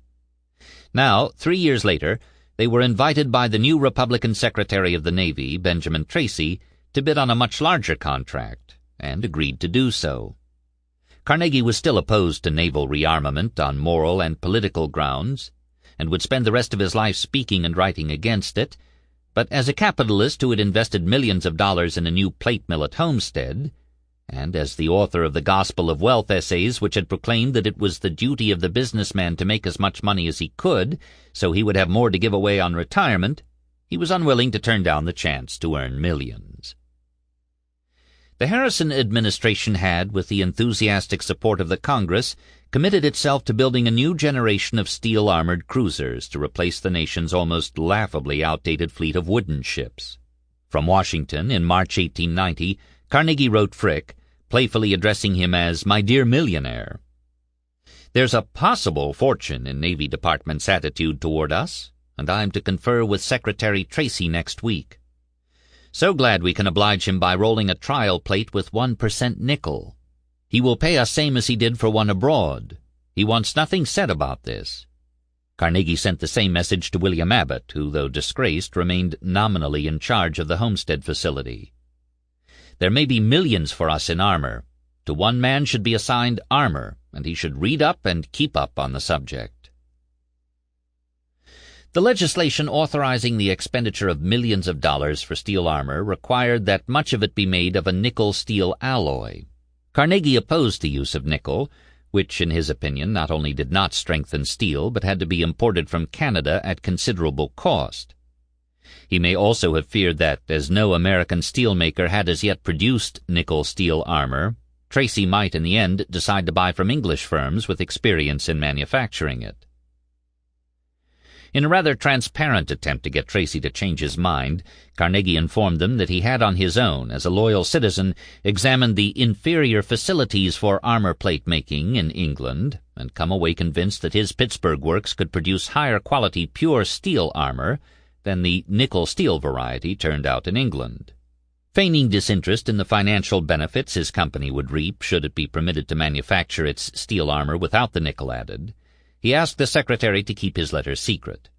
"This is strictly a personal letter, is not to go on file in the department. It is for yourself and Commodore Folger, Tracy's ordnance chief, alone, for as you can well understand, I am a steel manufacturer and do not wish to antagonize my interests whatever. I thought it my duty, however, to tell you all I know and think upon the subject." The prospects of government contracts were almost too good to be true. The Homestead mills were already earning a small fortune supplying steel for the first generation of Chicago skyscrapers, a bridge in Brooklyn, and a significant section of New York's elevated railways. Armor production made use of the same open-hearth technologies and could be rolled in the same plate mills. Though the startup costs were enormous, more than $3.3 million, the potential for profits made the risk worthwhile. "No doubt it can be made the most profitable of all our branches of manufacture if we go into it thoroughly," Carnegie wrote Frick from Scotland on July 15, 1890. "No makeshifts. It will take a full year to get us fairly started, even with energetic pushing." Concerned that Frick was less than enthusiastic about the project because of the huge cost for retooling, Carnegie wrote him another cheerleading letter in early August. Armor. No specialty can be had equal to this. Further study of the situation convinces me that we can easily succeed. I think we can average $1 million per year out of this department with ease. Nobody will follow us. As loyal Republicans, Carnegie and Frick had anticipated friendly treatment from Washington, and were mildly surprised when Secretary Tracy informed William Abbott that the contract for armor he was offering would be less lucrative than the ones his predecessor, William Whitney, had signed with Bethlehem Steel. Frick wrote Carnegie that he had advised Mr. Abbott to go and see the Secretary and say to him that we could not accept his offer, nor would we like to accept any offer before your return in October. 90 days is a very short time, and I take it that the Secretary is a very reasonable man, but this whole matter must be managed with great care, or, as you say, we may get into serious complications with the government. Mr. Abbott seems to think that one of the reasons the Secretary desires us to furnish armor at 12.5% less than Bethlehem prices is in order to do better than his predecessor, Mr. Whitney. I cannot see why he should make capital at our expense. It certainly will be our fault if he does. Carnegie agreed entirely and telegrammed Secretary Tracy in Washington that while he wanted very much to help you out with armor, he could not risk taking 1 iota less than what Bethlehem had received on its contracts. If the Secretary was ready to sign off on a contract for 5,000 tons at the Bethlehem price, shall order necessary tools and go ahead, otherwise must decline. Armor making no child's play. Tracy agreed to meet Carnegie's terms. On November 20th, 1890, the contract for 6,000 tons of nickel-steel armor was signed. Having invested more than $3 million to retool Homestead, Carnegie hoped to market his armor overseas. He had no expectation of ever winning contracts in Britain, France, or Germany, which had their own steel manufacturers. His objective was the Russian government, which was eager to build a modern navy but lacked any domestic steel manufacturers. In the summer of 1890, touring Europe with Louise, Carnegie made sure to visit Russia, where, in addition to attending choral concerts and meeting Tchaikovsky, he inspected the ships of the new Russian Navy, which had been equipped with English-manufactured armor. Determined to wrest the contract from the English, Carnegie enlisted the help of his friend, Secretary of State James Blaine. It occurs to me that the great empire of Russia should no longer plate its warships with such miserable stuff as I saw there, received from England. I wish we could get a contract to supply the Russian government with such plates as those which have just proved their superiority, and if you can speak to your friend, the Russian minister, upon the subject, I shall be greatly obliged. Russia and ourselves have always been such good friends that it does seem a pity to have her defrauded upon the vital point of armor for its warships. Blaine apparently did as he was asked. In March 1892, Carnegie wrote Frick that he had received a note from our friend in Washington about the Russian matter, which progresses favorably.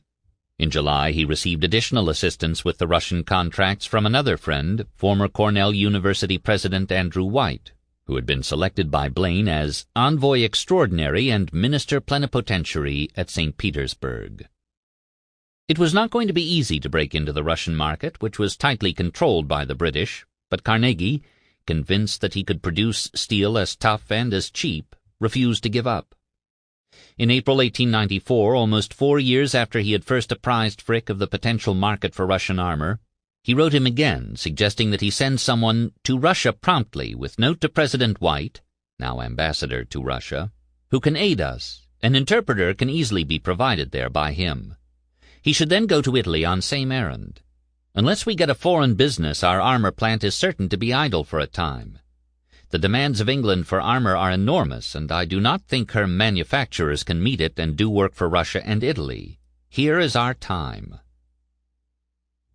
6 months later, in the aftermath of the First Sino-Japanese War, in which the Chinese Northern Fleet lost 8 of its 12 warships, Carnegie sought to expand his market further into Asia. The destruction of the Chinese and Japanese fleets, which is reported, he wrote Frick from Scotland, will bring both of these nations into the market for armor ships, which will be contracted for by English builders.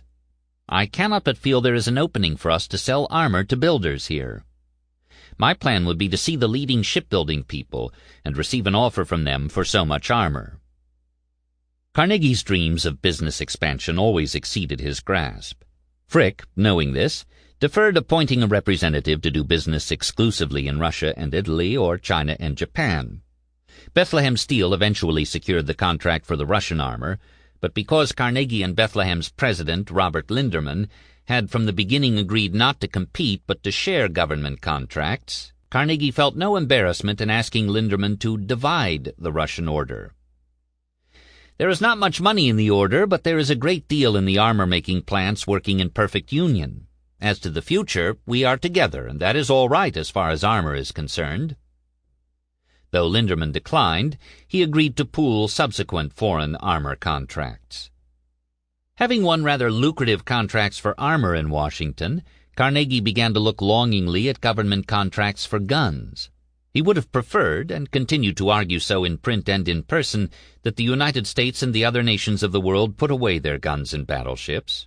As this was not yet the case, he saw no reason why his companies should not secure the profits that came with government contracts.